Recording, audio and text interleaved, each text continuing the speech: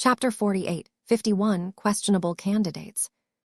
Davute cared a lot about the major Mech design commissions that Patriarch Ves Larkinson agreed to fulfill. If his promised Mech designs impacted the federal military of Davute just as much as his Hexer Mech designs had done for the Hex army, then that was already worth the price of constructing half a dozen multiple fleet carriers. The federal military demanded more than that, though.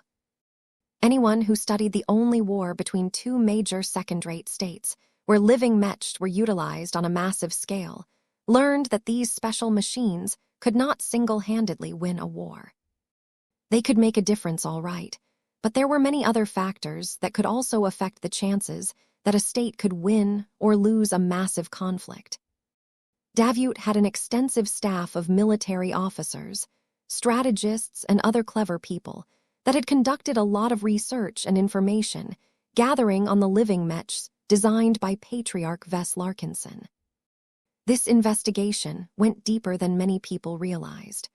The Davitan investigators did more than collect a lot of news articles on the galactic net or watch a lot of the public battle footage of Ves Mechs in action.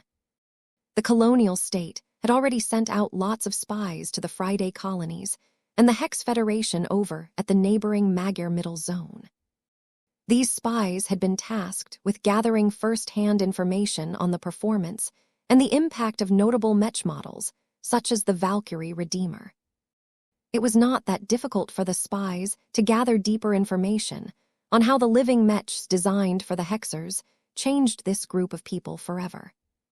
Much of what the spies had learned over the course of their covert intelligence gathering activities frightened the Davitan analysts. However, as scary as it was to discover that a single Mech designer literally hijacked the beliefs of the people of an entire state so that they could worship a fictitious, matronly goddess, it was undeniable that this very same belief had united a people and kept them together throughout their migration to the Red Ocean. A lot of people in the colonial government were rightfully afraid or ambivalent about asking Patriarch Ves Larkinson to perform a similar service to Davute. There were control freaks who treated Davute as their own personal kingdom and wanted to make sure it remained completely in their hands. Fortunately, the chief of staff of the federal president was not in their camp. Rihanna Kernsk had access to almost all of the information that President Clive was authorized to know, and she understood that Karlach's military buildup was frightening. Karlach went all out on winning the upcoming war. Davute had to do the same in order to keep up, and that included enlisting the help of a Mech designer who was notorious for possibly causing the downfall of not one, but several states. There were good reasons why President Yenames Clive had never assumed an antagonistic posture towards this infamous Mech designer. He did not want the Colonial Federation of Davute to follow in the footsteps of all of those doomed states. The chance that Patriarch Larkinson would somehow engineer the downfall of Davute due to being slighted by a master Mech designer in the service of Davute was low, but the female government official did not want to take any chances. The main problem with Ves Larkinson is that he does not have sufficient credibility among the seniors and masters of our colonial state. Rihanna Kernsk analyzed. We need to change that by providing solid proof that collaborating with him is not a waste of time and effort. We will need to start with finding one or more masters that are truly willing to cooperate with the Larkinson Patriarch to the point of surrendering the initiative to the younger Mech designer. So long as this initial collaboration produces fantastic results and sets a clear example of what is possible, it should be easier for us to convince the more stubborn Mech designers, such as Master Manuel Terrence, to work with the Larkinsons. Master Hergard Elroy remained silent for a time as he thought about how this sequence might play out. His expression remained troubled, but it lightened up after a minute. Your plan is sound. I agree with your approach. The issue is finding the right master that can break the ice. That is a considerable challenge. I am considering a handful of names that may be able to put down their egos to allow a younger Mech designer to take the lead. but their work and design philosophies may not entirely be ideal. Since your administration has only convinced the Larkinson Patriarch to accept 3 of your Mech design commissions, then it is imperative to make them broad and widely applicable enough to be fielded in many of your Mech units. The representative of the federal president nodded. That is a given. As I have stated before, we need to assure that what we can gain from Vess Larkinson exceeds the value of 9 fleet carriers. The stability of our administration and the approval rating of our president will suffer greatly if this does not happen. What do you think about Master Layla Wall? Master Layla Wall was one of the deans of the Davut University of Technology, so Master Elroy knew her well. The female Mech designer was notable for her Class I design philosophy, which centered around transformable Mechs. Elroy shook his head. She is in a similar position as myself. She is mature and advanced enough in her career that she is no longer concerned about the difference in status, but I am struggling to think of any synergy between her and the Larkinson Patriarch. Not every Mech designer is suited to collaborate with another Mech designer. There needs to be a clear justification for them to pool their efforts into a single line of Mechs, or else it is better to allow Vess Larkinson to work with his own team. That is not good enough for our administration. You have made that particularly clear. Is it acceptable if I propose foreign master Mech designers who are unaligned with Davut? They may not have formed any existing ties with our colonial state, but you can sign a contract with them that ensures they will not aid Karlach for a specified period of time. I have a rich network of contacts. I am confident that a handful of them may be amenable to collaborating with the young patriarch under these terms. Madame Kernsk shook her head even before the master Mech designer was done with bringing up his latest proposal. That is unacceptable. We must strictly keep this collaboration in-house. It is already concerning to us that we are commissioning Mechs that may be of great importance from a Mech designer whose heart is not set on our state. We need a loyal insider that can not only represent the interests of our state during the collaboration, but is also able to tweak and alter the Mech design after Patriarch Vess Larkinson has completed his work. The Mech lines that we are ordering from him may be in use for years, if not decades. It was troublesome to commission additional work after the original completion of the contract. States had a big appetite for variants of the same base model. It would be a lot easier to obtain these variants on order if one of the participants of the original Mech design project was a Davutan Mech designer. Confidentiality was also important. While it was impossible to hide all of the details of a Mech model utilized on a wider scale, Davut did not want to make it easy for Karlach to discover all of the nuances of a machine of great military importance. It took Master Elroy a lot of thought in order to propose a name. Given your demands and expectations of this collaboration, I suggest you start with Master Tilda Orkin. She has expressed a notable degree of interest in the works of Vess Larkinson in the past. I believe that the 2 Mech designers possess a considerable amount of shared interests that can encourage greater cooperation between the two. The resulting product may not be as widely applicable as you would like, but this should not be a serious problem as long as your state is willing to invest in the right infrastructure. No, Rihanna Kernsk shook her head yet again. Master Orkin is an excellent Mech designer, but she works exclusively on bio-Mech designs. We support her research because we do not want to remain blind and ignorant of the latest developments in the bio-Mech industry, but that is as far as we are willing to invest in this subsector. Despite our claims of openness and plurality, our administration is not a proponent of promoting the use of bio-Mech designs within our state. The redundancy is too great, and too many of our citizens are uncomfortable with overt use of biotech products. That was a missed opportunity in Master Elroy's opinion. He could clearly see that Vess Larkinson's design philosophy had a lot of potential synergy with the specialty of Master Tilda Orkin.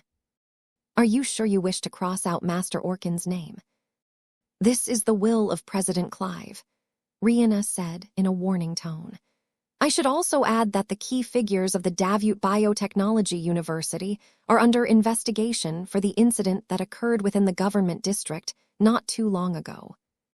Master Tilda Orkin is a known friend and co-worker of Professor Mermillion Grant's. She has even contributed to the deadliness of the war beasts that went out of control. That caused Master Elroy to look severe. It was never good to become the target of such an inquisition.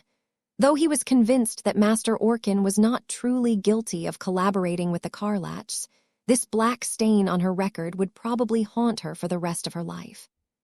Hergard Elroy sighed. Very well. I can think of a few other names that reluctantly meet your criteria. One of them is Master Decimus Horst. He may be working for Zuda University, but he is a relatively younger and more adaptable master Mech designer that is noted to teach and mentor many students. He is a social individual who should know how to build an accord with a young talent such as Patriarch Larkinson.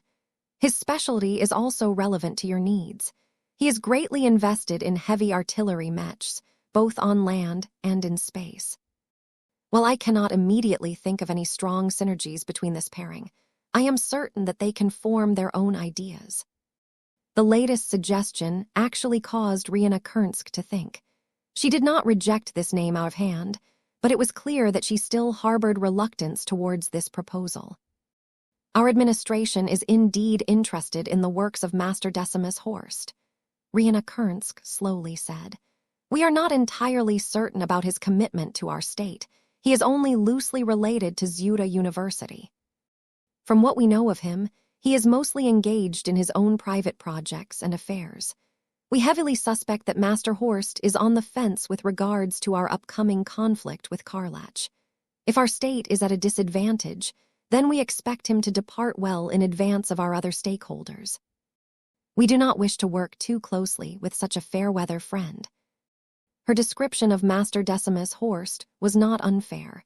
It was actually pretty common for Mech designers like this to hedge their bets and avoid committing too much. This was especially prevalent because Davut was still a brand new state that barely had a history to speak of. Too few people were truly loyal to its cause. In fact, Master Hergard Elroy was not much different in this regard. He may have made a more serious bet than others, but he would not hesitate to abandon a sinking ship if the forces of Karlach approached the Davut system. Chapter 4852, Master Decimus Horst. The Davut University of Technology and Zuda University were both based in the academic district of Cotter City. Despite their geographic proximity, they were pretty different in everything else. The DUT was a state-backed school that mainly hired the best Mech designers with promises of huge research grants and the right to work on classified research projects. Another strong reason for Mech designers to work for the DUT was to participate in the design and upgrade processes of the high-ranking Mechs of the federal military. All of the expert pilots and ace pilots in the service of Davut needed to be assured that their Mechs always kept up with the latest advancements in technology. Failing to do so would cause them to lose more battles against their Karlach counterparts than necessary. This was why the Mech designers working for the DUT were so respected. They had been thoroughly vetted by the state and possessed all sorts of useful expertise that could help in the design of military Mechs and high-ranking Mechs.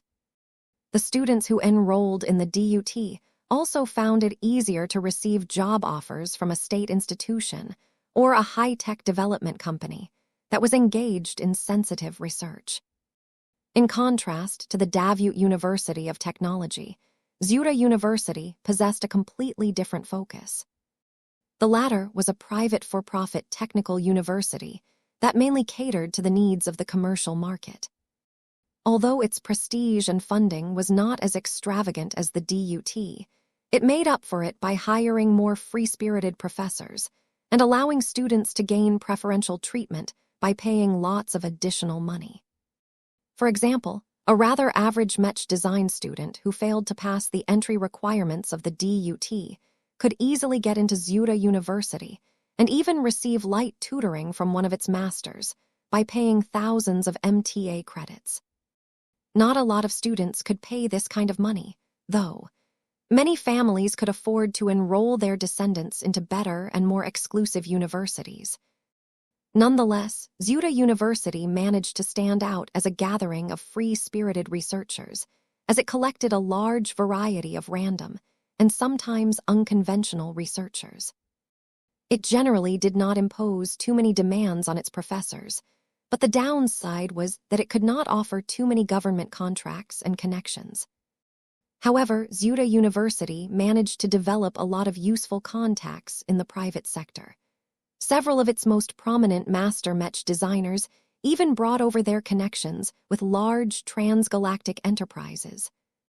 Master Decimus Horst was one of them. In fact, he possessed a connection that was incredibly valuable, but also deeply concerning. As Madame Rihanna Kernsk called up the intelligence reports that summarized the thorough background checks and investigations conducted by several Davitan spy agencies, her expression worsened. Master Horst is hardly the ideal selection that we have in mind for a collaboration with Patriarch Vess Larkinson, the woman steadily said. It is still a mystery why he has decided to come to Davut and take up a teaching position at Zuda. He does not have any existing friends or contacts in our state, and what contacts he has made since he has arrived are not too intimate as far as we are aware of. He has no Mech company under his name and has refused to establish one within our colonial state. He has not signed any extensive binding contracts with his current employer or our state, so he can easily abandon his current duties and leave this star system in an instant. The description of a fellow master did not faze Hergard Elroy. He already had a good idea of what his fellow master from another institution was like. Master Horst may be a more transient visitor to Davut, but this can always change in the future. It may be that he has yet to receive the right offer from your side. Regardless of whether he intends to commit to our colonial state or not, you can at least be certain that he will not disgrace the identity of a master Mech designer. If he makes a promise, then he will abide by it. A master without principles does not exist. There are ways to get around promises. I do not believe that intelligent individuals such as yourself are unable to create loopholes. There is no need to resort to such measures if there is no coercion or undesirable elements at play. You do not understand masters such as ourselves as well as you think. I am willing to offer my guarantee that Master Decimus Horst will abide by a contract if you agree to let him collaborate with Patriarch Larkinson on a Mech design commission. That was a heavy promise. The chief of staff might not have faith in the integrity of a transient master working for Zuda University, but she put a lot more stock in the words of a cooperating master from the DUT. There was one more complication that held Rihanna Kernsk back, however. Our investigation in Master Horst's background has revealed that he possesses unknown but non-trivial ties to the new Rubarth Empire. At the very least, he has past business dealings with one of its transgalactic corporations, she explained. The man is a second-class Mech designer for the most part, but he differs from most of his peers in the same star system for mastering a greater amount of high technology than usual. He has also gained an understanding of face-water technology remarkably quickly. All of these data points paint a concerning picture. Do you understand? Are you suggesting that he is a disguised Rubarthan master Mech designer, madam? I can assure you that he is not. His design philosophy is too narrow, and his design style lacks the extravagance and excessive features that are more characteristic of first-class Mech design. This is not enough to rule out the possibility that he may be a plant, or at the very least an exile from the new Rubarth Empire, Rihanna Kernsk said. Do not forget that Davut falls within the umbrella of the Red Ocean Union. It is not preferable for us to maintain too many active ties with a first-rate superstate. We cannot afford to get embroiled in political conflicts at this level. Master Elroy deeply understood the need to maintain enough distance from the Terrans and Rubarthans. People who thought they could form connections with either of those two groups and uplift themselves to this level would often get in for a rude awakening. It was much more likely for these associations to turn gullible individuals into expendable assets. These unwitting cannon fodder would then be used to fight in all manner of shadow conflicts. If they managed to survive this gauntlet, then their Terran or Rubarthan patrons might like what they saw and extend the highest citizenship to an absolute talent. However, the more likely outcome was that they would eventually get chewed up and torn apart in the process of completing risky assignments. This was not a good way to become a first-rater as far as Master Hergard Elroy was concerned. He and many other intelligent master Mech designers understood that they needed to complete at least one grand research project and attain massive progress in order to appeal to the most powerful states in human space.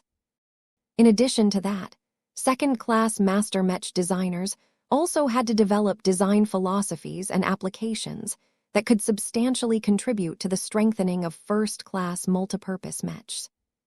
Master Elroy personally hated this classification, but the first-raters were exceedingly snobby about judging different design philosophies by their grades. Any Mech designer with a rather boring design philosophy, such as ablative armor or secure communications, had no hope of getting accepted in the closed circle of first-class Mech designers. This was why Master Elroy was convinced that Master Horst was not a Rubarthan in hiding. The latter's specialization was too mundane and low-grade to fit in with the snobby and elitist first-raters. Rihanna Kernsk and Master Elroy continued to discuss Master Horst's possible background, but in the end, the former just had to believe in the assurances of the latter. Our intelligence services are already strained with the need to spy on Karlach and engage in counterintelligence, she said. We did not allocate as much resources into investigating his story as we could. That changes now that he has become the primary candidate to collaborate with Patriarch Larkinson first. Despite what I have said, his background may not be entirely clean, Master Elroy cautioned. The Red Ocean attracts a greater proportion of problematic individuals than usual for obvious reasons. Your colonial state has explicitly marketed itself as a refuge where people of all kinds can gather and start anew without prejudice and persecution. Do not be surprised when this immigration strategy delivers the sort of people that are attracted to your message. We are not blind to this phenomenon. Let us pivot this conversation to another topic. How do you think Patriarch Vess Larkinson will fulfill his first Mech design commission for us if he is able to gain the cooperation of Master Decimus Horst? That is an interesting question, Hergard Elroy answered with a bemused expression. Let me think for several minutes. The two Mech designers in question diverged greatly in age, rank, experiences, completed Mech designs, and more. They possessed different design philosophies and developed distinctly different design styles.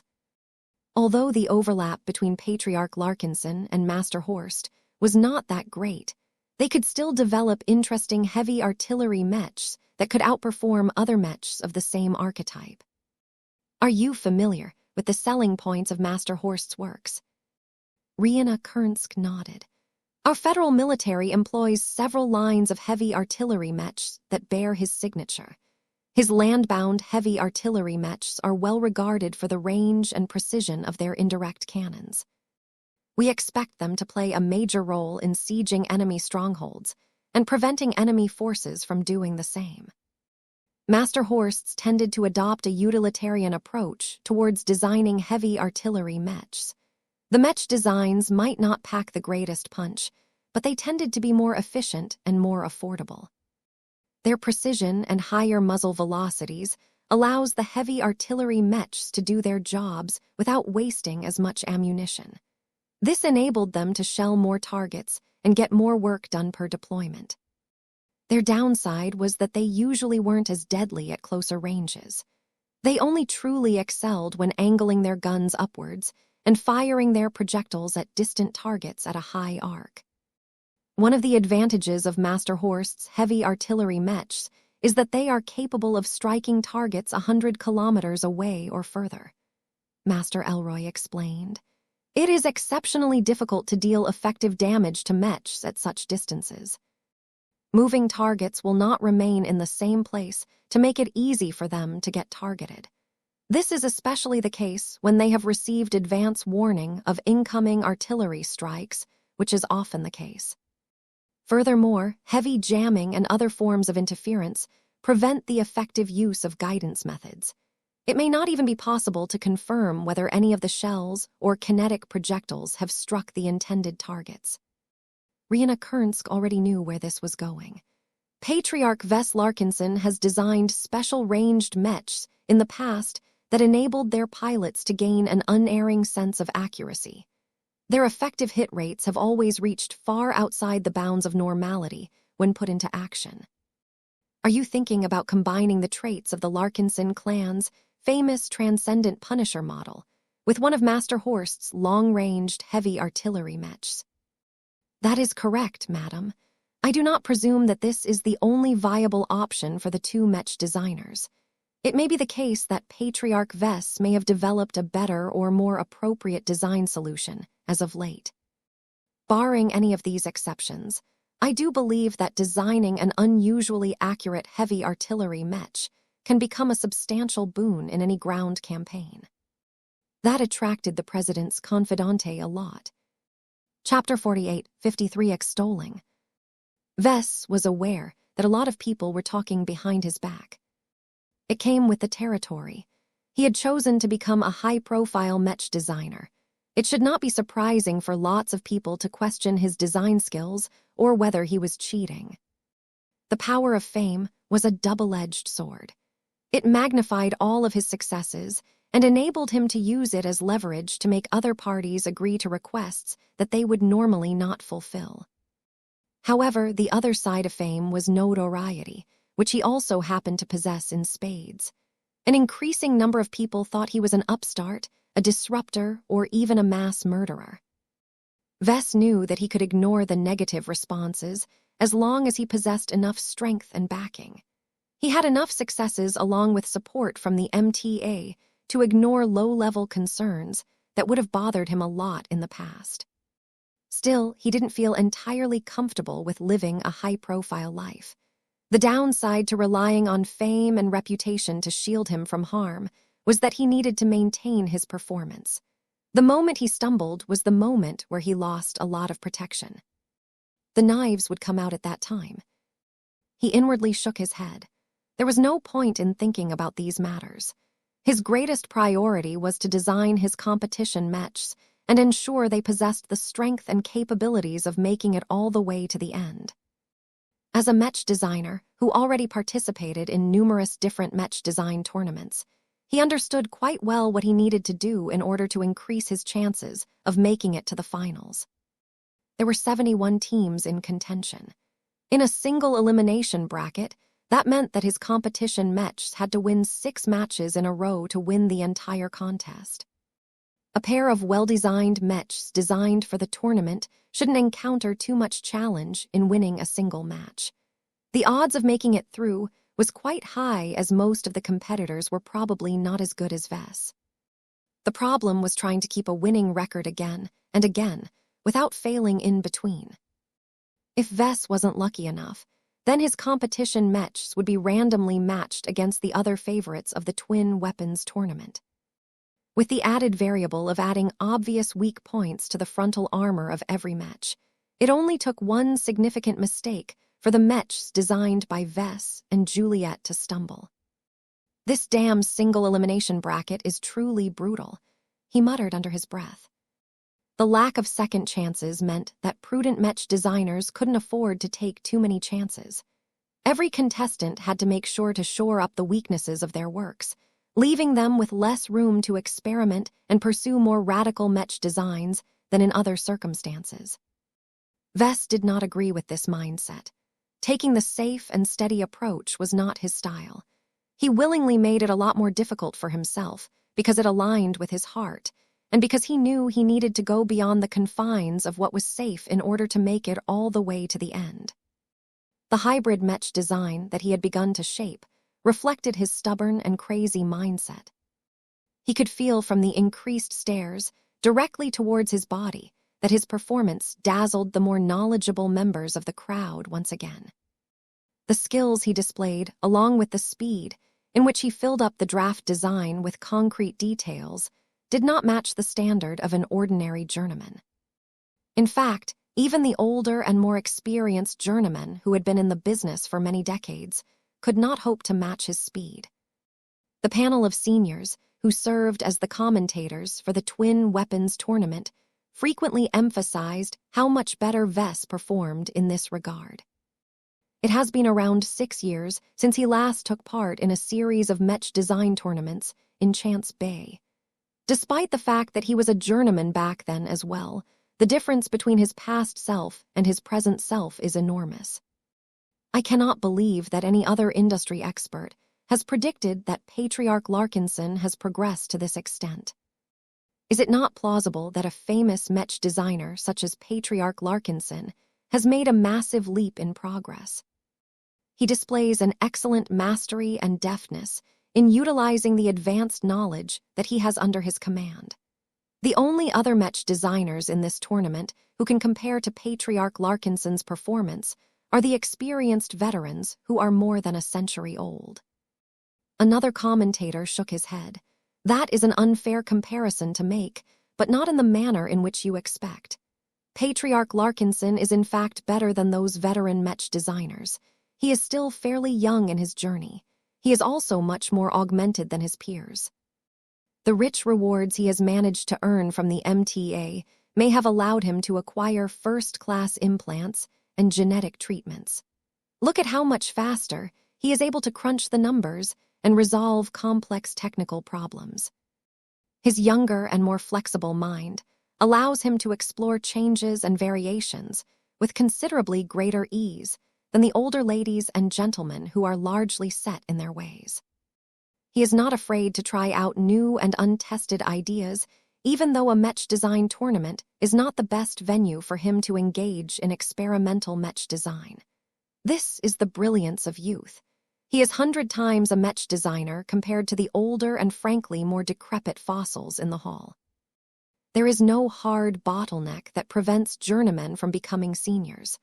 I shall spare you the details, but it takes more than spending a great amount of time on studying and designing Mechs.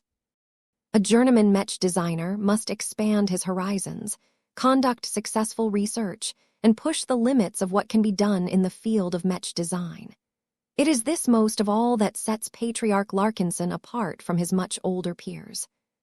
While it may seem foolhardy and illogical for him to accompany his soldiers to the front lines of thrilling battles against all manner of alien warships and phase whales, there is no doubt that he has most certainly expanded his horizons and obtained access to new forms of technology that present new possibilities for Mechs.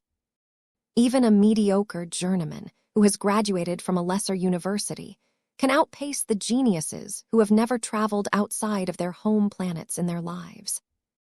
One of my favorite phrases is that a static Mech designer is a stagnant Mech designer.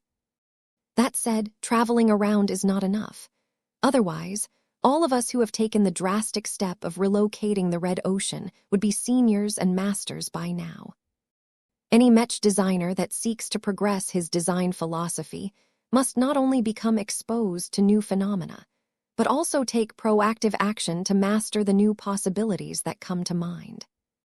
The panel of seniors clearly didn't spend all of this time fawning over Vess Larkinson as if they were fanboys. They clearly aimed to educate and enlighten the other Mech designers that were watching the show. A lot of students of the Davut University of Technology, as well as other educational institutions, had visited Spencer Hall in person. Many of these future Mech designers of Davut became inspired by the incredible skills and mastery displayed by Vess. The viewpoints and advice shared by the panel of seniors spurred these ambitious students and Mech designers to go on their own adventures at the first possible opportunity. Meanwhile, the subject of all of this discussion remained ignorant of all of this talk. One of the reasons why the more knowledgeable Mech insiders spoke so highly of his work was because the progress he has made was astonishing on multiple levels. His hybrid Mech looked more complete than the other Mech designs in progress. Yet his work did not exhibit too many obvious signs of rushing. In fact, Vess had actually slowed down a bit as he couldn't help but spend more time on correcting small and fairly subtle imperfections.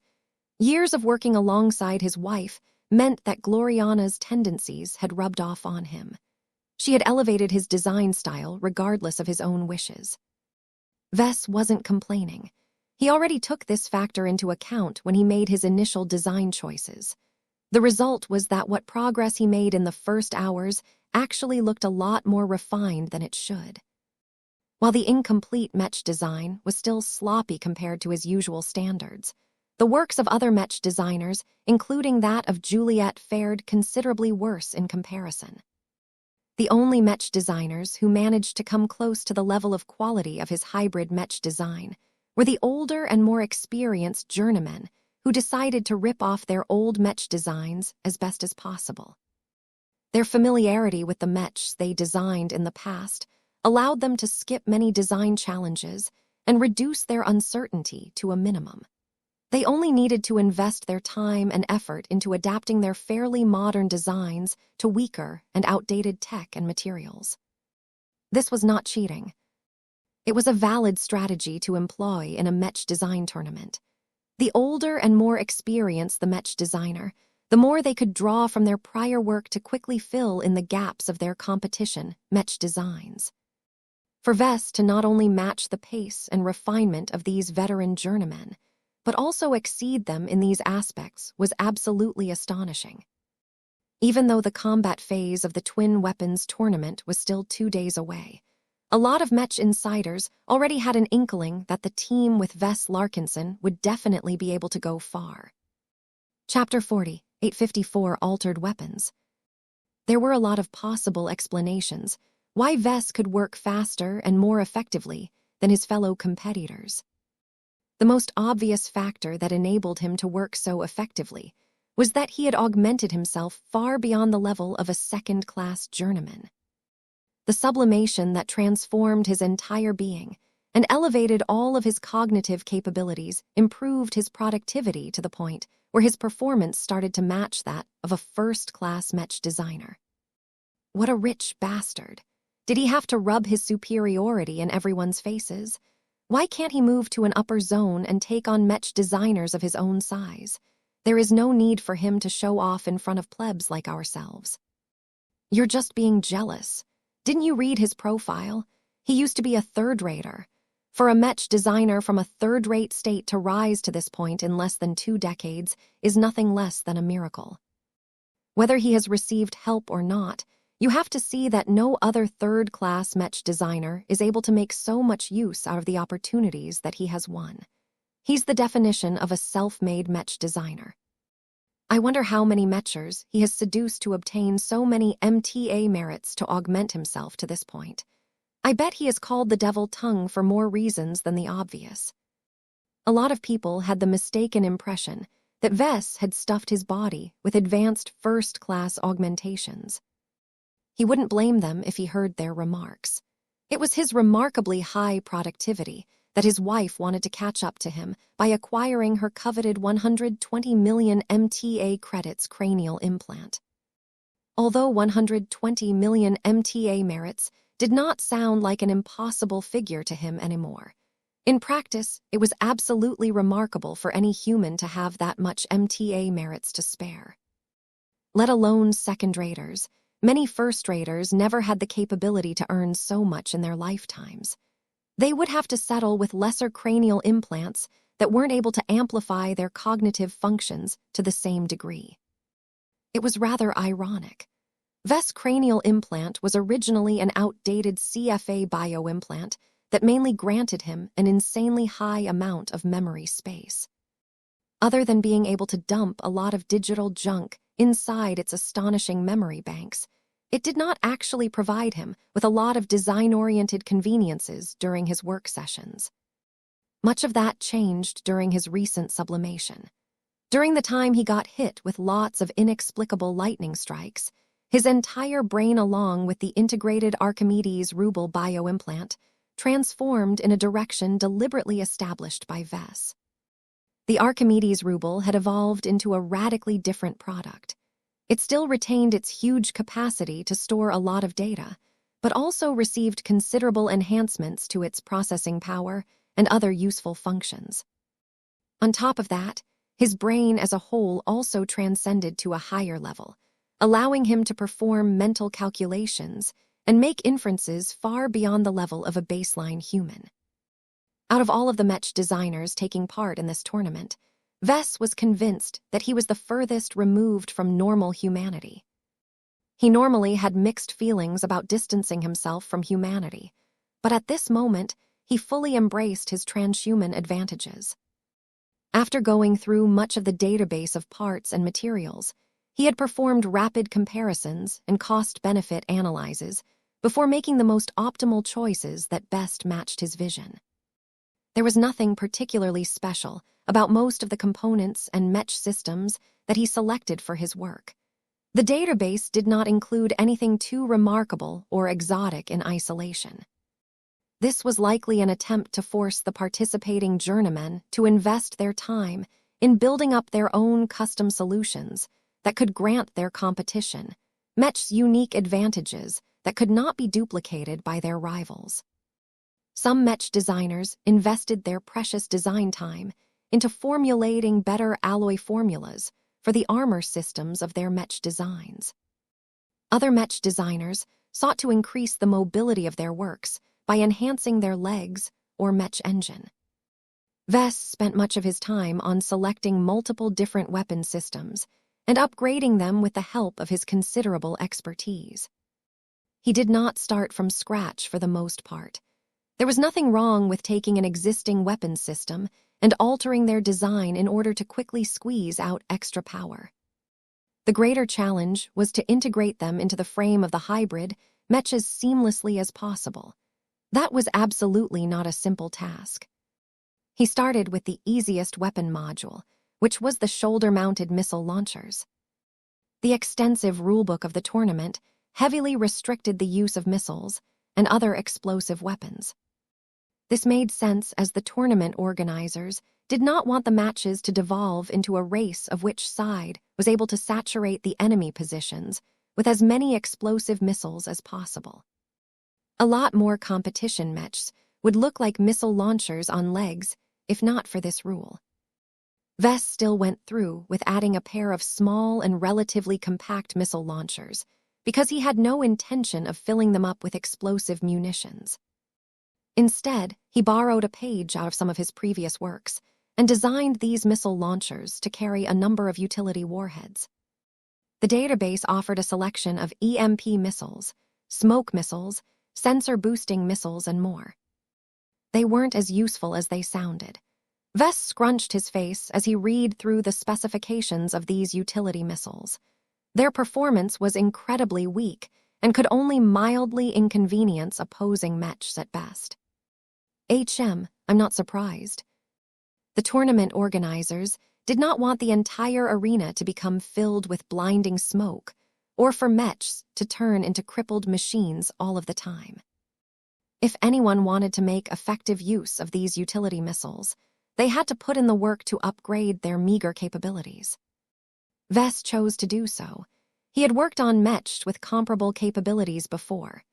The Valkyrie Redeemer and his more recent Buzzy Bee both possessed functions that could blind the sensors or disrupt the electrical systems of opposing machines.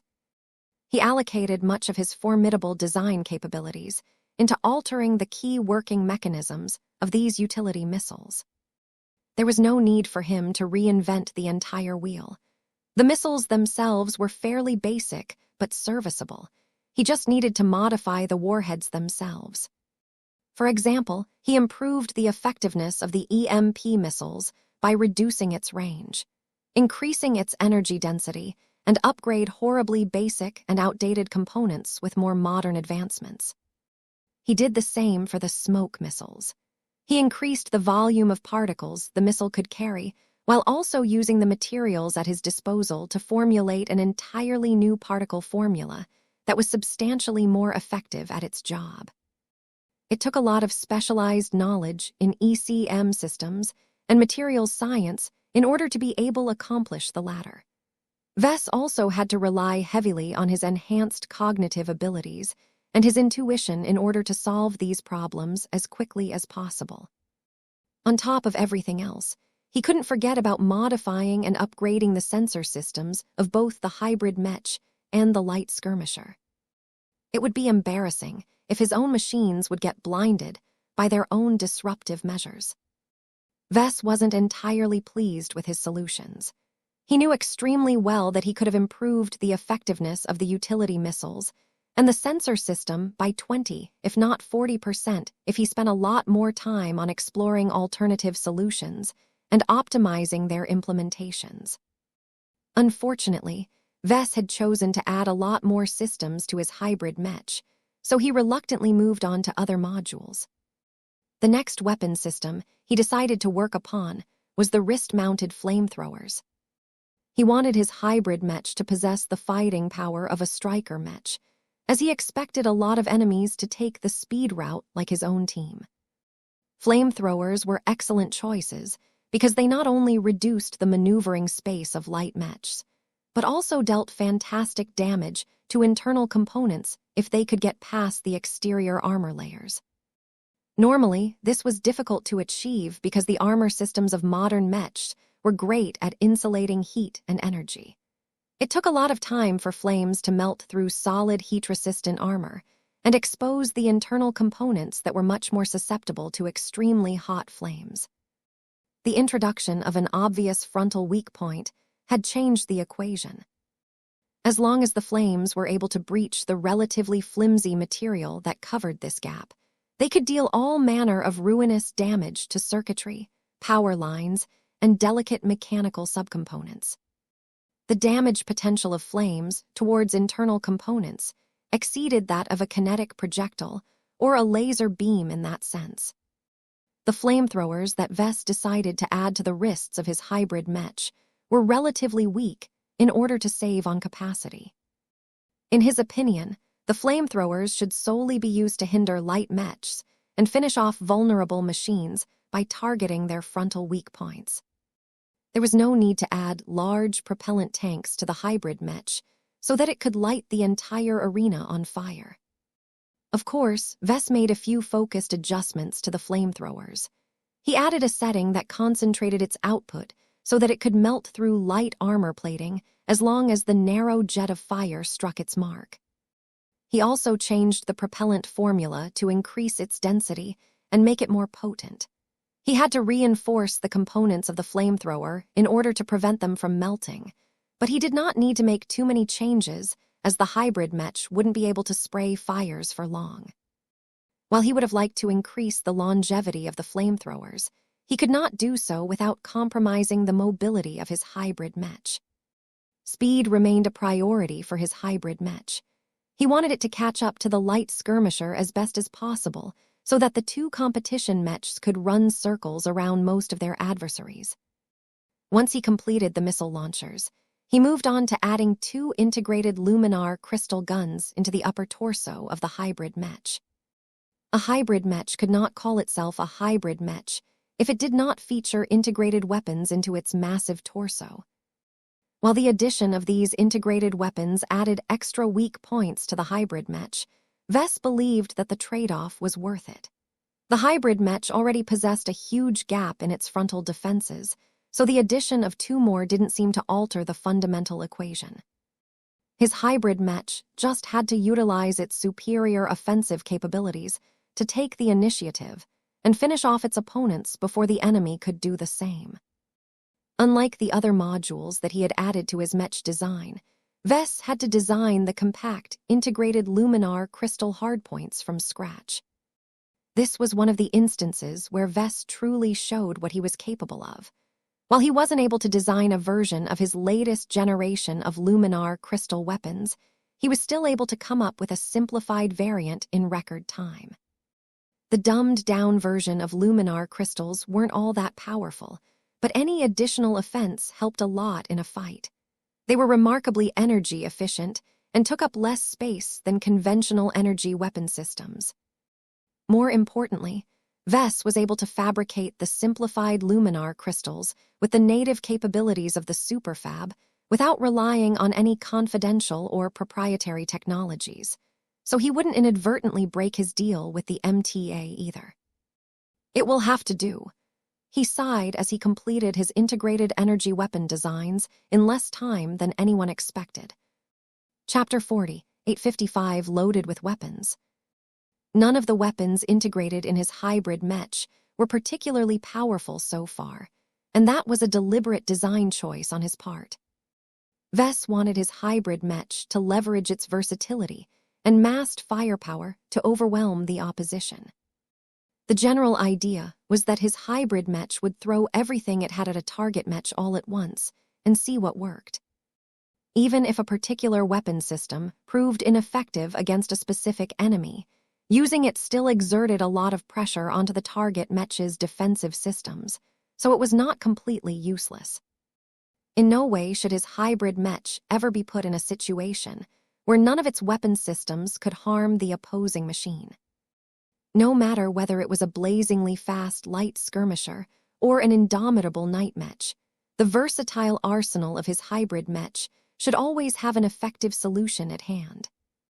This was one of the defining strengths of the hybrid mech archetype. The mech type traded away the possibility to wield a singular powerful weapon in order to mount multiple smaller ones. Of course, this also highlighted its weaknesses. There was always a dilemma involved with configuring the weapon's loadout of a hybrid mech.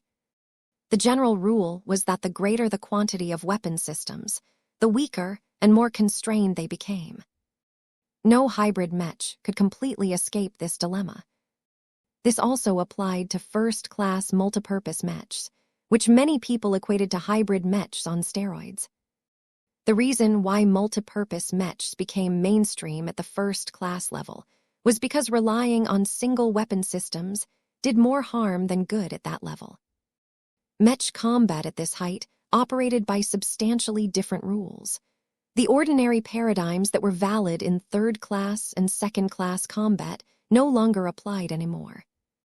Extreme miniaturization, along with the abundant use of high-grade exotics and high technologies, allowed many mech designers to avoid a lot of trade-offs and simply have it all as long as they could afford the exorbitant prices. Naturally, the hybrid mech that Vess was working on did not come close to matching the standards of first-class multipurpose mechs. This was physically impossible, given the rather poor tech and relatively weak materials at his disposal. Vess even had to fall back to his dormant third-class mech design expertise in order to reduce the load that various design elements exerted onto his mech design. For example, the compact integrated chest-mounted luminar crystal weapons were able to fire highly efficient laser beams without too much fuss, because Vess fell back to outdated third-class luminar crystal technology. Although it pained Vess a lot to go back in time and recreate luminar crystals that looked more at home in the original iteration of the Crystal Lord, rather than the upgraded second-class version of this mech line. It was as if he was a nouveau rich entrepreneur who lived in a mansion, only to go back to living in a rotten shack for whatever reason. Nonetheless, a mansion and a rotten shack both served their purposes. The latter made more sense in specific circumstances. In the case of the twin weapons tournament, Vess needed a variation of luminar crystal guns that were compact, low-powered, and easy to design and fabricate. It didn't matter that the luminar crystals he designed for his hybrid mech used a mix of third-class and second-class elements. They were the right tool for the job, and that was what mattered the most. Their burst damage was weak, but Vess believed that their sustained damage was not negligible. It could deal consistent and fairly precise damage onto slower mechs at longer ranges. Better yet, the luminar crystal guns did not drain the energy reserves of his hybrid mech too much. This made it possible for his hybrid mech to kite slower melee mechs over time. Sure, winning a match by running circles around clumsy mechs that did not possess the capacity to retaliate was one of the more pathetic ways to win a mech match, but a win was still a win. What Vess found the most important was that the integrated luminar crystal weapons possessed enough power and precision to deal serious internal damage to a Mech as long as the laser beams struck the frontal weak points of enemy machines. If not for the existence of these weak points, Vess doubted whether he would have bothered to add these relatively lackluster integrated luminar crystal weapons to his Mech design. After completing this weapon module, he worked on the final weapon system. As a humanoid Mech, the hybrid Mech was able to wield one or several handheld weapons. Vess had considered many different possibilities, but eventually settled for a shotgun. He had to admit that he was partially inspired by the Mars when he determined the weapon configuration of his competition Mech. There was no way to copy the full experience of piloting an absolute powerhouse ace Mech like the Mars. It was packed full of so much advanced technologies and extremely valuable materials that its effective firepower could easily match that of a warship. Vess did not even see his current Mech design as a derivative or a little brother to the Mars. That would be an insult to the masterwork ace Mech and strip his current work of its own identity. The real reason why he opted to pair his hybrid Mech with a shotgun was because it truly made the most sense under the circumstances. His Mech design already covered closer ranges with its flamethrower and longer ranges with its integrated luminar crystal weapons. A shotgun rounded out this weapon selection by offering a versatile and fairly powerful weapon that was most effective at medium ranges. Of course, Vess utilized the term medium range in the context of the arena space inside Spencer Hall. The internal space of this structure was not cramped, but it was hardly the largest Mech arena on Davut Roman 7. A shotgun configured in the right way should pose a decent threat towards light Mechs, as well as other Mechs, as long as they expose their weak points. Just as with the other weapon systems, Vess dove into the design of the shotgun and altered it to fit his vision. Shotguns were fairly low-tech in nature, as their basic working principles had roughly remained the same for many millennia. Certainly, human technology made a lot of different advances that Vess could apply to the weapon. From loading it with smart ammunition to making it so that it could fire a plasma spray, there were many different ways to spice up the weapon. Vess had neither the time nor the inclination to add all of those fancy functions to a simple weapon. A basic lightweight option will do the job. The hybrid Mech already carried a lot of different stuff that weighed it down and reduced its available capacity. Equipping it with an oversized shotgun might allow it to blast through thicker armor, but its ability to maneuver quickly in the arena would take too much of a hit as a response. Vess constantly had to remind himself that he wanted to design an offensive shock unit, not a defensive bulwark. It was fine to sacrifice a bit of firepower in order to make his Mech more flighty and nimble. As such, he first made the shotgun lighter and replaced sturdy and robust materials with more lightweight alternatives. He also removed a few redundant options to shrink it even further. Though the durability of the weapon took a substantial hit due to his design choices, it turned into a product of beauty. The ammunition is a little limited, but its firepower makes up for it, Vess determined. One of the downsides of a shotgun was that its shells were quite bulky and hefty. That was partially where it got its power from. If he wanted to be more frugal about it, he would have equipped his hybrid Mech with a lightweight submachine gun, but that did not quite fit his vision for his hybrid Mech. A submachine gun is an excellent complement to a harasser-style ranged Mech, but it doesn't have the shock value of a shotgun. This was a concept that Vess found important for his competition Mechs. He did not want them to win their matches by whittling down their targets in battles of attrition. Lighter and more offense-oriented Mechs were too fragile and lacking in capacity to excel in this mode of combat. What he wanted to see instead was his competition Mechs take over the offensive rhythm of the match from the start and keep overwhelming their targets with attack after attack. This was a risky approach, as his Mechs would definitely fare much worse as long as they were put on the defensive, but this was a price that he was willing to pay. With this many weapons, the chances that my Mech will be forced to go on the defensive is slim. A defensive pair of Mechs could still outlast his own pair of machines, but the existence of those weak points should make a turtle strategy a lot less effective. No matter whether the opposing Mechs defended from their front or rears, they should always have at least one vulnerable side. Should I add more weapons to my hybrid Mech? Vess wondered. I actually have a bit of time to spare. He was just too fast compared to his previous self half a year ago. One of the main reasons why he was able to design his Mech so quickly was because his artificial cyborg leg actually possessed a smaller copy of his own brain. This not only allowed him to process data faster, but also made it a lot easier for him to split his attention and work on separate problems at the same time. Vess tallied the current weapon loadout of his hybrid Mech. Shoulder-mounted missile launchers, wrist-mounted flamethrowers, chest-mounted integrated. He decided to go all in on this crazy and unconventional idea. The throwing axes he designed were extremely simple and only featured basic alterations to make luminar crystal guns. Handheld shotgun. Ha, there's so much. There shouldn't be another competition in the twin weapons tournament that could match the quantity of weapon systems of his Mech design. If not for the restriction that the ranged Mech was not allowed to wield a melee weapon that was greater than a knife, then Vess would have felt tempted to equip his Mech with a simple axe. His eyes suddenly lit up. Wait a minute, a throwing axe can also be classified as a ranged weapon. As long as it was obviously designed to the throne, Vess should be able to get away with adding it to his design. Although the addition of one or more throwing axes would significantly weigh down his hybrid Mech, Vess didn't care all that much.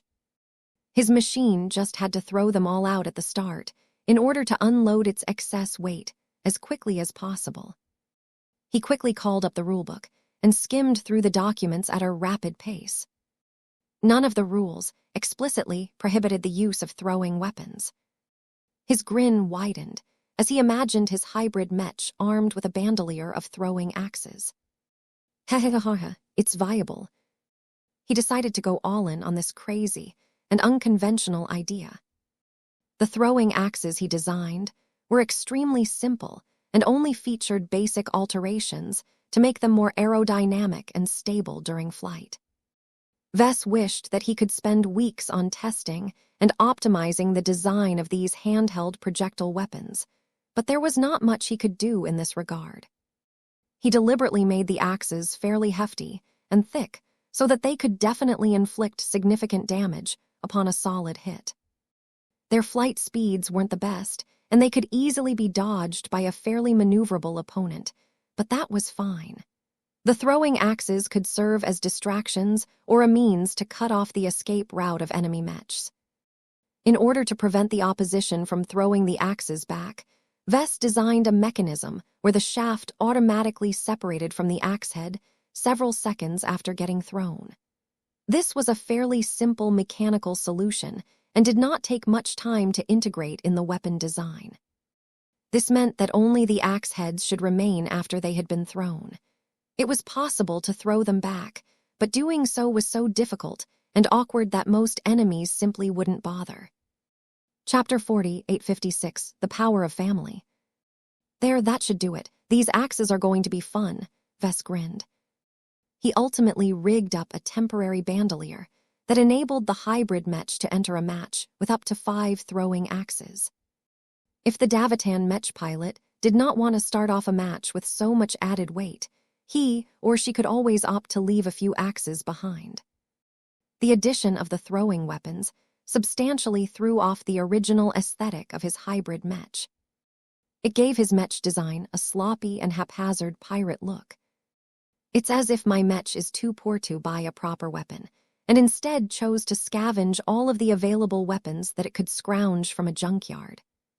His wife would absolutely hate his current hybrid Mech if she could see it, but Vess absolutely loved the current evolution of his work. This hybrid Mech began to personify mayhem, and that was exactly what he wanted to unleash upon its foes. Any pairs of competition mechs that expected to enter a match with a set plan in mind should definitely be in for an axie surprise. It took a while for Vess to rein in his enthusiasm for these axes. He recognized that their actual threat was probably not as great as he hoped once he became a little more sober. The main limitation was the low physical arm strength of his hybrid mech. He hadn't designed it with melee combat or throwing weapons in mind, so it was impossible for a thrown axe to cripple an entire upon a direct hit. It could still deal considerable damage to the rear or the obvious weak points of mechs at closer ranges, so the axes were not completely useless. After Vess was done with designing and configuring the weapons, along with completing much of the work of integrating them into the mech design, he felt it was time to summon his design network. "Juliet, are you ready?" "I suppose so, Vess. What do you have in mind exactly? You told me your plan before, but I am not entirely clear what you want to accomplish." "You'll find out when we establish the network. But in short, I want to design these two mechs as a set of two connected machines. You can consider them twins, or better yet, two mechs that share the same soul for a lack of a better word." "Is that even possible?" Juliet skeptically asked. Vess smirked and tapped the side of his skull. "Some of us have companions in our heads, remember. That is what I am trying to accomplish with our mech designs. You might not notice it right away, but since the moment we started to design our mechs, I already made sure that your light skirmisher design is on the same page as my hybrid mech design. They are kindred and part of the same family. Once they are complete, I hope they will share a strong and unbreakable bond right from the start." "That sounds fantastical, Vess. I believe in your vision." "Thank you, that is all I ask from you. Let's share our minds and work as one. The bond we form through the network will partially mirror our desired results. The key concepts of paired mech designs are twin souls, speed, and disruption. Our light skirmisher and our hybrid mech must share all three traits in order to make sure there is enough symmetry between the pair. I think that will help with strengthening their special bond." He quietly roused Blinky and commanded the cat to form an invisible spiritual bond. Emro. Though nothing obvious happened in front of the spectators, the team of Vess and Juliet suddenly worked a lot more effectively than before. Previously, the two journeyman mech designers worked alongside each other, but did not demonstrate higher than average coordination. They were mainly focusing their efforts into improving their own assigned mech designs. This time was different. Vess spent a lot more time and effort contributing the design of the light skirmisher, while Juliet did the same for the hybrid mech. They did not do so sporadically, but wordlessly coordinated their efforts and made sure that none of their additions stood in the way of the work of their partners. This might not sound so special, but the degree of coordination between the two had improved so much that they matched or exceeded that of married couples and long-term partners. The more experienced mech designers, who closely tracked the work of Vess and Juliet, figured out that tacit cooperation and sharing of ideas was unnaturally high. While this could easily be explained by using their cranial implants to form a private communication network, there were many other pairs of mech designers who were doing just that, only to fail to reach this level. I believe that he and his current partner are making use of similar tech, but in a non-combat related capacity.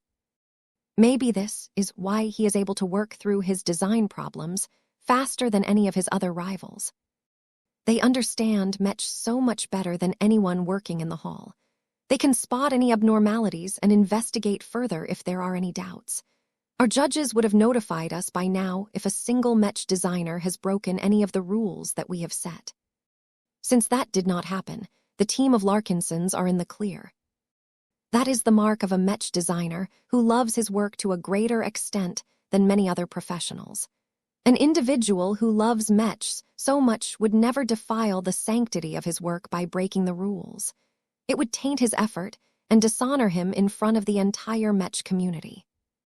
Though the subject of cheating had sprung up among the critics, and the skeptics in the audience, the Davut University of Technology enjoyed such a high prestige that most people accepted the judgment of its Mech designers. What is not to say that the Larkinson clan has received a boon from his powerful patrons from the Mech Trade Association. As a favored friend of the Mechers, it is not unusual for Patriarch Larkinson to exchange powerful high technologies or receive them as gifts. The Mechers are only willing to speak to Mech designers that are capable of contributing to the body of work related to Mechs and any related tech. As long as you have conducted original research that no other Mech designer in human space has touched upon before, you should be receiving an invitation from a member of the esteemed association any day. Though people mistook the effects of VES Design Network as another wondrous effect of MTA-approved tech, it conveniently settled the controversy related to this matter. VES and Juliet did not care at all what people were saying about them, not that they could actually listen to all of their words due to the isolating barrier that supposedly cut off all outside communication.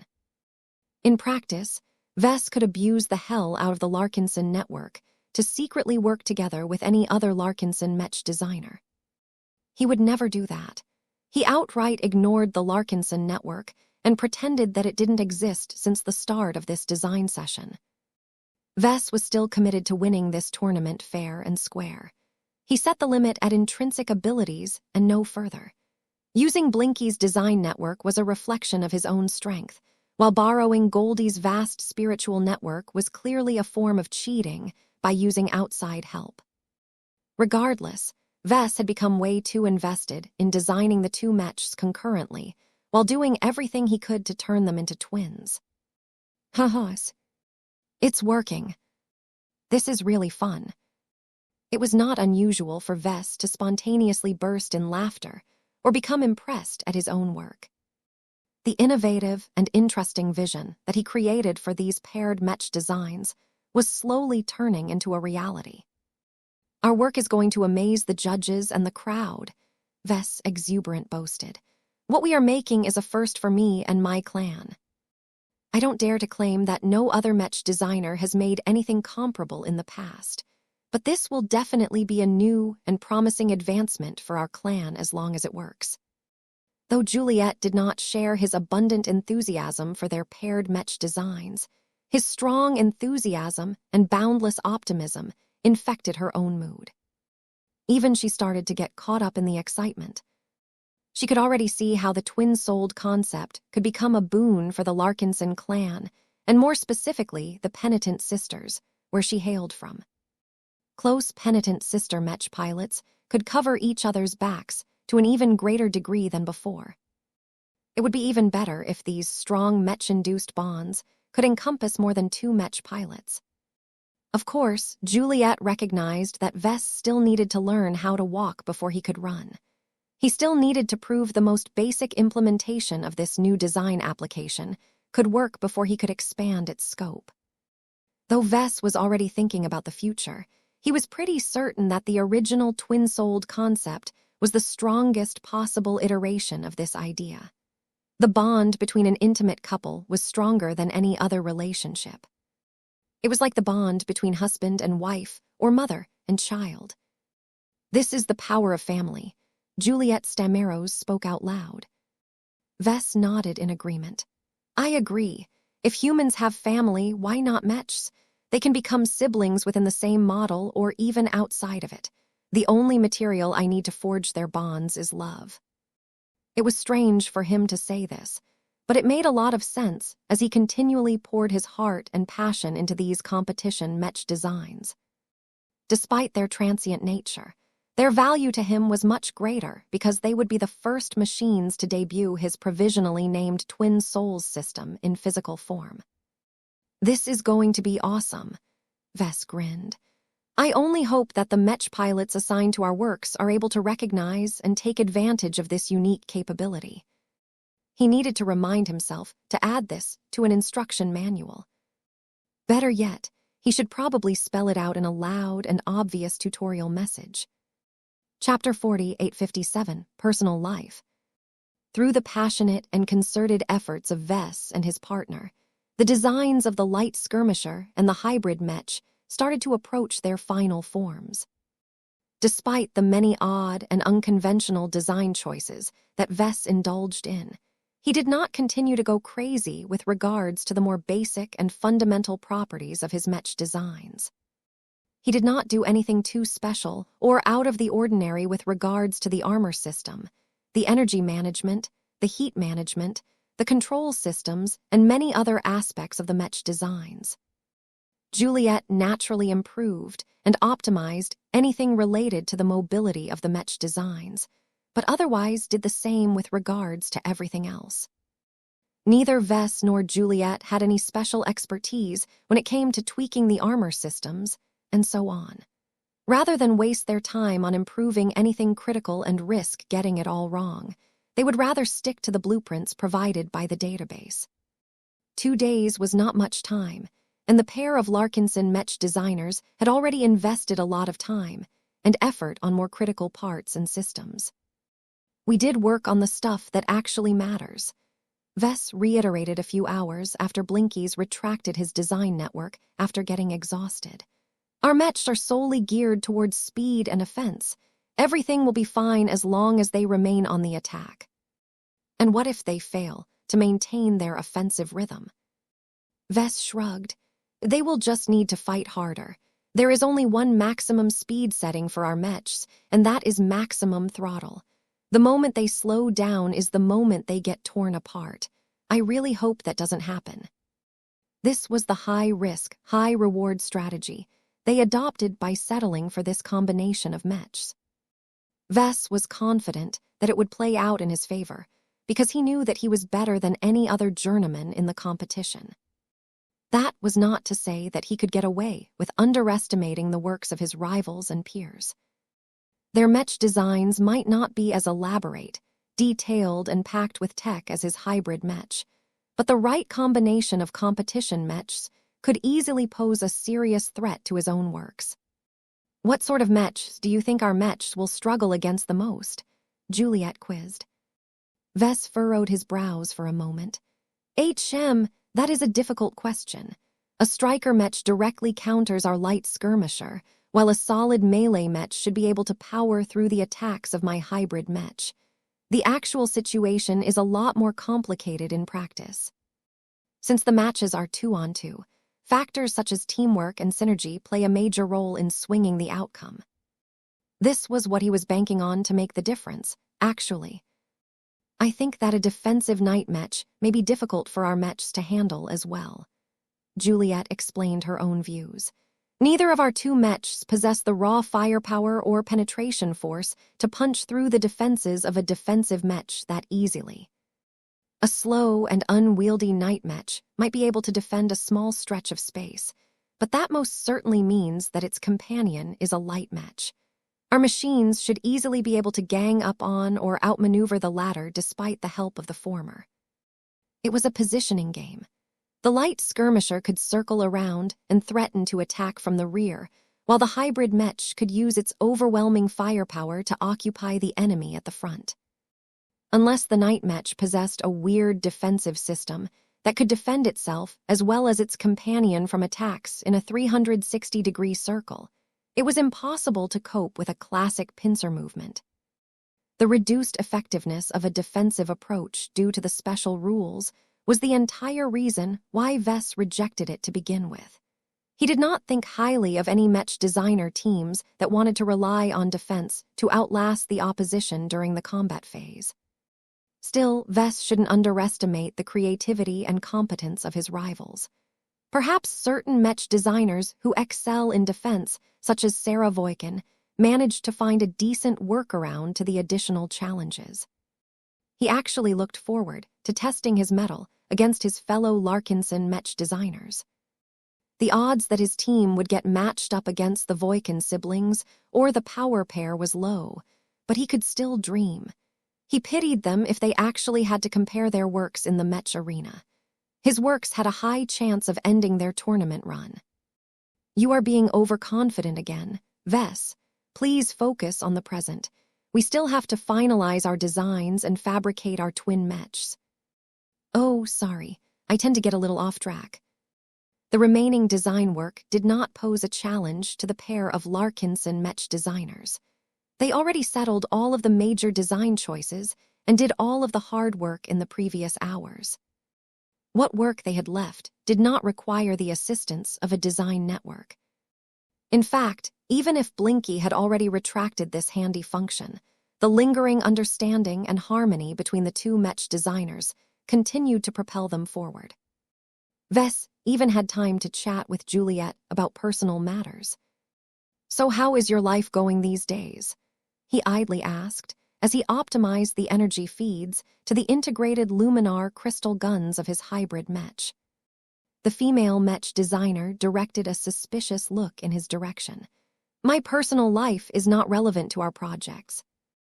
"Oh, come on, it's fine. I haven't really talked to you on a personal basis for a long time. Our only interactions with each other entirely consist of work-related discussions. It is always this Mech design project or that Mech design project. Don't get me wrong, Juliet. I don't want to intrude in your personal life and poke around your private business, but I find it odd that I do not really know you that well outside of your professional persona. We have been working alongside each other for years, so it is high time I get to know the woman underneath your Mech designer shell." Juliet pressed her lips. "Your design network should have given you a decent impression of myself. I do not lead an active personal life outside of my work. I do keep in touch with the Penitent Sisters, but that is because they are my sisters." "Have you made friends outside of that circle?" Vess asked. "What about dating? Have you ever looked into forming a deeper relationship with anybody?" "I am not looking for that kind of love, Vess. I am perfectly content with my current life. My work is my sustenance." "What? You're missing out on a lot, Juliet. You are already at an age where many other women either have kids or are thinking about getting them. While you can rely on genetic treatments and other stuff to remain young and beautiful for a long time, I think it is better to get this stuff out of the way first. It will interfere with your design activities a lot more if you get married and have kids a lot later in your life." Juliet actually grew a little annoyed at his pushing. "Drop it, sir. I have made my decisions in life. Please respect them. My work already occupies all of my time. Unlike you and your wife, my talent in Mech design is not as good. I have to spend much more time on my studies in order to progress my design philosophy and find new methods to express my specialty. I do not begrudge the opportunity to work with and learn from excellent Mech designers such as you, but please do not assume that my life is as carefree as yours." Her tone betrayed the struggles of her life. She was not a normal person to begin with. Not only did she start out life as a hexer, she also became involved in a cult that was too extreme for her former state. "I never actually noticed it before, but you don't seem to be into the superior mother all that much," Vess cautiously spoke. "The rest of your fellow penitent sisters still remain radically devoted to her, but you, I never saw you pray as much in front of her altar as my wife." The female Mech designer's expression turned stony. This was clearly another touchy subject. "It is hard to believe in a god when I am working alongside her son on a frequent basis," she quietly said. "I used to be a strong believer in a strong interpretation of hexism, but after I joined your clan and came into touch with other viewpoints, it has become increasingly clearer that I have been lied to.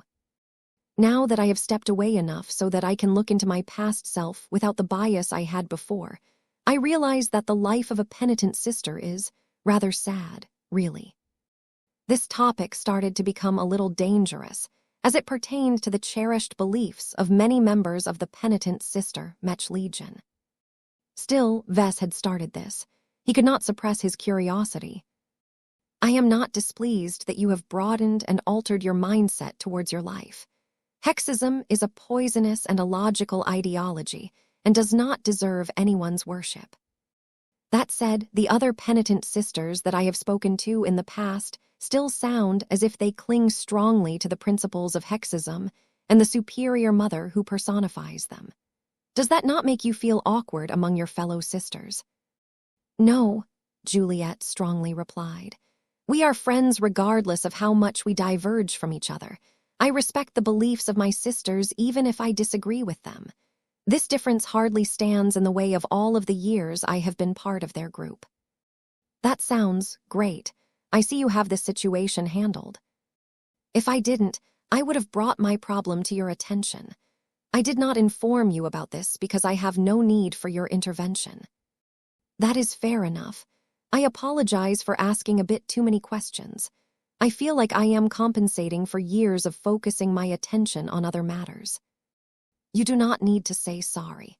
It is enough to rein in your curiosity when I am not in the mood to share anything further." Vess made the smart decision and pivoted to another topic. "So what are you working on that is relevant to your design philosophy?" "Shouldn't it be obvious, sir? I have been pouring a lot of effort into learning and understanding face water theory. I think my design philosophy can make a substantial leap if I am able to design transphasic flight systems for our future expert mechs and other high-end mechs. My products may not be as good as the products released by the likes of Morton Tech, but it will be completely in-house. This means that I can make far-reaching customizations that fit much closer to the needs of individual high-ranking mechs." That sounded fairly simple, but it was actually a lot more profound. Mastering face water technologies was clearly the future of the mech industry in the new frontier. If Juliet was able to become proficient in this broad and difficult field, she could apply what she learned in her work and gain massive rewards in the process. Those rewards would subsequently fuel the progression of her design philosophy and bring her closer to advancing to senior. Now that he thought about it, it became a lot more reasonable for Juliet to put so much time in her work. She needed to do all of this extra work to keep up and never become a burden that could easily be cast aside.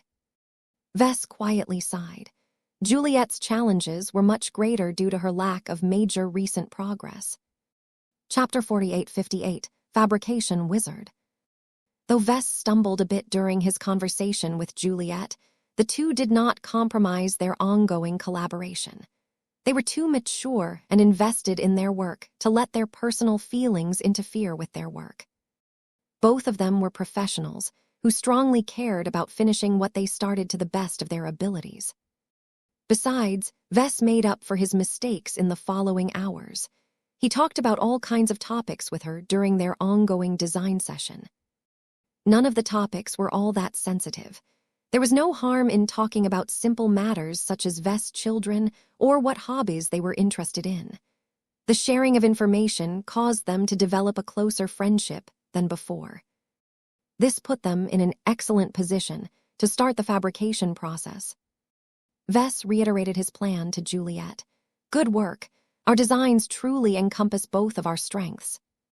Before we begin, I want to remind you that I prefer to fabricate our two competition mechs as concurrently as possible. I suspect that almost all of our rivals will decide to fabricate their mechs sequentially rather than in parallel. It is easier to keep track of stuff, as they only have to concentrate on a single mech at a time. We won't have that luxury when we start our own fabrication run." Though Juliet understood his reasoning for taking this approach, she still felt it was necessary to express her doubts.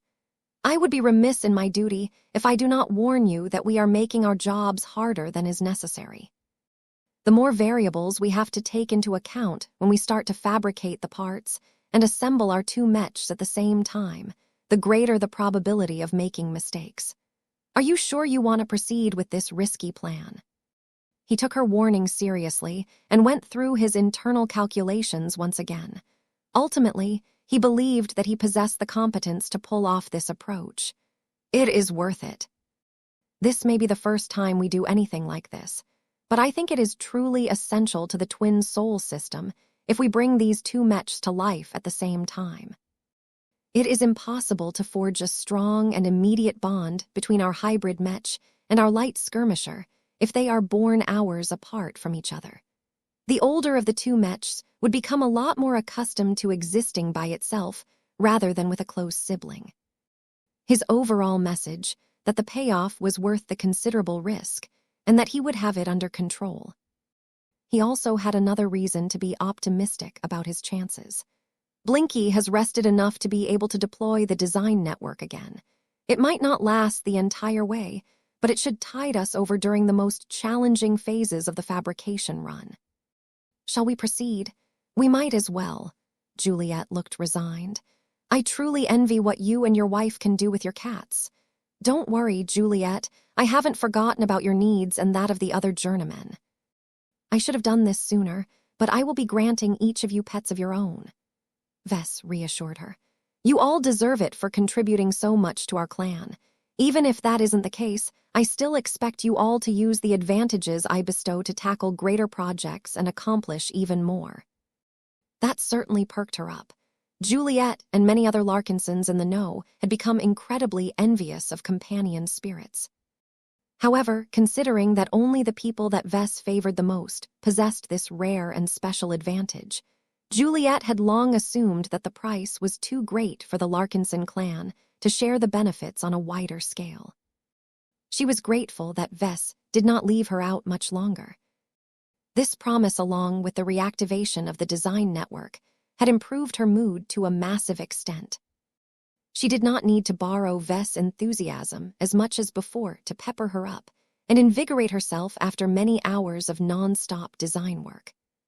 Just like every other participant in the Twin Souls tournament, Vess and Juliet had opted to forego sleep and work all night in order to complete their competition mechs. The superfab began to activate under their joint manipulation. The pair of mech designers already explored the settings and the capabilities of the university-owned superfab before. They learned that it was possible to conduct multiple different processes at the same time as long as its users were fine with increased automation. Vess and Juliet jointly manipulated their own projected interfaces. They activated different fabrication orders and took greater control whenever it was possible and convenient. Despite the fact that there was a considerable chance that their fabrication orders might overlap with each other and subsequently get crossed somehow, their coordination remained so perfect that none of their fears came true. The audience once again had the privilege of witnessing another impressive performance. The team of Vess Larkinson and Juliet Stameros is doing it again. Do you see how much in tune they are with each other? I can scarcely believe their superfab is producing so many different parts for two different mechs at the same time. The two mech designers hailing from the Larkinson clan most certainly disabled numerous safety measures in order to make this possible. Is it that special to fabricate parts of two different mechs in a single run? It is. You do not realize the magnitude of how much they are flexing in front of mech designers such as ourselves. They are showing that fabricating a single mech at a time is not a real challenge to them.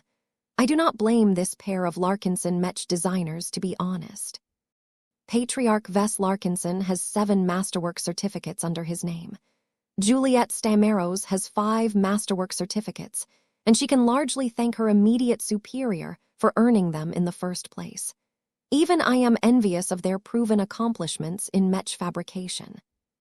I am a senior mech designer who has designed many more mechs than the Larkinson Patriarch, but I have yet to earn a single masterwork certificate myself. The ability to make not just one but several different masterworks at this stage of his career is an unquestionable mark of a genius. This most of all is hard proof that the renowned Patriarch is not a simple journeyman mech designer. Let me make a prediction. If any of you are lucky enough to be alive a century from now, then you will thank yourself for watching this mech design tournament live. This is because you have witnessed a small part of the ascension of humanity's latest star. Designer, that is absurd. I admire Vess Larkinson as well, but that does not mean that he is a future star. Designer candidate, let us not get overboard, please. We are living in the present and not the distant future.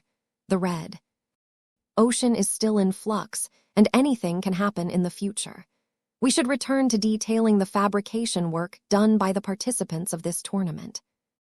If Vess heard that an expert panel of mech designers thought he had a high chance of reaching the top, he would feel flattered, but also make an effort to diminish his heroics. He could not withstand the heat of being regarded as a star designer in the making. Fortunately, he did not pay any attention to what the public was thinking about his current performance. He became completely invested in fabricating the parts of his two mechs. With the help of the design network, Vess and Juliet melded their work-related thoughts and emotions on a deeper level than before. The two trusted each other a bit more and became a lot more willing to delve into each other's minds. They learned a bit more about their design philosophies and how they saw mechs from their own perspective. This sharing subsequently helped with fabricating mechs that not only carried their own signature, but also that of their partner. It was a profoundly strange and novel experience for Vess to meld with another mech designer during the process of fabricating two mechs at a time. The model and capabilities of the superfab helped a lot in this regard. The device was more user-friendly than normal and took away a lot of the finicky tedium that could prevent Vess from appreciating the beauty of his current workings. As the parts started to stack up more and more, the duo finally completed the most important fabrication work. Now, they just needed to assemble the parts into complete and functional mechs. This did not prove to be much of a challenge either. Special mechanical arms and sophisticated machinery popped up in their isolated area.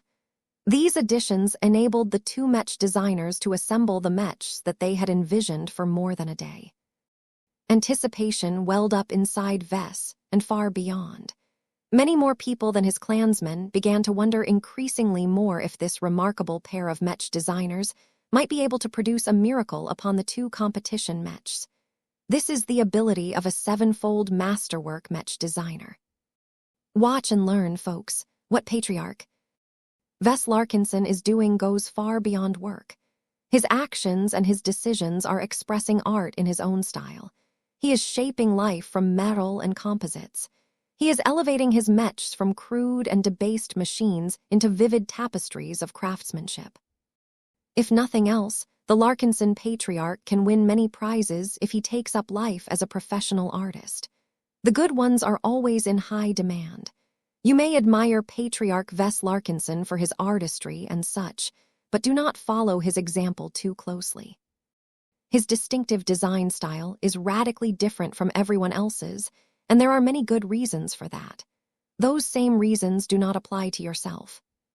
What you need to do is explore your own preferences and mech design style and apply proactive measures to form your own style. My colleague is correct. We do not broadcast this tournament in the hopes that many of you will become the next imitation of Vess Larkinson. We want to expand your horizons and give you a taste of what is possible. Not all of the talk was relevant to the design tasks related to Vess and Juliet. This was fine as they became hyper-focused towards their own work. None of them exchanged any words out loud, and it sometimes looked as if the two had turned into drones of the same hive mind. The two looked a bit eerie as a consequence, but it played well with the theme they had going. The two mechs started to look more complete and also feel more alive as a consequence. Vess felt gratified enough to exhibit a rare smile. That was how happy he had become after seeing a strong and fully active spiritual connection between the two works in progress. He should have been fabricating more mechs like this. The twin soul system was taking concrete shape and would be incredibly handy in his other mech design projects that relied a lot on teamwork. The two mech designers slowed down a bit as they approached the end of the fabrication phase. Vess meticulously inspected and evaluated his work. He did not make any significant mistakes as far as he could see, but he always wanted to make sure and double-check his efforts because a mistake could truly ruin his chances to win the finals. Now these are mechs fit for a pair of champions. The two competition mechs were complete and most probably fully functional. We did it, Juliet. I can see that, sir. These mechs have turned out to be better than I hoped. Whatever you have done to make them more inseparable to each other is truly giving me a special feeling about the two works. The two simply belong together. I can scarcely imagine a circumstance where they have to fight by themselves. This was a clear sign that Vess succeeded. Chapter 4859, Sense and Fury. The panel of experts exploded with praises as soon as Vess and Juliet were finally done with putting the finishing touches on their pair of competition mechs. How the Larkinson duo is able to fabricate so many high-quality parts in so little time is a mystery. Granted, understanding the physical and tangible properties of mechs before improving them in many small ways can massively aid that individual's chances to advance to master and beyond. Now that I am actively comparing this pair to the pairs of earlier completed mechs, the difference is truly too great to ignore. I cannot describe in exact or concrete terms why my judgment is skewed towards this conclusion, but looking at the mechs designed by Vess Larkinson and his partner Juliet Stamaros plants the suggestion that they cannot be separated from each other under any circumstances. The hybrid mech that is armed with a multitude of weapon systems is called the Furia. Together, they constitute the twin souls. Sensia. Furia. Twin souls. What is up with that, anyway? I have already mentioned previously that a light skirmisher paired with a hybrid mech on a diet can turn into a recipe for disaster. I do not presume to question the wisdom of the patriarch of the Larkinson clan, but I commend his courage in committing to an all-out offensive combination. Can this rare pairing of mechs continue to power through every match, or will a solid obstacle be able to stall their momentum before they reach their intended destination? Their assigned mech pilots have also been able to learn their characteristics and build up a better accord with each other. I have good reason to assume that the Sensia and the Furia may rise in performance the hardest out of all of the other mech duos. As the panel of experts continued to exchange their opinions, Vess and Juliet finally received a chance to enjoy a welcome respite. Even though they could easily persist for many more hours, they did not resist the offer to retreat to a private suite where they could rest and recuperate. The design phase had reached its end. It would take less than 6 hours for the combat phase to commence. Many more casual viewers had already retreated after the design phase had ended. They either got what they came for or wanted to enjoy their own breaks before returning later. A surprising number of people showed great patience and continued to stay in Spencer Hall. Sure, they retreated to the restrooms in order to freshen up or visited one of the attached restaurants in order to fill their stomachs. Yet even the seniors and masters finished their meals quickly before returning to their seats. Their anticipation was palpable, and their expectations built up with each passing minute. The twin souls had made a strong impression and pretty much outshone every other pair of mechs in the competition. Although there were definitely several competing combinations of mechs that could probably give the twin souls a hard time, these alternatives did not look as dominant as the mechs designed by Vess and Juliet. From a psychological standpoint alone, the Sensia and the Furia already carried the air of champion machines. Hours went by as the tournament organizers prepared for the next phase of the Twin Weapons Tournament. They not only shifted the layout of Spencer Hall in order to accommodate frequent high-intensity mech combat, but also inspected each and every submitted mech. That latter step was extremely important.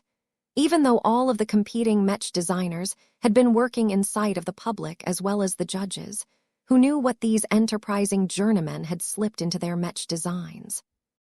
The inspections behind the scenes were meant to prove once and for all that none of the competing mech designers had cheated in any fashion. What many people did not know was that a lot of the mech designers and other officials that had initially left their seats had quietly gathered in an underground chamber. They had all been invited to inspect the newly completed twin souls up close in advance. Having seen Vess Larkinson design and fabricate the two mechs over a span of 48 hours already granted them a good understanding of these works. However, their impressions of the Sensia and Furia improved now that they were able to see and touch the living mechs up close. They are truly alive. The two mechs are twins. That is what they are conveying. The closer they are together, the more effectively they can bounce off each other. Of the notable collection of people that had gathered in front of the twin souls, Master Hergard Elroy and Madame Rihanna Kernsk were among the more important ones. Has your opinion on Patriarch Larkinson changed? The female chief of staff of the federal president asked. What I am able to detect from these mechs is similar to what I receive from studying other living mechs. There are a number of anomalies, but they do not pose a particular threat to us and our fellow human beings.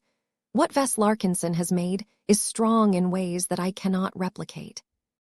I can rely on my own advantages to design a mech that exceeds the Sensia and the Furia in performance, but it is difficult to say for certain with so many intangibles at play.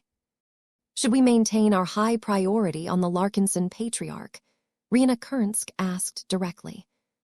Yes, continue to arrange a meetup with Master Decimus Horst and the journeyman in question. What Ves Larkinson has just demonstrated is that he is ready to tackle the greater responsibilities of supplying strategically important mech designs to the military. This was high praise, but nobody felt like correcting it. The Furia especially provoked a lot of discussion due to being a rare hybrid mech in these parts. It may seem silly for a lot of important people to pay an excessive amount of attention to the properties of a competition mech. It was even more ridiculous for these folk to use their observations to make decisions of great import to an entire colonial state. A mech design tournament hardly showed the full capabilities of a mech designer, but it was one of the few instances where interested individuals could take the measure of a subject of interest. Certain individuals still found it important to track the initial experiences of the target subject. Their regard for the twin souls improved even further now that their impressions had become a lot more optimistic. As more time passed, the sleeping mech designers eventually woke up. They got ready for the day and stepped out of their suites so that they could cautiously hear what the others slipped from their own sneaky mouths. A lot of competitors paid close attention to Ves as he entered a communal hall.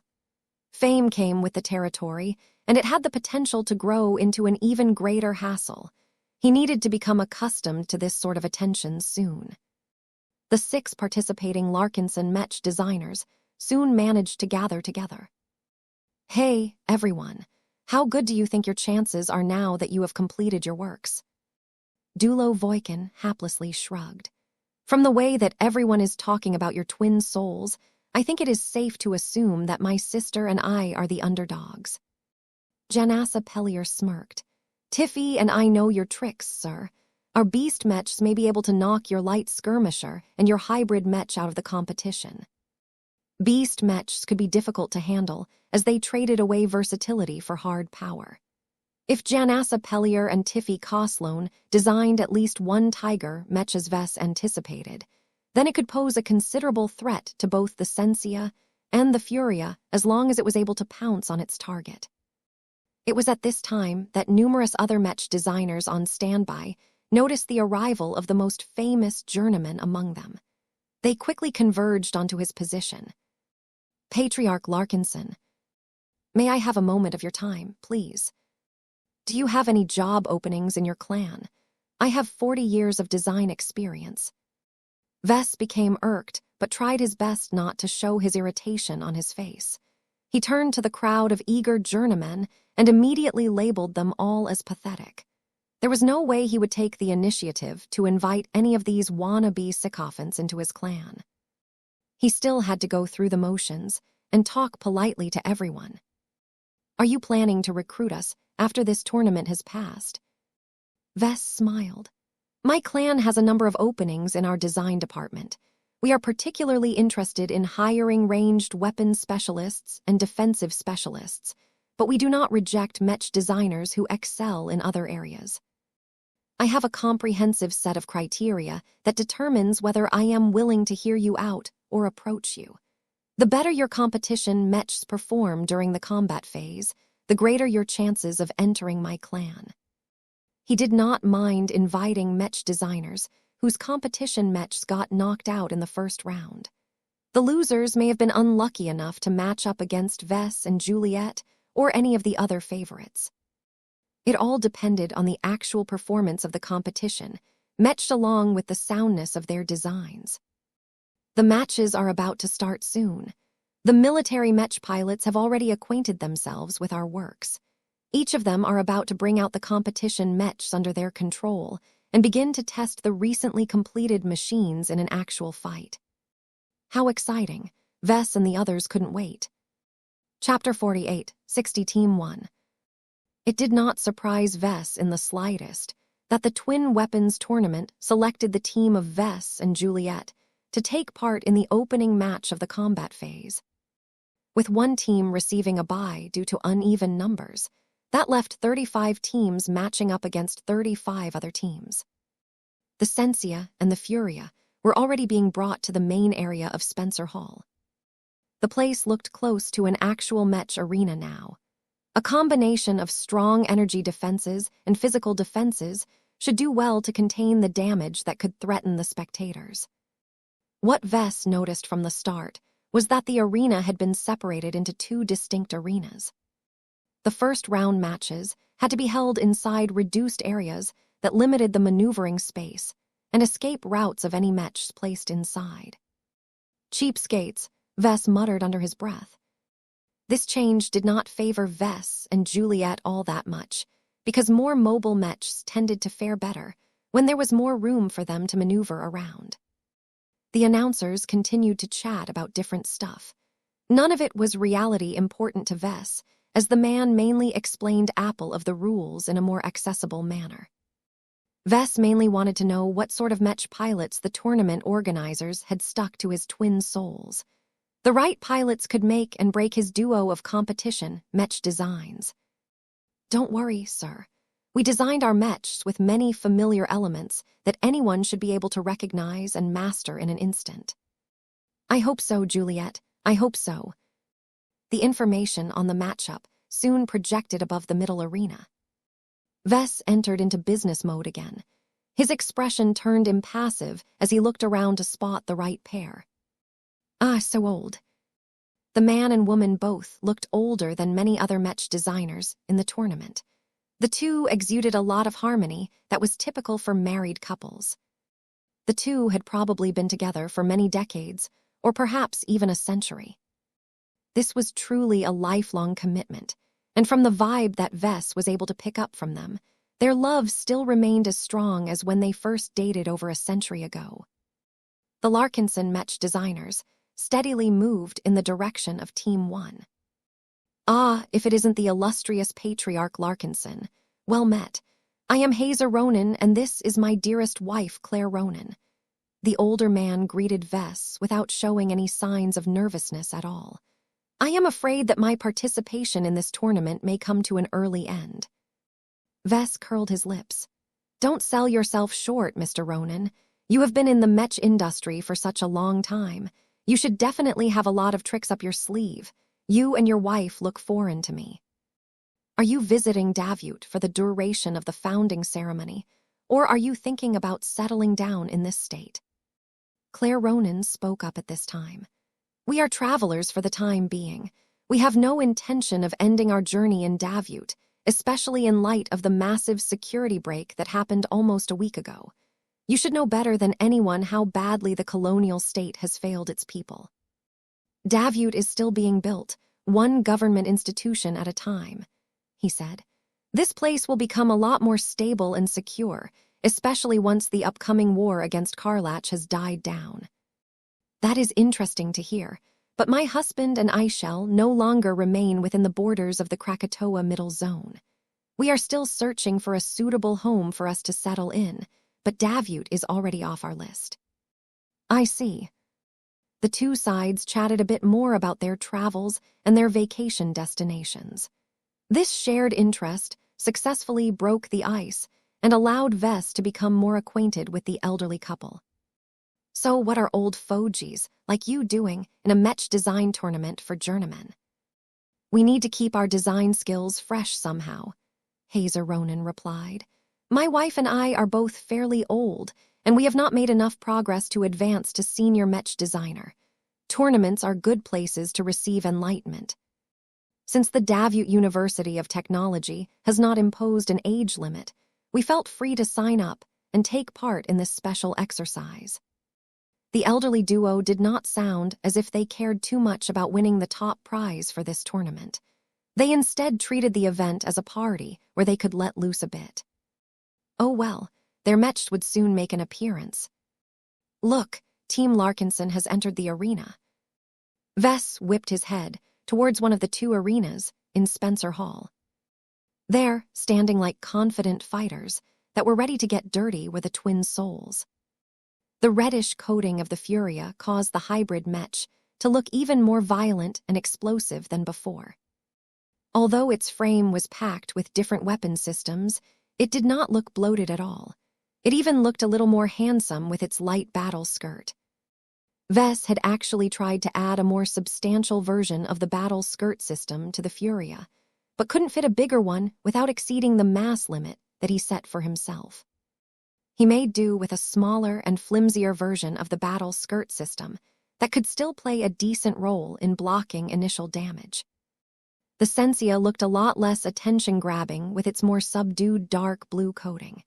It was too much to expect military Mech pilots to fall for it, but Vess still hoped that enemies would dismiss the threat of the light skirmisher. Vess briefly grinned, but quickly wiped it off in order to preserve his dignity.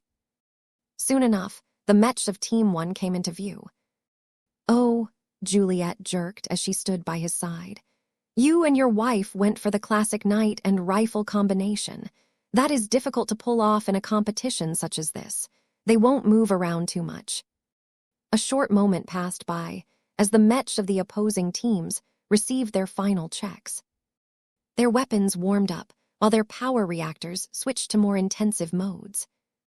Vess still hadn't learned much about the pilots assigned to his two living Mechs, but he would soon find out what they were made of, he supposed. The Mech of both sides exploded into action. Vess first focused on the Mechs designed by Team 1. The Knight Mech and the Rifleman Mech both looked like they couldn't really run. They were so weighed down by armor and deployables that their only choice was to turtle in place. They did exactly that. The Knight Mech slammed its thick tower shield onto the arena ground and activated a function that caused it to extend side panels. A strong metal wall had formed in the front. At the same time, the Rifleman Mech's oddly armored back deployed as well, unveiling a thinner but fairly protective wall that covered its back to a reasonable degree. Then, the Rifleman Mech started to get ready to open fire. It was not only armed with a kinetic rifle that looked like it could fire both powerful rounds and a rapid series of less powerful projectiles, but the machine also came equipped with a net launcher. In the meantime, the Knight Mech revealed a lengthy flail which it could use to launch attacks beyond traditional sword fighting range. Too slow. Yet before the Mechs of Team 1 could properly lay siege to their opponents, the Sensia and the Furia took action sooner. The Sensia had dashed to the side and started to circle around right from the start. The Furia, on the other hand, jogged forward at a moderate pace before opening fire with all of the weapons it could bring to bear at this range. A single smoke missile soared from its left launcher and struck the metal wall head-on, releasing a dense cloud of smoke and sensor-blocking particles. Although the smoke cloud wouldn't linger in the air for too long, the Mech of Team 1 still lost a lot of effective sensor coverage. "We can't see them anymore. Amplify your sensor strength." The Mechs were too slow. Before they could do anything to mitigate the blocking effect, a torrent of weapons struck the metal wall. A shotgun slug thudded against the front surface.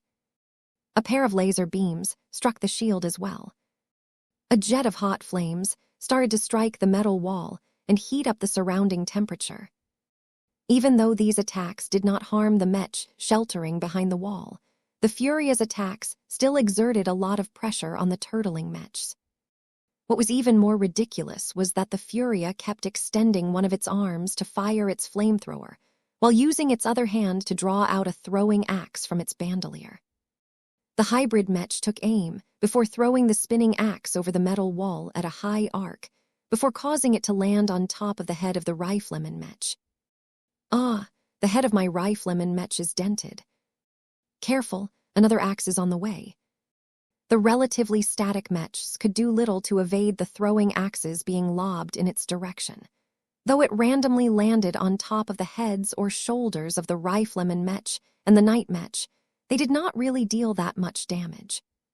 They were still extremely annoying. The cascade of attacks launched by just a single hybrid Mech completely threw the Mech pilots assigned to Team 1 off balance.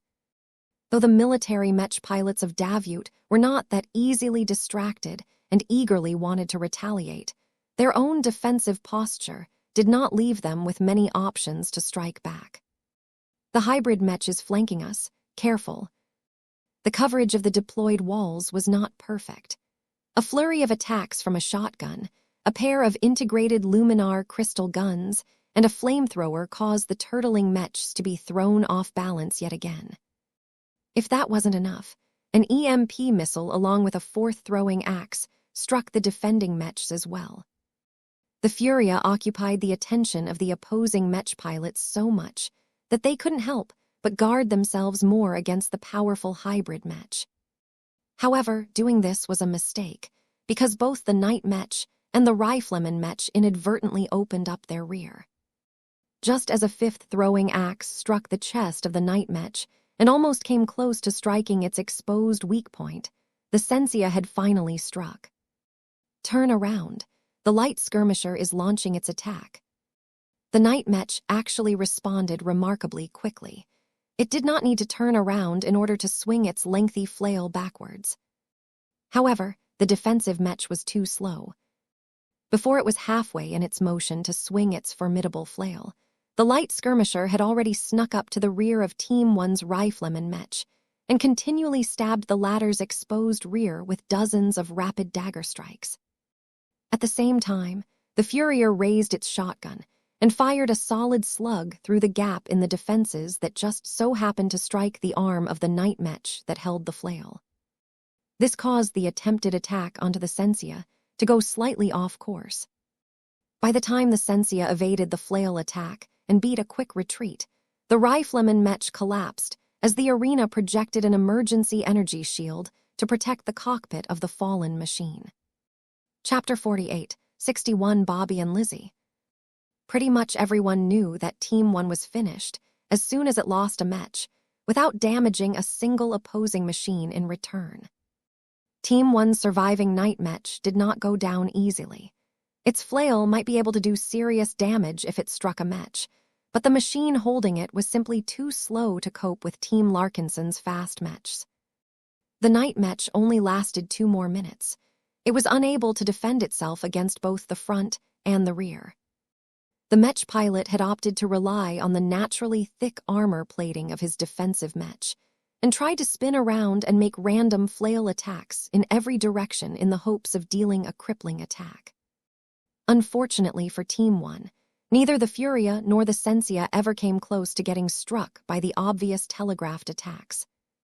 The Furia continued to stay comfortably out of attacking range, while utilizing its integrated luminar crystal laser weapons and shotgun to steadily chip away at the thick armor of the night Mech from a comfortable distance.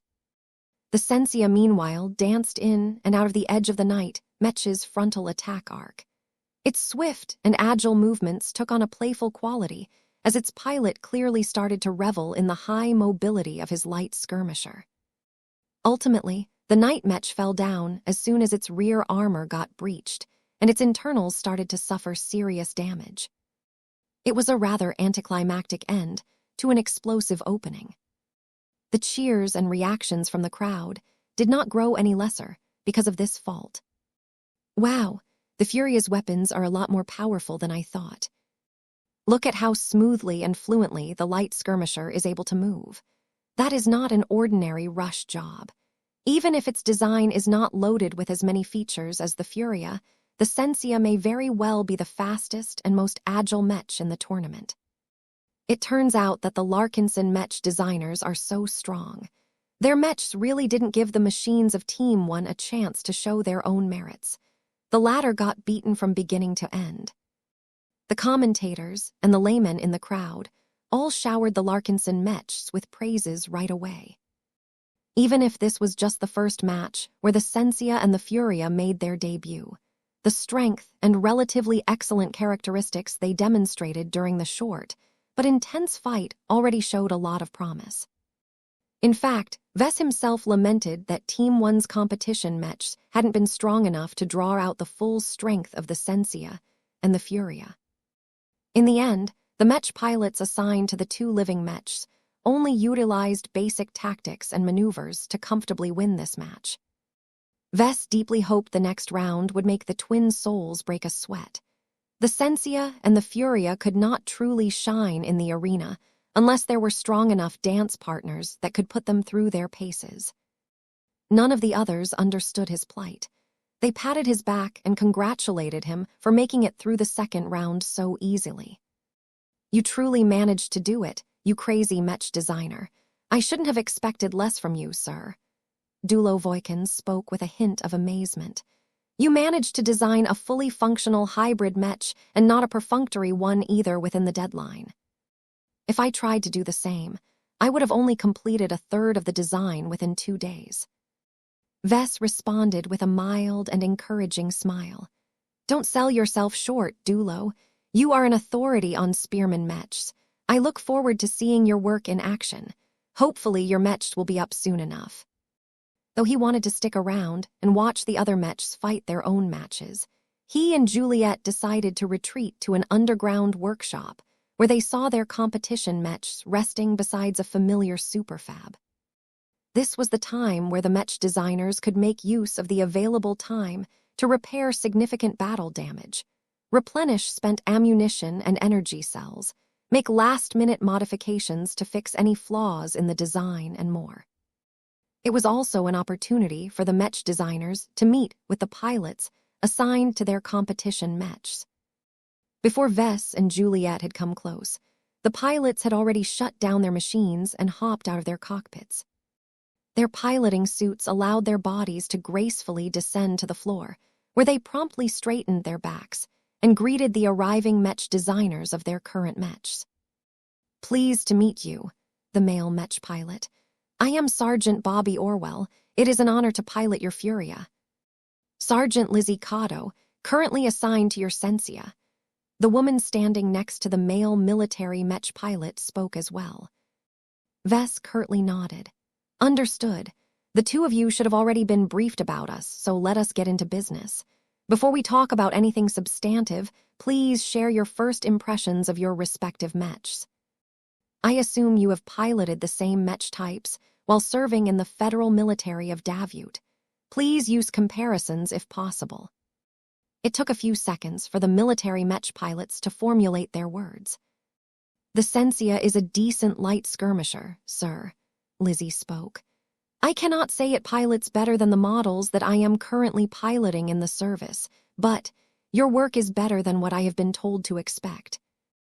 I have been limit testing your light Mech during the entire first match and found that I can comfortably push its speed and maneuverability to its limit without straining its parts and frame too much. I am not sure how quickly the Mech will wear out because of this." "That is more your expertise than mine." Vess turned to Juliet, who fell into thought. "The Sensia should be able to withstand the load at the highest intensity that you have displayed in the last match," the penitent sister Mech designer said. "I will not lie to you. The wear and tear on the Mech is high. However, I will be able to mitigate the worst of it as long as I can perform emergency maintenance after every match. The Sensia should be able to last more than enough rounds to stay in one piece, provided you have not allowed your Mech to incur damage. I will warn you in person if the equation has changed." "Thank you, ma'am." "What about you, Bobby?" Vess asked in a friendly tone. "What do you have to say about the Furia?" "I can say much about it," the male Mech pilot responded in an uncertain tone. "The Furia is the most exotic hybrid Mech that I have ever piloted. I love its varied weapon loadout even if they are not individually powerful. A few of the weapon choices leaves me with questions. The throwing axes look intimidating, but the Furia does not have the strength to throw them with enough force to split through thicker armor or shields. I suppose they can serve as distractions, but that is not an effective use of this resource. Vess frowned and mimed the motion of throwing an axe. That is because you are not leveraging the full power of your mech when you throw those axes. Sure, it may be nice to quickly lob them over shields and have them fall on top of the heads of enemy mechs like a grenade, but the force of gravity alone isn't enough to make them strong. He tried to make his point by starting to run around the expansive workshop hall. He reared up his arm before he combined his forward motion and his throwing motion to propel an invisible axe at much greater speed and power than normal. Vess stopped and turned around. "Do you understand now?" Bobby Orwell looked enlightened. "I understand. I have not thrown any weapons since the earliest days of my Mech Academy days. The Furia needs to run forward so that it can add its speed and force to the axe." "That isn't all, Sergeant. I haven't been able to reproduce it with my untrained throwing skills, but there are techniques to better leverage the mechanical structure of the human body or a humanoid mech to add more power and range to a thrown axe. You don't need to invest an unreasonable amount of time in learning this technique, but I think it will be helpful if you look it up on the galactic net. The Furia isn't technically designed to throw stuff at the enemy, but it should theoretically be able to turn those axes into deadly projectiles as long as it has a running start and employs a more optimal technique. I shall take that under advisement, sir." Sergeant Bobby Orwell did not see this study as a distraction or a wasted effort. The axes intrigued him as well, and he wanted to make the most out of the arsenal at his mech's disposal. Vess and Juliet received a bit more feedback about the Sensia and the Furia. Both competition mechs were well designed considering how quickly they designed them, but Bobby and Lizzie were both unique individuals who possessed their own piloting quirks, styles, and preferences. The two Larkinson mech designers still had a lot of work to do to make the necessary adaptations to the mech designs. After a few minutes of fruitful talking, Vess finally brought up the matter that he cared about the most. "As both of you are no doubt aware of, my design philosophy is centered around synergy and living mechs. I basically design my mechs in a way that allows them to forge more proactive relationships with their pilots. Did you experience that from the moment you interfaced with your living machines?" The mech pilots did not look weirded out at all. They simply nodded as they recalled what it was like to pilot those living mechs. "The Sensia is a pleasure to pilot," Lizzie Cotto admitted. "We have received warnings beforehand on what to expect, but the actual experience is better than I expected. I quickly fell in tune with the light skirmisher." Bobby Orwell also shared the same opinion. "I can say the same for myself. It is a new way to handle my relationship with my mech, and I do not necessarily dislike it. I was afraid that all of the extra variables would distract me from my main priorities, but I am pleasantly surprised it is the opposite. The living mech keeps an eye on everything and nudges me whenever I overlook anything important.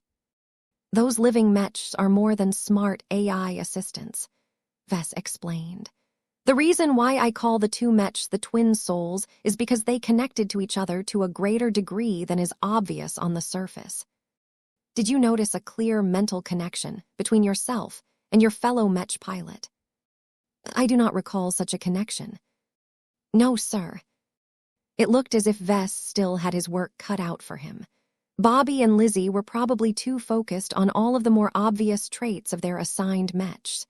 They became so focused on the surface elements that they missed what was taking place on a deeper level. Fortunately, Vess was able to correct this fault. He encouraged the two mech pilots to hop back into their cockpits and proactively seek out the connection between the twin souls. I think I found it, sir. This is not unlike anything I have worked with before. I am not sure how to make use of it in combat." "We can figure this all out in the time we have left," Vess replied. "The twin soul system is the defining feature of your two mechs. It would be a disservice to your mechs if you do not take advantage of the possibilities of this unique bond.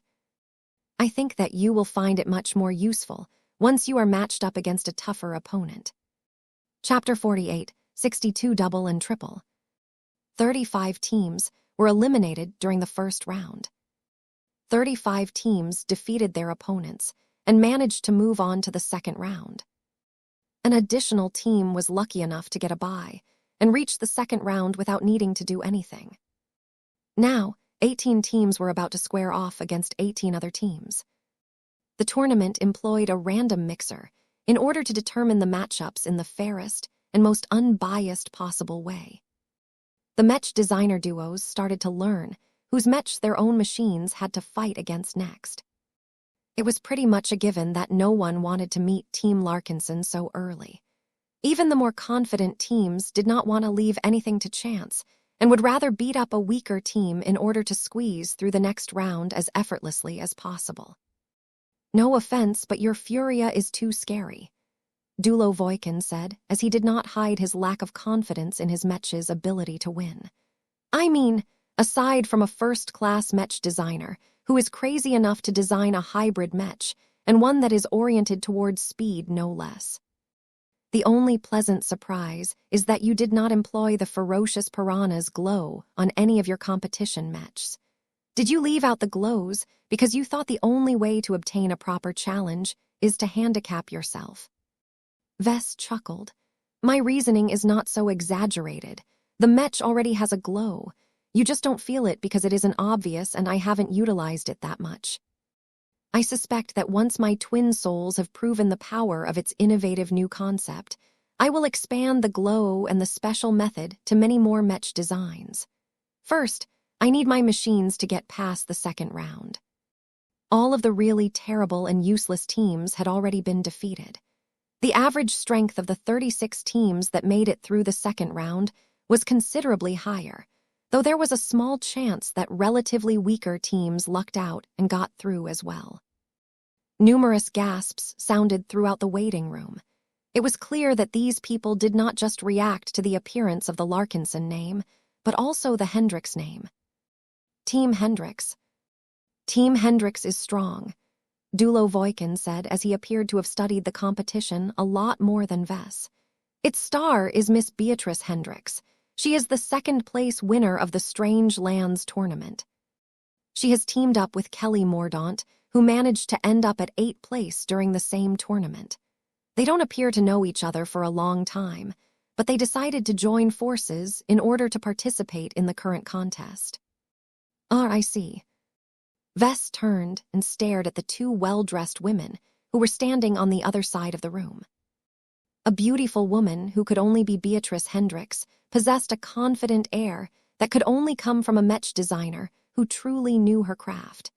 It was impossible for a Mech designer in a serious Mech design tournament to rank second on a fluke. She truly earned her place as one of the best journeymen currently in Davut. Vess slightly clenched his fist.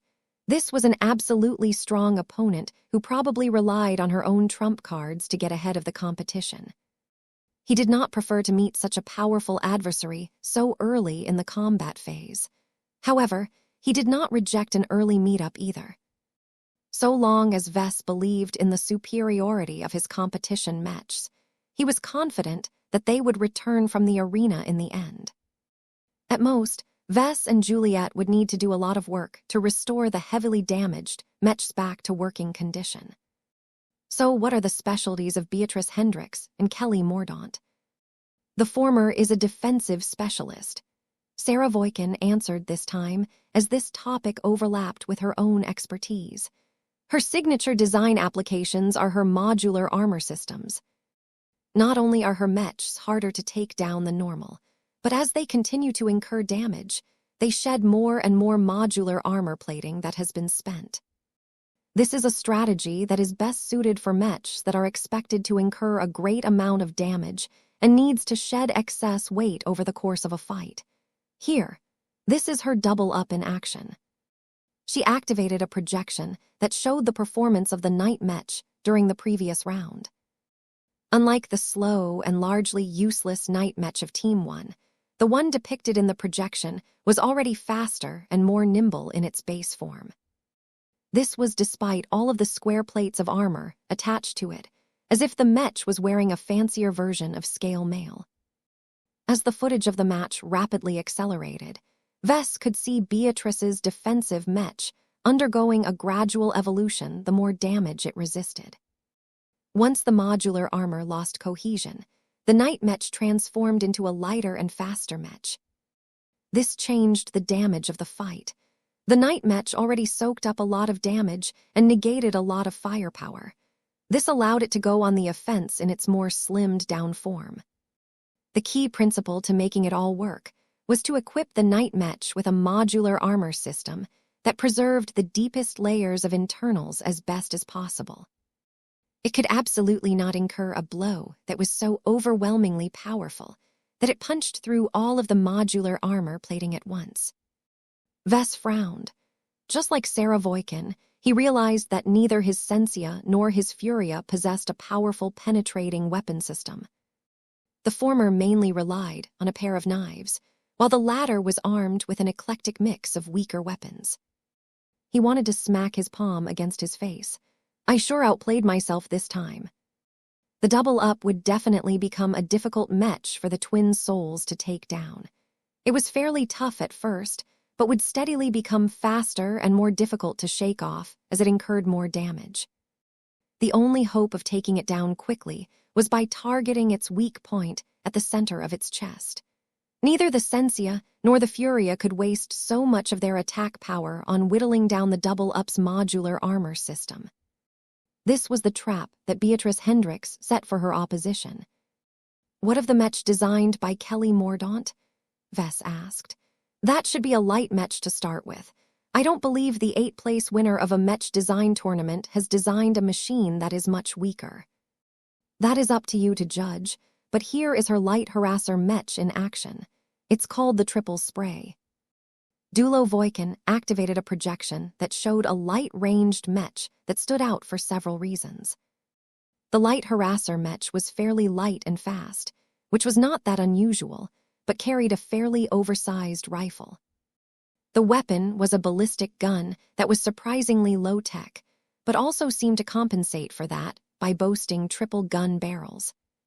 When the Triple Spray fired its main weapon at a target, its triple muzzles let loose a constant stream of rapid-fire projectiles. It went without saying that the Triple Spray's damage output was not that concerning. It might not even be worthwhile to chase after it, considering that it was hard to chase. The true threat of this light harasser Mech was that it could steadily keep up its fire onto a fairly vulnerable target and steadily whittle down the latter's defenses. Since every team was forced to include at least one light Mech in their lineup, there was always a guarantee that the Triple Spray would be able to inflict effective damage during every match. Both Vess and Juliet frowned as they played out the upcoming match in their minds. The Triple Spray will bring its gun to bear against the Sensia right away, Vess guessed. The latter will come under fire and cannot completely block or evade the attacks because the opponent's triple-barreled gun makes it really easy to track a moving target. The Sensia must chase after the Triple Spray and end its threat, but the light harasser Mech will take full advantage of its mobility to kite our light skirmisher. What about your Furia? It has the weapons of a striker Mech. Its shotgun should make quick work of the Triple Spray. That is what the double-up is for. As long as its modular armor is still intact, it should do everything possible to get in the Furia's way and soak up the attacks directed at the Triple Spray. No one could predict the outcome of all of this sparring. Vess recognized that Team Hendrix's Mechs were all fairly well-designed and well-equipped to fight against his twin souls. However, there was still a decent chance that his Sensia and Furia could overcome these new challenges and come out on top in the end. Combat was always fluid and affected by a lot of variables. Vess hoped that the Twin Souls system that he devised for his two competition Mechs would finally be able to play a useful role this time. Now that the second round had begun, the arena was no longer split up in two smaller fighting areas. Only 18 matches needed to be held to complete the second round, and that was easily doable. The rules and restrictions imposed onto the teams meant that it was rare for Mechs to last for more than 10 minutes in the arena. The added space was not good news for Team Larkinson. The Sensia and the Furia clearly preferred to fight in tighter quarters. Team Hendrix gained a lot from this change, as the triple spray needed a lot of space and distance in order to perform its job while staying alive throughout the match. 4 Mechs entered the arena. The crowds all fell silent as they anticipated a much closer match than before. The 2 pairs of Mechs possessed different vibes. The twin souls clearly carried an aggressive presence, as they would always go on the attack, no matter what opposition they faced. This time was no different, as the Sensia and the Furia could not afford to get stalled by their opponents. Team Beatrix's Mechs exuded an air of patience and tenacity. It was clear that they were in this fight for the long haul. Their only viable strategy to win this match was to turn it into a battle of attrition, where they could outlast the initial outburst of the 2 enemy offensive Mechs. The 2 sides exploded into action right away.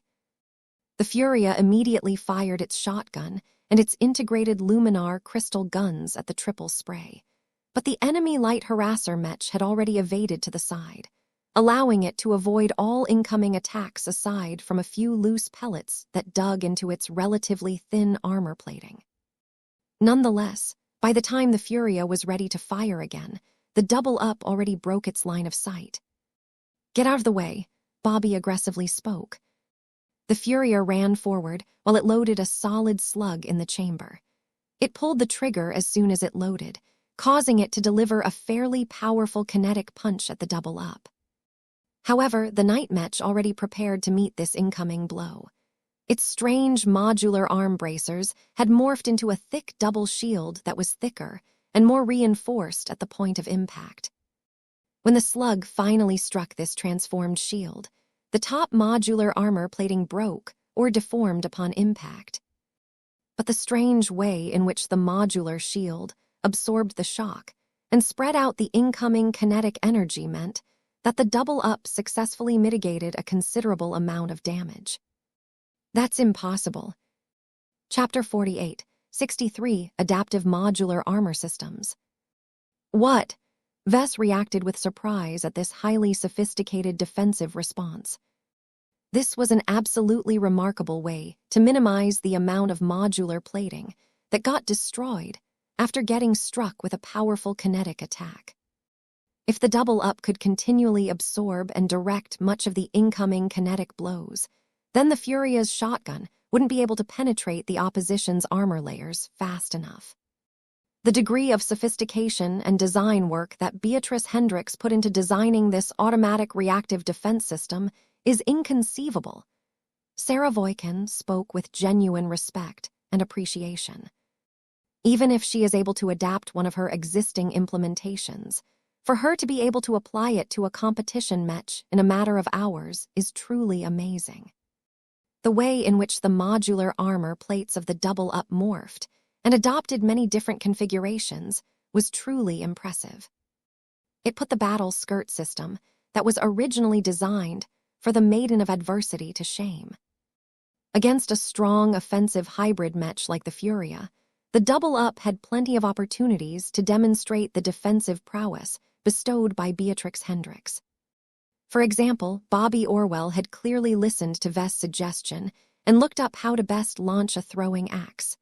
The Furia ran forward and built up a lot of momentum, but still maintained a pace that was relatively controllable. The Furia fired its shotgun at the double-up yet again, before rearing up its other arm that already held a throwing axe. Fly axe. After taking a special step that pivoted the entire frame of the hybrid Mech and channeled a remarkable amount of force from foot to arm, the axe grasped in the Furia's other hand propelled forward, as if it had been launched by a catapult. Clang. The automated modular defensive system already detected the incoming axe in advance and make the best possible response to stop the spinning projectile from dealing greater damage. When the axe finally struck a solid object, it happened to strike a transformed physical shield that was set at a strange angle. This angle was meticulously calculated so that when the sharp axe blade was just beginning to dig into the angled shield, its trajectory and angular momentum ultimately caused it to ricochet and bounce above the double-up's head.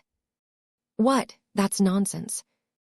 Vess had never witnessed such an advanced and responsive application of modular Mech armor. There were good reasons why modular armor systems never managed to catch on in the Mech industry. They were considerably more expensive and introduced more points of failure in a Mech. They also weren't able to cope against strong and penetrating attacks as well as plain old solid armor plating. However, from what Vess could observe from Beatrice Hendrix's work, she was able to utilize the fast response and wide adaptability of modular armor plating systems to form the right defensive shape at the right time. This was an excellent way to compensate for the inherent disadvantages of modular armor systems. Vess already guessed that Beatrice Hendrix was probably not the first defensive specialist to come up with such an automated defensive scheme. It was too slick and refined to match the work of a relatively young journeyman. It made a lot more sense if Beatrice Hendrix was the direct discipline of a master Mech designer, thereby allowing her to inherit much of the accumulation of a predecessor. Even so, for Beatrice to be able to reproduce the effects of automated adaptive modular armor systems to such a degree during a Mech design competition still demonstrated an incredible mastery in this tech. For a moment, Vess deeply desired to recruit this talented Mech designer into his clan. Though he had never put that much thought into expanding the Larkinson clan's Mech catalog, with Mechs that relied on adaptive modular armor systems as their primary form of defense, he did not have any objections to adjusting his plans and accommodating a greater variety of Mech models. The addition of a second defensive specialist in the design department would also relieve Sarah Voikin from her excessive responsibilities. It was not easy for her to work on so many different Mech designs, as she was the only viable defensive specialist in the clan. He just needed to convince her to put her lot with the Larkinsons, which should be anything but easy as she was more than strong enough to go independent. He needed to investigate whether she was even eligible to recruit in the first place, but all of that could wait for later. The match between Team Larkinson and Team Hendrix had only just begun. "Come here, you rat! Stop running away!" Lizzie Cotto yelled as her Sensia struggled to catch up to the running triple spray. The light harasser Mech was designed in such a way that it could turn its torso and fire its triple-barreled rifle at enemies pursuing from behind. With a stream of bullets raining in the Sensia's direction, Lizzie could do little else but perform a lot of evasive maneuvers. The Sensia even had to put its arms in front of its weak point on the chest in order to prevent it from getting struck by a bullet stream. These bullets are too unrelenting. The only way the Sensia was able to fight back was to holster one of its knives and pull out the weak backup pistol. The weapon fired a weak laser beam that struck the side armor of the triple spray. A small scorch mark appeared on the latter, but it continued to run and gun without any change. It would take forever for the Sensia to be able to wear down the triple spray this way. It was much more likely for the light Mech with the bigger gun to cripple the light Mech with the smaller gun. Lizzie Cotto knew that continuing her pursuit of the triple spray was a losing proposition. She should ideally turn around and threaten to attack the rear of Double Up, but that would leave her Sensia wide open to the relentless bullet attacks of the triple spray. In other words, her Sensia was trapped in a chasing action. Lizzie was not the only one who was locked into an undesirable state. She could already feel from that weird new mental connection to the Furia that Bobby Orwell was having a lot of trouble dealing with the Double Up. The former was utilizing every weapon in its arsenal to overwhelm the latter, but the Night Mech simply did not fall and did everything it could to stop the hybrid Mech from going anywhere else. "We can't keep this up. We are being grinded down by our opponents." The two Mech pilots fighting on behalf of Team Larkinson had both fallen into the enemy's rhythm, and that was incredibly bad. Both of them therefore recognized that they needed to change the game sooner rather than later. "Do you want to do it?" Lizzie asked over a communication channel. "It is not as if we have any other choice. Our Mechs are being countered as we speak. We will have to get the timing right. Our actions won't work if we do not show a high degree of coordination. Then let us make use of that strange new connection that Larkinson has pointed out to us. I think I have a good understanding of how to use it now that we have been piloting our Mechs for a while. Several seconds passed by as both Bobby and Lizzie made their respective preparations. They shifted their positioning and armed certain weapons. Now, the Furia's shoulder-mounted missile launchers began to fire their full payloads at the same time. The lack of warning completely caught the pilot of the double-up off guard. Although the modular armored night mech possessed a lot of different methods to defend against a variety of incoming attacks, the missiles launched by the Furia were all utility missiles that did not care about any fancy armor systems. If Beatrice Hendricks had been able to spend more time on designing the double-up, she would have been able to add a crucial missile interception system or even just a basic machine gun that could shoot down the relatively cheap and fragile missiles before they did their jobs. Unfortunately, the double-up was a pure melee mech that was already complex enough due to being a mech inside a mech. The only other mech that could have intercepted all of the utility missiles was the triple spray.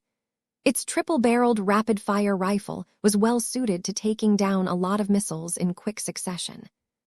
However, the Furia fired all of its missiles at a time where the triple-up was running away, while facing in the opposite direction of its companion mech. The light harasser mech needed to turn almost 180 degrees in the other direction in order to start intercepting any of the missiles. Too late. The range between the Furia and the double-up was not that great, so the missiles instantly reached their pre-programmed positions. Bang, bangs, bang.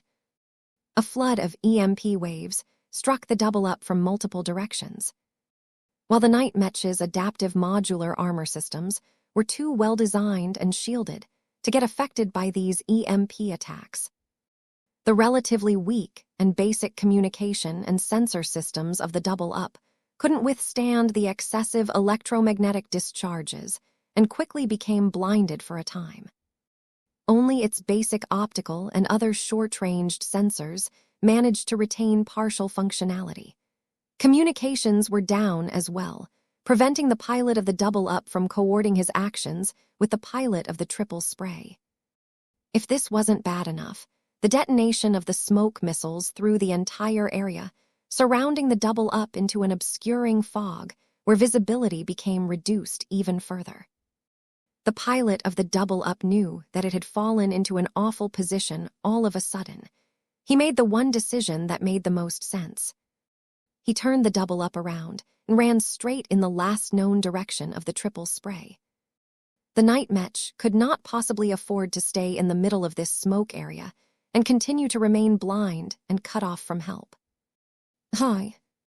It was at this time that the Sensia suddenly emerged in front of the double-up's path. The light skirmisher had completely abandoned its pursuit of the triple spray and readily allowed its rear to get struck by a lot of bullets in order to enter the smoke cloud as quickly as possible. This not only enabled Lizzie Cotto's light mech to shake off the attacks of the triple spray, but also put it in a position to intercept the retreating double-up. The pilot of the night mech was not stupid, though. He already predicted this to happen and easily folded both of the arms of the double-up forward to form a thick anti-puncture shield out of lots of layered modular armor plating. "Haha, do you think I'm alone? Think again." The Sensia did not back off. Instead, it continued to run forward before unleashing a flurry of light knife attacks that forced the double-up to maintain its modular shields in a forward-facing position. This left the night mech completely undefended from the attacks coming from the rear. The Furia, which had just recently entered the smoke cloud, had become partially blinded by the smoke cloud as well. Its sensors may have been upgraded, but the overlapping effects of several smoke missiles was too strong to overcome. Nonetheless, it somehow knew exactly where the Sensia was positioned, and in turn also figured out the position and the orientation of the double-up. Bobby Orwell did not hesitate to fire a shotgun slug that struck the unreinforced rear armor of the enemy night mech. A considerable amount of armor cracked from this hefty blow. The integrated luminar crystal guns fired next, causing them to inflict light but still significant damage to the rear of the double-up. The Furia quickly grasped two of its throwing axes at once and threw them onto the still exposed back of the enemy night mech. Since the double-up was still pinned down by the Sensia, those spinning axes struck the rear of the enemy machine without any hindrance, causing their blades to dig deeper into the rear armor plating. After doing all of this, the Furia finally lifted both of its arms and fired both of its wrist-mounted flamethrowers at full blast.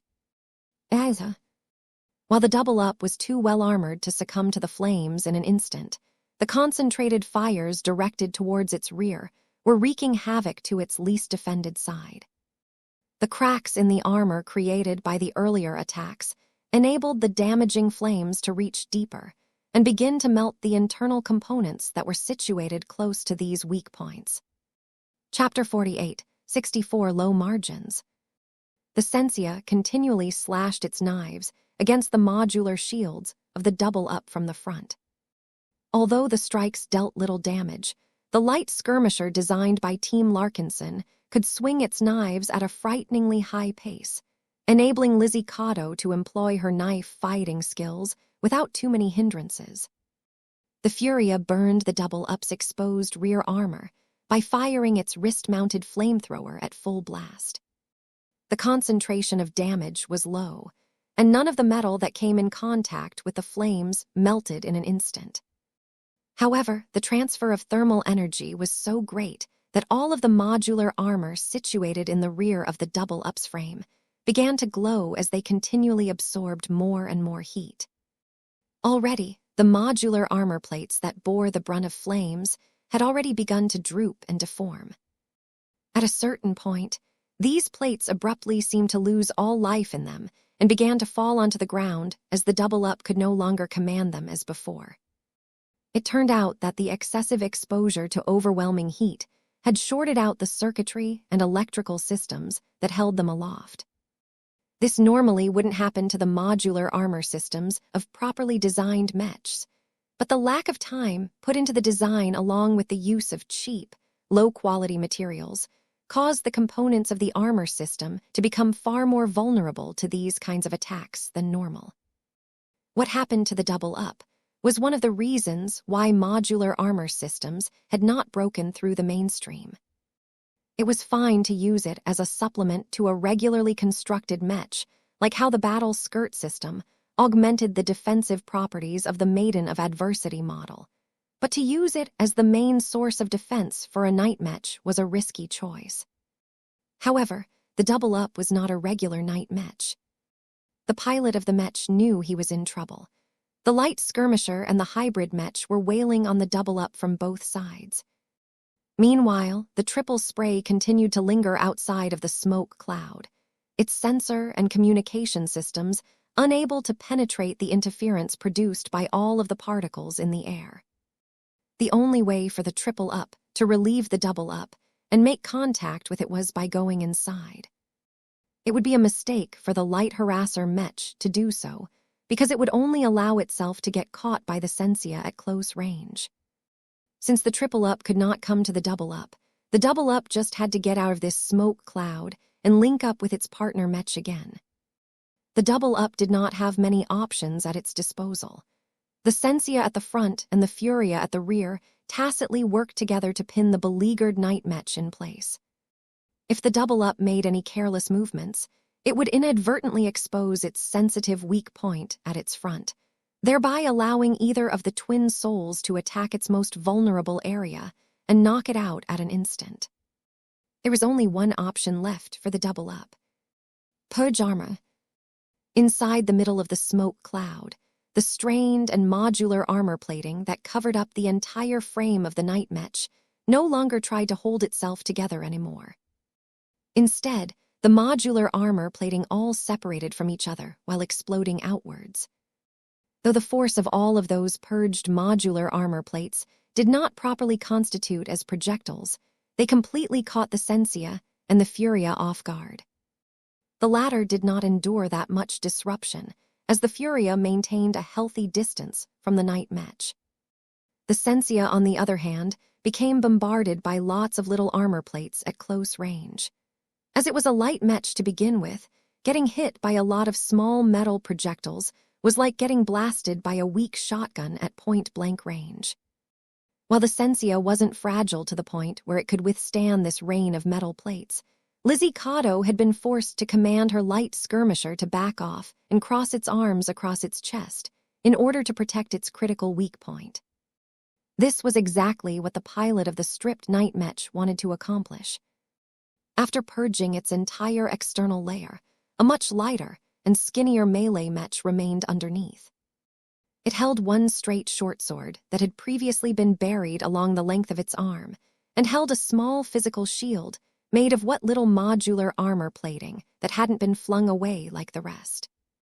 The smaller and nimbler night Mech successfully managed to slip away and run outside of the radius of the smoke cloud. So this is why Beatrice Hendricks called her work the double-up. Vess sounded impressed as he, along with everyone else, watched the night Mech reach its second stage. The arena had special optical tech that allowed observers to look through the obscuring smoke cloud and accurately witness what was happening underneath. Otherwise, any battles involving smoke would turn into an unwatchable mess. Vess closely studied the design of the Mech underneath the Mech. Despite having lost almost all of its modular armor plating through a sudden purge command, what was left did not look like an easy machine to take down. The second stage form of the double-up initially looked like a light skirmisher that tried really hard to pretend as if it was a night Mech, but failed. However, Vess and many other Mech designers began to look impressed, as this was not exactly the case. This was not a mere cute version of a night Mech. The current form of the double-up was definitely a light Mech, but it no longer fit into any neat categories. It possessed greater speed and agility than before, but it could not catch up to the likes of the Sensia and the triple spray. Its frame was actually a little thicker and more resilient than average light Mechs, but it did not strictly reach the standard of a defensive Mech anymore. It possessed a small-sized shield made out of modular armor plating that came with a bit of flexibility, but it could not resist nearly as many blows as a genuine defensive shield. Nobody could figure out the right word to categorize this Mech. Is it a light night Mech? Maybe we should call it a swashbuckler Mech. It's a general melee Mech. I bet it has not even reached its final form. Whatever it was called, the double-up did not take much time to demonstrate that it could still put up a mean fight even if it had shed much of its protection. The twin souls had moved out of the smoke cloud and taken stock of their adversaries. The first clash between the two sides came out in favor of Team Larkinson, but its advantage was not as overwhelming as it looked. The triple spray had not yet been hit and only depleted a portion of its energy and ammunition reserves. The double-up may have lost a considerable proportion of its previous combat power, but its downsized form was still in good condition, as its modular armor plating had absorbed the vast majority of the attacks that landed on its frame. The Sensia did not look as fine as before. When it had turned around to attack the double-up, it had exposed its rear to the triple spray. All of the bullets that struck the rear of the light skirmisher had dented or cracked a lot of the thin and fragile armor that protected its internals. While the Sensia had been able to shake off the attacks of the triple spray fairly quickly, its rear armor could no longer endure any further attacks. The Furia had been spared of any damage so far. Its defenses were in the best condition out of the 4 Mechs in the arena. Its ammunition reserves had dropped by over half. All of the shotgun shells took up a lot of capacity. The hybrid Mech couldn't carry too much of them, so it was a grave concern that it could only fire its shotgun a bunch more times before it ran dry. The shoulder-mounted missile launchers had served their purpose after firing their only payloads. Bobby Orwell had already activated the purge command that caused them to detach from the Furia and reduce its encumbrance. The wrist-mounted flamethrowers also had a low capacity to begin with. After firing them at the rear of the double-up at its maximum possible rate, its propellant reserves had dwindled down to less than 20%. This was still enough to pose a threat against lightly armored mechs, but there was no doubt that the double-up and the triple spray would be wary against this threatening weapon system. The only weapons on the Furia that could still keep firing were its integrated luminar crystal guns. Their low power and high efficiency made it so that they did not burden the hybrid mech too much. After both sides regrouped and took stock of each other, they began the fight anew. All four mechs moved around in order to evade any incoming attacks and make it harder for their opponents to strike their crucial weak points.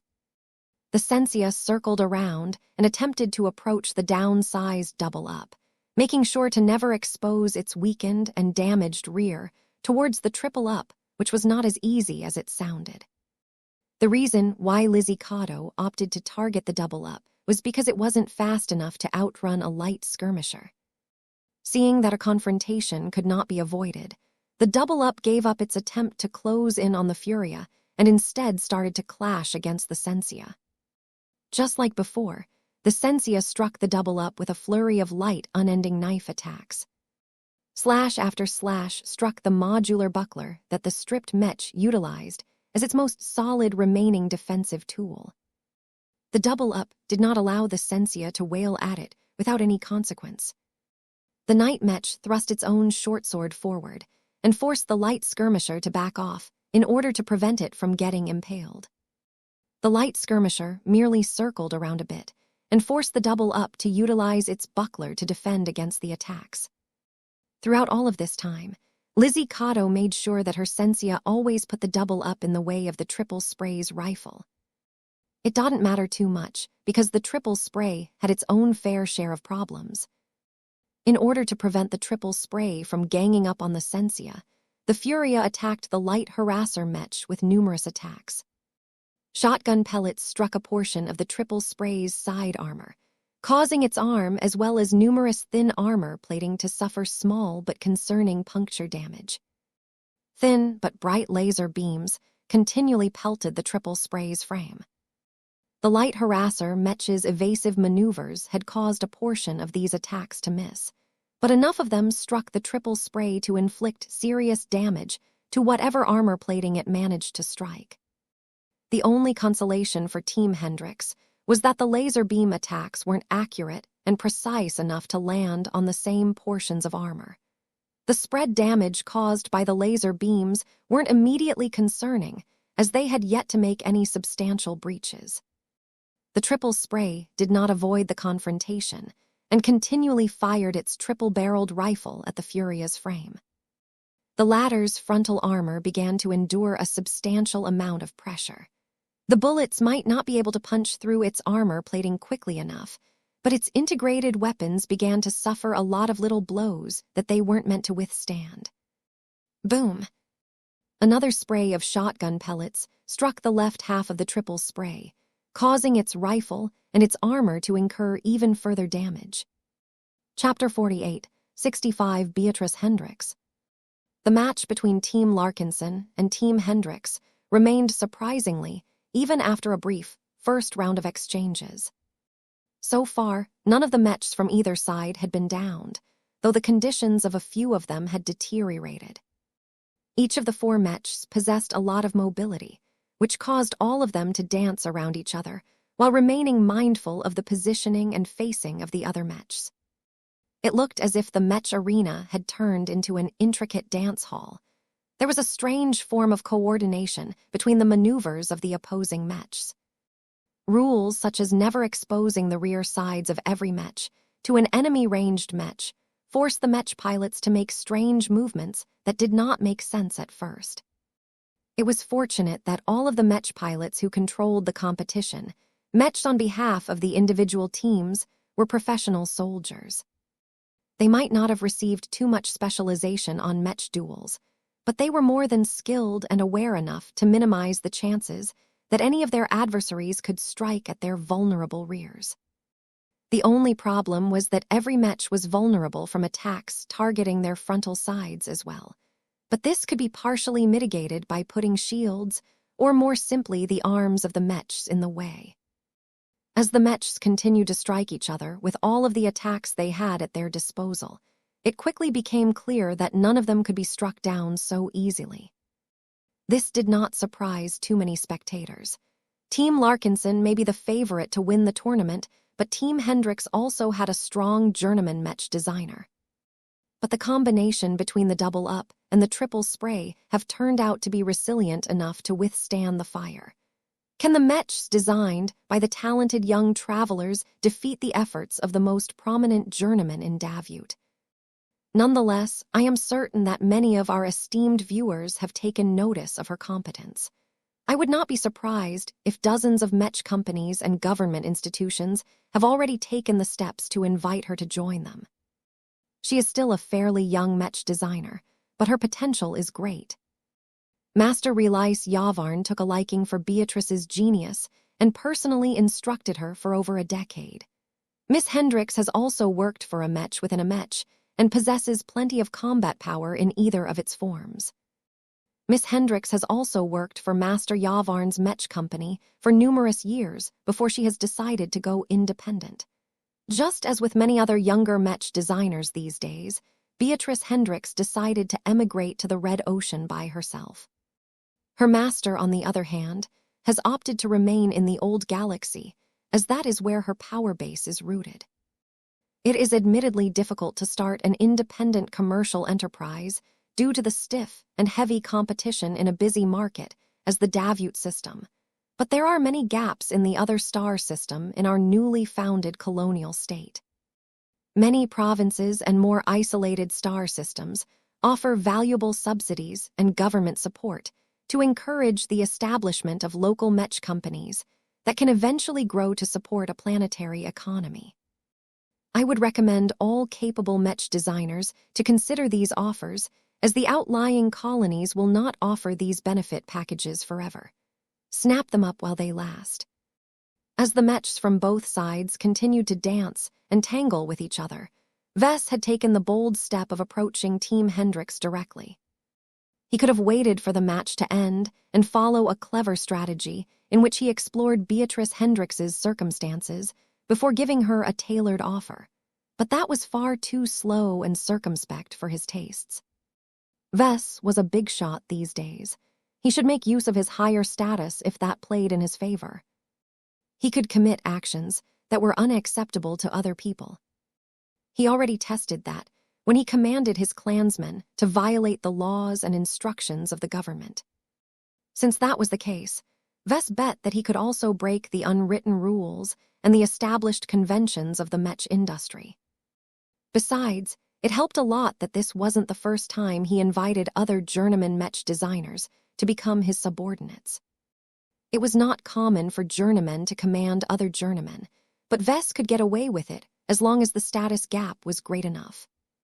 The only potential issue this time was that Beatrice Hendrix clearly did not possess the demeanor of an average journeyman. She was not only the direct disciple of a master Mech designer, but clearly possessed a lot of confidence in herself. Beatrice did not run off to the Red Ocean in haste, but made a careful decision to find more development space in the new frontier. Davyut was probably not that important to her. While the port system may be a potential destination for her, there were still plenty of other human-occupied star systems where she could ply her trade. If Beatrice planned to leave the Krakatoa Middle Zone and continue her journey to another zone, then this may be the only window of opportunity for Vess to approach her in person. Vess always found it easier to convince difficult people to cooperate when he could talk to them in person. He hoped that his charm would clinch him another deal once again. "Larkinson," Beatrice Hendrix spoke up first as she noticed his approach. "Have you come to invite me to join your clan?" Vess did not expect her to be so direct about this topic. Her strong opening threw him off guard, but he quickly rolled with it as there was no harm in exposing his true intentions. "Yes, I assume you have heard of our clan before.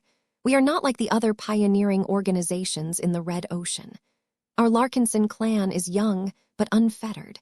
We have grown faster and adapted a lot more effectively to the new frontier than other organizations. Due to our high growth, we have a constant need for talented Mech designers to join our team and fulfill our growing demand for excellent Mechs. Would you be interested in becoming a part of our family? Beatrice Hendricks continued to maintain her stony demeanor. She calmly listened to Vess' opening pitch, but shook her head as soon as he finished. You have done well yourself, and your clan is an example to every pioneering organization in the Red Ocean. That said, I have studied you Larkinsons before and concluded that I would not be a good fit in your company. Vess frowned a bit. How so, Miss Hendricks? For one, all of the stories I have heard and documentation that I have read about your clan emphasizes that becoming a Larkinson is permanent. That is not acceptable. I do not want to devote myself to your clan for the rest of my career. I would like to reserve the right to quit my job and either start my own Mech company or join another one. Are you prepared to accommodate this demand? Vess could have weaseled around the truth, but the permanence of joining the Larkinson clan was one of the most important reasons why every clansman became so intimate and trusting with each other. The clan would lose an important pillar if he made membership more transient. Our clan is meant to be a tight-knit community where everyone treats each other as family, he responded. So no, I cannot make an exception to this rule. Then I do not see what else we can talk about. Your clan falls outside of the list of organizations that I would be happy to join, Beatrice said as she crossed her arms. That was a clear answer to Vess. While he could probably come up with other arguments that might cause Beatrice to take a second look at his clan, he could not really do anything about the requirement that everyone joining the clan would be a permanent member of it. He had too many secrets to allow his clansmen to run around free and without any supervision. Still, he did not give up yet. He still had a number of cards to play that might convince Beatrice to overlook a few problems. What if I tell you that our clan is on track to being promoted to a first-class organization? The female Mech designer raised her eyebrow at Vess. I have heard that before. Many Mech designers and companies have tried to impress me with this claim, but none of them have ever succeeded. Our chances are better than theirs, Vess retorted. For example, it is no secret that my expeditionary fleet has managed to find and rescue a missing first-class scion from an alien battleship. The story is a bit long, but what is important is that I successfully forged a connection with the Uraltavik clan that is based in the Omter Republic. So you have gained a few favors. That is far from being able to become a first-rater. Don't underestimate those favors. My clever children are all being primed to enroll into first-class virtual schools. They have already passed the demanding tests and are currently being tutored in various first-class subjects so they can keep up with their peers. Even if I myself cannot become a first-class Mech designer so soon, one of my children should definitely be able to graduate as one with my support. That caused Beatrice to take a more serious look at him. Vess had proven that he wasn't making empty boasts, but that he pursued a concrete strategy to uplift himself and his clan. While Vess continued to convince Beatrice to take a serious look at his clan, the fight down below continued to escalate. As the light harasser Mech and the hybrid Mech continued to exchange blows with each other, both sides knew that this dance couldn't continue forever. Just after the Furia fired one of its last remaining shotgun shells, it abruptly pulled out the last throwing axe it carried on its bandolier and began to rush forward in preparation to throw it forward. The triple spray immediately backed off and prepped its legs to make a sudden evasive sidestep. However, just before the Furia threw its final throwing axe forward, it had abruptly pivoted its own direction towards another adversary and launched its throwing axe towards the rear of the double-up. The pilot of the stripped Mech received an alert that prompted him to move his Mech out of the way. Evade. Chapter 48, 66 Exhaustion. The Mechs couldn't fight much longer at this pace. Each of the Mechs had been moving around a lot, which meant that they used their energy reserves at a much higher rate than was sustainable. Normal mechs could keep going like this for quite a while, but tournaments usually restricted the amount of energy that mechs could have in order to prevent them from stalling matches for hours at a time. The matches of the Twin Weapons tournament obviously weren't meant to last that long, so the rules had been rather heavy-handed about limiting their maximum energy reserves. The mech pilots participating in this tournament were all aware of these limitations. Even if they used their best possible means to reduce the amount of energy they were expending, their mechs were still moving closer to exhaustion with each exertion they made. When the Furia had thrown its final axe towards the back of the double-up, the latter had to use an extreme maneuver to get out of the way. Its abused frame groaned as plenty of components strained under the heavy force that it was trying to summon. The double-up succeeded at dodging the axe, but it paid a considerable price by moving out of the way. 2 strikes from the Furia's integrated luminar crystal laser guns accurately managed to add another pair of scorch marks onto the double-up's damaged armor. Despite the relatively thin layers that protected the stripped night mech, its final layer of protection held up remarkably well against the attacks it had endured up to this point. Beatrice Hendricks might excel in designing modular armor systems, but that did not mean she was unable to design regular armor systems. The protective layers that wrapped up the lighter frame had performed admirably and highlighted their creator's talent and skills once again. Unfortunately, all of the abuses that the double-up had suffered caused it to be pushed closer to the brink. Lizzie and Bobby recognized this. They might not understand the technical side of mechs all that much, but their experience, intuition, and observation abilities allowed them to know that the double-up was like a house on the verge of collapse. The 2 mech pilots took action without needing to exchange any words. They inherently understood each other's intentions on a subtle level. Even though neither of them had a good idea of what their partner had in mind, their shared training and understanding of each other's fighting methods enabled them to coordinate their actions on the fly. They're trying to finish off the double-up. The Sensia and the Furia threw aside all considerations in an effort to take down the toughest and most resilient mech they fought against so far. The double-up, for its part, could do little but to move away while raising its sword and modular buckler for a final stand. There was no way for the double-up to open up any distance to its current adversaries. It may have shed a lot of armor, but it was never really designed with speed in mind. Beatrice Hendricks possessed a lot of strengths as a mech designer, but she rarely focused on imparting her works with greater mobility. Aside from that, the forced dodging maneuver it performed just a few seconds ago had also caused permanent internal damage that caused it to move a little less smoothly than before. With 2 different mechs ganging up on the double-up, the latter mech ultimately decided to stop its flight. Instead, its pilot decided that if his mech was likely to go down, the least he could do was drag down an enemy mech while his machine could still fight. The Sensia is taking serious damage. While 3 of the mechs converged upon each other, the triple spray had not remained idle. It had previously been firing its triple-barreled rifle at the Furia, but its weapon did not seem to have much of an effect against the hybrid mech. Now that the Furia had stopped exerting pressure on the triple spray, the light harasser mech was completely free to turn its gun towards its original target, which was the Sensia. Lizzie Cotto winced as the light skirmisher under her control started to sound alarms due to all of the bullets that sprayed against the side of the machine. Some of the bullets even managed to strike the damaged rear armor at an angle.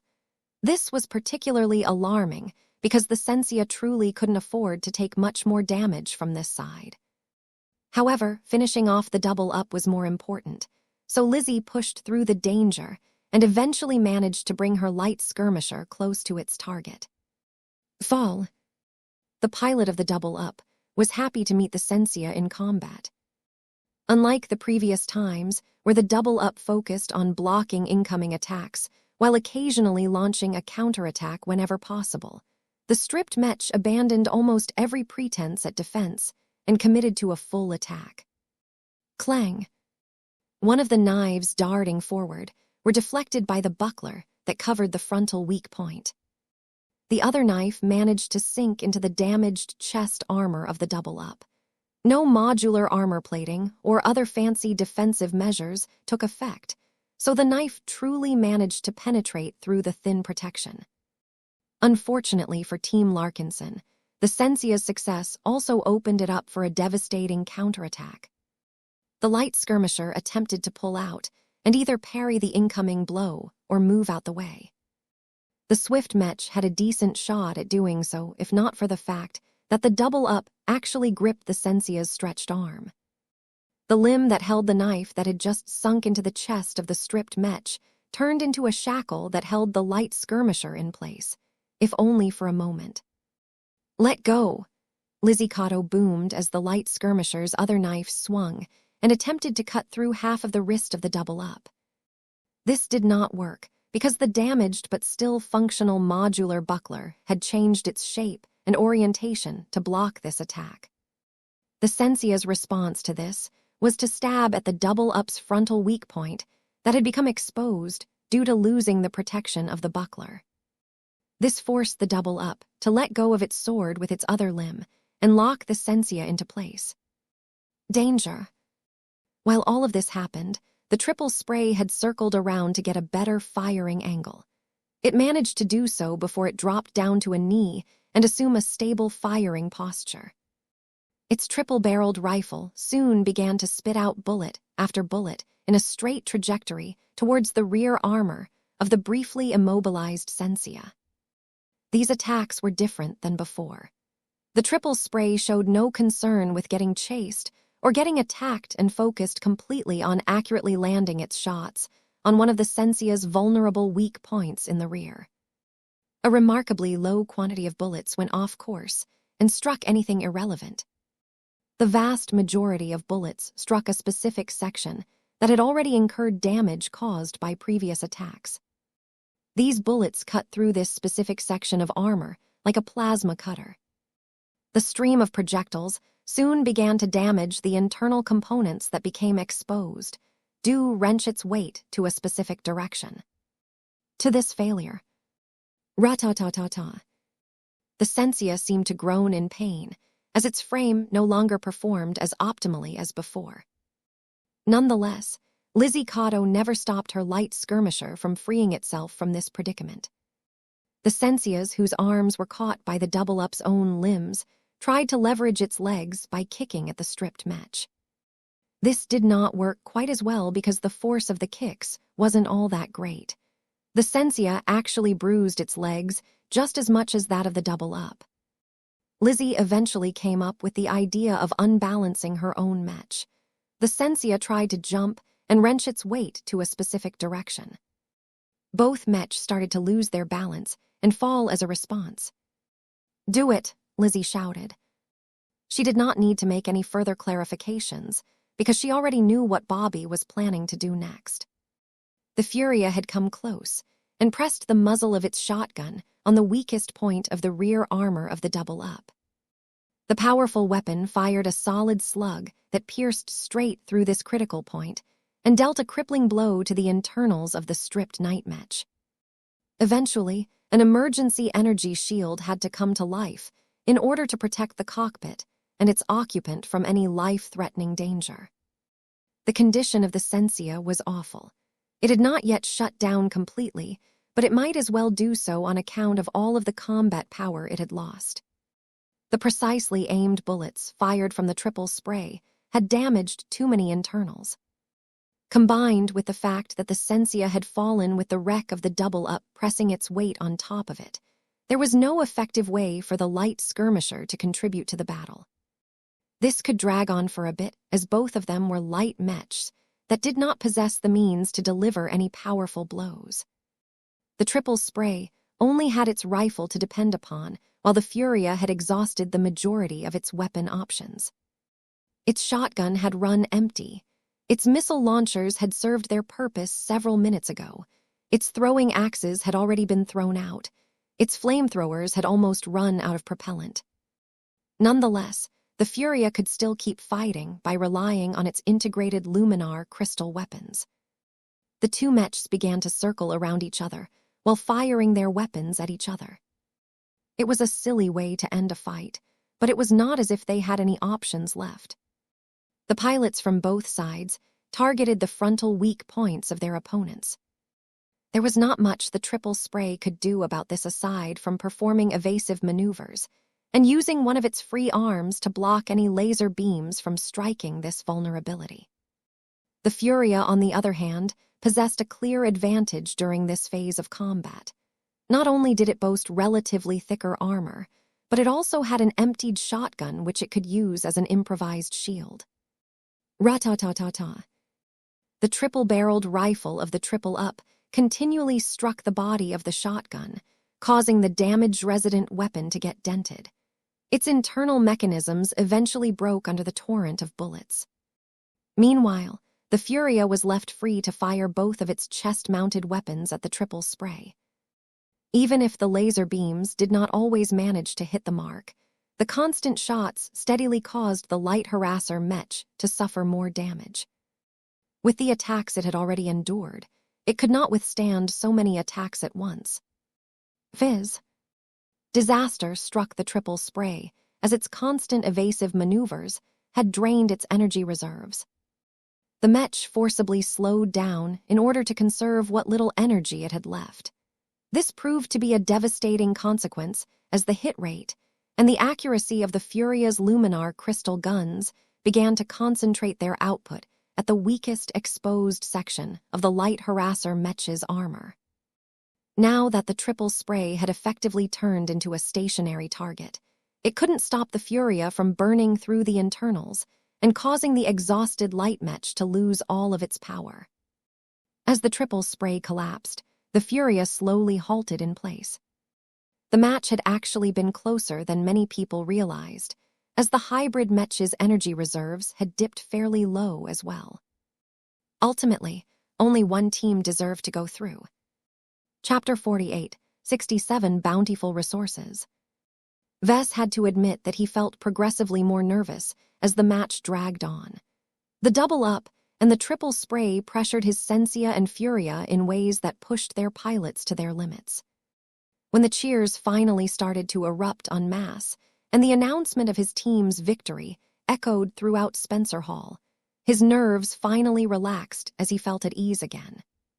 Outwardly, Vess made sure to maintain an unceasingly confident and unflappable image. Inwardly, he looked like a nervous wreck near the end of the match. If not for the fact that the double-up finally went down and the triple spray ultimately lost a battle of attrition, Vess might have ended up in a completely different state after the match had ended. It was always embarrassing for the clear favorite to win the tournament to get eliminated in the early rounds. The expectations placed upon him did not allow him to fail and falter so soon. He needed to make it to the end. Only then would he be able to live up to everyone's inflated image of himself. As the fallen and exhausted Mechs were being moved off the arena field, Vess knew he couldn't stay in the waiting room any longer. Every team received a limited amount of time to conduct repairs and perform modifications on the competition Mechs. Neither the Sensia nor the Furia had come out of this match unscathed and urgently needed repairs. Their torn and dented armor particularly needed to be renewed. He turned his attention back to Beatrice Hendricks. To her credit, the journeyman Mech designer maintained her composure as the announcers declared that her team was finished in the tournament. There were no second chances in a single elimination bracket. One loss was all it took for the journeymen to lose their ticket to greater fame, prestige, and prizes.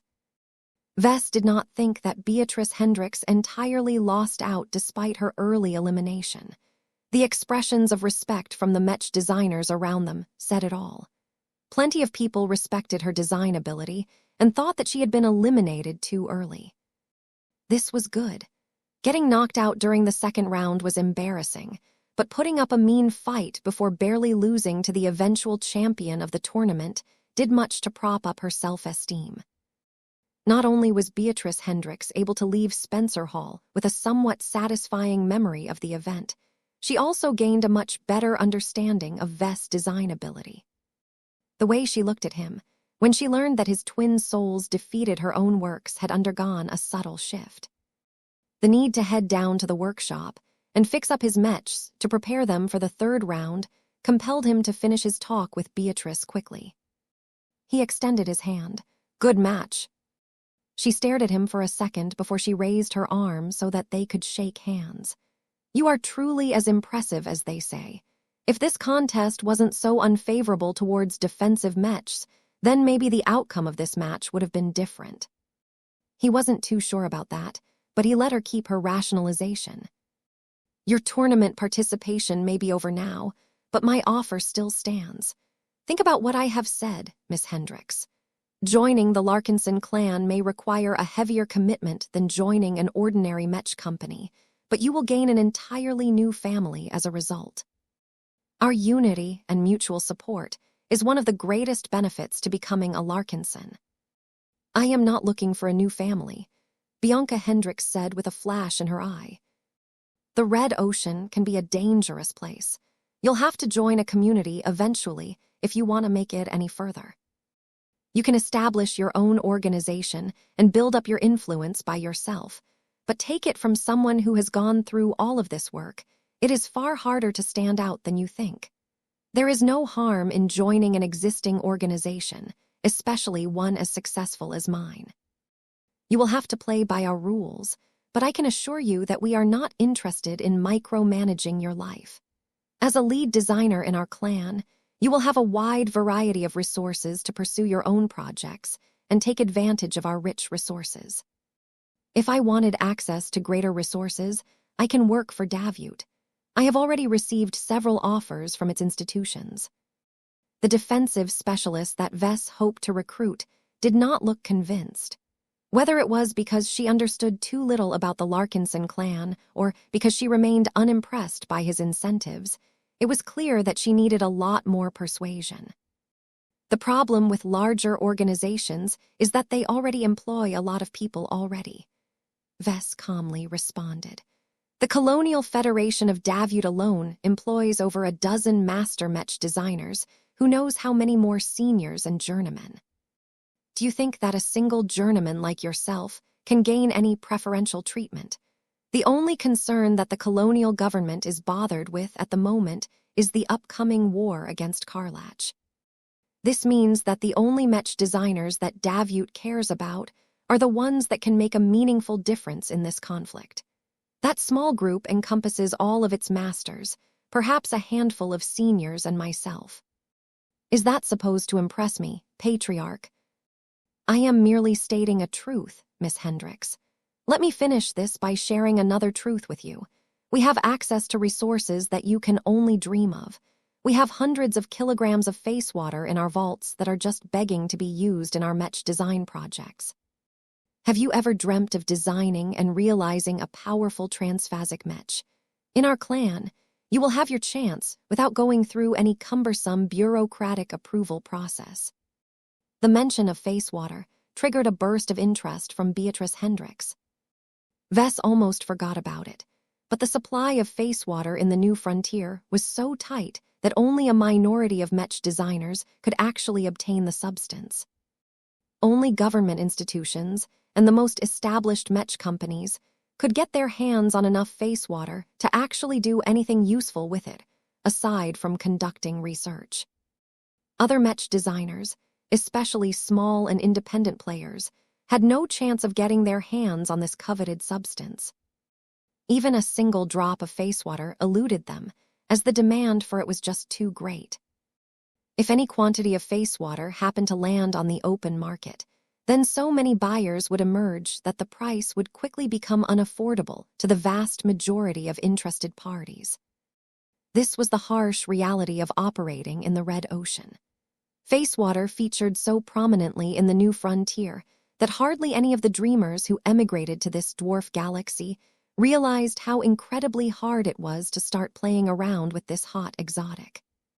One of the reasons why so many mech designers eagerly flocked to the Red Ocean was because they wanted to explore all of the possibilities that face water opened up. Vess guessed that Beatrice Hendricks was no different. "Do you truly have so much face water?" she asked in a somewhat skeptical tone. Vess grinned. "Just watch the recent news about our clan, and you'll find out about all of the phase whales and alien warships that our expeditionary fleet has smashed. If there is one certainty in the Red Ocean, it's that the aliens always have face water on hand.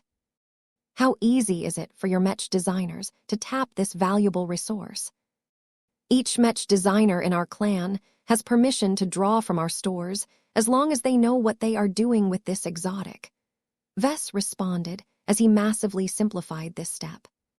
"If we somehow run out of the hundreds of kilograms of face water that we already plundered, then we'll just go out and hunt another alien warfleet.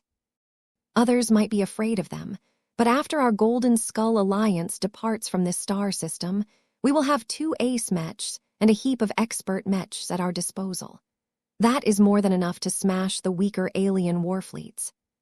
The mention of ace mechs caused Beatrice to look at Vess with a lot more respect.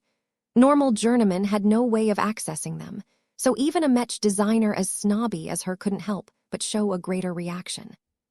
"Face water isn't everything," she responded as if to convince herself to resist the temptation of this powerful exotic. "I have heard stories of all of the battles your fleet has fought. The dangers of taking part in your expeditions are not trivial." Vess shrugged. "You are right, but the rewards are worth it. Plundering resources is the easiest way to get lots of valuable materials, and there are aliens abound in the Red Ocean that are valid targets for humans like us. Face water is just one of the goods that we can accumulate through these lucrative expeditions. We also have containers filled with advanced alien technology and materials. Do you need inspiration from studying salvaged alien gadgets? You got it. Do you need salvaged first-class materials to build a super-strong mech? You got it. We have so much of this stuff that our clan has been forced to sell it off in order to free up the cargo holds of our starships. Do you think you can gain access to all of this rich tech and materials as a mere journeyman in any other Mech company?" The answer was most likely no. A journeyman was not a big deal in the big government research centers and large Mech companies that had the clout and funding to gain access to these goodies. It would be the masters and the seniors who would claim all of this for themselves. Time was running out, so Vess could no longer continue his pitch. He started to turn around. "Think about what I said. Do your research if you wish. I can guarantee you that no other organization is able to offer you terms that are nearly as generous as mine. Our clan is young but incredibly successful. There are no stuffy masters hanging over our heads, just fellow journeymen such as you and I. This is an unprecedented opportunity for you to ride the tide of the Red Ocean and start working with the face water that is driving so many Mech designers crazy." With that, he stepped away, leaving Beatrice Hendricks to stew over his words by herself. Vess had planted a seed in her mind. Whether it would gain sustenance and bloom into a beautiful flower remained to be seen, but he had done the best he could to push her thoughts in the right direction. His steps briefly halted as he swept his gaze towards the surrounding Mech designers. "I am sure you have all paid attention to what I said. If you are interested in what my clan has to offer, then you don't need to wait for me to extend a direct invitation. You are welcome to approach our recruitment office and show off your qualifications. We are looking for young but talented journeymen to expand our team, and if you think you have what it takes, then what are you waiting for? Glory and fame awaits those who are willing to make the jump. Did you travel all the way out to the Red Ocean because you wanted to change your life? Or are you resigned to doing the exact same kind of boring design assignments that you were working on in the past, just in a different environment? The choice is in your hands." Fires lit up in the eyes of dozens of Mech designers as they heard his pitch. Each journeyman possessed dreams, but the reality of the new frontier had forced them to bury most of their ambitions. Vess had managed to use his words to dig them up and reignite their hopes. He was sure that more than a couple of the journeymen would be applying to join his clan by the end of the week. Chapter 48, 68 Testing Skills. Though the match between Team Larkinson and Team Hendricks had passed, a lot of people and commentators still discussed the thrilling battle. It was as if they had managed to watch the finals a few rounds in advance. Wes Larkinson is clearly more advanced in his journey as a Mech designer than any other Mech designer in the field, while Beatrice Hendricks is a rising star who is quickly catching up to all of us old fogies. Not only that, but modular armor needs to be powered in order to reach their full potential, and that adds another significant burden to the Mech in question. The logistics simply aren't worth the effort of fielding a large amount of Mechs that rely on modular armor that regularly needs to be replaced. Think of how much better modular armor systems will perform after they become transphasic. Compared to the cost of face water, applying them in a more advanced defensive system is not that important anymore. As long as the slightest chance exists, it is not worth the risk of employing this overly complicated toy. We all happen to live in a reality where Team Larkinson managed to gain the upper hand. The tech and design employed by Beatrice Hendricks demonstrates a deep mastery of her own design applications. The sophistication of her modular armor system and the soundness of her Mech-within-a-Mech design shows that she is a talent that stands above the mundane. It truly is a waste for her to roam around the stars as an independent. She can do so much more if she has access to greater resources. While the commentators continued to praise Beatrice Hendricks, a different discussion took place down below. As Wes and Juliet moved to the workshop, where their beaten competition Mechs awaited repairs, the latter chuckled. "You certainly gave those Mech designers food for thought." Juliet grinned at him. At least half a dozen of those journeymen in the room looked as if they had to force themselves to remain rooted on the spot. They would have swarmed you and begged to join your clan if they had less self-control. Wes snorted. The ones who beg the hardest are usually the most worthless Mech designers in the crowd. My words are mainly directed to the Mech designers who are still on the fence, but who can still be attracted by the incentives that I just threw out. Whether they will bite is still a question. I find that most interested Mech designers quickly turn away as soon as I mentioned that joining the Larkinson clan is a permanent decision. The inability to back out makes it sound as if I am tempting them to sell their souls to me. How stupid. Is it? Once anyone joins the clan, they turn into your property. You own us like you own your Mech designs. You may care for us all, but in the end we are a means to an end. That is a highly inaccurate characterization. I don't treat you all like pawns. We're family. That is the core tenet of our Larkinson clan. Sure, there is definitely a utilitarian purpose to everything that we do, but a family is no different. The best way to take care of each other is to make sure that everyone is useful in one capacity or another. All of the journeymen that have joined our clan have progressed by leaps and bounds depending on how long they have been with us. You cannot deny this truth. Juliet crossed her arms. You frequently remind us all that everything has a price. Each of us who have come to join your clan have indeed received a lot of benefits from you, but is it true that you have taken even more from us? You are the ultimate beneficiary of this trade. Do not deny it. We are not that stupid. I never assumed you were.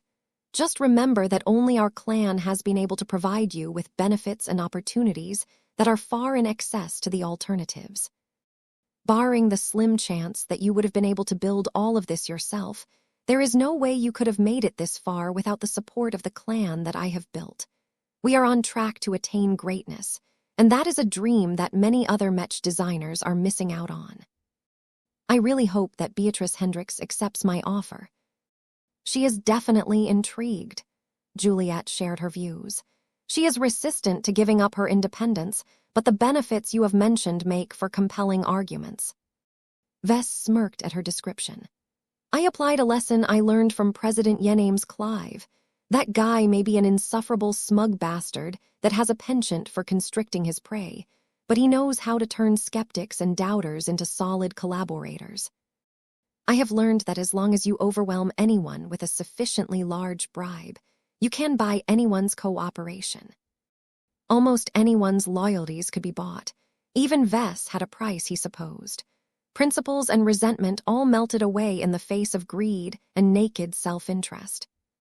The only humans who were truly incorruptible were high-ranking Mech pilots and swordmasters, but these nutcases introduced their own fair share of problems. Vess sighed as he and his partner reached the damaged Mech that awaited repairs. Let's focus on preparing for the next round. We will need to fix up our Mechs as best as we can, especially if we have another tough fight on the horizon.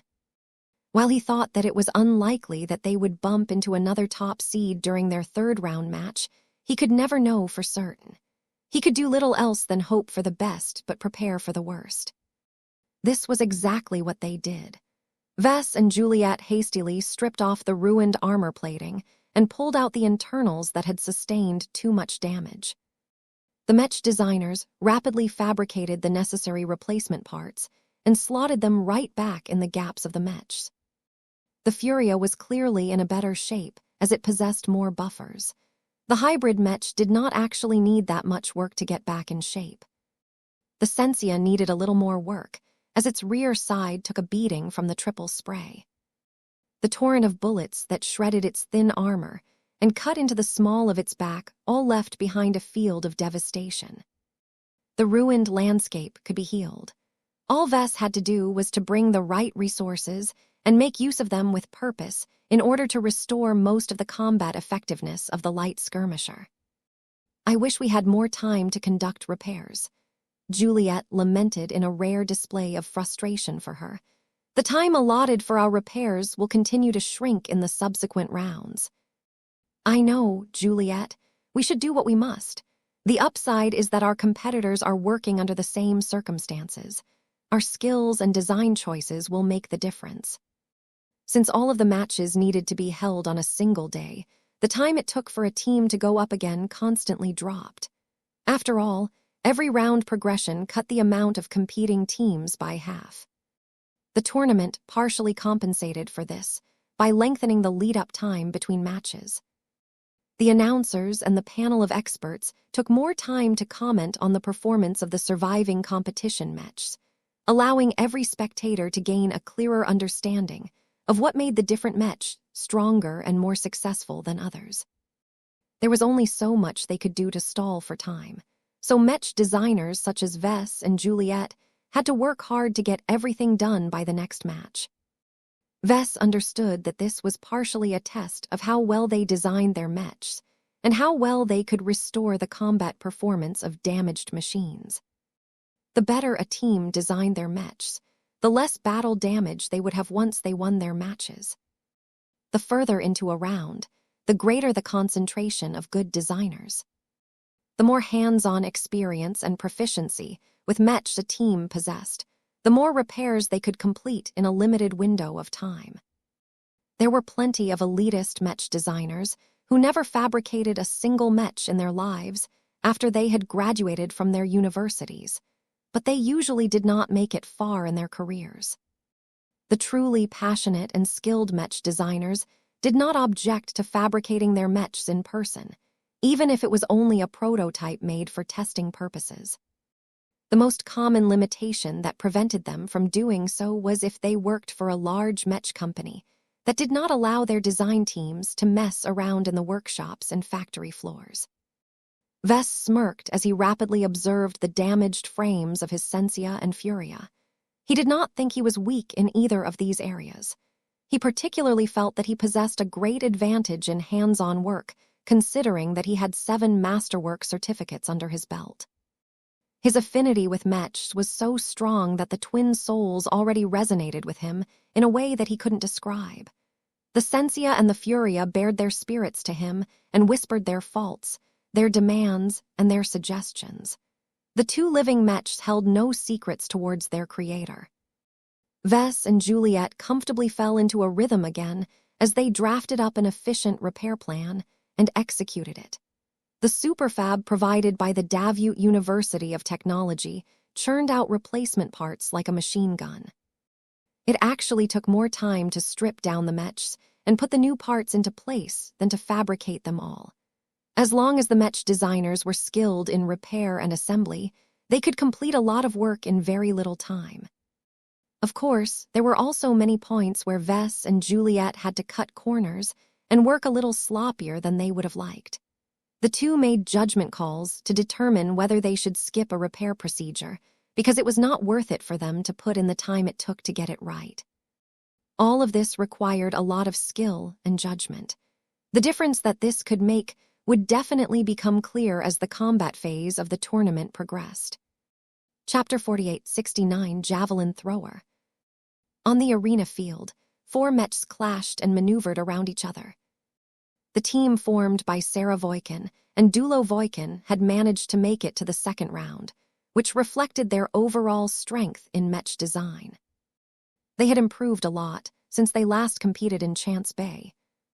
Joining the Larkinson clan, gaining access to a lot of learning resources, receiving a lot of autonomy in their schedule and work tasks, had done much to advance their design philosophies and expand their repertoire.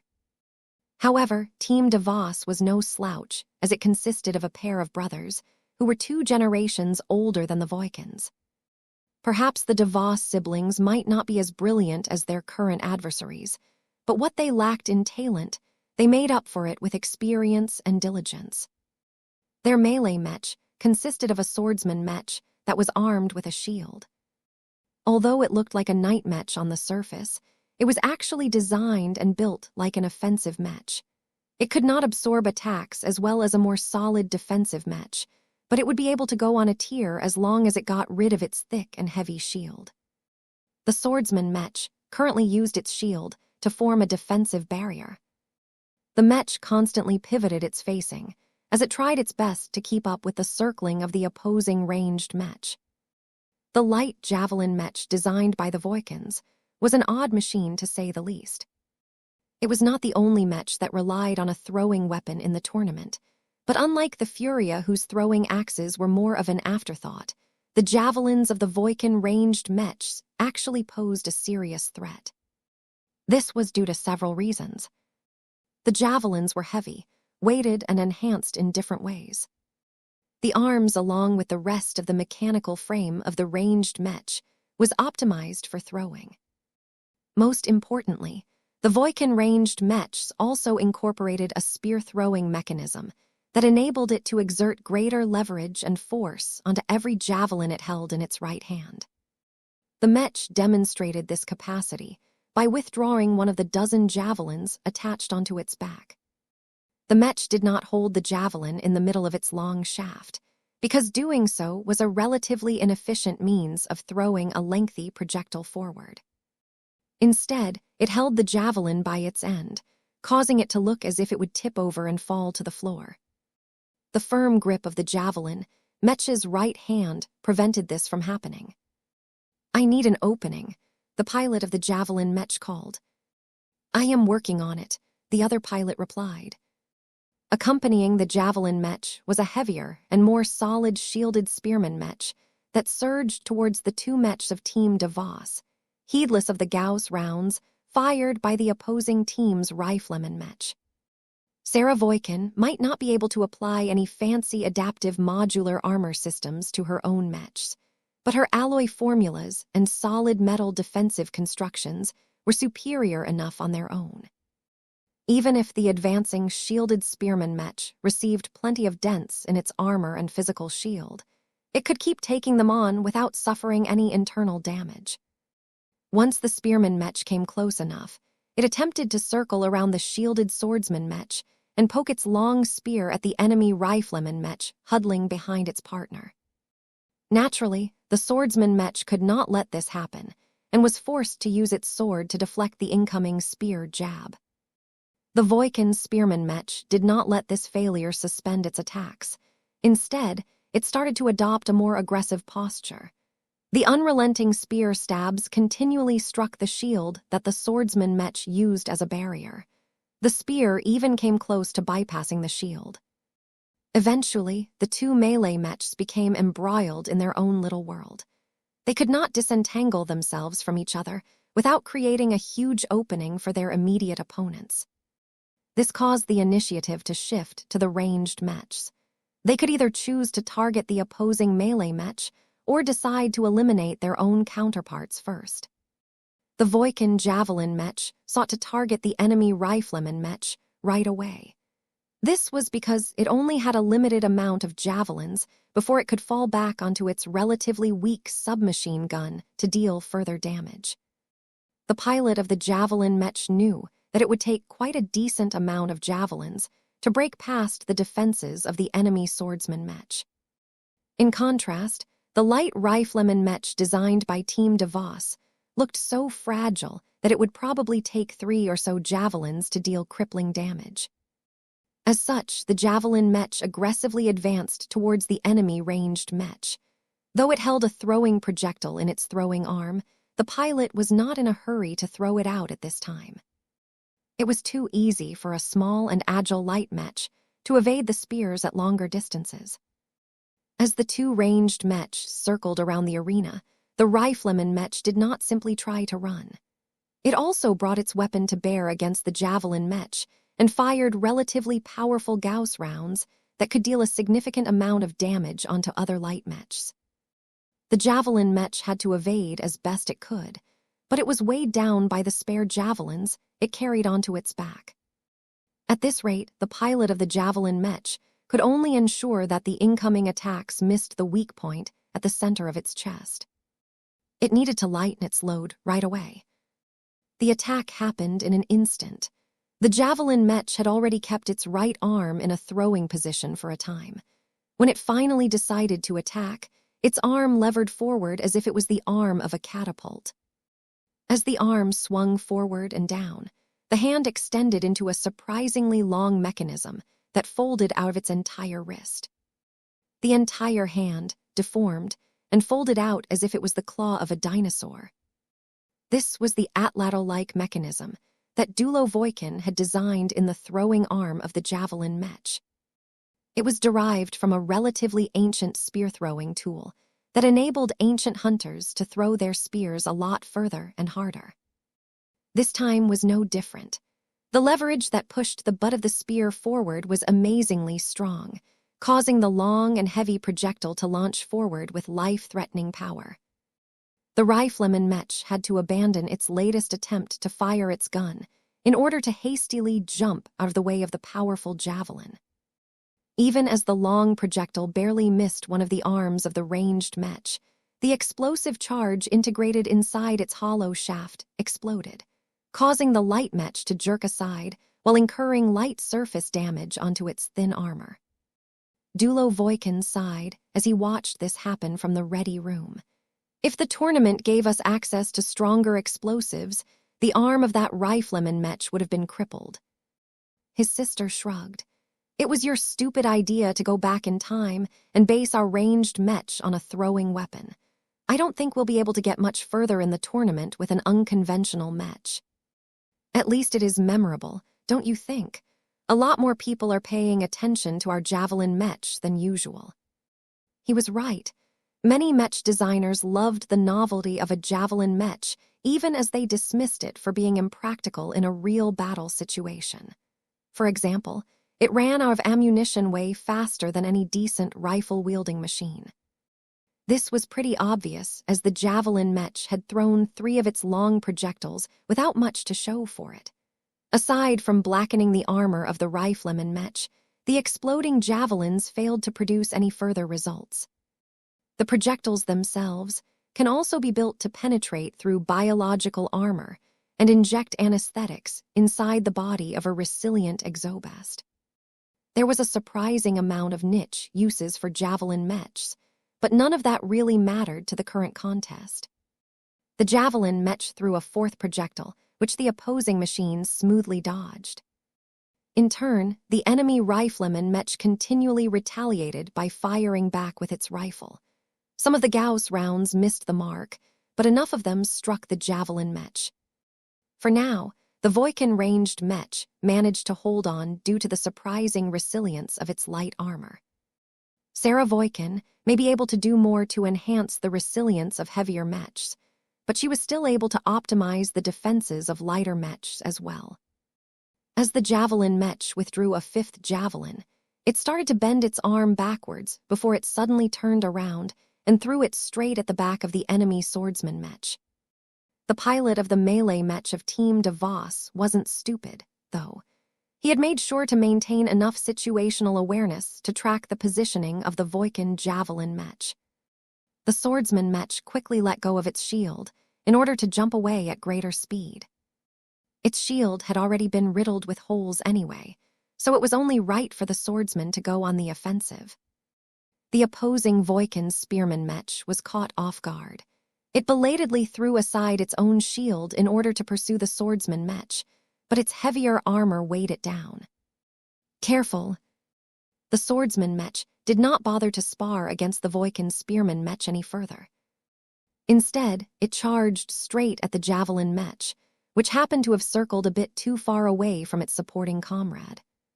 While the javelin Mech tried to distance itself, it quickly retracted another javelin and threw it straight at the advancing swordsman Mech at a lower angle. The pursuing machine could see the projectile coming well in advance and already dodged to the right. Yet before the javelin could pass by, it had actually changed its orientation mid-flight, causing it to extend as if it was made out of sections connected by chains. This chained javelin entangled one of the legs of the swordsman Mech, wrapping around it as if it was trying to turn into a lock. This strange action did not seem to hinder the swordsman Mech all that much, but the javelin Mech quickly fired another javelin. This time, the swordsman Mech hadn't been able to evade the next attack as well as before. Its other leg became entangled in chains as well. The third javelin that flung forward seemed to home in on the legs as if they were attracted by magnetism. It ultimately formed a strong bar that connected to the two chains. This made it seem as if the advancing swordsman Mech had suddenly been locked by a spreader bar. Though the strong mechanical strength of the legs quickly caused the hasty locking mechanisms to warp and tear apart, the damage had already been done. The swordsman Mech lost its balance due to the interruption of its steps and tripped. It actually worked. Before the swordsman Mech could push itself upright again, the Voikin spearman Mech finally caught up and thrust its spear straight through the exposed rear of the fallen machine. Chapter 48, 70 Repairability. As Vess and Juliet fixed up their mechs so that they could fight once again, Bobby Orwell and Lizzie Cotto reviewed their performance in their past matches and figured out better ways to use the Sensia and Furia in combat. All of their efforts produced great results. The twin souls possessed significant advantages over most of the other competition mechs. Their designs were more sound, while the physical frames were well put together. At the level of competition in the twin weapons tournament, these technical advantages translated to slight advantages in speed, defense, shock absorption, reaction speed, range of motion, balancing, firepower, mechanical strength, and more. Team Larkinson also had another advantage that became increasingly evident as it advanced into the later rounds. Its mechs were always in better shape than that of their opponents. The delay between the rounds had dropped considerably. Only 9 matches were held during the third round, and only 4 fights took place during the fourth round. This mechanism rewarded teams whose mechs were stronger. After all, in theory, the greater the disparity in performance, the less damage the winning side incurred. Less damage meant that the mech designers needed less time to fix up their mechs. This became a lot more evident during the third round. When Team Larkinson matched up against Team Poulter, the mechs presented by the latter made for an unusual combination. It appeared that Team Poulter had spent all of their time on fixing up their striker mech, which was armed with a shotgun that was larger and more powerful than the one held by the Furia. The dedicated striker mech also carried a lot more shells, allowing it to fire its formidable weapon a lot more times without worrying about running dry. Team Poulter's light skirmisher, on the other hand, looked as if it had run through a battlefield and only received patches on its largest holes. The mech designers could have repaired their damaged light skirmisher to its peak condition, but they chose not to because they needed to ration their time. The results of their decisions became evident. Team Poulter's Mech started out strong. The Striker Mech immediately managed to blast the Sensia, causing the light skirmisher to get struck by an uncomfortable amount of pellets. Bobby Orwell did not delay and immediately fired the Furia's complement of smoke and EM missiles. However, their effect was surprisingly small. It turned out that Team Poulter had made targeted modifications to their mechs to shield their sensor systems and other vulnerable systems from disruption. Aside from that, the Striker Mech that got caught in the middle of the smoke cloud had begun to move away as quickly as possible before anything else happened. This forced the twin souls to fight against the mechs of Team Poulter in a more straightforward clash. The Striker Mech was clearly the biggest threat to the Larkinson machines. The Sensia was especially vulnerable to its shotgun, as it was a direct counter to all light mechs. However, neither Bobby nor Lizzie concerned themselves too much with the Striker Mech at first. Take out the light skirmisher first. While the enemy Striker Mech tried its best to blast the Sensia to pieces, the Furia unloaded all of its firepower towards the opposing light skirmisher. The Poulter light mech tried its best to evade the incoming laser beams and shotgun attacks. It also did its best to use the Striker Mech as cover, but with the Sensia circling around to pressure it from another direction, it became more difficult to maintain this strategy. Eventually, the Furia managed to strike the legs of the damaged enemy light skirmisher, causing it to fumble at a critical moment. Lizzie Cotto immediately spotted an opening and dashed her Sensia forward. A single knife punched through the thin covering material on the center of the opposing light skirmisher's chest. It proceeded to cut through a number of key components, causing the faltering machine to lose a lot of power all of a sudden. The rest of the match did not last too long after that. Once Team Poulter's light skirmisher had been taken out of action before a minute had passed, the twin souls immediately utilized a classic pincer maneuver to terrorize the surviving Striker Mech. The well-armored but sluggish machine only managed to fire its shotgun at the Furia a few times, before the daggers stabbing into its back finally caused it to shut down as well. If the Striker Mech and the light skirmisher both entered the arena in their peak conditions, then the match should have become much more even than the farce that has just ended. Team Larkinson Mechs had just concluded a difficult fight against the Double Up and the Triple Spray designed by Team Hendrix. Yet once the third round commenced, the mechs of one side are in a considerably better shape than the mechs of the other side. What does this reveal? That makes much more of a difference than you realize. Not only is Team Poulter slow to repair their damaged machines, its mech designers also do not fully understand how to design their mechs with repairability in mind. Both their Striker Mech and their light skirmisher take around 20% more time to repair than they should due to the inclusion of overly complicated components and the design choices that make the repair and replacement process more tedious and time-consuming than necessary. They are expected to operate in rough terrain and take damage from enemy attacks. Repairability is a particularly important criteria for military mechs. They must be built to operate under the most punishing circumstances. If they get knocked down, they must be able to get back up as soon as possible. No complaints. If a mech model is too much of a diva to endure regular punishment, then it should disappear and make way for superior products. The panel of experts did well to highlight the value of repairability and explain how relevant it was in a mech design tournament like this. But Vess did not believe the senior mech designers employed by the DUT understood the full picture. They are ignorant of living mech side of our works, he complained to Juliet. Can you blame them, Vess? Even our pilots don't really know what they are doing yet. Unlike the other Davitan mech pilots that only need to familiarize themselves with the quirks and properties of their competition mechs, Bobby and Lizzie must also learn how to cooperate with their living mechs. The mech pilots from the federal military of Davut may have encountered living mechs before, but they never piloted them in person, as the Larkinson clan currently did not supply them with any of its products. Bobby and Lizzie had undergone the equivalent of a crash course in living mechs. While it helped a lot that Vess had taken the lack of familiarity of the Davitan Mech pilots into account when he designed the twin souls, there was still a lot of depth to his works. No amount of simplification could rob his living mechs from their varied and comprehensive features, many of which were rather subtle and obtuse.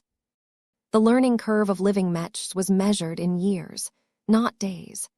The earliest mech pilots to come into contact with living mechs, such as Melker, Janzi, and the rest of the old gang, occasionally experienced surprise as they discovered another useful function of their machines. This phenomenon illustrated a profound truth. It wasn't just the mech pilots that were learning to work with their machines. The living mechs also possessed the capacity to learn and adapt to their mech pilots. Whenever Vess inspected the spiritual foundations of his two machines, he saw that they had become more and more in tune with their assigned pilots. This was a normal process that happened every time a new living mech came into contact with a new pilot. What was different was that Vess had made targeted adjustments and changes to hasten the process of adaptation. After all, the combat phase of the Twin Weapons tournament only lasted for a single day. Team Larkinson only had to win a few more matches to win the entire competition, so Vess had to make sure that the Xenia and the Furia did their utmost to assist their pilots in action.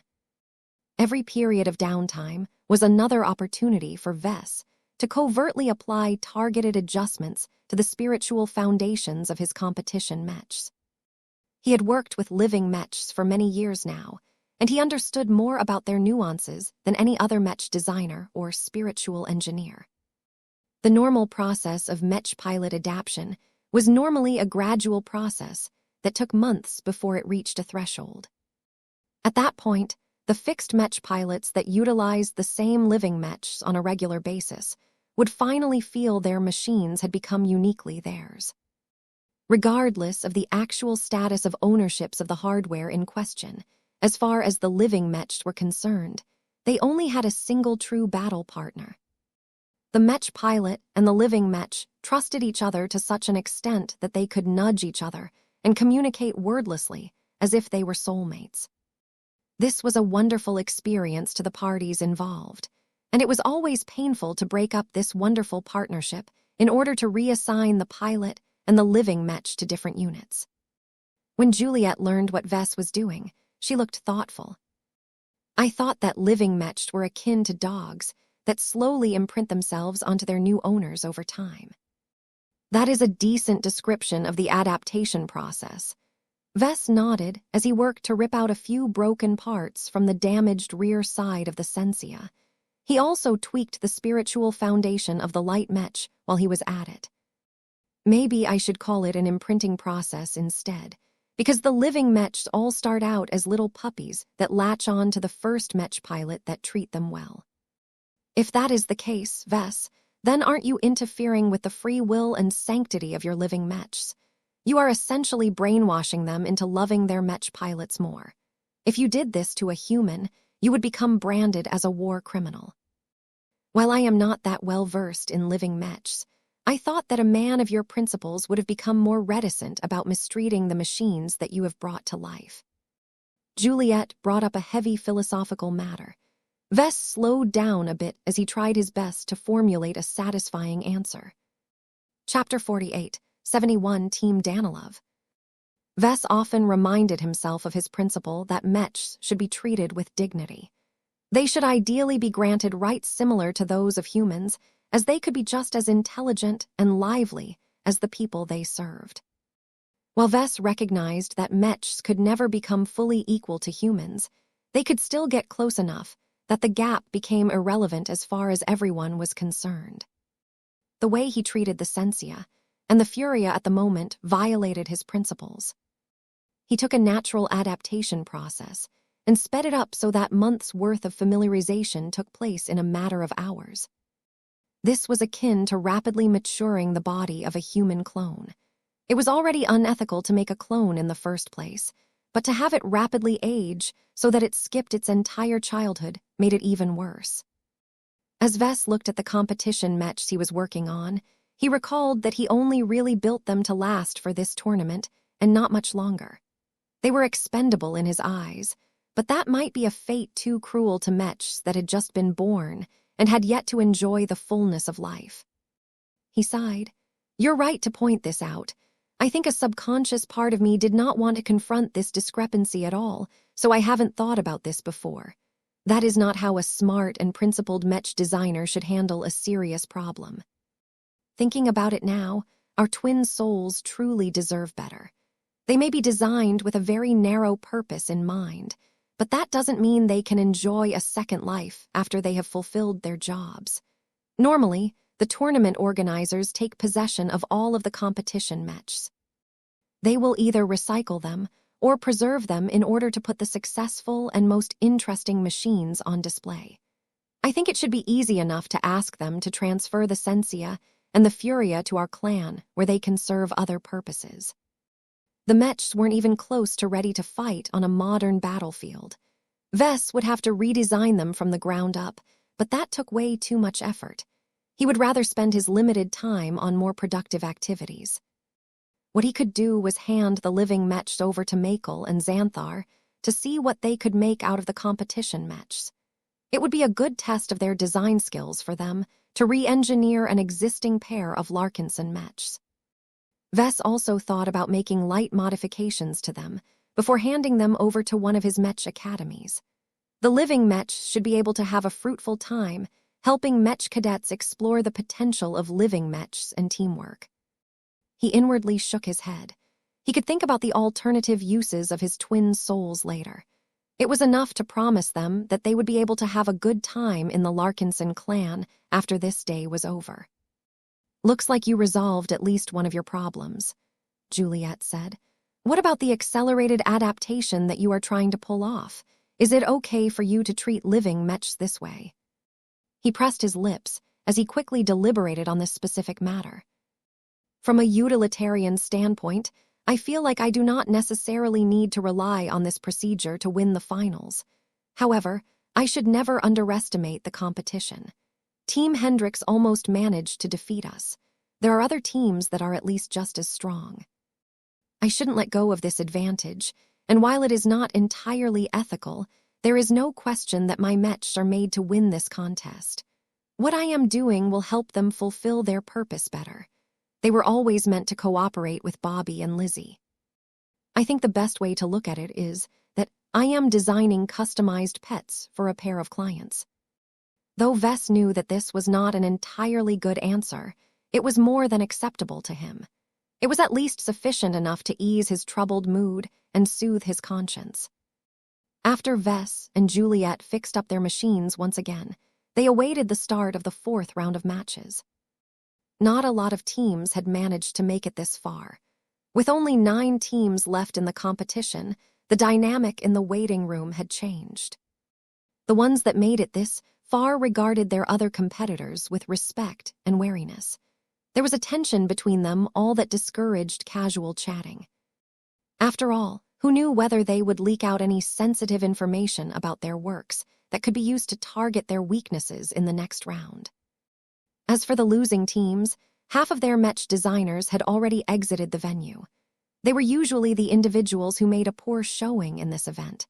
Their Mechs got crushed too quickly, while the panel of experts did not mince their words when they picked apart a lot of flaws. The ones that remained at least managed to earn enough respect to preserve their pride and hold their heads high. "Go get them, boss," Dulo Voikin said as he clapped his palm on Vess' back. "The Mechs developed by Team Danilov aren't pushovers. My Mechs would have been able to fight against yours if it wasn't for our defeat in the earlier round. Our Javelin Mech and our Spearman Mech did manage to poke a lot of holes in the enemy Mechs. I hope that helps." Vess gazed over at Team Danilov. He wasn't familiar with them, but he understood their type. They were yet another pair of older and more experienced journeymen. In fact, the ones that managed to make it to the later rounds tended to be over 60 years old. There were geniuses among the younger generation of journeymen.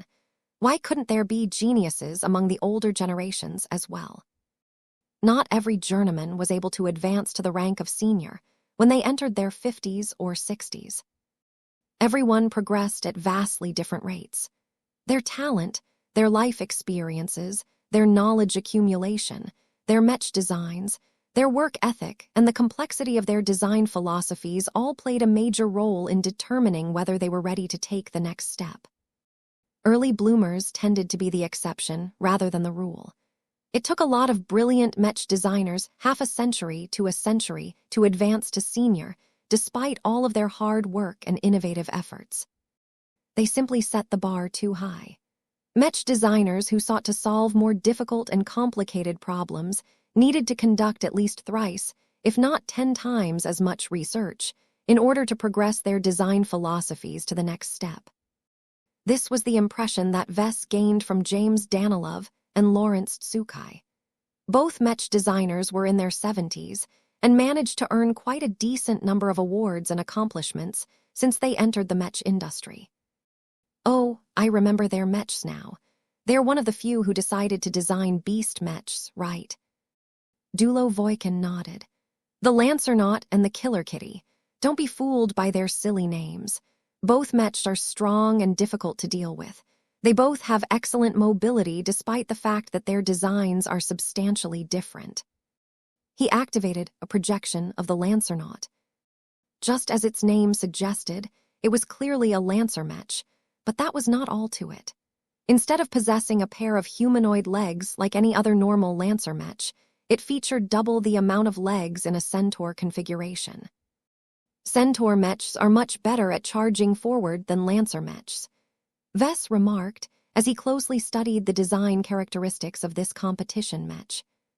Aside from the obvious advantages of having double the amount of legs to do most of the work, their mass can easily be twice or thrice as much as an equivalent humanoid Mech, yet still be able to maintain comparable speeds. The formula for momentum is P equals M multiplied by V. The amount of force that a Centaur Mech can channel through its lance is much greater than that of a smaller and lighter humanoid Mech. That's right. This is also the main reason that the Spearman Mech designed by my sister, and I got knocked out so soon.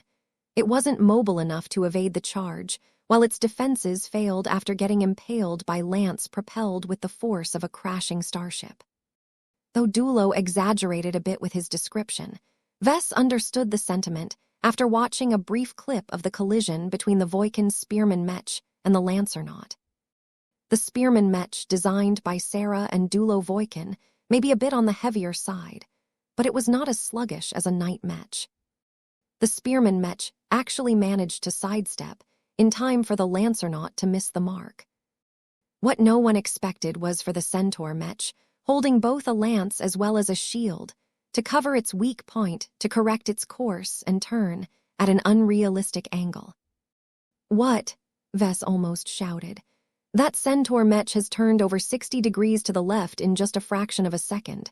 How is that possible? It was as if a speeding shuttle managed to turn around the corner of a building. The amount of forces required to make this happen were immense, and the load on the mechanical components of the Mechs was not low. The footage replayed and zoomed in on the legs of Centaur Mech. Vess could see that they did not look like an average set of legs for this Mech type. They had been reinforced and altered so that they could also push out to the sides with much greater strength than usual. James Danilov is a beast Mech designer who is known to design Mechs like this. He specializes in inertial redirection, so all of his beast Mechs are known for being able to turn and shift direction a lot faster than usual, Dulo explained. In the previous 2 rounds, the Lancernaut already showed off the ability to turn faster, while it had already built up a lot of linear momentum. However, it only turned 30 degrees at most. The Lancernaut even missed a few times, because its targets managed to jump just outside of the way of the incoming lance. This spoke of strategy and forethought. The Mech pilot of the Lancernaut deliberately undersold the full capabilities of the Centaur Lancer Mech. It was only when Team Danilov matched against a fairly powerful opponent like Team Voikin that the Lancernaut exposed its true strength. Wait, Vess said. Being able to turn 60 degrees in an instant might not be its limit. What is the record for all of his Centaur Mechs? Dulo briefly looked up the information. 90 degrees, but that is an extreme cause where James Danilov had been dared into making a single machine that could do this.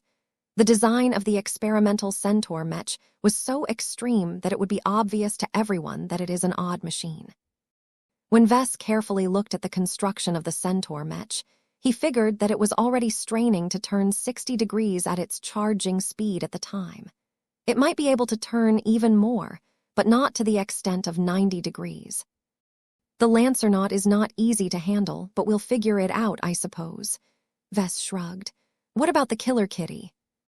Oh, it's an annoying light tiger gun mech.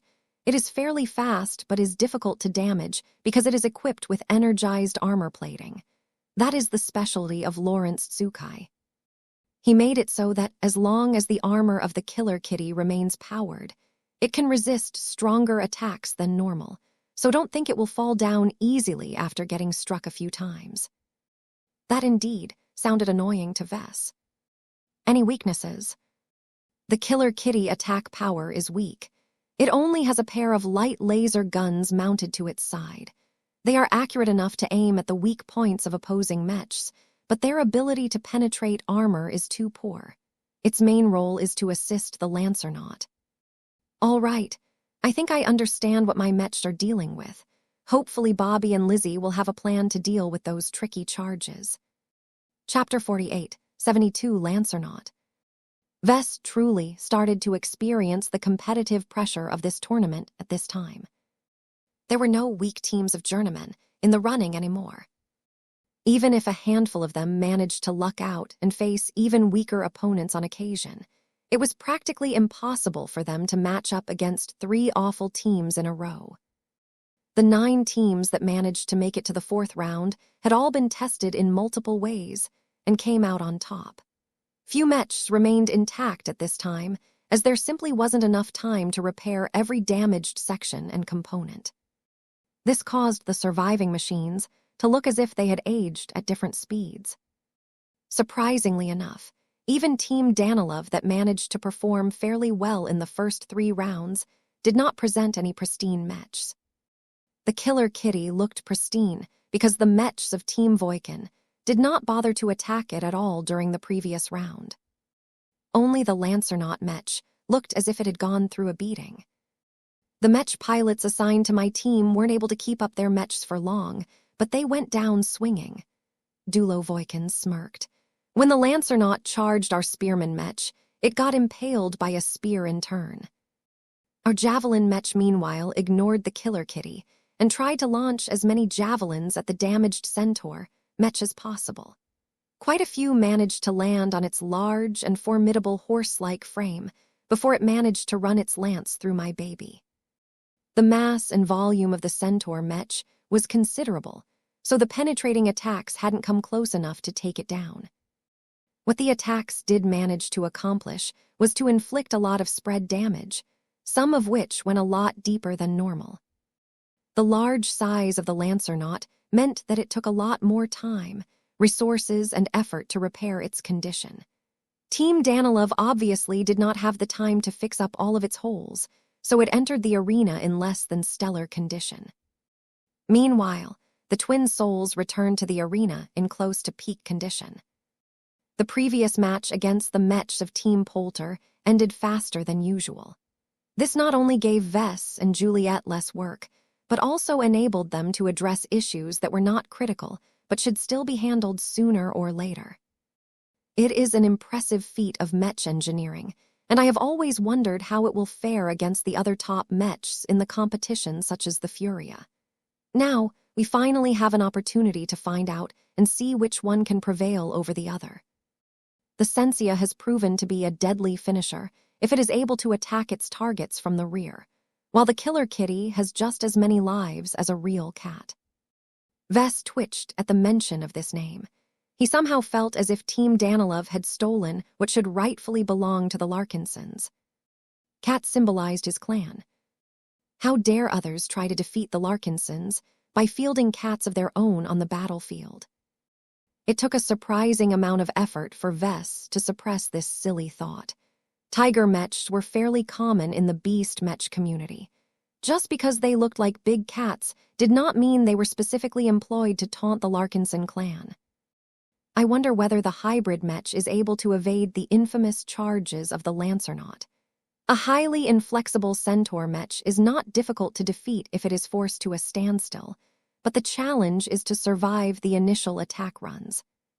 The area of the arena is also too small to give ranged Mechs much time to cripple a melee Mech from a comfortable distance. If its pilot is skilled and lucky enough, one of its weapons might be able to deal crippling damage to the Lancernaut by exploiting the battle damage that Team Danilov has only hastily managed to patch over. As the commentators prattled on, the Mechs all got in position and started to go over their attack plans.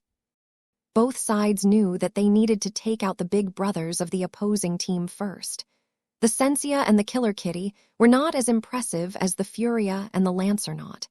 The former Mechs complemented the latter ones.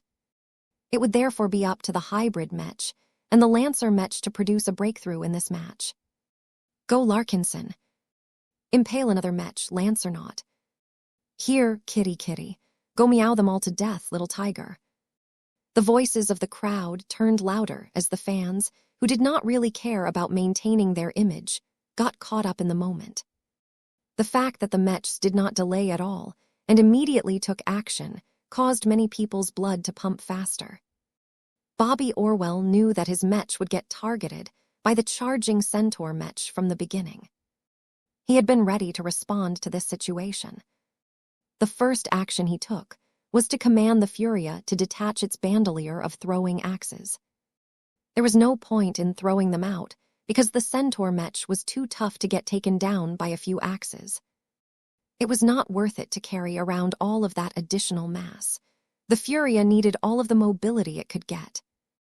The second action taken by the Furia was to fire its full complement of missiles before detaching its cumbersome missile launchers in a hurry. What was strange was that they did not strike the Lancernaut or the immediate area around it. The centaur Mech moved around too much for the smoke to obscure its sight for longer than a second. Instead, the Furia directed its smoke missiles to detonate almost as soon as they launched in front of the hybrid Mech. The immediate area around the machine became shrouded in smoke, making it a lot harder for the Lancernaut to pin down its target. At the same time, the smoke cloud broke the Lancernaut's line of sight. The EMP missiles continued to fly forward and detonated as soon as they came into proximity of the beast Mech. The Lancernaut slowed down for a moment as the EMP discharges affected the machine more than usual. If the Mech was in peak condition, then the EMP attacks would have done nothing as it was fully isolated and shielded against such effects. However, the holes poked into its armor during the previous matches had left a considerable amount of weak points and damaged sections that could not easily be repaired in a short amount of time. The pilot of the Lancernaut adjusted to the changes fairly quickly, and the Mech itself also possessed damage control functions that automatically prevented its condition from deteriorating even further. Ultimately, a confused centaur Mech plunged into the smoke cloud in the hopes that its sensors could detect the hiding Furia fast enough to impale it with a lance. Boom! Fizz! The centaur Mech suffered multiple attacks at an angle. The shotgun slug along with the laser beams had damaged the armor on its flanks and created a few new weak points, but that was all. It was the next attacks that became a lot more serious. 2 gouts of flames started to engulf the centaur Mech as it continued to hone in on the source of the attacks. The flames not only blinded a lot of sensors, but also applied a small but steady amount of damage to the centaur Mech's front. The massive injury it suffered on its front during its previous match became aggravated, as the hasty repairs conducted by Team Danilov proved insufficient to stop the flames from damaging the internals. However, the activation of the flamethrowers completely exposed the position of the Furia. Even through all of the interference, the Lancernaut clearly identified where it needed to go in order to impale the hybrid Mech. It charged forward with renewed speed, despite all of the damage it was taking. Its pilot trusted in the armor and the solid construction of the Centaur Mech and concentrated solely on making its lance hit the mark. There, the Furia cut short its flames and jumped to the side at the most critical timing. Bobby Orwell had to pick his timing extremely well. Too soon, and the Lancernaut would merely change its course in time. Too late, and the Lancernaut merely had to go straight forward to ensure a devastating hit. What happened next caused many spectators to hold their breaths in excitement. At first, the Lancernaut changed its direction, only to stumble for a minor moment as it briefly lost its balance and its smooth trajectory. It turned out that its forelegs had inadvertently landed on the missile launchers that the Furia had just purged. This caused the Mech to slow down just a bit while its pilot lost his concentration.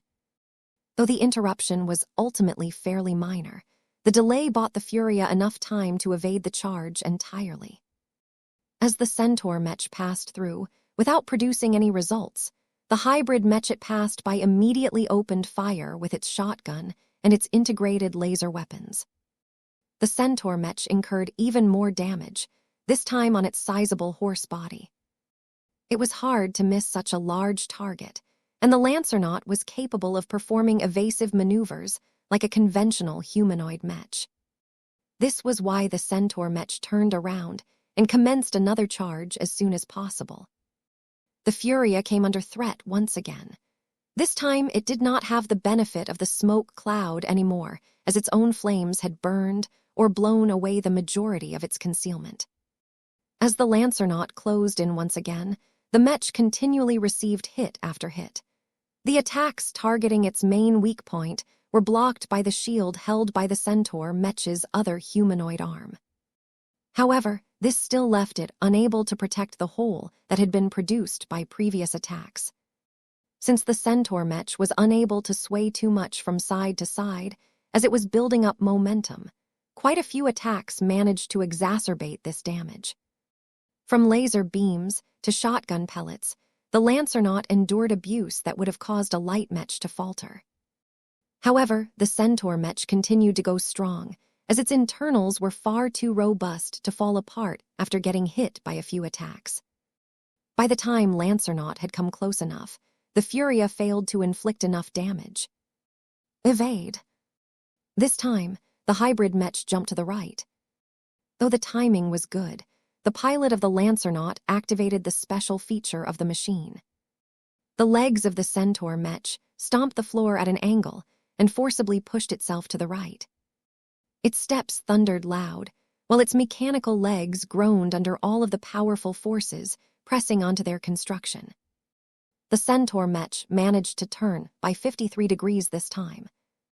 While it was not as good as before, it was still enough for it to pierce its lance through the Furia, if only barely. The sudden redirection had caused the Lancernaut to lose a considerable amount of speed and momentum, but its remaining power was more than enough for its weapon to pierce through the frame. The arm of the Furia shattered from its shoulder, causing the hybrid Mech to lose a flamethrower, but fortunately nothing more. Bobby Orwell had commanded his Mech to jump to the right for a purpose, because that would allow him to preserve the shotgun-wielding arm of his hybrid Mech as best as possible. Just as the Centaur Mech passed by, the hybrid Mech took control of its spinning form and shot its weapon at the distancing beast Mech. This time, the slug struck one of the Lancernaut's rear legs, causing it to slow down and falter. The abuse it suffered from trying to forcibly change its direction, along with the damage it incurred over several matches, had caused a few important components to break. Chapter 48, 73 Ideal Model of a Mech Designer. As the combat phase progressed through the rounds, many people became thrilled and surprised by the performance and the designs of the Mechs fighting in the arena. It was amazing to see what Mech designers managed to whip up in just 48 hours. The proportion of Mech designers and Mech design students within the live audience was great, so plenty of people possessed the technical background to understand how much skill, effort, and vision it took to make those impressive machines. A lot of people came in expecting to see the Mechs designed by Team Larkinson to dominate the competition without breaking any sweat. That did not happen. Instead, they witnessed a struggle as Team Larkinson matched up against at least 2 championship-level rivals in the second and the fourth round. More talents emerged who displayed enough strength and potential to challenge the infamous patriarch of the Larkinson clan. Miss Beatrice Hendricks and James Danilov managed to gain their own fair share of appreciation. Both of them were travelers who had arrived in the new frontier relatively recently and were obviously looking to find their footing in this new and exciting dwarf galaxy. Savvy recruiters had already flooded their virtual mailboxes with invitations, while the envoys from different government institutions waited in line to speak to them in person. This was one of the true reasons why states were willing to hold Mech design tournaments. Even if much of it was boring and relatively uninteresting to the general audience, they always managed to attract promising Mech designers who promptly showcased their value and potential. As a young but growing colonial state, Davut needed all of the excellent Mech designers it could get. It would be a travesty to allow journeymen with the potential to become masters in the future to leave Davut and move onwards to ply their trade in other zones. As the match between Team Larkinson and Team Danilov started off with a bang, the crowd became roused as they understood that the Mechs from both sides wouldn't be going down without a fight. Inside one of the VIP booths, a lot of Larkinsons admired the strength of their Mech designers, while also opening their eyes to the strengths of others that existed outside of the clan. "Wow, a lot of Mechs are so strong," Marvane exclaimed as he leaned forward in his seat. "Why are other Mech designers so strong? I thought Papa was the strongest." "Vess is the strongest for his age and circumstances, but that does not mean he is good at everything," Miles Tavar responded as he assumed the role of a teacher to the children. "His foundation and technical skills are top-notch at the level of a journeyman. However, his specialty is living Mechs, which can't easily be translated into direct combat power. The Mech pilots who are controlling his works in the arena are also completely new to them, so that doesn't help either. Other Mech designers don't have that disadvantage. They can easily design a defensive powerhouse like the Double Up or a simple but unstoppable charging machine like the Lancernaut. Compared to the likes of the Furia, those 2 Mechs are much simpler, but also much more easy to overpower their opponents." "Oh, he means that our Papa isn't good at fighting in tournaments," Andrast clarified for her younger brother. "His Mechs are much stronger when they fight for real, right? We wouldn't have beaten so many aliens if that wasn't the case." Miles Tavar nodded in agreement. "You are correct, young miss. Mech design tournaments are hardly the perfect means to test the strength of Mech designers. In fact, no single measure is truly accurate. Your mother, for example, has never participated in a Mech design tournament in her life. But my colleagues and I respect her and look up to her due to her unceasing effort to pursue excellence in our shared craft." "Who is stronger, our mama or our papa?" I cannot truly answer that question, young man. Many people have formed their own answers, but I implore you not to take their word for it. It is likely that they do not have nearly enough information to form a proper judgment. Mech designers are engineers, and engineers are taught to never make careless assumptions without gathering enough solid proof. The lives of hundreds, thousands, or even millions of people are affected by our decisions. In that sense alone, your father is unquestionably better than virtually every journeyman Mech designer in this zone, and perhaps this galaxy. His Mech designs and his decisions have directly affected the lives of entire states and star sectors. No one in our clan has come close to your father in this aspect." Marvane frowned, causing his face to look much more adorable. "Doesn't that mean our papa is stronger than mama?" "Many people think so," Miles admitted with a restrained smile. "I have worked often enough with your mother back when I was still an apprentice. I think that many people are underestimating what she can do and what she is working on. She doesn't have the unusual advantages of her husband, so she tries her best to work harder in order to keep up with his progress. She does not gain inspiration as regularly as our patriarch, so she must spend more time in her laboratory and rely on trial and error to brute force her innovations. All three children looked at Miles Tavar with amazement. They never heard another Mech designer give so much detailed praise for their mother. I'm confused. Me too. No Mech designer is good at everything. Didn't I tell you that? Vess is a creative engine that comes up with all kinds of dazzling and counterintuitive ideas that often work out somehow, but he has his own shortcomings.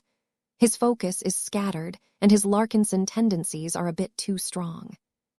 In my opinion, Gloriana is a much more ideal model of a Mech designer. She is more focused in her work and relies much more on hard work and traditional experimentation to reach her level at her young age. To put it in another way, only 1 out of 1,000,000 Mech designers can become like your father, but 1 in 100 Mech designers can become like your mother. That is why I admire her and try to emulate her best practices whenever possible. The children did not entirely understand Miles Tavar's argument, but that did not stop them from thinking a lot more highly about their mother. Meryl O'Brien decided to add her own opinion to the conversation. Gloriana Wadden has advanced remarkably quickly as a journeyman Mech designer, but it is your father who all of us have chosen to follow. He is the person who united us under his banner, and he is the visionary that has led to a new galaxy and a new future. Even if Gloriana advances to senior or master first, we would still be more inclined to listen to your father. Why? Because he cares. Cormont Hempkamp said as he decided he shouldn't be the only journeyman in the VIP booth to remain silent. He has built the Larkinson clan from scratch and has continually sought to invite those of us who are lost to become a part of his growing family. Can you imagine your mother doing the same? I think not. Only your father has the right combination of ambition, passion, and heart to lead the Larkinson clan. That explanation had a major impact on the children. Aurelia looked particularly interested, as leadership had always been a special calling to her. She spent much of her time with her mother, but she couldn't help but look up to her father in the issues that mattered the most. What do I need to do to become a leader like my papa? She politely asked the journeyman. Do I need to learn how to design mechs as well? The three journeymen all exchanged glances with each other. Meryl shook her head. That is not necessary. In fact, it is better if you don't. Leadership is a separate discipline. There are many politicians and rulers in human space that spend all of their working hours on becoming better stewards to the people they are responsible for. Your parents are obviously preparing you to go down this path. If you choose to accept their arrangements, then I suggest you embrace your chosen vocation with the same passion and drive as your father. This is how you will be able to lead and inspire an entire group of people even better than him. Don't settle for becoming his equal. Aim to surpass him instead. You can do it as long as you dedicate yourself to this single role. The young female journeyman's words not only inspired Aurelia, but many other Larkinsons. They gained a greater admiration for Vess again due to his special qualities that were exceedingly rare in other people. They did not linger too long on this topic, because a drastic development had taken place in the arena. The Mech has lost a considerable amount of load-bearing capacity, and its responsiveness has also dropped. The good news is that quadruped mechs can still get by with a non-working mech, which is not the case for bipedal mech. The bad news is that it is carrying around a considerable amount of deadweight. The downside of Centaur mechs became more evident at this time. Though the damaged leg still retained at least partial functionality, the lack of support meant that the Lancernaut's formidable charging speed and fancy instant redirection mechanism had become heavily compromised. Speed and momentum was one of the greatest sources of strength for charge-based mechs. As the Lancernaut tested its speed and balance, its pilot found that it could only run up to 80% as fast as before. Going any faster was liable to cripple the damaged rear leg even further. This did not stop the battered Centaur mech from arcing around to commence another attack run. Just as it had suffered a major blow, the Furia had suffered just as bad, if not worse. It had lost an entire arm. Not only that, but the lance also shattered a significant portion of the shoulder and the upper torso attached to the amputated limb. The impact it had on its balance and mobility was more severe than most people thought. The absence of a limb messed with its balance and made it considerably harder for the Furia to stay on its feet. As far as its weapon loadout was concerned, the hybrid Mech had not only lost a flamethrower, but also one of its integrated luminar crystal guns. Even though the weapon hardpoint still looked reasonably intact, the nearby damage had cut off its power feed and dealt enough structural damage to other nearby parts that the Furia could no longer utilize it in combat. This meant that the Furia was only down to a single flamethrower, integrated luminar crystal weapon and shotgun. As the Lancernaut brought its lance to bear to finish the job that it had started, the Furia lifted its only intact arm and fired its shotgun as well as its integrated luminar crystal gun against the closing threat. Though the match had only started a short time ago, it looked as if both Mechs had already reached the decisive junction of this match. Only one of the two Mechs would remain intact after they collided against each other for the final time.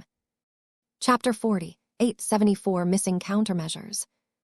A shotgun slug impacted the damaged, burned, and dented frontal armor of the Lancernaut. Compared to how it looked at the start of the match, the Centaur Mech with a lance looked a lot worse than before. Its large frame and its inability to evade ranged attacks had forced it to resist attack after attack with its armor alone. Although the Centaur Mech was able to endure a lot of punishment, the Furia's previous attacks had not been completely useless. Its frontal armor had weakened to the point where Bobby Orwell was able to inflict real damage onto the Lancernaut. As the Centaur Mech swept forward with the intention of finishing off the most powerful Mech fighting on behalf of Team Larkinson, its own Mech pilot knew that there was no other choice but to take the attacks head-on and hope that the machine was sturdy enough to withstand the barrage. Their capacity to destroy the toughest and heaviest Mechs is unrivaled, but the danger they incur is also formidable. The few that manage to survive the journey to godhood are all legends who can pose the greatest threat against their peers. Anyone who wants to reach this level of strength one day must possess the recklessness to pilot a machine as dangerous as a Lancer Mech. The metal hooves of the Lancernaut thundered across the arena space of Spencer Hall. Many people in the audience had stood up and cheered for their favorite Mechs and teams. The distinguished Mech designers and officials who had come to observe Vess Larkinson in action paid close attention to how the Furia would handle this situation. Could the hybrid Mech successfully fell its opponent when it had lost an entire arm and more? Boom! The shotgun of the Furia fired the last slug on hand. This crucial attack almost managed to slam into one of the damaged and exposed breaches in the Lancernaut's frontal armor. However, the pilot of the Centaur Mech purposefully commanded the four-legged machine to interrupt its forward motion. The Lancernaut jerked and almost fell, only to pick itself up again before it was too late. This rapid move had altered the Centaur Mech's trajectory, just enough to prevent the shotgun slug from slamming deep into the machine's internals. Instead, it slammed against a thick but heavily damaged armor plate that ultimately broke under impact. Plenty of internal components soon broke as the kinetic forces unleashed by the impact continued to run their course. The Lancernaut slowed down to a small extent as the closest leg exhibited several problems due to this attack. However, the Mech was still cantering forward with dogged persistence. Two of its legs no longer functioned as well as before, but that didn't seem to bother the Lancernaut all that much. The pilot had become completely obsessed with finishing the job. Those who were more sensitive could detect that the Mech pilot had tried to channel his will and obsession onto his Lancer Mech. A pale form of resonance had formed between the two that seemed to cut through the air in an attempt to drive the lance as fast and deep into the center of the Furia's torso as much as possible. "Bring it on," Bobby Orwell hissed as his blood burned with the heat of excitement. As its name suggested, the Furia was a hot and offensive Mech. It was never content with staying on the defense. Though Bobby already formed a decent relationship with the Furia during the previous matches, now that the Mech had lost an arm, the two had become more desperate to secure a win. They could not afford to disappoint the maker of the twin souls.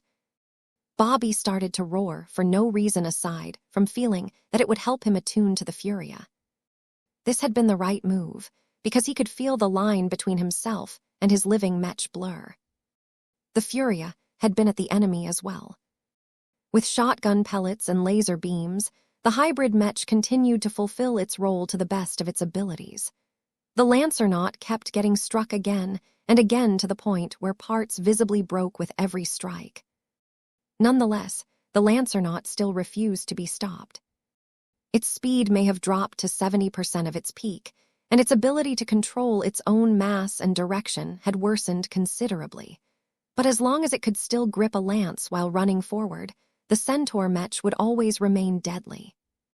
As the Centaur Mech finally came close enough, the Furia made two surprising moves.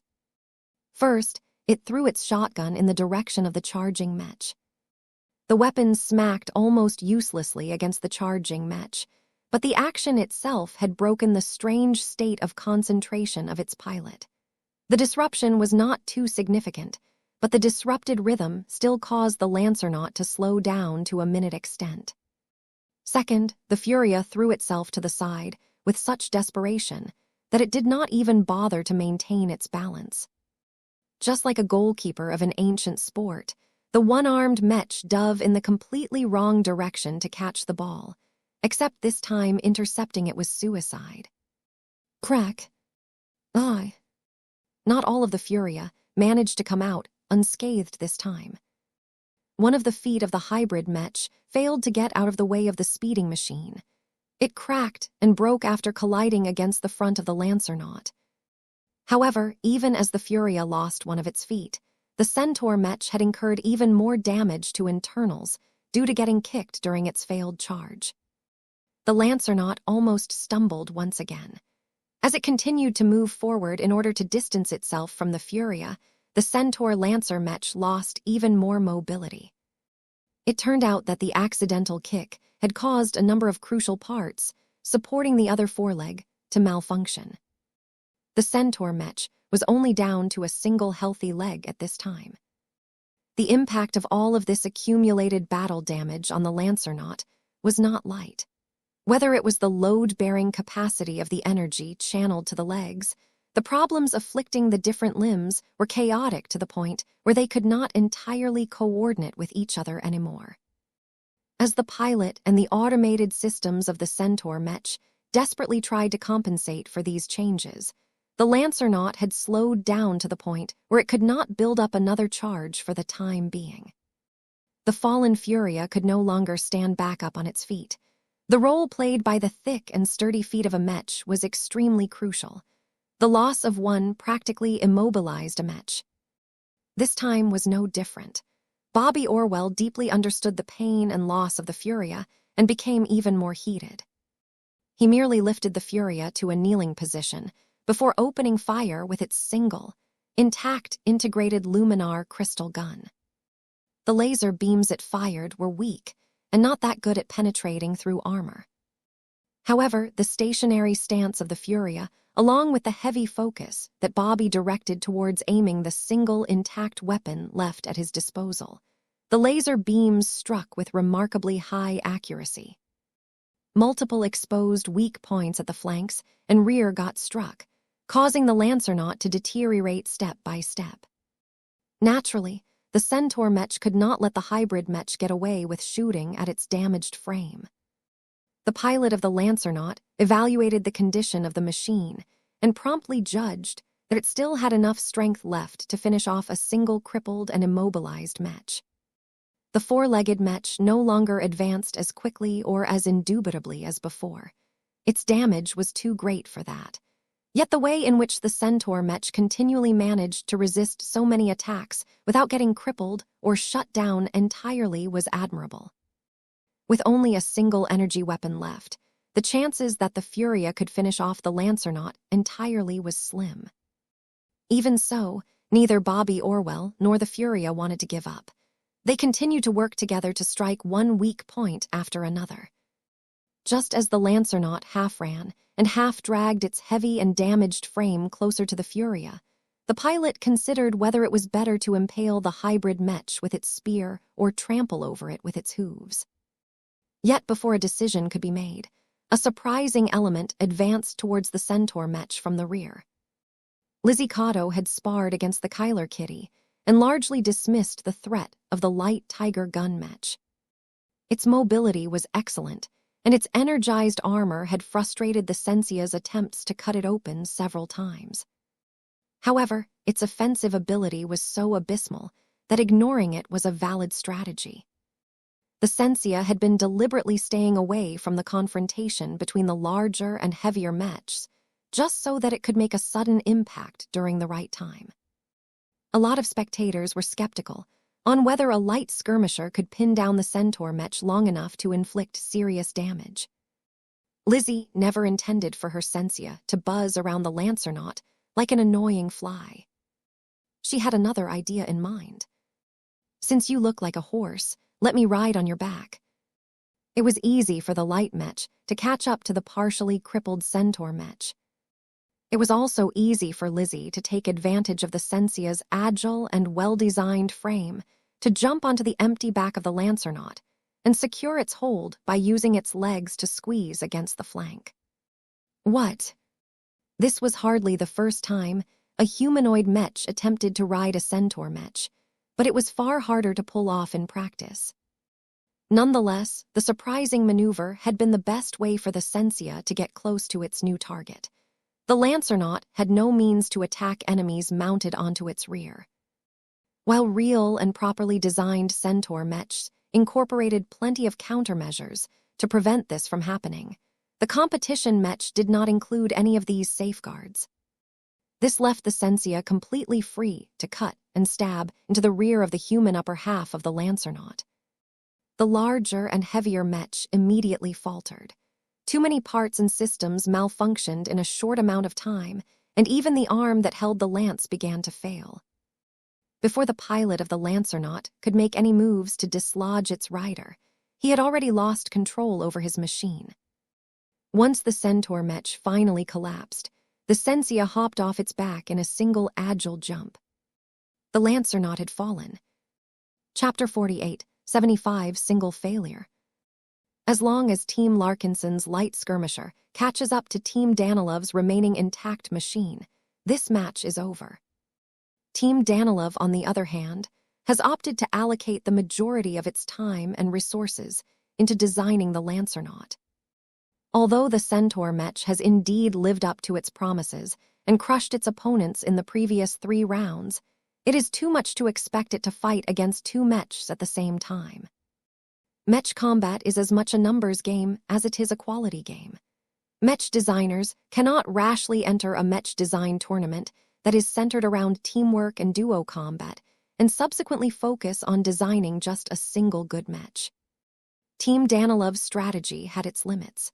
James Danilov and his sidekick Lawrence Tsukai had both spent an inordinate amount of time on designing and building the Lancernaut. The results of their efforts were obvious, as the Mech was tougher, heavier, and more robust than many of the other Mechs in the competition. However, everything had a price. The frame of a Centaur Mech was several times larger than a medium Mech, and that meant it took a lot more time to design and fabricate. The consequence was that the 2 Mech designers barely had any time left to fabricate a relatively weak and basic Tiger gun Mech. As the only Mech of Team Danilov that remained in the field, the Killer Kitty did not give up despite the fall of its big brother. Seeing that it was too difficult for the Tiger Mech to utilize its laser guns to land a solid hit on a fast and agile light skirmisher, the Mech had decisively turned its weapons against the crippled and immobilized Furia. Team Danilov must at least down a single opposing Mech in order to be able to leave this tournament with dignity. However, Would the Mech pilots fighting on behalf of Team Larkinson allow that to happen? Absolutely not. The Furia had already begun to fire its single remaining Luminar crystal laser weapon at the distant Tiger Mech. Unlike the Centaur Mech that had already fallen, the Killer Kitty turned out to be quite a fast and agile beast Mech. Its ability to perform lateral movements and just to the sides was much better owing to its much lighter frame. Its weapons loadout may be unimpressive, but that was also the main reason why the Killer Kitty had managed to stay out of the reach of the Sensia all of this time. Unfortunately, its attacks were ineffective. It might be able to finish off the Furia if there was no interference, but the Sensia did its utmost to interfere and get in the way. This time, another weakness of its relatively weak design became exposed. The Killer Kitty was only able to launch attacks at targets that were almost directly in front of its facing. Team Danilov had hastily mounted 2 laser guns onto the sides of its feline body in order to satisfy the ranged Mech requirement, and called it a day. If not for this weird tournament rule, James Danilov and Lawrence Tsukai would have probably opted to settle for a more traditional Tiger melee Mech. As it was, the Killer Kitty only managed to land attacks onto the Furia's kneeling frame for a short amount of time before the Sensia came close enough to force it away. "I won't let you kill off the Furia." The Sensia continued to chase after the Killer Kitty, while making sure that the Tiger Mech could never turn its guns towards the Furia for long. While it was impossible to prevent the fast and agile Tiger Mech from firing its energy weapons at the Furia entirely, the hybrid Mech simply hunkered down and made sure to guard its weak points as best as possible. The match eventually came to an end after the Killer Kitty ran around and launched attacks until it had emptied its energy reserves. The Sensia hadn't even needed to sink a single dagger into the Tiger Mech's frame. The commentators continued to exchange their views as the next matches of the 4th round unfolded one by one. More and more machines suffered serious damage as the design capabilities of the teams that made it this far were by no means weak. Meanwhile, Vess and Juliet quickly raced down to the workshop to do their utmost to fix up their mechs. They had already exchanged their plans and views in private and knew exactly how they wanted to proceed with this crucial repair job. Blinky. Emro. The companion spirit had rested more than enough to support its design network again. Both Vess and Juliet entered into a familiar state of knowing and mutual understanding. Vess automatically approached the Furia and began to operate the bots and assembly machines to rip away the ruined or heavily damaged parts that needed to be replaced. Juliet, on the other hand, was closely operating the superfab in order to churn out all of the replacement parts that were necessary to restore the combat effectiveness of their hybrid Mech. Neither of the two paused or slowed down in their work. Conversation was not necessary at all in order to communicate what they wanted from each other. This allowed them to work a lot more efficiently than normal.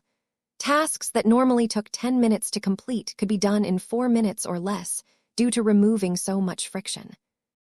As the first batch of replacement parts arrived, Vess immediately went to work with fixing up the legs again. The footing of a landbound Mech was the foundation of the entire machine. A bad foot could easily spell disaster, as the inability to reposition rapidly or maintain its balance under difficult conditions could easily cause the Furia to trip and fall. Vess and Juliet therefore decided to do their best to restore Foot to its original form, despite how much time it took to complete this job. Torso and arms next. This was a more serious and demanding job. The Lancernaut's charge had struck the shoulder that connected the arm to the torso. This caused a lot of damage onto the torso, which absolutely needed to be fixed. Vess first concentrated on restoring the functionality of the integrated Luminar crystal weapon in the chest area on the affected side. The core mechanisms of the weapon thankfully remained intact, but Vess had to rip out a lot of broken channels and circuitry and replace it with newer components. This took a lot of time, Vess was actually feeling a lot of pressure because he was afraid he wouldn't be able to complete his repair plan in time. Fortunately, no complications occurred. Vess not only managed to restore full functionality to the Luminar crystal weapon, but also fixed a lot of structural parts that prevented this damaged section from worsening the state of the hybrid Mech. Replacement arm left. There was not a lot of time left anymore, so Vess and Juliet had already agreed to take the most expedient action. It was far too troublesome and time-consuming to restore the arm complete with a wrist-mounted flamethrower once again, so the pair of Larkinson Mech designers didn't even bother with this solution. Instead, Juliet had fabricated a large ballistic rifle that could easily be attached against the empty shoulder of the Furia. "I guess our hybrid Mech has partially degenerated into a frontline Mech," Vess quipped. This was the most efficient decision that they could make. Ballistic weapons were quite weak, but they were extremely simple and low-tech. Modifying it so that it could be mounted on the side like a replacement arm was also a trivial matter to a journeyman. Once Juliet completed all of the fabrication tasks, she joined Vess in assembling all of the loose parts. The final result was a Furia that had been reborn, if only reluctantly. "What do you think, Bobby?" Vess asked the pilot who had the pleasure of piloting this uneven Mech. "I will try to make the best of its restored capabilities," Bobby said. "That is good to hear." Vess smiled as he patted the military Mech pilot in the back. "Remember that the foot is fully restored. We put a lot of effort into ensuring that the Furia can take full advantage of its mobility. As for the new ballistic weapon hardpoint, it should allow your Mech to pose a light to moderate threat towards other machines at greater distances. Try and maintain distance, as the Furia's ability to fend off melee attackers has weakened considerably. This is also one of the reasons why we did not decide to mount another flamethrower or shotgun in the empty shoulder socket. The shortcomings are too great." "Understood. Is there anything else I should know about the Furia, sir?" "Don't ignore the connection between you and Lizzie, who is piloting the Sensia. Both of you are piloting a pair of living Mechs. There were moments in the previous fight where the two of you could have cooperated better with each other. Focus on that. The two of you have yet to discover the full potential of your living machines." That was rather vague advice. Bobby barely knew what he was dealing with, and he had no clear idea on how to foster a greater connection with Lizzie. Once the break time was over, the surviving few teams emerged once again. Vess immediately frowned when he observed the remaining competition. "Oh, I forgot that there was one by. This is awkward." Vess smirked and briefly bowed at his audience. A pair of Mech designers, who bore the emblem of the Clive Consortium on their suits, greeted the public with PR-friendly smiles. The Mech designers of Team Reemus were travelers who had no connection to Davyut. Hardly anyone cheered for them, but plenty of people respected their accomplishments. Since there were 3 teams left, after a long day of running many different matches, there was only time to hold a single round to determine the final standings. How would the tournament structure the final round? Chapter 48, 76 Team Clive. After a long day, only 3 teams of Mech designers had made it to the final round. Team Larkinson needed no introduction anymore. The twin weapons tournament had almost been hijacked by Vess alone, and though other talented and highly capable Mech designers managed to shine brightly on the stage, there was no doubt that the Larkinson patriarch shone like the brightest star in the sky. Team Clive was much more interesting. As its name suggested, the team consisted of a pair of journeymen from the Clive Consortium, one of the founding organizations of Davyut. Given that the current president of the newly founded Colonial Federation came from the same group, the name Clive was basically equivalent to royalty within its borders.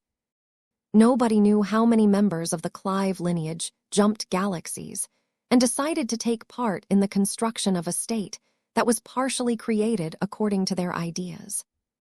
There were Clives in practically every industry and sector of Davyut, ensuring that the mother organization always kept tabs on all of the developments that took place within its borders.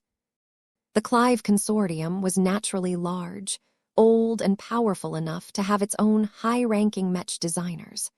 The pair of journeymen that decided to compete in this particular tournament did not appear to possess any special identities within their family group. They were typical lower to middle-ranked members among the Clives who had made a few accomplishments, but had yet to merit greater attention. Vess knew that the woman known as Jocasta Clive is the one to watch. The woman possessed a vibe that partially reminded him of Gloriana. This was a woman who thought highly of herself and had great confidence in her design philosophy and ideals.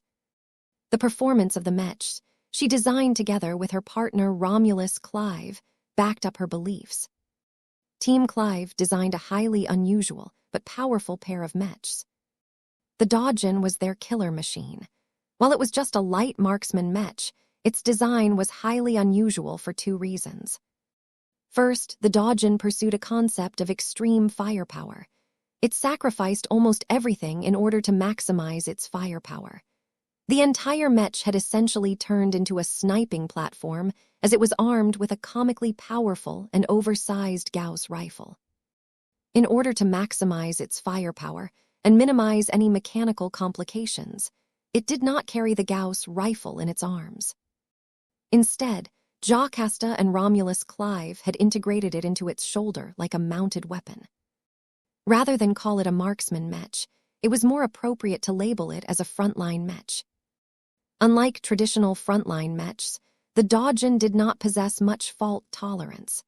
The only strengthening its frame had received was solely for the purpose of being able to carry and fire the formidable weapon without getting crushed in return. Its mobility was also rather poor, as it was nowhere near as fast as actual light Mechs. The Dodgen also possessed one more quirk. Its huge integrated Gauss rifle could fire both forwards and backwards. It could easily switch its weapon orientation, as it was mounted on a turret that could vertically rotate its muzzle by over 180 degrees. All of this sounded weird in isolation, and plenty of people in the audience had expressed their skepticism and ridicule when they initially saw it appear in the arena during the first round.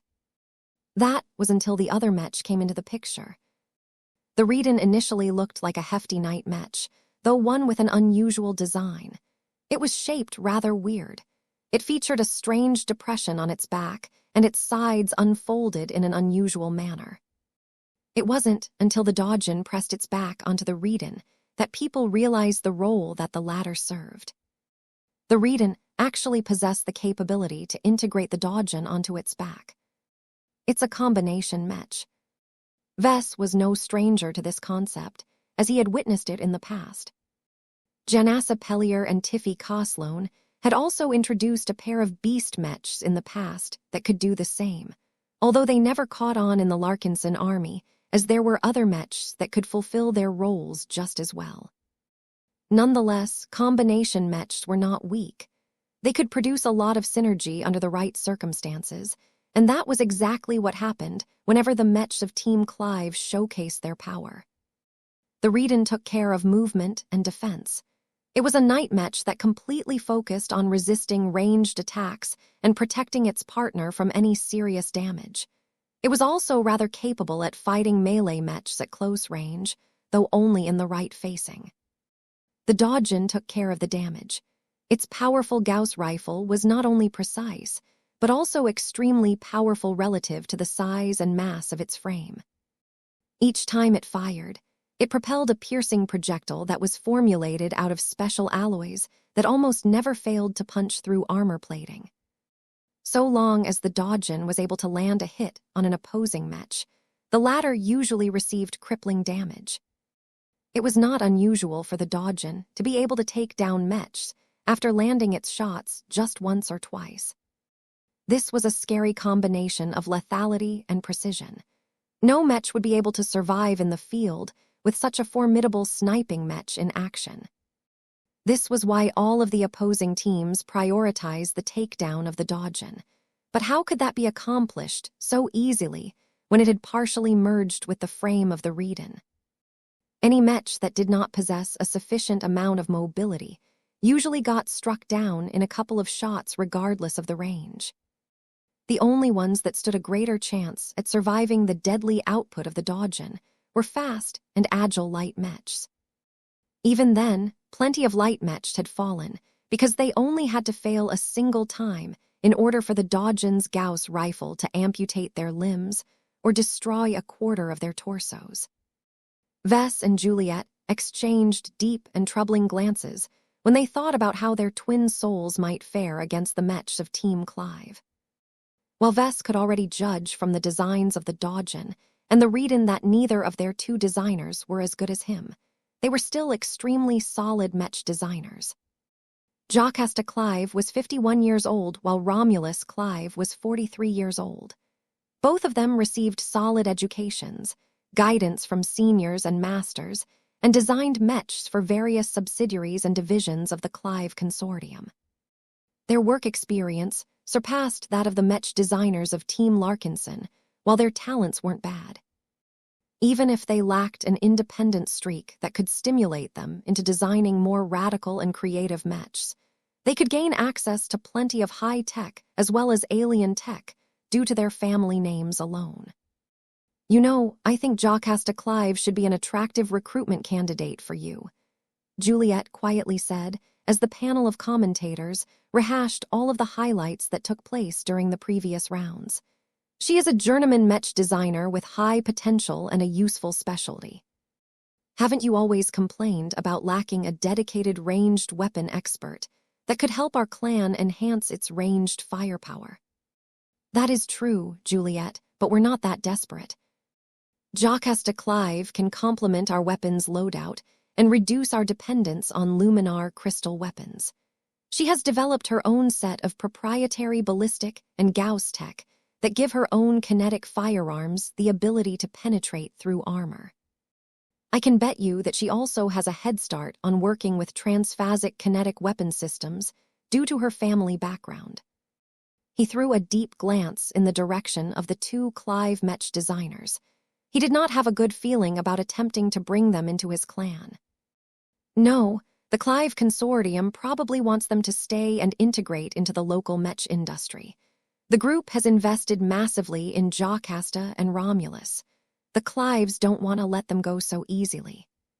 Besides, if we recruit one or two of them into our clan, I will have to worry about their loyalties. They're not like the other journeymen we have recruited in the past. Their mentors have remained in the old galaxy and cannot exert that much influence.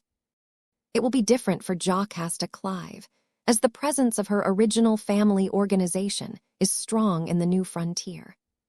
Juliet did not accept this argument. You agreed to hire Miles Tavar along with a handful of his cousins. You even elevated him to a lead designer and allowed him to take charge of his own Mech design projects. Vess dismissively waved his hand. That is a different case, and you know it. The Tavar family of the Bright family used to be a big deal for me, but nowadays my clan easily crush them if we wish. The power relationship between the Tavars and the Larkinsons has changed drastically over the years. I am certain I don't have to be afraid that Miles Tavar will ever turn his back on us and favor his old family. What about Sarah and Dulo Voikin? Both of them have an ideological conflict with Master Barnard Sola's Voikin. This is not a trivial issue for them. Sarah and Dulo don't want to remain stuck in an overly rigid and conservative family structure. My clan has offered them much greater freedom, autonomy, and responsibility than the Voikin family, so it would be foolish for them to risk all of that by violating their oaths. I see. It's all about interests, Juliet, Vess clarified to her. As long as Jocasta Clive is out of step with the Clive Consortium, I would be glad to give her an alternative. If the Larkinsons are a bigger deal than the Clives in the Red Ocean, then we can also trust Jocasta Clive to remain honest while she has joined our clan. Since Jocasta has met neither of these conditions, I do not think it is wise to invite her to work in our design department. What if she takes the initiative to join our clan, Vess? Have you ever thought about that? The Clive Consortium has a vested interest in our cooperation. It shouldn't be unusual if they attempt to send their own people to us, whether openly or overtly. It was not simply to reject such a gift from the Clive Consortium, but Vess did not care. "I will turn her and any other member of the Clive Consortium away," Vess said as he crossed his arms. "I have already explained to everyone that I don't intend to increase our entanglement with the Colonial Federation of Davute any further. If any group of Larkinsons want to play nice with Clives, then we can let our Davute branch manage this issue. It will be up to Ark and Raymond to decide whether they want to induct Jocasta Clive as a branch member of our clan." "You would allow that to happen?" Vess shrugged. "I can't really be bothered to control the recruitment practices of our side branches. So long as the applicant is able to meet the requirements and pass the loyalty test, then there shouldn't be much harm. However, don't forget that the requirements to become a member of the main branch of our clan are much stricter. Someone like Jocasta Clive won't be able to get on board our fleet and work in our design department. She would have to sincerely distance herself from the Clive Consortium, and I guess that is impossible for a Mech designer with her life trajectory." He knew her type. Jocasta Clive did not look like a Mech designer who was content to play second fiddle and subordinate herself to others. Oh well, there were plenty of other journeymen for him to recruit in Davute. He much preferred to work with travelers and tourists who did not possess any existing attachments. Chapter 48, 77 Team Reemus. After the announcers finished their effort to recap the fights that led to this point, they finally went on to business and revealed their arrangements for the final match. Team Reemus, on the other hand, has been fortunate enough to skip the fourth round due to lacking an opponent during the random matching process, though its Mech designers did not receive as much time to repair their Mechs as a consequence. Despite the fact that Team Reemus was able to pass through the fourth round without a fight, it still had the capital to be strong. Eric Reemus, a 71-year-old journeyman, clearly led the team. He was one of the many travelers who had come to Davute in order to make his name in the tournaments. His partner Izzard Holliston was less remarkable, but he was a long-time friend and collaborator of Eric Reemus. The two worked well together as evidenced by the quality of their works. Both of them happened to be beast Mech designers. The combination of their Mechs was a little unusual, but seemed to work out well against the opponents they faced before. The simply named T1 was a light tiger Mech that stood out for its light construction and high offensive power. The T1 was difficult to defend against due to the natural advantages afforded by its tiger form and its left paw that was able to deploy plasma claws. Although the T1 undoubtedly had low endurance due to its excessively high energy consumption, it could tear apart any Mech with the help of its plasma claws. Eric Reemus must have mastered melee plasma weapon technology to a high degree if he was able to reproduce a simplified version out of low-quality materials. It wasn't the T1 that caused the opponents of Team Reemus a lot of grief. It was the S1 that was primarily designed by Izzard Holliston that generated a lot of alarm. The S1 was a heavy artillery spider Mech that featured a simple but considerably massive design. As its name suggested, it featured 8 thick and sturdy legs that provided unparalleled stability and footing for the upper body. The S1 mounted multiple simple but powerful kinetic cannons that could fire a large amount of rounds in multiple different directions. It was clearly a ranged Mech that was designed to stand in place and throw out as many projectiles in the vague direction of the enemy. Unlike the aforementioned Dodgen, the S1's guns weren't particularly powerful or precise, but the heavy artillery spider Mech made up for it with sheer volume of fire. Slower and more armored Mechs could not withstand its firepower for long. No matter how much protection a defensive Mech carried, it would never be able to resist the attacks forever. The S1 did not have to worry about running out of ammunition anytime soon. Its large frame provided plenty of capacity for reloads. The matches often ran out long before the heavy Mech expended all of its rounds. The spider mech did have its shortcomings, though. Its defenses were not as tough as that of an actual doom crawler, and its movement speed was terrible. It had already taken a lot of time and effort to design the basic structure of the S1 and mount all of its formidable weapons systems onto its frame. If Team Re-Emus had more time, then its mech designers would have definitely mounted it with thicker and stronger armor. In any case, it did not seem to matter all that much. No other mech in the competition fielded any mechs that possessed nearly as much ranged attack power as the S1. Even the Dodgen designed by Team Clive would probably struggle to disable all of the weapons systems of the heavy artillery spider mech before it got blasted into pieces. The only viable way to disable the S1's weapons systems and eliminate it entirely was to send in a melee mech that could tear it down while evading its weapon arcs. Of course, the T1 always stood ready to punish those that tried to get close.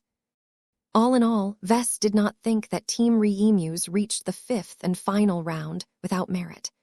The T1 and the S1 had always been able to demolish their opponents in quick order due to their overwhelmingly high attack strength.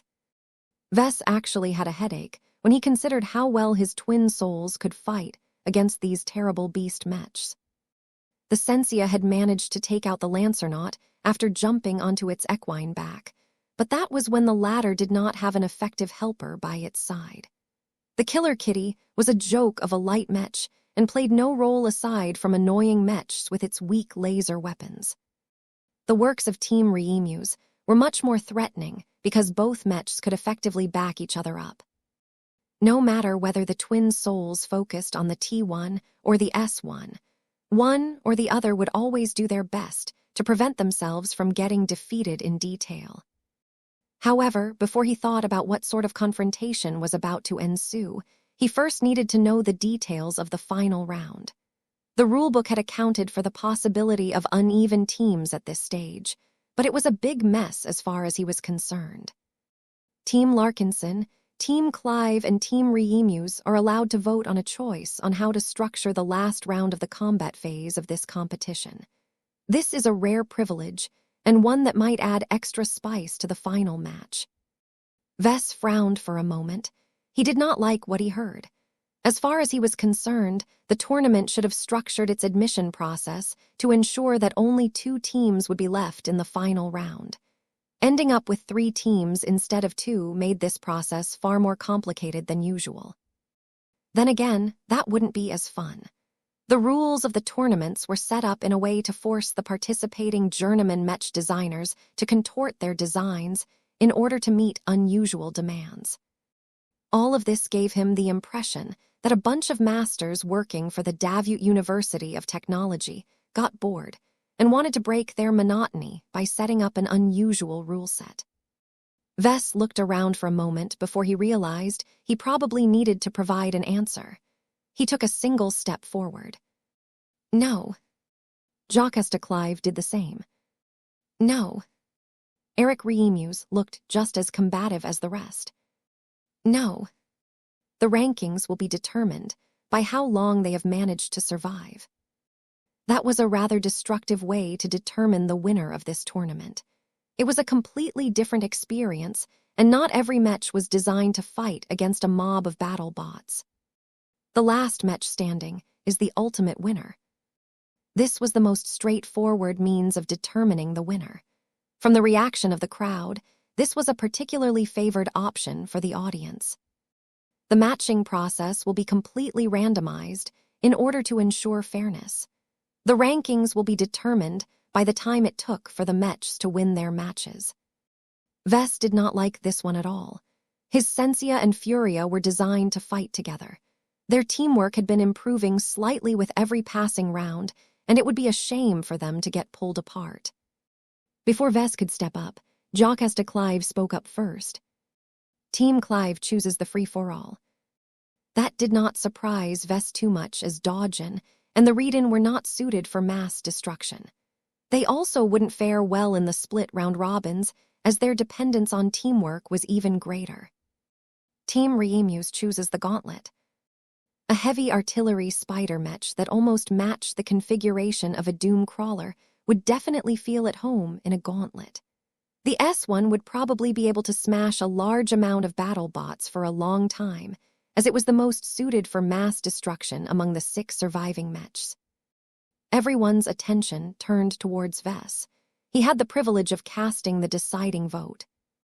None of the 3 options appealed to him that much, to be honest. If he wanted to generate more chaos, he could vote in favor of the split round robin. If that happened, the tournament organizers would decide the format by rolling a virtual dice. This was anything but desirable, as Vess would lose complete control over the format of the final round. He decided to stop keeping everyone in suspense. "I choose the free-for-all." Much of the crowd cheered, as this option was bound to please the crowd. Vess briefly looked in the direction of the other 2 teams. Jocasta Clive nodded at him with respect, while Eric Reemus did not look particularly pleased. Team Reemus had too much of an advantage in the gauntlet. Why should Vess give his competitor a golden opportunity to win this tournament? Casting his vote for the free-for-all ensured that his own team would have a realistic shot at winning this contest. The only downside was that Vess probably had no chance of recruiting Eric Reemus and Izzard Holliston anymore. This was not a big loss, as Vess was not too keen in hiring beast mech designers at this stage. The power pair were already capable of designing most of the beast mechs that his clan would need in the short and medium term. A few minutes passed by as all 6 mechs entered the arena. The Sensia, the Furia, the Dodgen, the Reden, the T1, the S1. Out of all of the mechs designed over the course of the previous 2 days, these ones had managed to defeat all of their opposition to this point. As the countdown started, all 6 mechs were already eyeing their opponents. As soon as the starting signal had been triggered, the mechs of Team Larkinson and Team Clive immediately turned to the S1. The pilots of both teams did not have to communicate with each other to agree on a common goal. No matter what, the S1 had to be taken out as soon as possible. Chapter 48, 78 Free-for-All. When the free-for-all began, the mechs of Team Larkinson and Team Clive tacitly ignored each other. This was not to say they had become friends all of a sudden. The overarching reason why the twin souls and the mechs designed by the Clives chose to combine forces was because there was a greater threat in the arena. Izzard Holliston will be the first ones to get knocked out of the competition. It is the most high-priority target that needs to be eliminated with haste in order to limit the mass destruction it can inflict onto other mechs. The logic of targeting the S1 was clear. Team Larkinson and Team Clive did not gang up on Team Reemus because the latter consisted of a pair of foreign mech designers who had no existing ties to Davut. Their identities played no role, as the actual people piloting the competition mechs were all Davitan soldiers to begin with. These pilots were all professional enough to leave irrelevant matters aside and focus solely on representing the interests of the mech designers who entrusted their works to them. It would damage the credibility of the Davut University of Technology and the Colonial Federation as a whole if the insiders deliberately targeted the outsiders. In fact, the people involved in the Twin Weapons tournament did not particularly mind if a group of foreign tourists ended up winning the championship. Real mech designers only discriminated by ability, not their origins or other circumstances. Right now, the S1 was in a lot of trouble. At first, the ranged mechs of the opposing teams opened fire at the large and slow-moving target. The Furia unleashed a salvo of laser beams and shotgun slugs at the S1 as it zigzagged its way forward. The Sensia had already run ahead in order to circle around the S1 and approach it from another angle. The Dodgen, on the other hand, opened fire with its powerful integrated Gauss rifle. Each shot unleashed by this powerful weapon pierced through the thick armor that protected the S1's structure with relative ease. The constant attacks immediately debilitated the S1 and prevented it from firing back as effectively as before. On the other hand, the Dodgen and the Redan are highly immobile once they have combined forces. There is nothing an artillery mech loves to attack more than a large and relatively slow-moving target.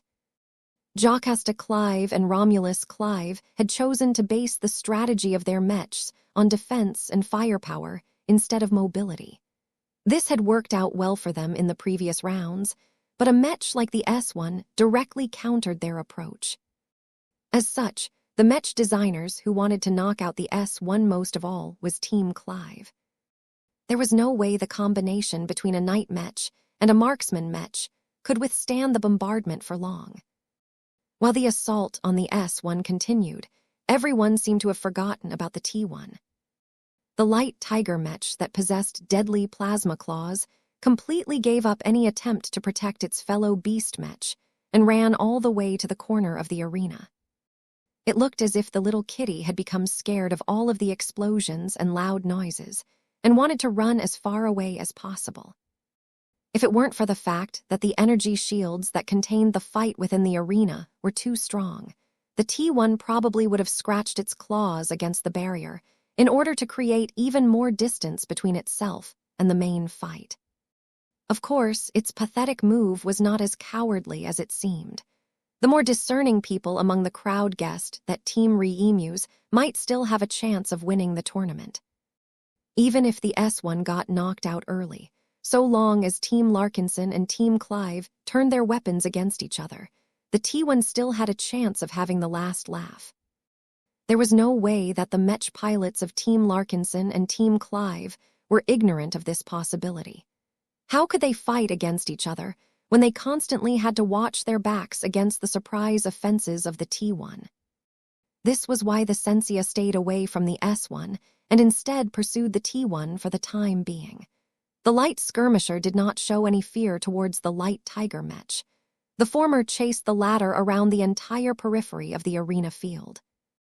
Meanwhile, the fight against the S1 turned a little weird after a few dozen or so seconds had passed.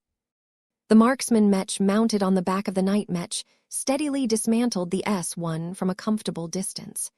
Each attack launched by its Gauss rifle knocked out a weapons system, a leg, or other important internals. At the same time, the S1 displayed a remarkable degree of redundancy and resilience.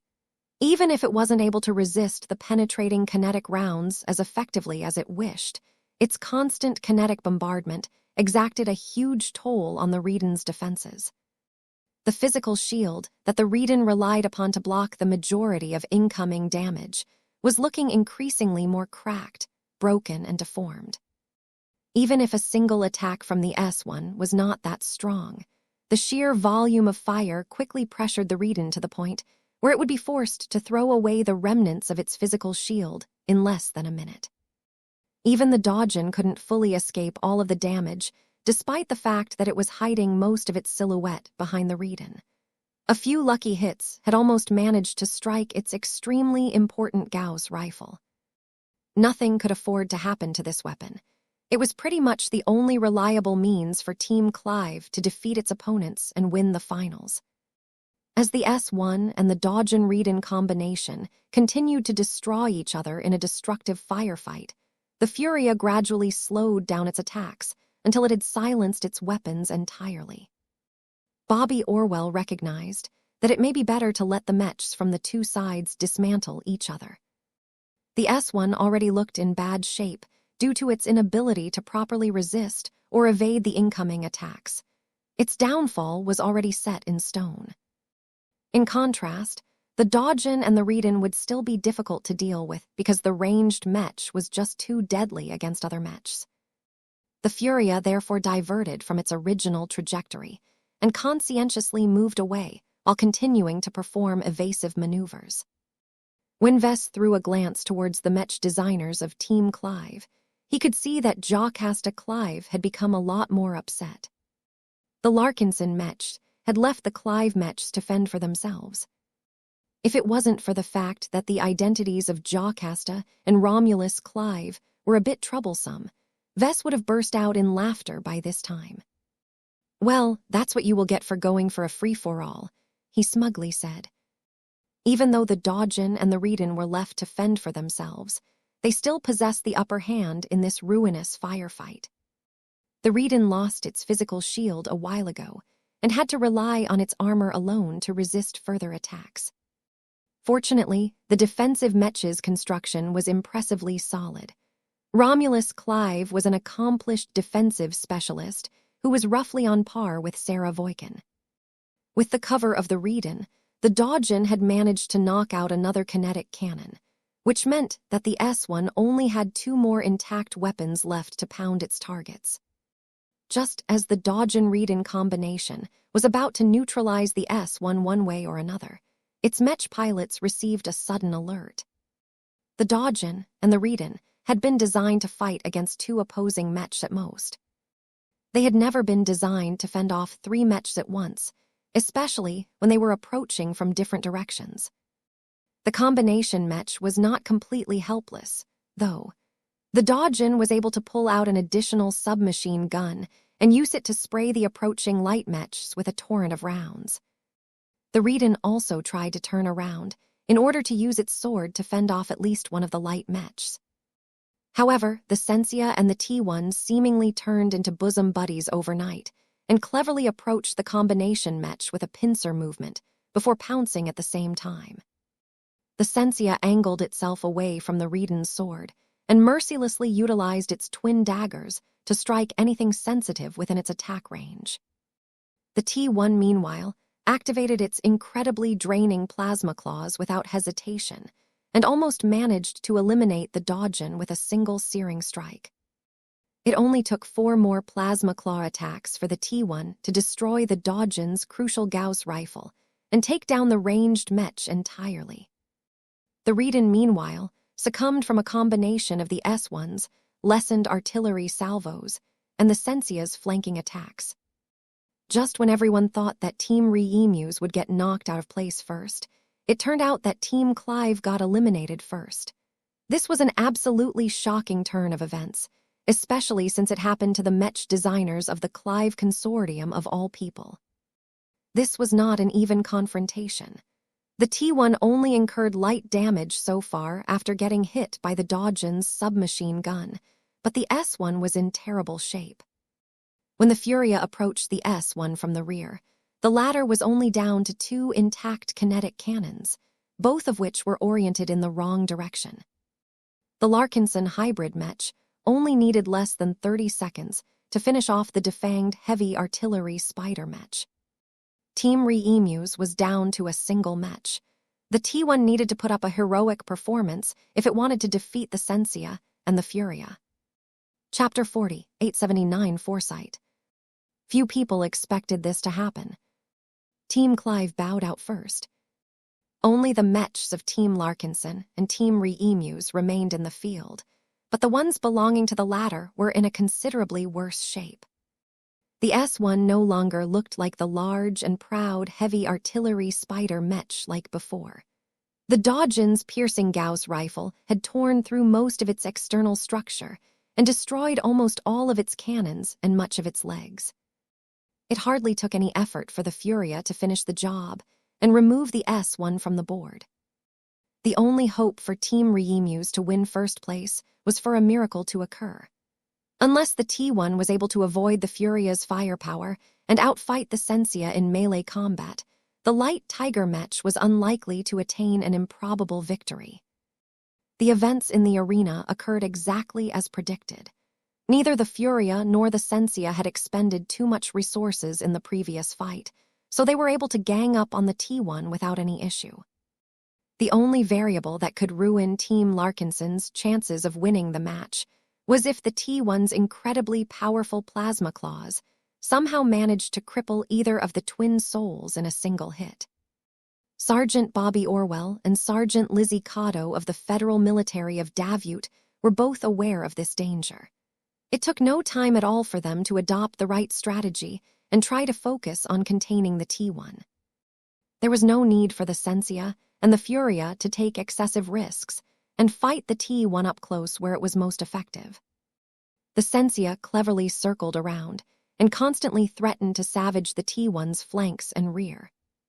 Whenever the T1 turned around in order to chase after the annoying light skirmisher, the Sensia promptly avoided a confrontation and ran away. The Furia, in the meantime, tried its best to rely on its flamethrowers and its shotgun to wear down the T1's thin and relatively light armor. These striker mech armaments might experience difficulties in trying to take down a large and sturdy machine like the Lancernaut, but they were more than adequate enough to strip the armor of a light mech and inflict torture on its internals. The only real way the T1 could make up for its disadvantage in numbers was to charge at the Furia and savage the hybrid mech with its plasma claws.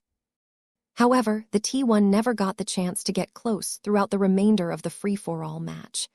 The Furia was not a slow mech by any means, and could run away fast enough to give the Sensia time to catch up and attack the opposing light mech's rear.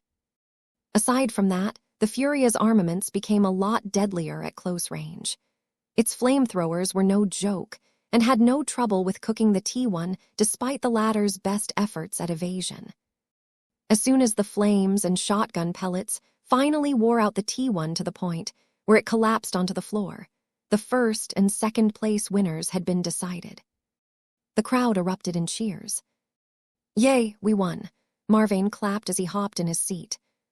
"I knew our papa would beat everyone. I just knew it." Andrast smirked as if she hadn't doubted for a single second. Meow. Meow meow. The Larkinsons, who watched the twin weapons tournament from beginning to end, felt both elated and relieved that their patriarch managed to win first place. Aurelia looked happy as well, but she also grew confused at the numerous twists and turns that took place over the course of the free-for-all match. "Why did Team Clive end up in third place?" she asked. "How did Team Reemus manage to stay in the arena longer? Shouldn't Team Clive and Team Reemus focus on eliminating their strongest competitor first?" "It is not that difficult to figure out, dear," Meryl O'Brien replied to the young lady. "First, let us consider the mechs as a whole. The S1 heavy artillery spider mech is the singular most powerful threat in the field. It possesses the greatest mass and the greatest firepower out of all of the other mechs. At the same time, its mobility is low, and its ability to defend itself is not that great. The Dodgen and the Reeden, whose combination is extremely susceptible against massed attacks, really have no choice but to eliminate it first. They could not afford to waste their time on attacking the mech of your father's team from the start." "Okay, I understand that. Team Reemus also has no choice but to prioritize the Dodgen first due to its superior firepower against slow-moving mechs." "That is correct," Meryl affirmed. "The Sensia and the Furia simply weren't threatening enough in comparison. It also wasn't worthwhile to attack them because they're too fast and elusive to go down quickly. This caused them to be ignored most of the time. This is actually the reason why Team Larkinson's chances of winning have doubled, if not tripled. Everyone who is able to think far enough has already made this conclusion as soon as the exchange of fire began." Truly, Aurelia looked surprised.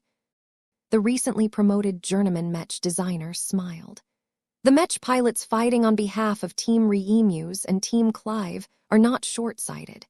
They likely understood that focusing their attacks on each other would likely allow Team Larkinson to have the last laugh, but they had no other choice. The mech pilots of the S1 and the T1 figured out sooner that their chances of winning first place had dropped to almost zero. Rather than trying to win the ultimate bet, they stepped back and recognized that it was better to compete for second place. That was the maximum achievable result that they could aim for. This was why they wordlessly decided to do Team Larkinson a favor and eliminate the mech of Team Clive. Oh. When the S1 was almost on the verge of getting destroyed, the mech pilots of Team Reemus sided with Team Larkinson for a simple reason. The relatively sturdy but slow-moving Dodgen-Reeden combination is much easier to eliminate than the much more mobile Furia and Sensia. Again, the Reemus mech pilots had made a cost-benefit analysis that told them that their chances of winning second place is much higher if they did not bother to waste their firepower on trying to take down the pair of mechs that are harder to target. Marvane paid attention to this conversation as well.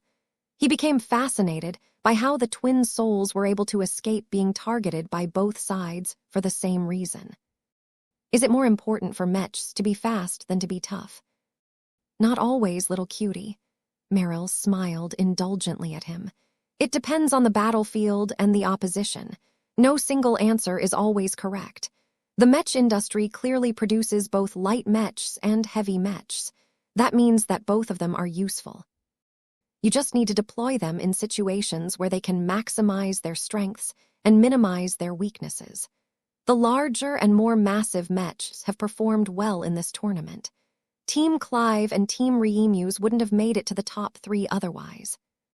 I do not think it is a coincidence that Team Larkinson has taken first place. The final match generated a lot of discussion, both among the Larkinsons and among a larger audience.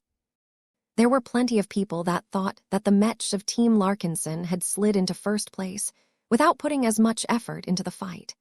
It was basically a case of Team Clive and Team Reemus beating each other up first before the Larkinson mechs rolled in to mop up the remnants.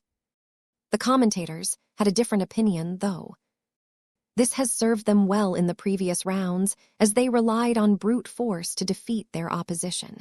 It did not work out for them in the 5th and final round, though.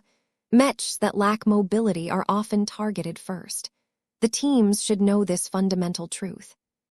If anyone charts out the single elimination bracket, they would understand that they would finally end in a situation where only 3 teams are left. There are a number of possibilities on how the final match would be structured, and a free-for-all was a distinct possibility. It may be possible that Team Reemus took this into account and voted on holding a gauntlet, but I truly expected better from Jocasta Clive and her partner. What did they expect to happen if the 6 surviving mechs entered the arena at once? The commentators continued to prattle on, even as the closing ceremony commenced. Vess did not have much interest in what happened next. He tuned out the spectacle as he had been through this song and dance multiple times already. He didn't even care about the prize that he had managed to secure. Compared to the powerful MTA-affiliated organizations in Chance Bay, the Davut University of Technology was smaller and poorer. It was impossible for the educational institution to award Vess with a starship or a few kilograms of face water. The only prize that mattered was to earn more bragging rights and enrich his record. Winning first place in any legitimate mech design tournament was rare. Many masters weren't even able to boast of winning any tournament when they were at this rank and age bracket. In short, winning the Twin Weapons tournament significantly raised their credibility among their peers. How could Vess be dissatisfied with this result? He would face a lot less doubts about his design ability in the future. All of those doubters that thought that he did not deserve to receive so much special treatment from the colonial government had much less ground to stand upon.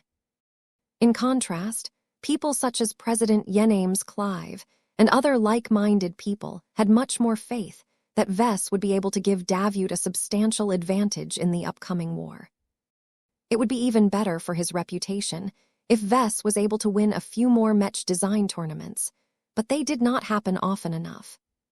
This was the final day of the founding ceremony. The Larkinson clan already participated in plenty of tournaments. While the Larkinsons managed to win a few of them and bring a lot of glory to the clan, the time for festivities had passed.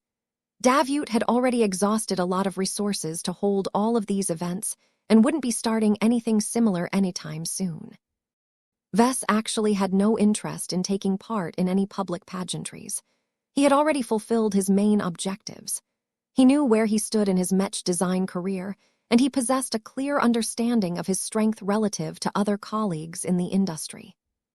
He even managed to meet plenty of interesting recruitment prospects, though he was not quite sure about their willingness to join their clan.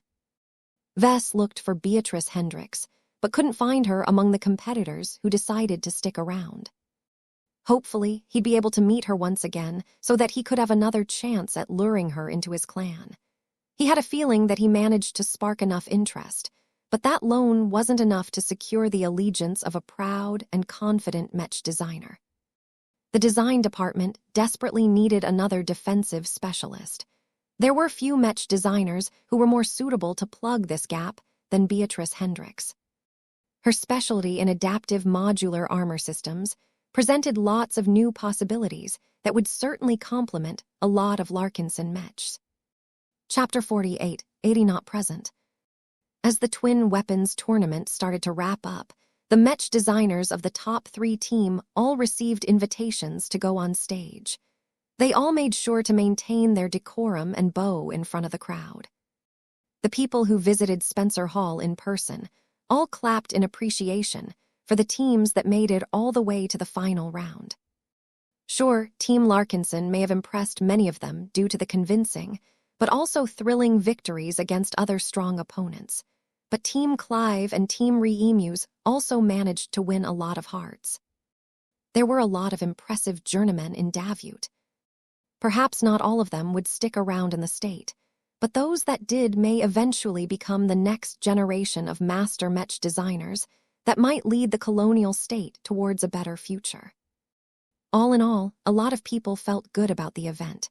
It truly brought a lot of Davitans together and gave them greater confidence in their state's ability to overcome future difficulties. In the end, Master Murgard Elroy appeared on the stage once again. He stood in front of the Mech designers of the final 3 teams and held a closing speech. I sincerely hope that each of you have come away from the last 3 days with a new and different appreciation for Mechs. The teacher at the DUT began. The works we make are often regarded in isolation. This is a mistake. We humans are far too numerous to deploy our Mechs one by one and rely on individual supremacy to defeat our opponents. We are nothing like the phase whales who possess the size and strength to take on entire armies by themselves. We are forced to rely on making the most out of our numbers to win our battles, and I hope this tournament has taught you that this is a blessing, not a curse. He spoke these words towards the students of the DUT that occupied a significant proportion of the seats, as well as the rest of his audience. Even in a festive event like this, Master Elroy couldn't get rid of his persona as a teacher and an educator. I hope that each of you, especially those who are deeply intertwined in the Mech industry, come away from our tournament with a greater appreciation for the restrictions and limitations of Mechs. The rules we have set may seem arbitrary and unfair to you all, but let me remind you that combat outside of competitive venues is never equitable. Your enemies will not wait until you are able to match their numbers, and they will not have any qualms about relying on superior tech and materials to increase their superiority on the battlefield. Each of you must take these differences into account when you design or pilot Mechs, especially in the near future.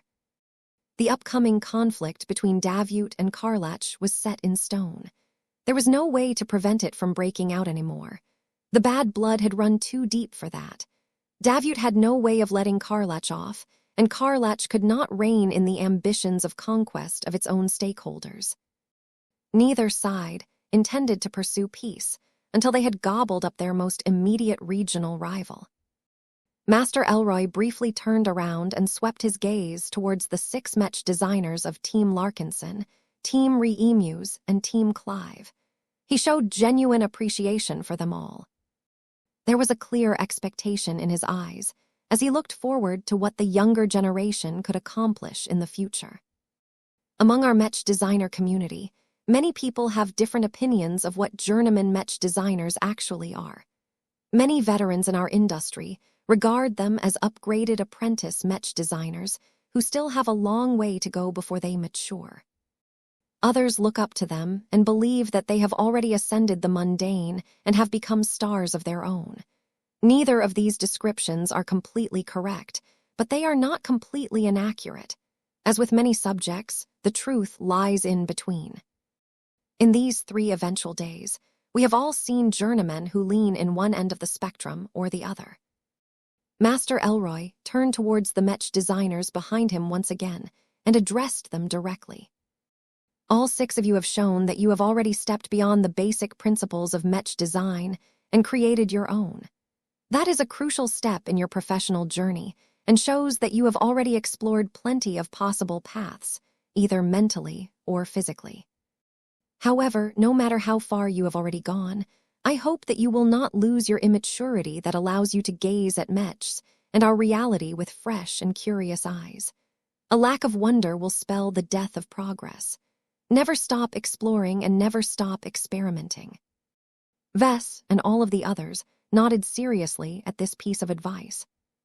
To be honest, Vess already figured out these lessons on his own. Numerous people had already given him similar advice, but he appreciated these words nonetheless. They provided confirmation to the theory on what Mech designers should do to advance further. He possessed a little more certainty on what he should do to finally become a senior Mech designer. The older master Mech designer continued to hold a speech that was half a lecture and half an inspirational speech. Regardless of whether he was speaking to a Mech insider or a layman, both types of people gained a lot from Master Elroy's sage words and advice.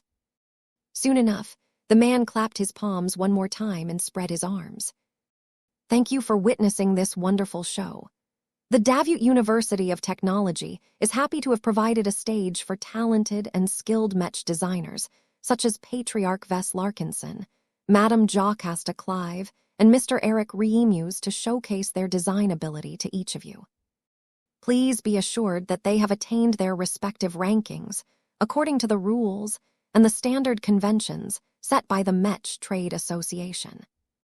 Our institution will most certainly organize further Mech design tournaments in the future, and we will once again formulate different rule sets in order to encourage every Mech designer to adapt their works according to the circumstances. For Davut. For Davut, many people answered back. An after-party took place once Spencer Hall emptied out. The DUT invited the participating Mech designers to a luxurious club that was situated within its campus. Not many Mech designers accepted the invitation, but those that did most certainly had similar intentions in mind. This was the last time that their group would be able to meet and talk to each other, without needing to make an appointment through their personal assistants. Vess held a glass of wine in his hand, while he tried his best to look for Beatrice Hendricks. She's not here, Juliet said as she took a sip of her own glass of wine. I wouldn't be here either if I lost during the second round of a Mech design tournament. This is a deeply embarrassing result, no matter the caliber of opponent she matched up against. I think that a Mech designer who is accustomed to success, such as her, will not easily be able to reconcile with the outcome. That is a shame, Vess sighed. Do you think she is still open to joining our clan? I cannot say. She has reasons to join us and reasons to stay away from us. It all depends on what she values more. What is your guess? Tell me honestly. Juliet did not immediately issue a reply, but paused for a few seconds in order to collect her thoughts. I think the main issue is a matter of pride. You are an independent Mech designer who built up your own organization, so you should know the value of being your own boss. The greater the ability, the more it is desirable to retain control over your work and circumstances. Beatrice gives the impression that she is a woman accustomed to controlling her own work and schedule. She should definitely be reluctant to let go of that and submit to your rules and accept your orders. I think she will be much more open to working in our design department if you grant her equal status. Vess immediately frowned. That is unacceptable. You know that. I may be willing to delegate a lot of stuff to trusted and capable subordinates, but the fact remains that they still answer to me.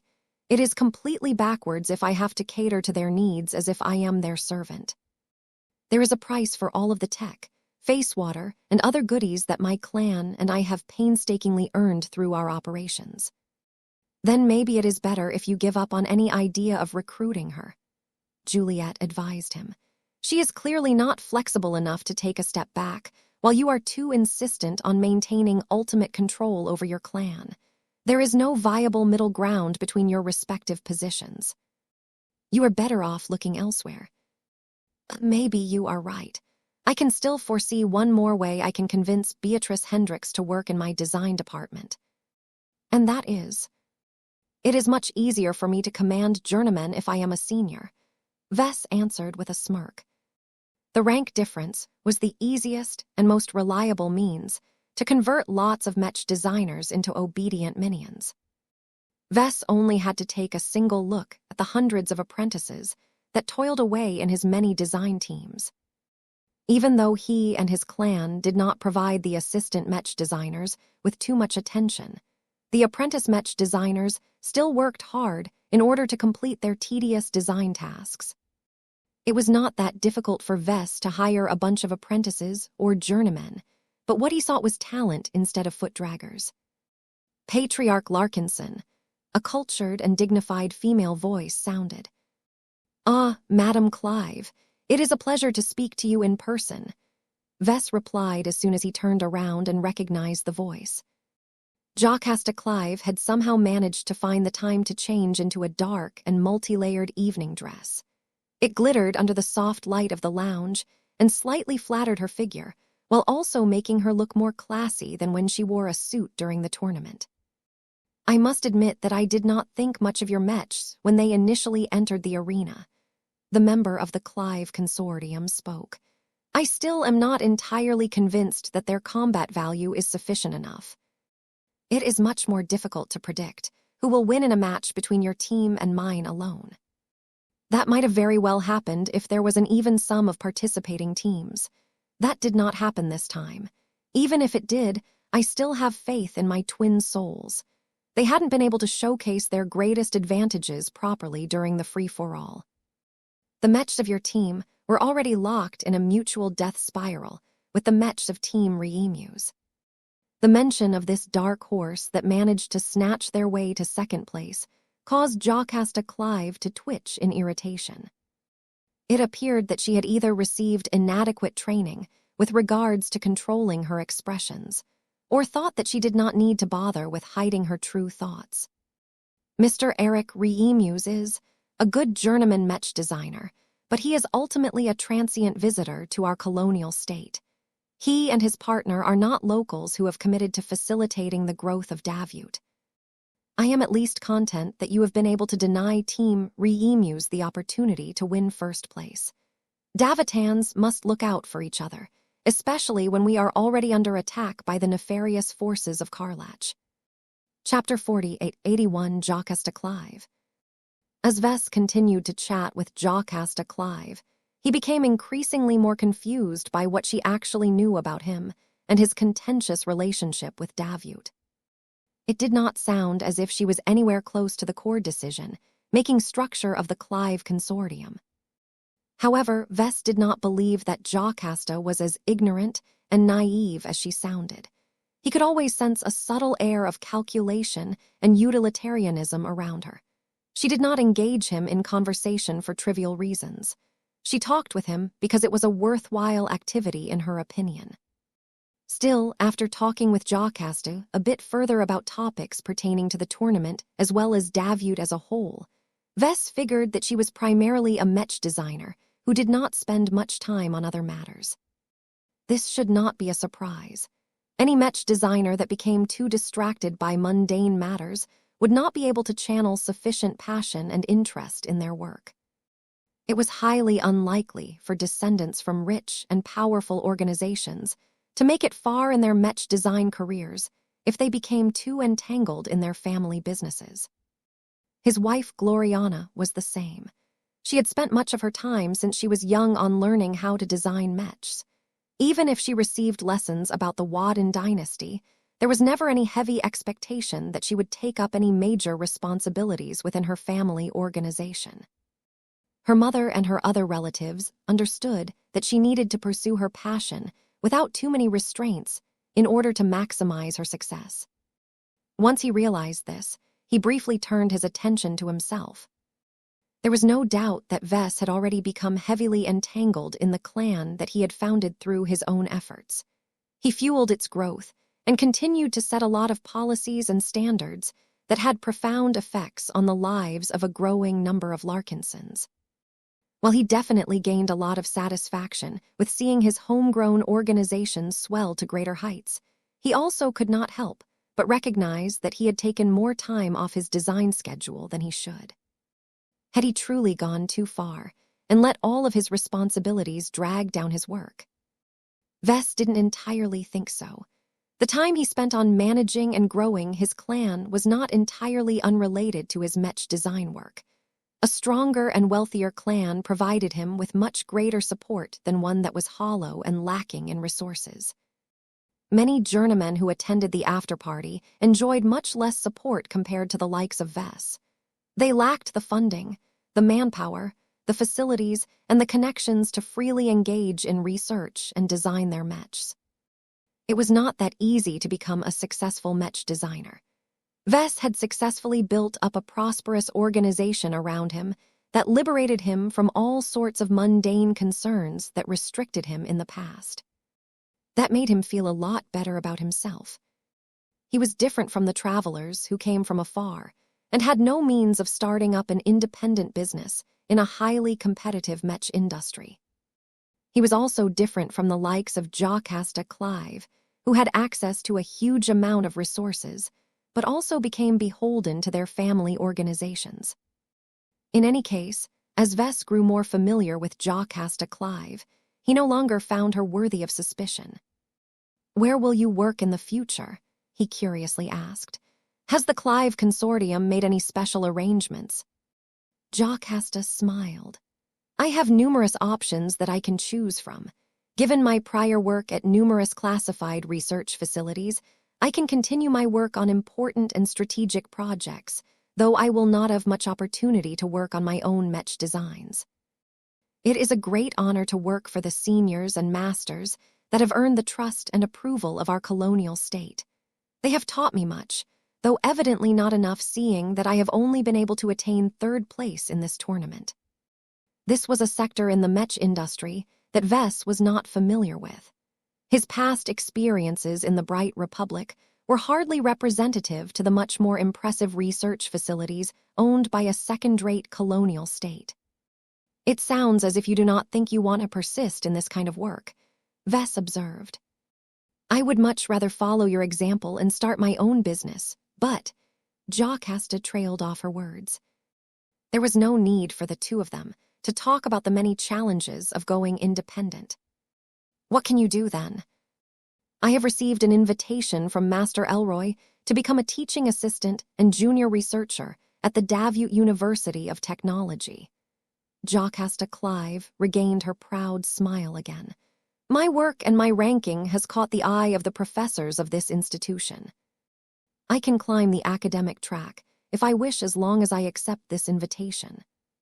Academic mech designers spent far more time on research and experimentation than on designing mechs for the market.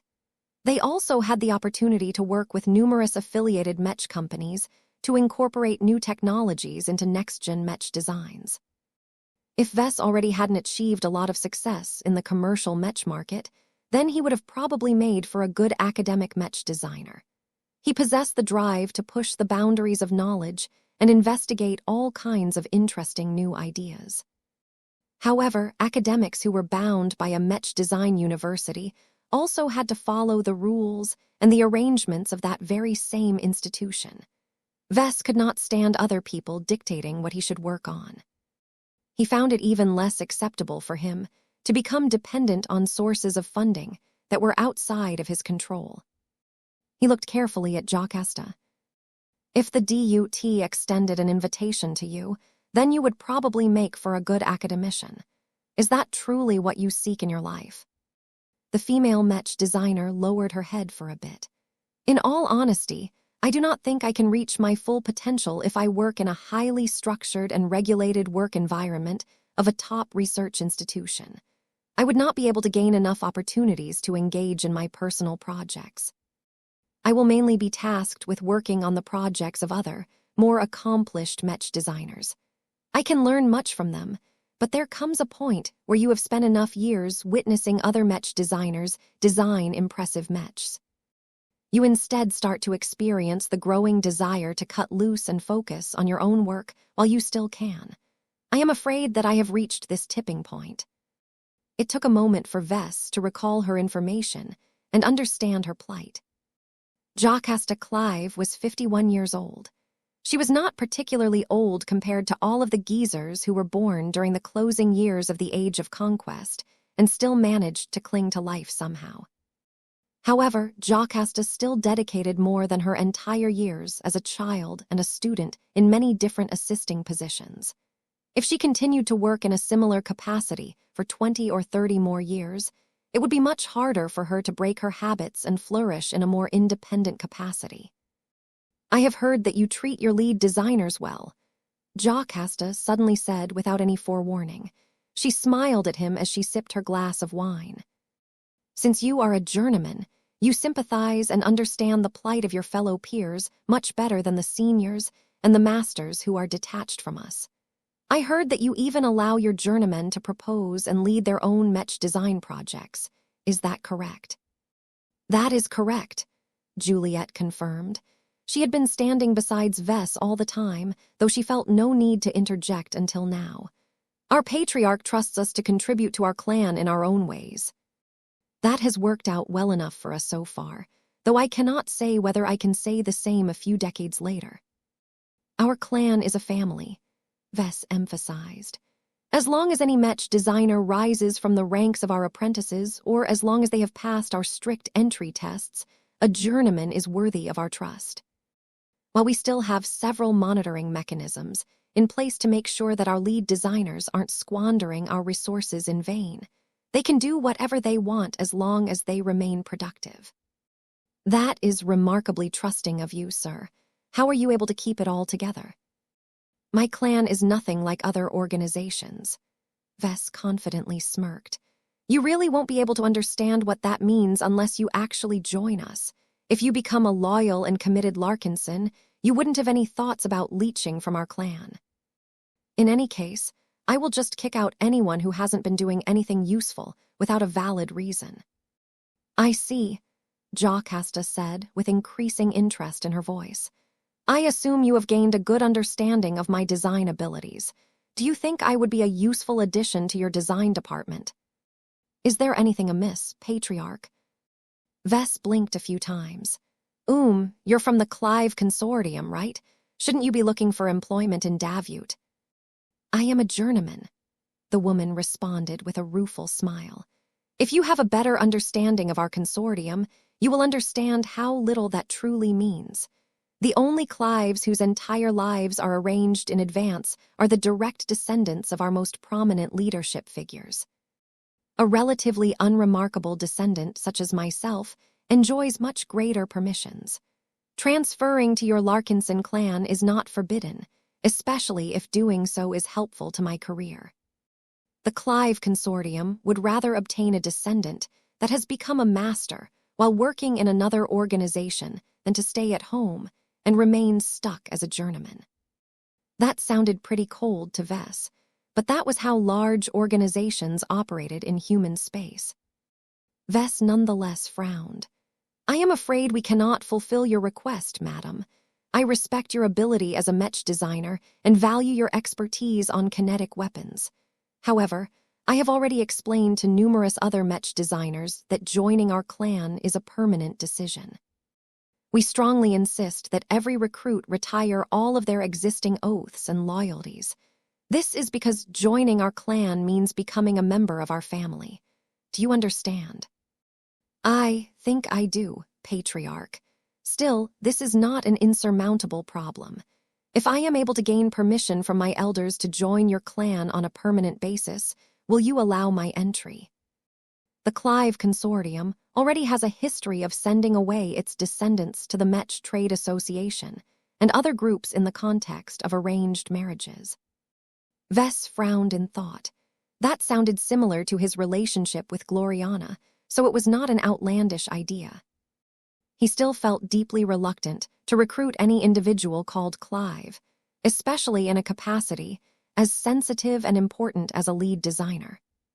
Though he wanted to say no to her outright, he didn't think it was appropriate for him to do so.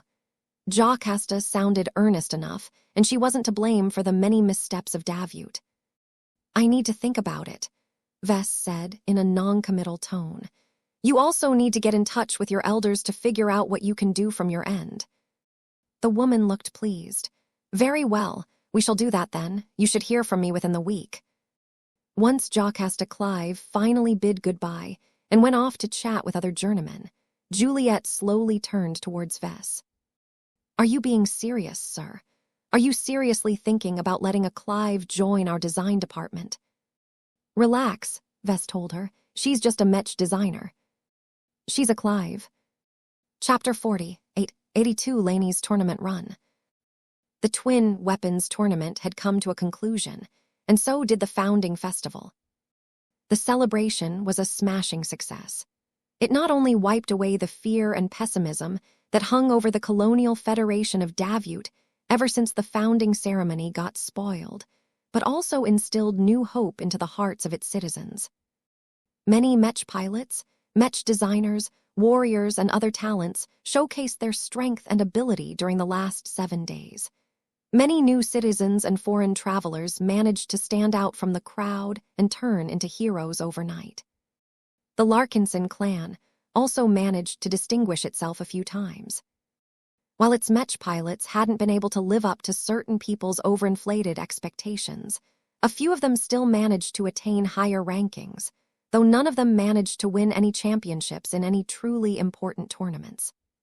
For example, Laney Larkinson came away satisfied after she ended her difficult run in the Davut Star tournament. Out of the hundreds of thousands of Mech pilots that competed in the Davut Star tournament, she managed to persist in the first couple of days as the insanely brutal qualifying rounds tested the skills and the versatility of every pilot. Nonetheless, the few thousands of pilots that managed to make it through all of these cruel tests managed to convince everyone that they truly deserved to fight on the main stages. Though Laney failed to perform well during the free-for-alls and other chaotic rounds, it didn't really matter. She only needed to attain a passing score in order to advance through the tournament. It wasn't until the matches turned into more traditional one-on-one Mech duels that Laney truly had a chance to get in her element again. Due to the number of competitors that remained, she still had to fight dozens of different opponents in virtual Mech duels before she could subsequently demonstrate her strength in reality. Those were the most glorious matches of her life. She fought opponents ranging from highly regarded military Mech pilots to a trusted retainer hailing from the household troops of a visiting aristocrat. Each of these elite pilots who managed to rely on their skills to make it through the same brutal rounds all possessed their own individual advantages. Each of them were much different than the Larkinson Mech pilots that she sparred on a regular basis. Defeating them became progressively more difficult, but Laney always felt more and more fulfilled with each opponent she subdued by relying on her martial ability alone. What gratified her even more was the support of the millions of people who entered the Clive arena. Laney. Larkinsons are the best. Go kick their butts, little girl. The further she advanced through the rounds, the more her relative youth and incredible skills stood out.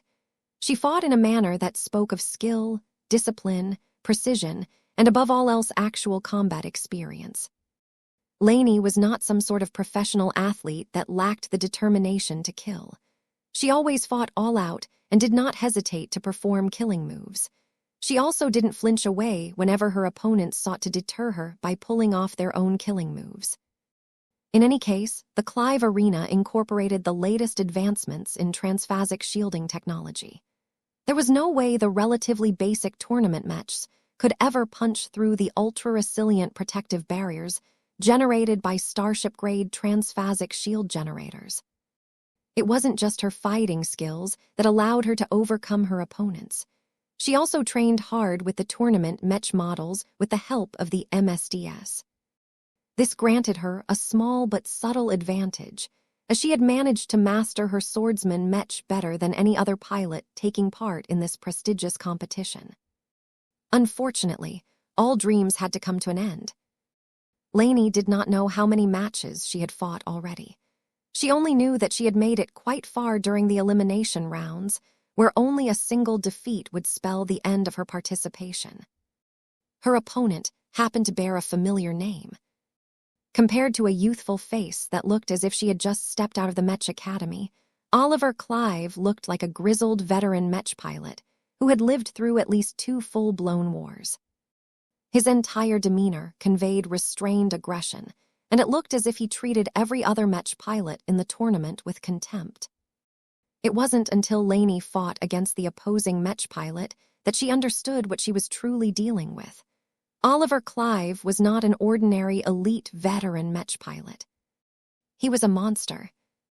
Amidst the loud and continuous roars and cheers, a section of the Clive arena turned into a contested field as the swordsman Mech piloted by Lainey immediately went on the back foot as it became pressured by the spearman Mech piloted by the descendant hailing from the Clive consortium.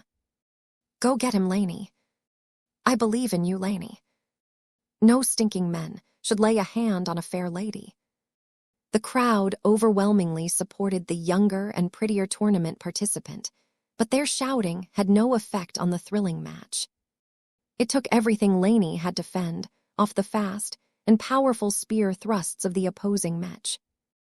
As a man whose last name was Clive, Oliver's martial skills were stellar among second-class Mech pilots. The decades he spent on performing his duties allowed him to hone his skills and develop a spear style that completely matched his own temperament. Even his augmentations were superior.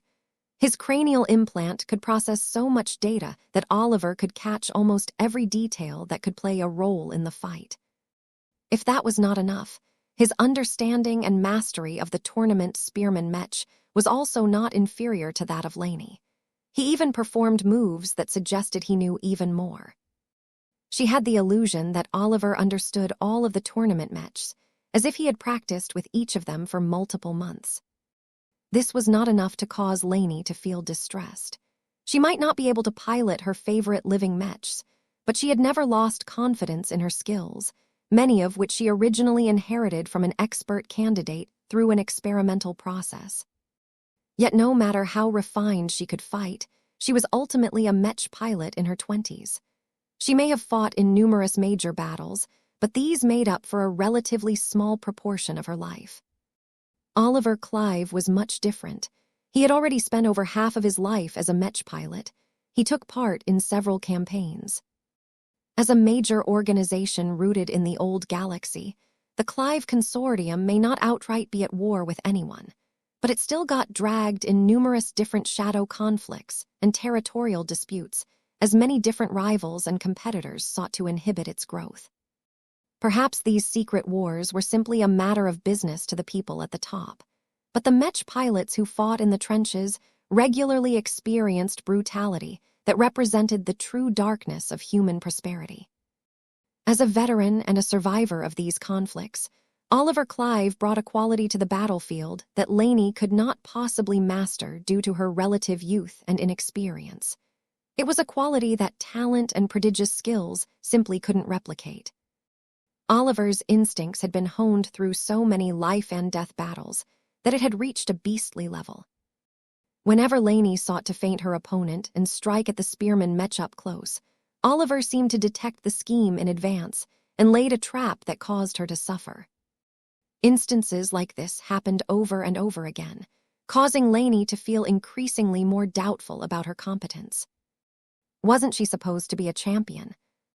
Shouldn't she have approached the limit of an ordinary Mech pilot? Why was her intuition not as good as that of Oliver Clive? The more her attempts to strike at Oliver's Mech failed, the more Lainey understood how much she was lacking compared to the likes of Oliver Clive.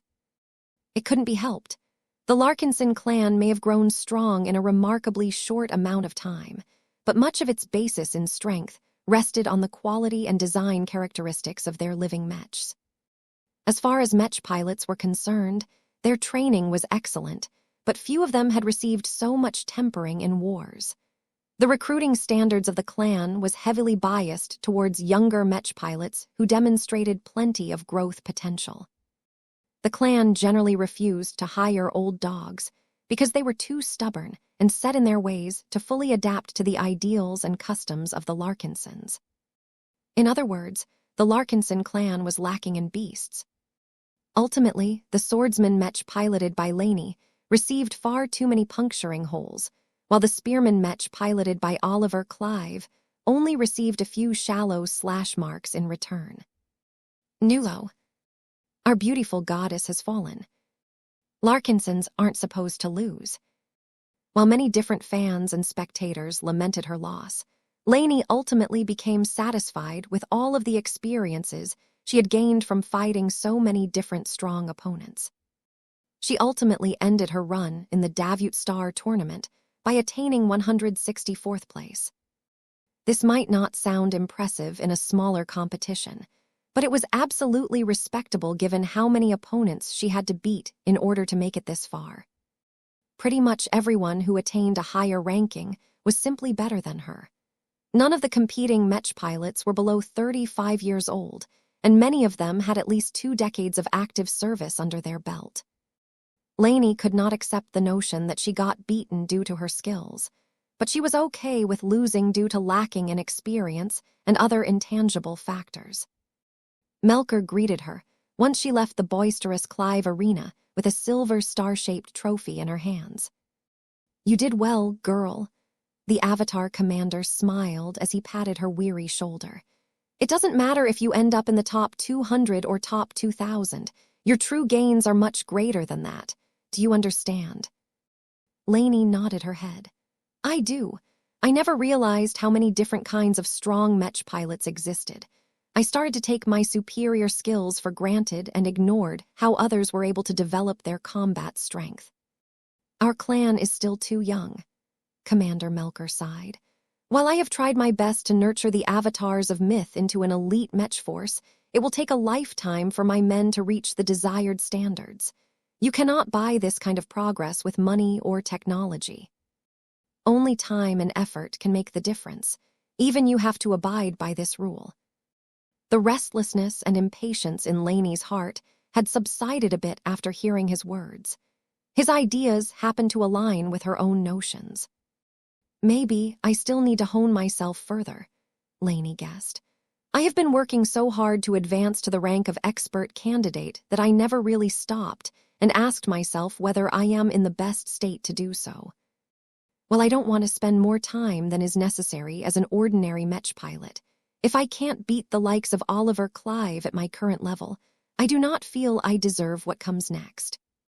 There are more variables at play than that. Don't forget that Oliver Clive's augmentation package is simply better in every way. He's a designer baby who received one gift after another during his childhood. The Clive Consortium must have pumped tens of thousands, if not hundreds of thousands of MTA credits in his growth trajectory, and that is just a conservative estimate. You, on the other hand, received much fewer benefits, but managed to grow so strong at half of his age. There is no reason for you to feel inferior at all, Laney." Though she understood her reasoning, all of them sounded like empty excuses to Laney. The fact of the matter was that she was still not strong enough. "Maybe I need to look into getting better augmentations." Chapter 4883, A Simple Investigation. Although Laney Larkinson only reached 164th place in the Davut Star tournament, the Larkinson clan was already pleased with the performance of other champions. There was no suspense about Caddies. She unquestionably became the undisputed champion of the Ultimate Warrior tournament. Other sword maidens and heaven sworders also attained high rankings, but there was no one who dazzled the audience more than the only swordmaster in their midst. To be honest, Caddies was disappointed by the caliber of opponents she fought against. She held a certain expectation of meeting other extraordinary warriors. Human space was enormous. A lot of different heritages had formed over the millennia, and it was not outlandish to think that there were more unusual fighting methods than traditional swordsmanship. Unfortunately for Caddies, no warrior had come up to her and tried to pummel her with fists of steel or axes that could cut through the fabric of space.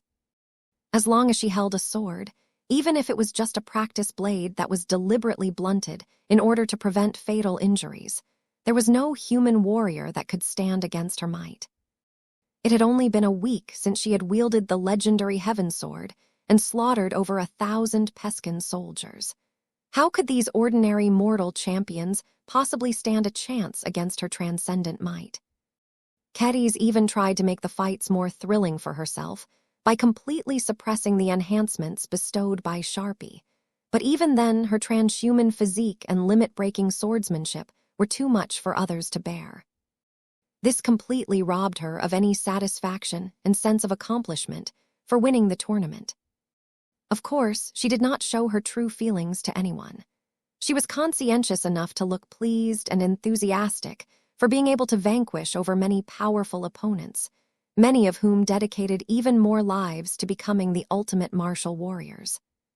She had done her part to bring glory to the Larkinson clan.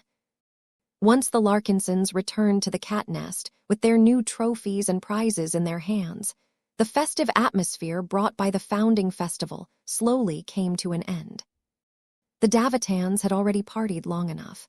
They needed to get back to reality and restart their old lives, though much had changed in the past 2 weeks.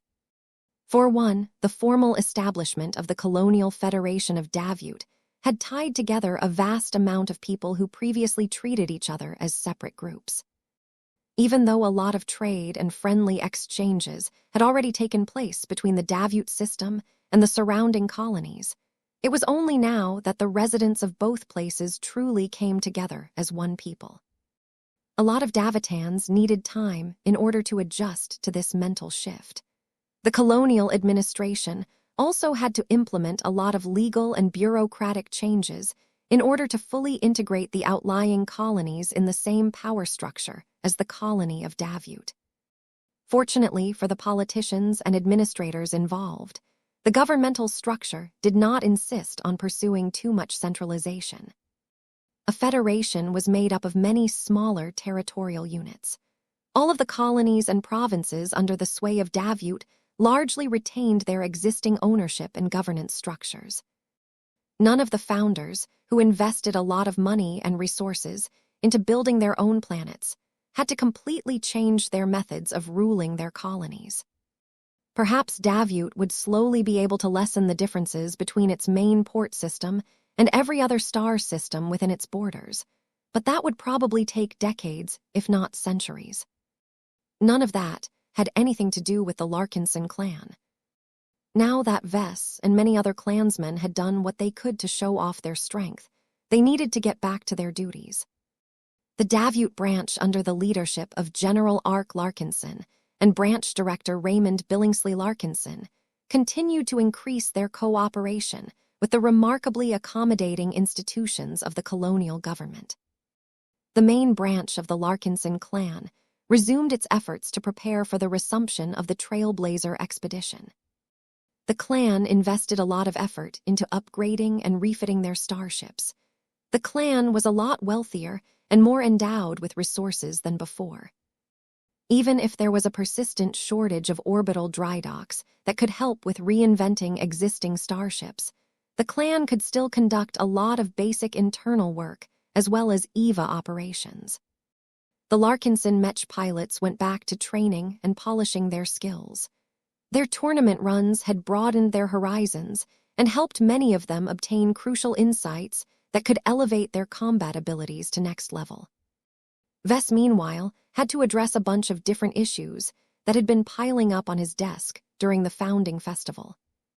For example, the MTA finally made contact with him after investigating the circumstances surrounding the Davut pocket space. Surprisingly enough, the association did not send a familiar to him this time. Vess expected to meet with the likes of Jovi Armelin or Master Vero Goldstein of the Survivalist faction. If the Survivalists didn't come, then the MTA should at least send a member of the Transhumanist faction, such as Master Termanio Dervidian. Instead, the Mechers only sent out a single investigator. The man wearing the uniform of the MTA might occupy a respectable rank, but he was not a Mech designer or anyone tied to the true core power structures of his organization. Vess didn't take the investigator seriously and just treated the interrogation session as a chore. We know that you have landed in a cell as soon as you and the people around you were pulled into the abandoned pocket space. How did you manage to leave your cell and appear in the corridors when all teleportation devices had become ineffective? Vess rolled his eyes as he sat on the opposite side of the table. Trade secret. Can you be more detailed? We are aware that you carry one of our emergency single-use teleportation devices on your person, but they are not rated to overcome barriers at the level of the transphasic walls of the alien prison. As I said, it's a trade secret, Vess affirmed. I have a right to remain silent and protect my secrets, especially if they are related to my Mech design work. None of your Mechs were pulled into the pocket space, the investigator stated. So, my answer will still reveal too much proprietary knowledge that will expose my methods. I do not think that the MTA has an inherent right to coerce other Mech designers into coughing up their trade secrets. Who would want to work with your association if people like you have a habit of stealing the hard work of others? The investigator could not press any further after this. He did not possess the authority or the mandate to press harder. Perhaps the man would have been able to intimidate ordinary Mech designers by using his exalted status as a member of the association, but Vess had long lost his awe and worship towards the MTA. The Mechers were unquestionably powerful, but they were hardly united and fully aligned with each other. The MTA was so huge, a lot of different political factions and interest groups divided all of the power and resources amongst themselves. Vess hadn't figured out whether the investigator belonged to any notable faction or group within the MTA, but it appeared that he was just an ordinary schmuck who had been told to do a simple job without any special instructions. His questions were annoying, though. Your subordinate Kedis wielded a remarkable glowing sword and unleashed power that is far in excess to that of a human. How was she able to defeat so many alien soldiers by herself? What methods or tech did you employ to coerce the surviving leader of the Peskin remnants to cease any further resistance? What are your intentions with keeping the survivors of the Peskin race alive and in captivity? We have detected definite signs that a phase whale remained captive within the innermost cell of the alien prison for an indeterminate amount of years, until recently. Do you happen to have any information or clues where this former captive alien can be found? Suffice to say, Vess tried his best to answer as vaguely and ambiguously as possible. Even if he knew what had happened, there was no way he would provide accurate and detailed information to the MTA for no good reason. After Vess finally managed to live through an hours-long interrogation session, the investigator issued his final verdict after he submitted an electronic report. The Mech Trade Association appreciates what you have done to safeguard your fellow humans and foil the malicious plans of the indigenous alien population that managed to enter this ancient alien pocket space. However, we cannot extend you any claim towards the ownership of this pocket space and anything found inside. We have concluded negotiations with the Colonial Federation of Davyut that fully recognizes their ownership of pocket space and the right to use it for their own purposes so long as we can supervise their activities. Okay, Vess simply answered. He never really had any hopes that his attempts to claim partial ownership of the pocket space would succeed. The planet and star system belonged to the government, so it was only natural that its claims were the strongest. The investigator smiled. We can give you the reward that you deserve. Given your contributions in this action, our association has decided to award you with 8 million MTA merits. We are also bestowing the journeyman Mech designer known as Kedis Larkinson with 2 million MTA merits. Do you have any comments or objections? That was it. Vess somehow expected more. Perhaps he had been far too spoiled with the hundreds of millions of MTA merits that he obtained during his previous adventures. These days, a couple of million MTA merits was nothing to him. He wouldn't be able to exchange anything really good aside from interesting gadgets or access to knowledge related to more accessible high technologies. Oh well. I have no objections. Very well, Patriarch Larkinson. This concludes our debriefing. Have a good day. This entire session ended far too simply. Vess expected a lot more poking and prodding from the MTA, but he wouldn't look at a gift horse in the mouth. Maybe the Mechers are preoccupied with far greater matters, he muttered. It was no secret that the Big Two's war fleets continued to get stalled in the front lines of the conquest of the Red Ocean. While news of successful breakthroughs and territorial conquests continued to trickle down from time to time, the pace of expansion still remained awfully slow compared to the early years of the opening of the new frontier. In any case, Vess threw all of these matters aside and tried his best to finish his remaining administrative duties. Once I have dealt with all of this stuff, I am going to throw myself into my design work, he told his wife over dinner. I have harvested so much inspiration and ideas from the last couple of weeks that I cannot wait to adjust my existing projects and bring my visions to life. The Dullahan project and the Ghost project will definitely break a lot of ground. I can guarantee that you will be amazed with what you will see half a year later. Gloriana did not look enthused or interested for some reason. She kept circling her spoon in her soup bowl while pinning Vess with a stern expression. Vess. Yes, honey. What is this I hear about recruiting a female Mech designer that goes by the name Jocasta Clive? Oh, that. I want to poach her from the Clive Consortium. I've interviewed her a bit, and I think that she is a remarkably talented journeyman Mech designer who is being completely stifled by her current superiors. Don't you think it is a good idea to pull her into our clan, so that she can design tons of powerful Mechs armed with penetrating kinetic weapons? His wife began to scowl after hearing his answer. Chapter 40, 884 Recruiting New Women. No means no, Vess. I veto the recruitment of Jocasta Clive. What? Do you know what you're doing? You're throwing away an opportunity to recruit a talented and motivated journeyman. Jocasta is not an average Mech designer, you know. She has enjoyed the best Mech design education that the Clive Consortium can offer. She has managed to advance to journeyman many years ago and has made enough accumulations to start thinking about advancing to senior. If we bring her over to our clan and allow her to flourish, I think we can provide her with the conditions to realize her design philosophy and advance to master Mech designer within a century. It's brilliant. No, I will not allow you to bring that woman into our clan, especially not a member of the Clive Consortium. Vess tried his best to convince his wife of the merits of recruiting Jocasta Clive. He truly believed that she was sincere enough towards starting anew in his clan, but Gloriana continued to remain stubborn about this issue. I am not the only Mech designer who is skeptical about recruiting Jocasta Clive. Vess, Gloriana hissed as she vented her anger to an extent. Juliet has informed all our fellow journeymen about your ideas. Do you know how they responded to your notion? Ew. Keddies said no way. The Voikin siblings shook their heads. The power pair said that our clan shouldn't host anyone named Clive.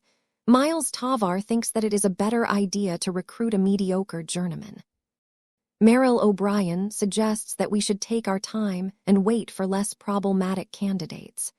The only lead designer among us who hasn't expressed disapproval towards Jocasta Clive is Cormont Hempcamp, but that is because he thinks he is too new to our clan to add his voice to this discussion. So, no one wants to work with Jocasta Clive. How can you all say that when you aren't even prepared to give her a chance? She's a Clive.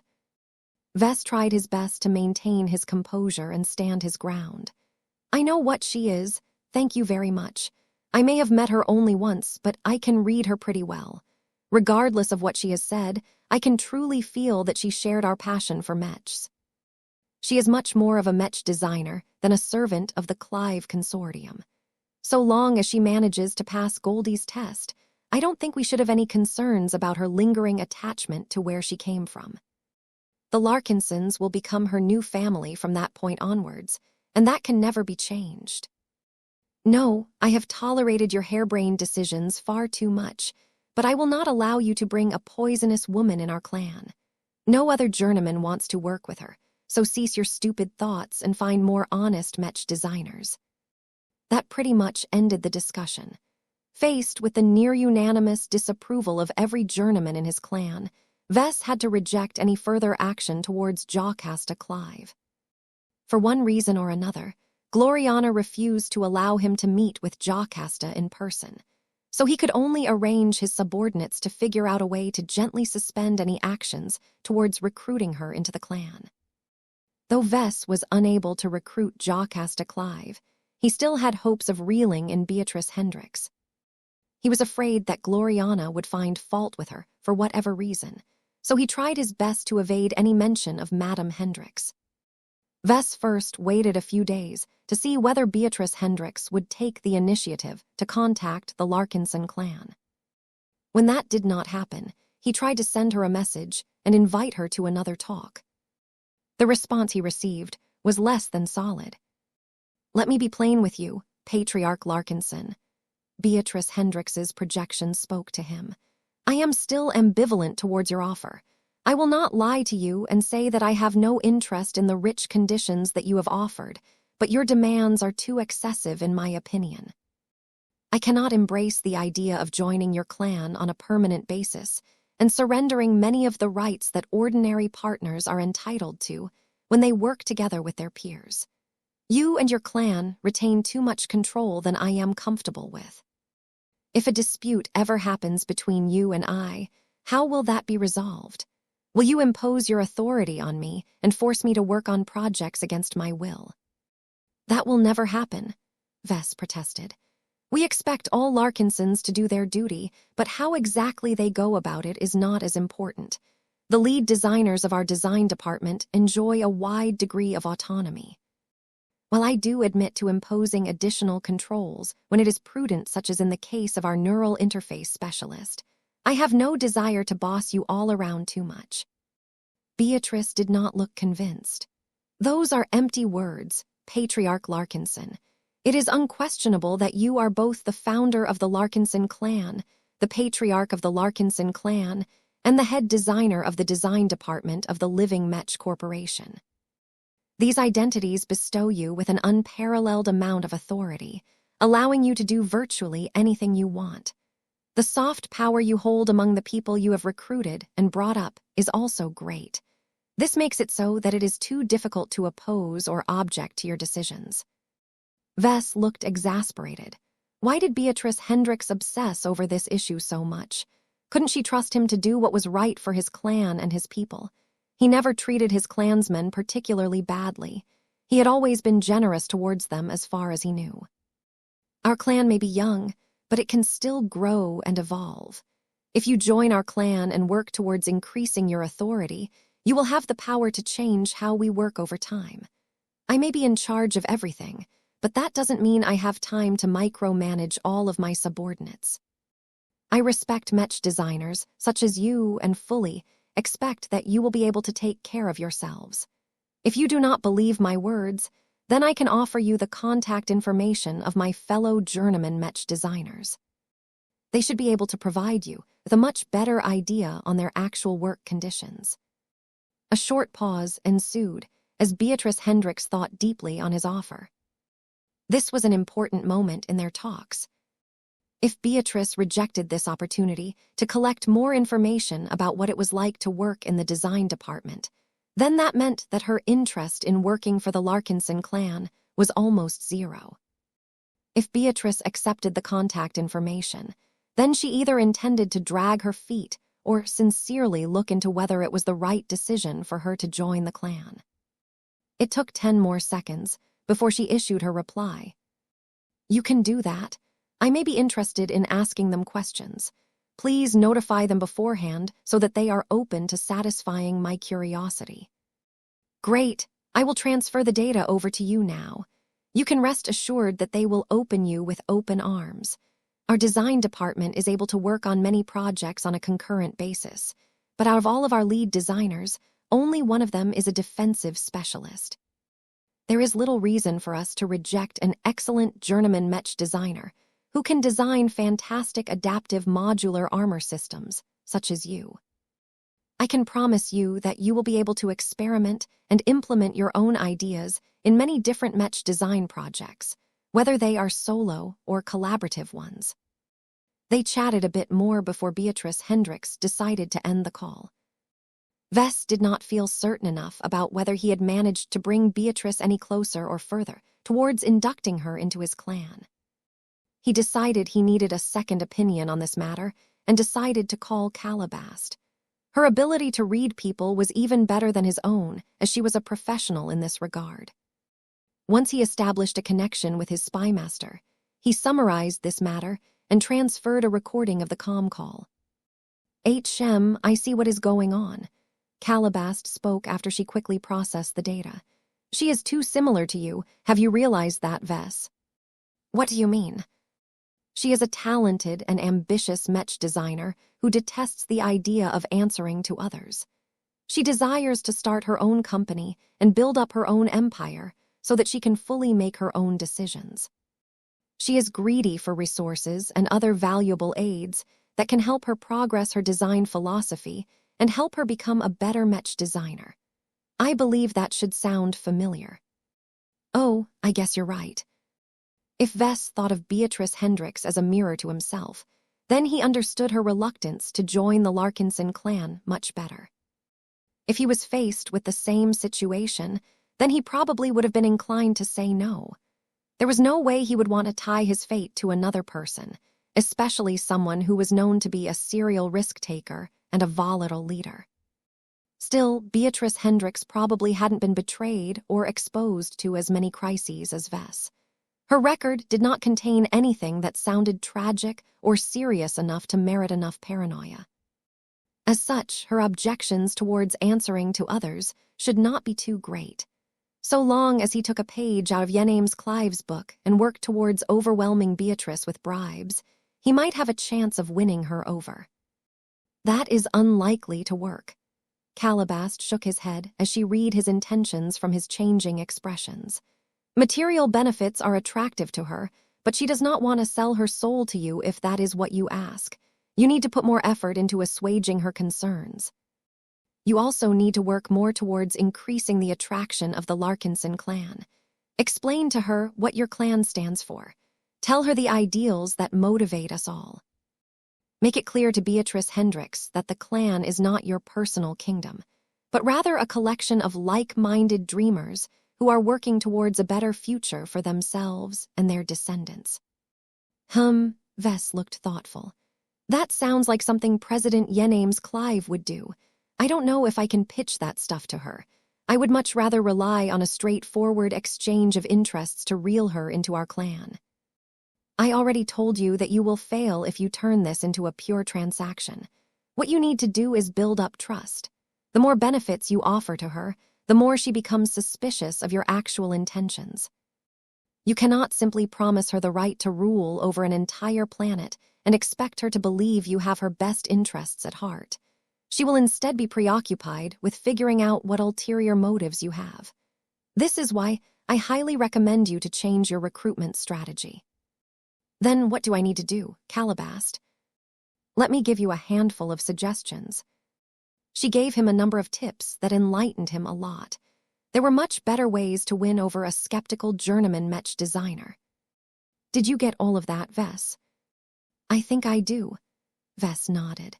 I think you are right that I probably won't be able to persuade Beatrice unless I can demonstrate to her that our clan is special compared to all of the other possible organizations that she can join.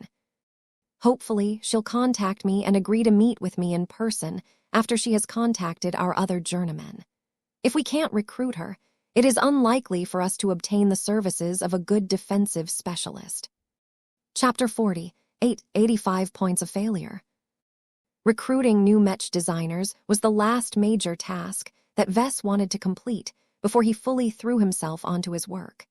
The design department already employed plenty of journeyman Mech designers, but their specializations left obvious gaps that hindered the development of their mechs. For example, Vess still lacked a ranged weapons specialist by his side. One of the reasons why he wanted to invite Jocasta Clive to his clan was because he became greedy for her kinetic weapon expertise. The Larkinson clan's utilization of Gauss weapons and other ranged kinetic weapons had fallen behind due to its embrace of luminar crystal technology. While Vess had a lot of confidence in the strength, efficiency, and versatility of this branch of energy weapons, he knew better than to bet his entire clan on a single horse. Technological progress often occurred in jumps and spurts. The Mech industry had a long history of changing trends due to the uneven advancements of different technological applications.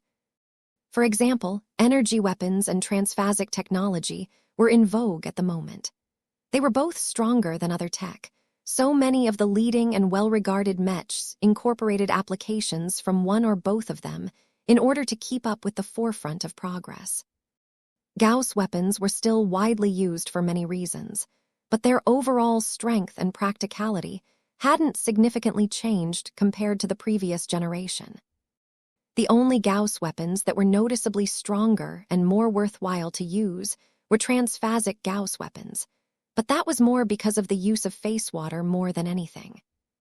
If the technological basis of Gauss weapons did not experience any significant improvements in the last 30 or 40 years, then how could they outperform energy weapons under the same conditions? Besides, Gauss weapons possessed a clear disadvantage compared to energy weapons in the current generation that caused a lot of mech designers to favor the latter rather than the former. The difference was not necessary based on performance, but had to do with cost. A transphasic laser rifle only needed to incorporate face water in its body, while Gauss rifles needed to integrate this expensive substance in both its body and its physical ammunition in order to maximize their effectiveness. Even if Vess could get away with integrating a tiny drop of face water in the tip of a Gauss round, a typical rifleman mech armed with a Gauss rifle could easily expend over 100 rounds in a single battle. If the Larkinson army deployed a couple of hundred of those rifleman mechs, his clan would probably throw away a kilogram's worth of face water in a single battle. Although the results would definitely be astonishing, Vess did not think his clan could afford to sustain this level of consumption for long. It was much more economical to resort to transphasic energy weapons instead. The Nullifier Battalion was the first elite mech unit that fulfilled his goal of arming an elite mech unit with transphasic weapons. Each Nullifier mech was armed with a Godkiller heavy luminar crystal rifle that integrated 5 grams of face water. This might not sound like much, but this was already enough to neutralize much of the boost in damage resistance of transphasic defensive systems. Their penetration power was even more exaggerated against non-transphasic defenses. Better yet, as long as those ostentatious weapons did not get destroyed in battle, the Nullifier Battalion could use their Godkiller heavy rifles over and over again, without needing to replenish their face water content.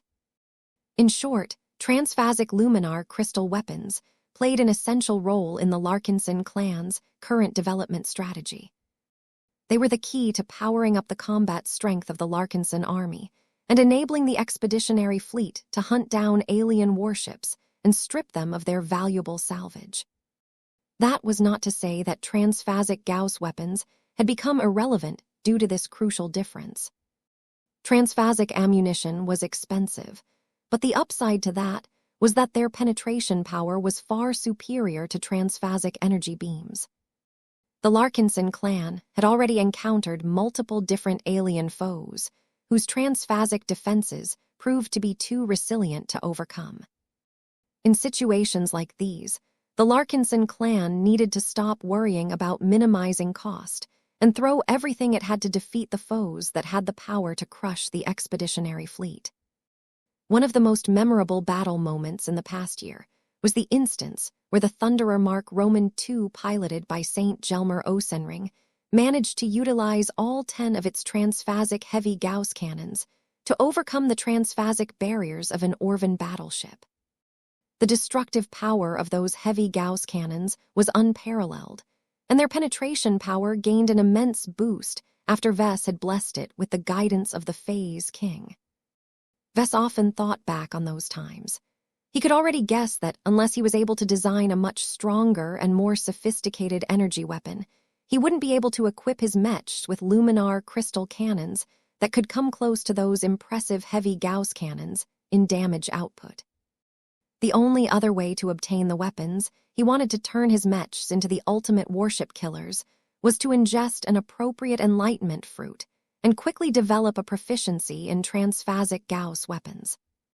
Vess did not necessarily reject this approach, but it was not an appropriate strategy for him to take.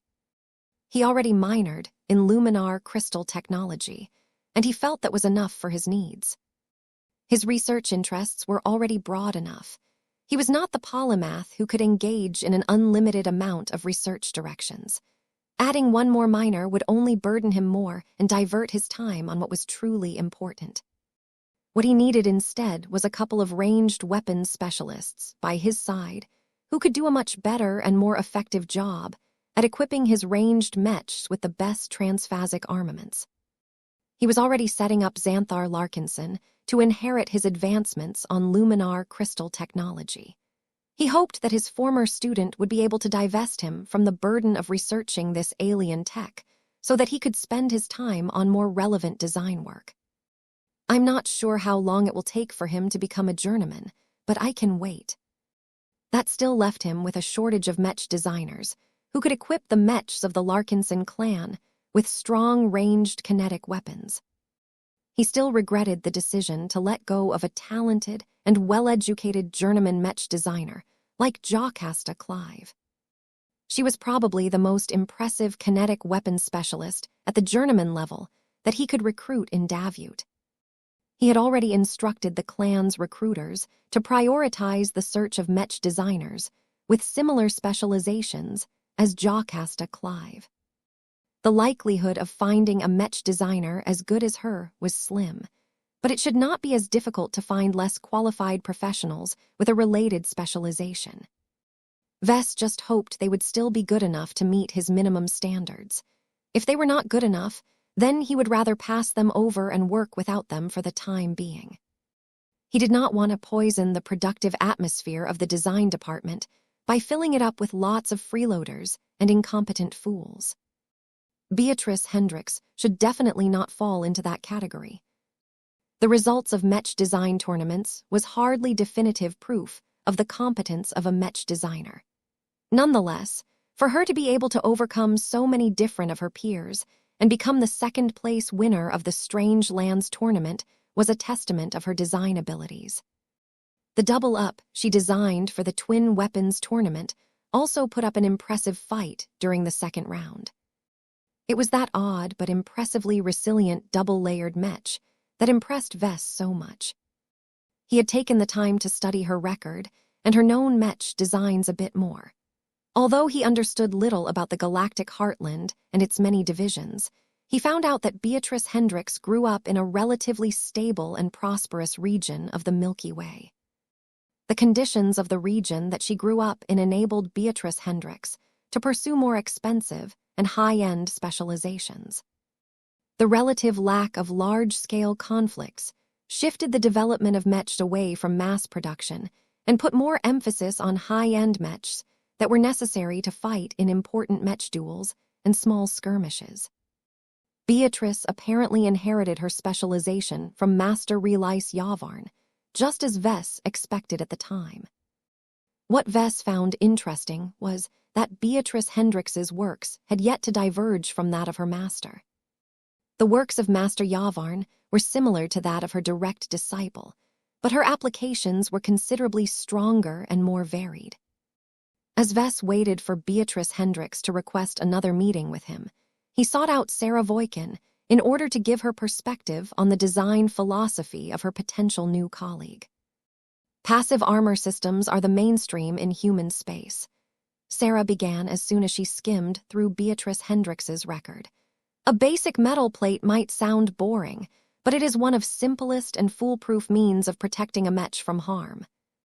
You only need to affix it into place, and you are ready to go. Replacing or repairing the damaged plating also isn't difficult. These modular armor systems are much different in comparison. They need to be powered in order to move around, and they incorporate so much more circuits and electronics that they have far more points of failure. Do you understand what that means? Vess nodded. I think I do. If a mech has more points of failure, Murphy's Law can take a greater hold over it.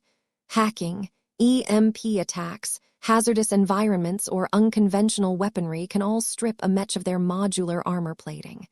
This doesn't happen often, though. I have hardly read any stories in the news that describe this occurrence. That is because almost no one bothers to prepare any special countermeasures against modular armor systems, Sarah retorted. If they become more ubiquitous, that will definitely change. If our clan adopts more mechs equipped with lots of modular armor, then you can be certain that many of our enemies, such as the Friday Men, will prepare targeted countermeasures that will prevent our mechs from taking advantage of this tech. Can you bear the thought of this happening to us one day? Vess shrugged. I won't deny that there is realistic chance that this might happen, but that does not dampen my interest in these armor systems. Our Maiden of Adversity model already incorporates a version of it, though the battle's skirt system is akin to the work of a child compared to her much more elaborate and sophisticated applications of the same tech. That caused Sarah to frown. Are you thinking about encouraging me to work together with Beatrice Hendricks on the same projects? That negates one of the important reasons why you wanted to hire a defensive specialist in the first place. Besides, it shouldn't work as well as you think. I doubt that the other mech designer will be pleased with using her specialization as a secondary defensive system. She will want to design mechs where her modular armor systems make up the main defensive solution for her work. That sounded like Beatrice Hendricks. This was the difficulty of working with proud and egotistical mech designers. He sighed. I understand these difficulties, but I think we can overcome or mitigate these issues. It is more important to relieve you of your heavy workload and enable others to share your burdens. Will you welcome her entry into our clan if she accepts our offer? Sarah nodded, much to his relief. I will. I am not selfish to insist that I should be the only mech designer with a defensive specialization in our clan. We are bigger than that, and you are right about my heavy workload. Besides, I think it would help me a lot more if I can bounce ideas with a fellow compatriot who understands my work. That is great to hear. I feel more reassured about recruiting her after you have given your answer. Chapter 40, 886 Vess the Show-Off. Despite the many shortcomings and limitations of modular armor systems, Vess still felt it was a promising piece of tech. It was not as easy for enemies to disable modular armor systems. The mech designers who worked hard to elevate their effectiveness had made sure to minimize the chances that their life works would be rendered useless with the activation of a single countermeasure. So long as the mechs equipped with this kind of protection functioned as normal, they would definitely be able to defeat comparable machines. After all, mechs with modular armor could dynamically reinforce sections that were under heavy attack. They could also plug any gaps in their innermost protective layers to prevent them from collapsing. Furthermore, mechs like this also had the option of purging spent or unnecessary modular armor plates in order to obtain a substantial boost in mobility. When Vess thought about equipping dozens of different Larkinson mech models with modular armor systems, especially the highly intelligent and adaptive ones developed by Beatrice Hendricks, his desire to bring her to his fold became even greater. In order to increase his chances of winning her over, he felt it would be a good idea to give her a tour through the cat nest, and not just the public areas that were open to tourists. This was a rare privilege, as the Larkinson clan hardly allowed any outsiders to step foot into the core areas of its local stronghold.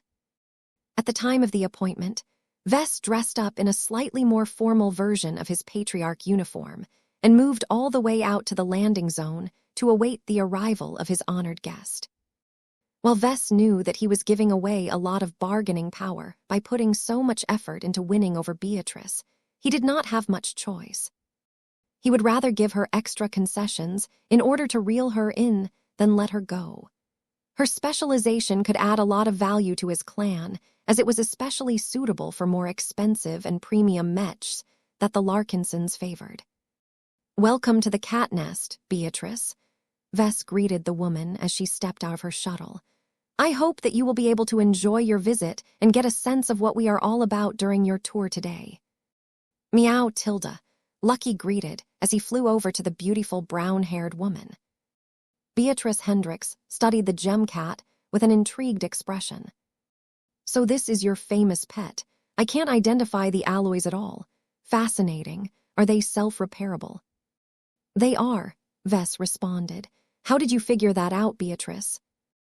"I have encountered similar materials in the past. They possess a distinct combination of characteristics that are not that difficult to identify." "Ah, I see. Let me bring you deeper into the cat nest. I guess we should start with the Ascension Gallery." "Ah, yes. I have heard that it is one of the most iconic tourist attractions of Davut Roman 7. It is a place that you will have to visit in person to fully appreciate all of the ornaments." "That is right." They moved to the Ascension Gallery. In order to make the visit as unobtrusive as possible, Vess had already commanded the staff to close it to visitors for the day. From the moment the pair of journeymen stepped inside the central hall, while being accompanied by a group of honor guards, they all came under the influence of the most defining glow of the Larkinson clan. "So this is the golden cat that is strongly associated with your clan," Beatrice said as she genuinely looked impressed. "What is it, exactly?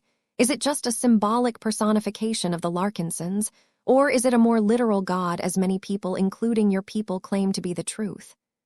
According to the background checks conducted by the Black Cats, Beatrice Hendricks grew up in a secularist environment, so Vess did not have to speak any nonsense about religion. "The golden cat is a real existence," he stated plainly to her. "I can tell you more, but that will touch upon the trade secrets of our clan. What I can share with you is that she is one of our greatest sources of strength. She is not a god, but she is definitely an extraordinary existence. Our people have a close working relationship with her. We support her while she helps us in turn. We take what we need from each other and benefit throughout the process. There is nothing divine about this transaction, though a lot of people who don't know any better mistake it as such. I can't really do anything about it. Reality is far greater than what most humans assume. There are many unknowns in the cosmos, and our clan just happens to master one of its more mysterious aspects." Beatrice frowned as she listened to his answer. His words conveyed a lot of information, but without any greater context, she failed to grasp his deeper meanings. "I still do not understand what your golden cat represents." "That is okay. Let me show you around the Ascension Gallery so that you can get a better understanding of what our clan has built over the years." Vess gave her a tour through both wings of the Ascension Gallery.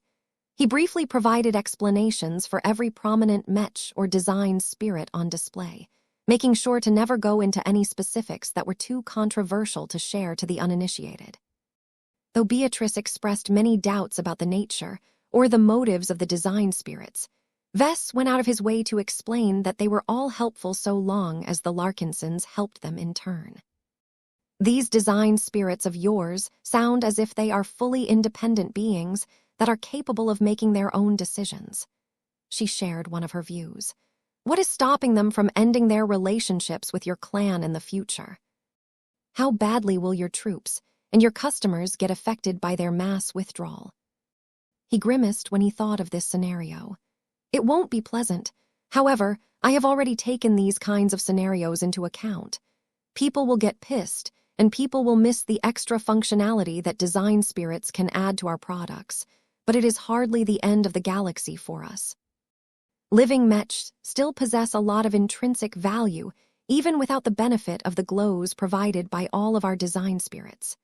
If necessary, I can obtain substitutes that can fulfill similar roles to the original design spirits as long as I have enough time. Therefore, the departure of a long-term business partner will not affect the health of our clan and mech business. The substitute design spirit would be like a baby compared to other spiritual entities. The glow of such a creation would not be as strong and useful as that of an older being, but there was little Vess could do about that. He did not hide the downsides of design spirits, but he made sure to explain to her the benefits of using them in their products. Design spirits can provide a lot of utility and sometimes power that cannot be obtained through more conventional means. The pacifier model is probably my most well-known example of that. They are being sold at a scale that is unimaginable for other journeymen because their tranquil glows are just too suitable for law enforcement and peacekeeping duties. Do you know how many MTA credits it costs to add a glow to one of our products? 0.1 MTA credits. No, that does not sound correct. Your third-class Mech designs also feature glows. It costs 0 MTA credits to bestow our Mechs with this feature. Vess smirked. Do you understand now why many of our products sell so well? Their value propositions are higher because they provide more benefits relative to the prices we charge for them. The only real cost is the need for me to get involved in the design process. I am sure you understand. I do. Thank you for explaining that. What you have shared is fascinating. I do not believe there is any organization that has done anything comparable with Mechs. In fact, I doubt even the Mech Trade Association is able to replicate your unique works. As a Mech designer, Beatrice Hendricks was much more capable of appreciating the benefits and value of his design applications. Vess did not need to tell her much in order to earn her appreciation. Of course, Vess had to share real information with her in order to make her understand. This could be rather dangerous, as he was sharing more information than he wanted to expose to other parties. He was essentially betting that his earnest efforts to present his clan and his works to her would convince her to become a Larkinson. Once they ended their relatively short but insightful tour through the Ascension Gallery, Vess decided to bring her to the main manufacturing complex of the Davut branch. Let me bring you to the Hammerworks. The Hammerworks manufacturing complex took up a lot of real estate in the Cat Nest. It was the reason why the Larkinson clan bought this large plot of land in the first place. As Vess brought her inside the less sensitive production halls that were in the process of fabricating a large amount of commercial Mechs, Beatrice quickly became impressed by the scale of production. How many production lines do you have? I don't really know, he shrugged. The Hammerworks is constantly expanding, so the numbers change every month. I can tell you that our workers here can easily mass produce more than 2,000 Mechs a day. 2,000? That is an entire Mech regiment. Vess did not really consider this to be a notable fact, but it held a completely different meaning for an independent journeyman Mech designer who had no Mech company or factory in her name. Let alone produce 100 Mechs, she wasn't able to fabricate a single Mech without renting a third-party workshop. As Beatrice studied the modern production lines that constantly produced a lot of parts and assembled them into brand-new living Mechs, she never lost her awe at the scale of industrial activity. Does your clan own this entire manufacturing complex, or did you erect it with the help of outside investors? Vess smirked. The Hammerworks is all ours. It officially belongs to the Living Mech Corporation. Just so you know, I directly own 72% of its shares, so I am its majority owner. The Larkinson clan holds 24% of its shares, while two different master Mech designers hold a 2% stake each. You can ignore the latter too. Master Carmen Olsen and Master Takwemen Huron have never interfered with the running of my Mech company as far as I know. The female Mech designer looked gobsmacked.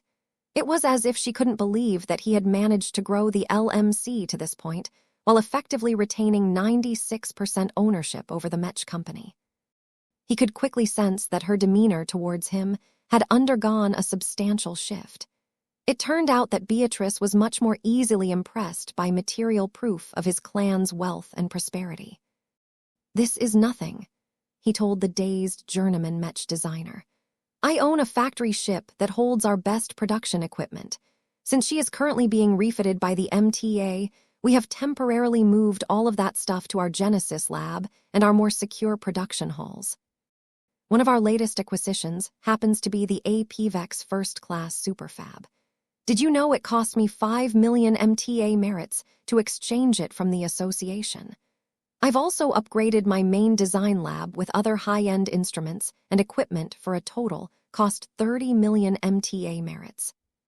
This might sound like a lot to you, but to a prolific contributor to the MTA and humanity like myself, this is just a drizzle. I invested at least 10 times as many MTA merits on upgrading the Spirit of Bentheim into a quasi-first-class factory ship. This time, his words broke Beatrice Hendricks. Chapter 40, 887, A Different Lifestyle. It was rather funny. Vess valued his design spirits, and his groundbreaking Mech designs a lot more than his material possessions. This was because the former consisted of assets that could provide him with enduring wealth and recognition. They formed the basis of his success in the Mech industry and allowed him to build a successful business empire and build a strong Mech army no matter the circumstances. However, it was hard for a stranger who was not too familiar with the impact of living Mechs to appreciate these assets. Success among journeyman Mech designers translated into owning lots of production lines, employing a lot of workers, and selling lots of Mechs to customers. This was why the visit to the Hammerworks swayed Beatrice Hendricks's impression of the Larkinson clan a lot more than her previous visit to the Ascension Gallery. Though Vess initially remained ignorant of these considerations, now that he recognized what his fellow Mech designer truly paid attention to, he brought her to a couple of other places that could make a clear visual impression to the defensive specialist.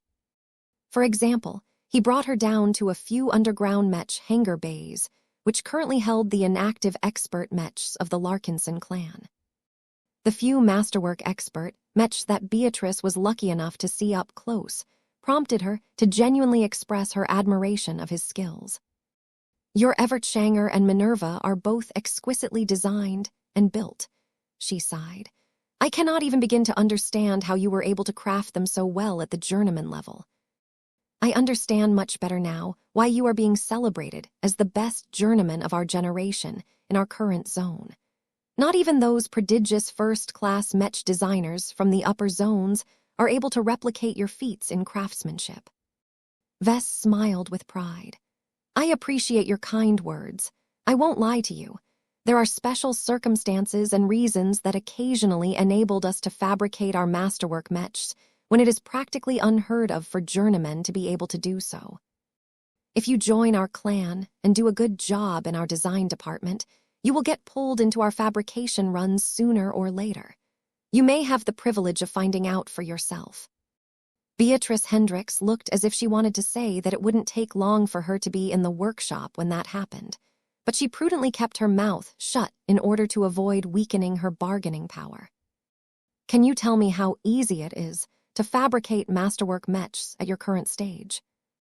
Vess shrugged. That is difficult to say. It gets easier the more you make them. Each successful attempt is an invaluable learning experience to Mech designers such as ourselves.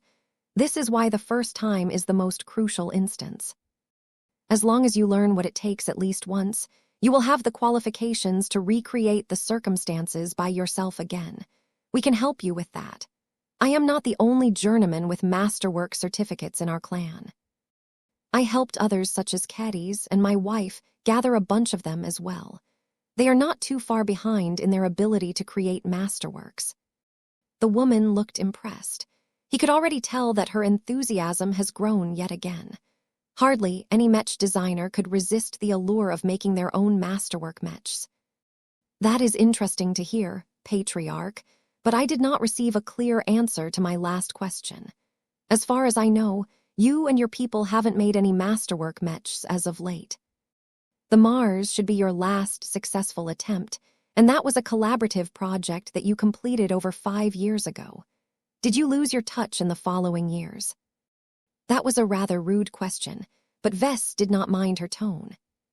While I love all of my Mech designs, I am more invested in some than many others. I have worked on many updates, revisions, and variants in the time that I have spent in Davut.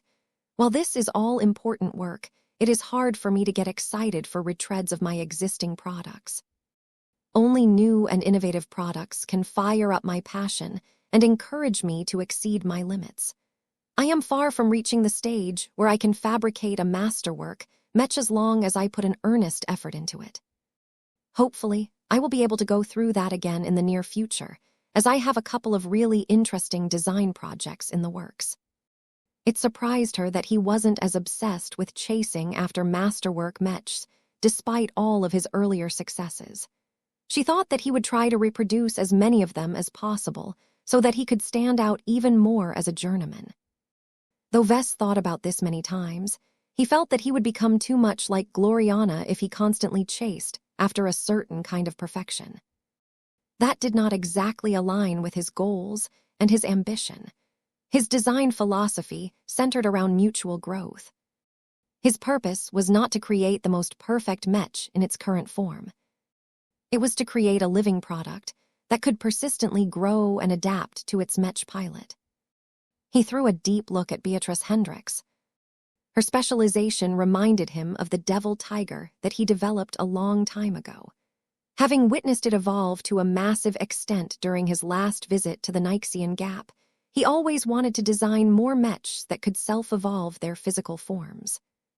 The only way to really do so was to employ smart metal as the principal materials of his mechs, but that was not very economical or efficient, especially in the early stage. Though modular armor systems were substantially different from smart metal armor systems such as ESMAS, they did share a few commonalities that might enable him to take a few steps forwards. Of course, it was better for him to keep those ideas to himself. He first needed to make sure that Beatrice Hendricks actually joined his clan before he could think about possible collaboration ideas. So this is the superfab that cost you 5 million MTA merits to procure, the woman said as she stared up at the incredibly high-tech production machine. It seems overkill for a second-class journeyman mech designer. Why did you choose to spend so much for this APVEX model? I think you should have been able to get by with utilizing a more economic superfab model that costs around 100,000 to 500,000 MTA merits, especially when you only make infrequent use of it. This superfab looks as if you have hardly used it ever since it arrived in your hands. Vess shook his head. It has to be a production machine as good as the APVEX, don't get me wrong. The alternatives that you have described can satisfy my needs for a few years or so, but that puts me in a position where I have to replace it with a higher-end model in order to work with stronger and more volatile first-class materials. Rather than go through all of this trouble, I decided to just skip ahead and buy a superfab that can last me at least a decade before I can replace it with a superior model. A decade? How are you able to earn so many merits? Ha ha ha, he grinned at her. There are plenty of opportunities to earn MTA merits as long as you understand what the MTA needs and have a few friends over there that can vouch for you. I just earned 8 million MTA merits a short time ago. Did you know that? My clan and I had the strength and expertise to deal with a little problem that harmed Davut. I am sure you have heard about it in the news. Beatrice nodded. Not many mech designers can speak about the MTA in such a familiar tone. You truly have a good relationship with the mechers. They value my original research as well as my pioneering activities in the deep frontier. Not everyone can succeed in those activities, but my clan and I happen to excel at both. I do not think there is a comparable pioneering organization in the neighborhood that can equal us in this aspect. This is also one of the principal reasons why we are able to grow so fast. I won't deceive you by saying that what we are doing is safe and sustainable. We frequently take risks that can scare away ordinary mech designers, but that is why they are ordinary in the first place. You are describing the reaction of normal mech designers, she responded. Vess sneered. And that is why there are so many journeymen out there with great potential, but never managed to realize it. Do you remember all of those older journeymen who we competed against in the Twin Weapons tournament? While I can understand that it takes a bit of time to build up steam for a portion of them, those who are over a century old are really wasting their time. I think you should be able to understand that if Mech designers such as us want to get ahead, we need to step outside of our comfort zone and proactively seek progress. She nodded. Both of them were talented Mech designers who pushed themselves harder than most of their peers. Their methods and approaches may be radically different, but they were still highly accomplished in their respective fields. They continued to chat as Vess led his guest away from his private workshop. They exchanged their views on a number of topics and gained a better understanding of each other's opinions and stances on different matters. Soon, the visit came to an end. Vess had led her all the way back to the landing zone where her shuttle had already warmed up its engine. "I am truly awed by what you have shown me today," Beatrice said as she turned to address him. "You and your clan are utterly unique among your kind. I can say that with a 100% guarantee. While you have shown me great promise and progress in many areas, you have also shown me that you live a dangerous life. The Red Ocean is filled with danger, Beatrice. Confronting that is the price of chasing after your dreams. That doesn't mean that this life is every Mech designer who traveled to this dwarf galaxy. But I figure that since you took the trouble to get all the way out here, you might as well go all the way. Why enter the new frontier only to go back to a pattern of life that is more reminiscent of your routine in the old galaxy? If that is all you wanted to do, then you may as well turn around and go back to the Milky Way. Human society over there is much better suited for Mech designers who seek to progress in a stable environment." She did not have much to say about that. Beatrice Hendricks was not familiar with the lifestyle of Vess and his fellow Larkinsons. She clearly hadn't made up her mind whether she wanted to embrace this kind of life as well. She was tempted, though. That was incredibly obvious to Vess. Few Mech designers could remain indifferent to all of the amazing and expensive proof of progress that he had shown today. "I need more time to conduct more research and weigh my choices properly," Beatrice Hendricks ultimately told him. "I would not want to make a hasty decision regarding my entry into your clan due to all of the elevated risks and dangers that you have mentioned." "That is understandable. Please take your time, but it would be helpful if you can give your definite answer within the week. I have already presented you with an elaborate preview of what it is like to live and work in our clan. If you still can't make up your mind after all of this, then perhaps you lack the decisiveness that we seek from a member of the Larkinson clan." Beatrice gave him one last look before she turned around and entered her shuttle. She gave him her answer 3 days later. "I accept." Chapter 88 Modular Ideas. The design department welcomed a new journeyman Mech designer today.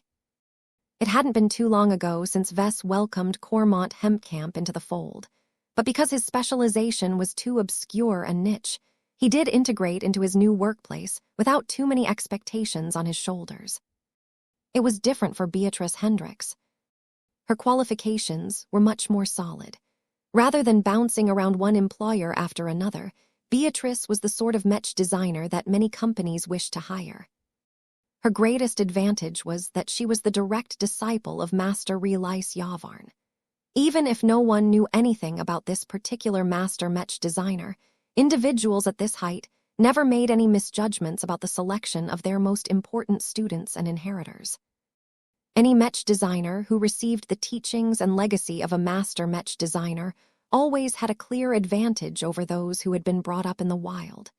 This was a simple truth, and though it might not sound fair, it was not as if those who never met a master had no chances to succeed as well. Still, it was undeniable that Beatrice Hendricks not only enjoyed a head start in her career, but made good use of her starting point. Her particular combination of talent, passion, education, and tournament results showed that she was not only highly competent at her current stage, but that she also had a bright future ahead of her. She was only a little younger than the Larkinson patriarch. As the journeymen of the design department gathered in the main lab of the Genesis lab, Vess enthusiastically introduced the curly-haired woman standing beside him. Beatrice had conscientiously dressed herself in a clean and professional manner in order to convey that she was ready to start her work right away. Everyone else gathered one by one. Keddies arrived first and silently took her measure of the newcomer. Since Beatrice managed to pass Goldie's test, she had forged a brand new spiritual connection to the Larkinson network. This gave her an entirely new kind of awareness that caused her to identify every Larkinson as her kin and vice versa. This was such a shocking phenomenon that the Mech designer couldn't even begin to explain its mechanisms. Though Vess had told her that she shouldn't bother wasting her time on trying to figure out what was going on, she still couldn't help but put a lot of thought into the matter. As it was, Beatrice could not only feel Keddy's approach, but also gained a strong sense of security from the Swordmaster. "Hey, I'm Keddies. You must have heard of me already." Beatrice snapped out of her temporary fascination. "Well met, Keddies. I have indeed heard many stories about you, particularly after I have been inducted into the clan. I must admit that many of the stories sound too fantastical to be true, but the records and the footage that I accessed yesterday are too convincing. I apologize. I am still adjusting to all of the paradigm-shattering information that I have obtained. The public has no idea how amazing the clan truly is. I feel fully vindicated for becoming a Larkinson, because I wouldn't have realized how much I was missing out upon if I made a different choice." There was always a sense of superiority among the Larkinsons. This became especially pronounced when they came into contact with normal human society. The Larkinson clan turned into a secret club of sorts, where the initiated had managed to open their eyes and figure out the greater truths of the cosmos that most people never touched in their lives. Being able to enter this secret club and learning all of the truths that many different parties suppressed or kept to themselves was an enormous privilege to many individuals. They never wanted to go back to their previous lives, where they ignorantly trudged through their lives like innocent sheep. This was an important reason why many new recruits, including Beatrice Hendricks, did not have too many regrets about joining the clan. She already understood a lot more why people who joined the clan weren't allowed to leave it. They couldn't be allowed to wander away after learning so much about the Larkinson clan and more. "You don't need to apologize for being unused to all of this," Keddies calmly said. "Everyone was new once. You don't have to be afraid that we will hold unreasonable expectations towards you. We are already doing fine in our current projects, so we don't need you to do your best right away." Vess nodded. "We're not going to throw you in the deep end, Beatrice. We understand it takes a lot more time to become a Larkinson and work in our clan. We do things a lot differently than other organizations, and we hold different expectations towards our clansmen. My wife has already arranged a schedule where you will spend time with different lead designers and other Larkinsons so that you will smoothly integrate in our clan and work environment. Every newcomer has to go through this process. It will be lengthy, but it should provide everything you need to become a proper Larkinson Mech designer." "I have no objections to that," Beatrice replied. "I was already told that I would be in it for the long haul. How long will it take for me to seriously design a Mech?" "It should take about half a year," Vess said after a few seconds of thought. "You can theoretically start a new design project right away, but I highly recommend you not to do so.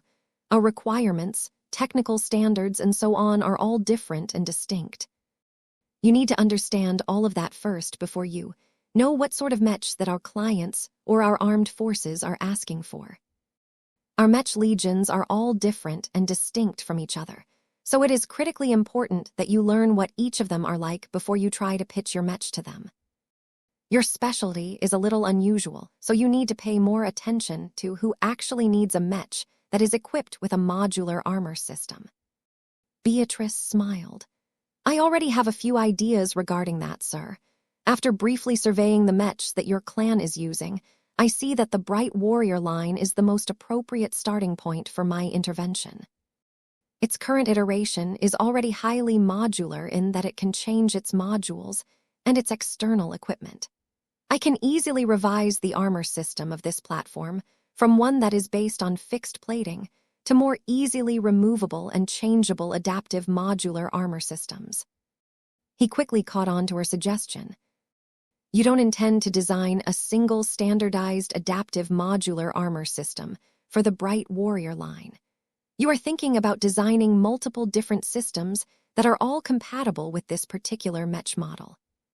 Exactly, Beatrice grinned with enthusiasm. I can already visualize it. Every Mech pilot can pick and choose different modular armor systems, each of which excel in different roles. A defensive loadout will feature thicker armor plating and reinforced circuitry. A light and mobile loadout will feature lightweight modular armor plating that is designed to add as little encumbrance as possible.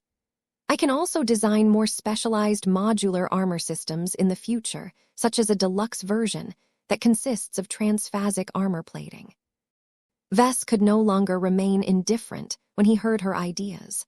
What she presented was so fitting for the Bright Warrior line that he wanted her to start with this ambitious project right away. How could he not feel this way? The Bright Warrior had lately been regarded as a beginner model that should only be piloted by newcomers. Not that many Mech pilots wanted to stick with the highly compatible and universal Larkinson Mech model, when there were lots of stronger and more exciting alternatives available. While Vess had managed to change this trend to an extent by enabling much greater modularization, the relatively fixed armor configurations of the Bright Warrior line significantly restricted their flexibility. Beatrice Hendricks gave him hope that their clan would truly transform the Bright Warrior into the ultimate malleable Mech in the Larkinson clan's lineup. This way, the Bright Warrior line would have value that was not any worse than the likes of the Transcendent Punisher and the Valkyrie Redeemer. Great, great, great, Vess quickly repeated. I am truly grateful for being able to bring you into the fold. I do not dare to think about where our clan would be if we failed to recruit a modular armor specialist such as you. I can think of a few other Mech models that could sorely use your help to elevate their combat effectiveness. Perhaps we should wait before we start work on the Bright Warrior Mark Roman III project. A few other journeymen had arrived. They formally introduced themselves to Beatrice Hendricks and generally got along well with her. None of the lead designers had any idea of rejecting her, as they all needed the help of a competent defensive specialist in order to accelerate the progress of their own Mech design projects. When Sarah Voikin entered the main lab alongside her brother, she stopped in front of Beatrice and shook hands. I cannot begin to describe how relieved I am to see you here, the female Voikin said in a relieved tone of voice. Don't get me wrong. I love all of the work I can do around here, but my time is so stretched that I feel guilty about all of the delays. Once you get up to speed, I look forward to offloading many of my responsibilities to you. We may even need to hire a third defense-oriented Mech designer in a year or two as we keep starting more and more projects. Beatrice smirked. I am not afraid of too many projects. I am glad for them, especially if I am authorized to make my own design choices regarding their armor systems. The freedom that you have offered to me is massive. I shall always cherish this privilege. Vess was glad to see that Sarah Voikin and Beatrice Hendricks did not treat each other as hostile competitors. There was simply too much work for them to bother with any rivalries. After a short delay, the final journeyman of the Larkinson clan arrived at the workplace. Gloriana Wadden had just sent her children off to their private tutoring sessions, hence why she was a little late. Beatrice conscientiously stared at the Pop Cult-branded tote bag hanging on the other woman's shoulder. Any lady with a bit of awareness in fashion should easily be able to recognize this brand and the typical prices for its products. Though Beatrice Hendricks had never lost her sense of pride and maybe even superiority in her skills, she nonetheless came under a considerable amount of psychological suppression as the young mother came close. Gloriana stared critically at the fresh meat. The way she carried herself along with how much she took advantage of her status within the clan meant that she unquestionably mastered the identity of the mistress of the Larkinson clan. Her eyes briefly flicked from Beatrice to Vess and back again.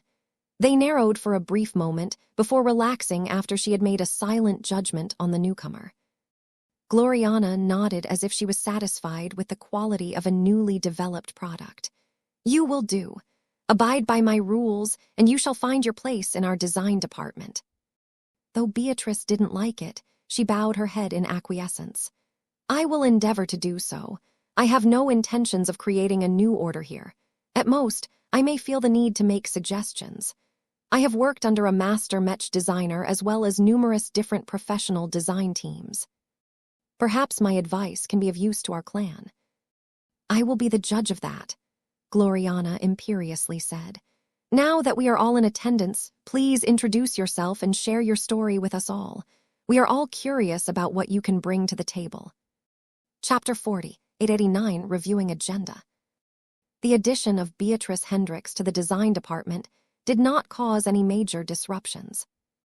The Larkinson clan was too big, and the design department already included a bunch of busy Mech designers. Every journeyman continued to devote their time on their studies, research, and Mech design projects. The only difference was that one of them had to play tour guide and nanny for Beatrice from time to time. Although Vess urgently wanted to turn Beatrice into a productive member of his clan, he knew he needed to restrain himself and bide his time until she fully embraced her identity as a Larkinson. Vess made sure to spend a few more days with her in order to ensure that her integration into the clan was on the right track. After that, he handed her over to caddies who had agreed to show Beatrice around the different Mech legions and familiarize herself with their unique martial traditions. This finally left Vess free to devote his time on his Mech design projects. As he entered the Genesis lab and sat down at his fixed workplace, he called up his agenda and briefly studied all of the important points that he needed to take into account. There are less than 5 months left before the MTA returns the spirit of Bentheim in my possession. He poured over 300 million MTA merits into upgrading his factory ship and flagship. Although the price of doing so was exorbitant, so were the expected results. Vess expected nothing less than a capital ship that could resist alien warship attacks head-on and could form the basis of a genuine first-class fleet in the future. What Vess particularly looked forward to after regaining possession of the spirit of Bentheim was her brand-new hyperchamber. This expensive physical projection module would allow him and his family to truly connect to many more layers of human society than before, particularly the upper ones. Collaborations and teachings would become a lot easier with such an amazing piece of high technology at his disposal. Hopefully, I'll be able to complete the Dullahan project and the Ghost project by this time. He wanted to resume the Trailblazer expedition on a stronger footing than before. Adding 2 powerful and highly innovative expert Mechs to the Larkinson army would definitely boost his clan and fleet. Venerable Janzi would no longer have to wander around looking as if she was missing the second half of her life. Vess might oppose her political stances, but he did not hate her or anything. She was still family and always tried to do what was best for the clan. Vess frowned as he pulled up his design schedule for the coming months. If he wanted to prioritize the 2 aforementioned projects, he had little choice but to take time away from the Eye project, the Bloodripper project, and the Blood Knight project. He did not mind delaying the Blood Knight project since it was more of an experiment more than anything. He initially conceived of it after inventing the empowered blood sharing system. While he still wanted to investigate the power of a blood pact, there was no need for him to hurry up with this particular research direction. The Eye project centered around a relatively simple marksman Mech that he designed in collaboration with Cormont Hempcamp. Vess could easily offload more responsibilities to his design partner. He had already contributed a lot to the spiritual design of the Eye project and did not have to complete all of the more mundane design tasks. Let's do that then, Vess decided. This project is already well on its way to completion. It just needs to undergo several rounds of testing and refinement. The only project that was almost just as important as the Dullahan project and the Ghost project was the Bloodripper project. It was another expert Mech design project. This time it was centered around a light harasser Mech. Vess basically considered it to be a high-end version of the Stingripper model often utilized by the flagrant vandals. Vess had never spent too much time on the Bloodripper project, as it simply wasn't necessary. Gloriana and Juliet both took charge of the design, as their specialties were much more relevant this time. He briefly recalled the work he had already done and knew that he did not have to do much in order to ensure his contributions remained adequate. He did not feel worried about handing over even more responsibilities to the pair of former Hexer Mech designers. They obviously knew what they were doing, and the Bloodripper project clearly aligned with their visions. With that in mind, Vess adjusted his work schedule and made sure he deprioritized a lot of distractions in order to free up more time for the Dullahan project and the Ghost project. No matter what, it's time to finish these expert Mech designs. I have kept them in limbo long enough.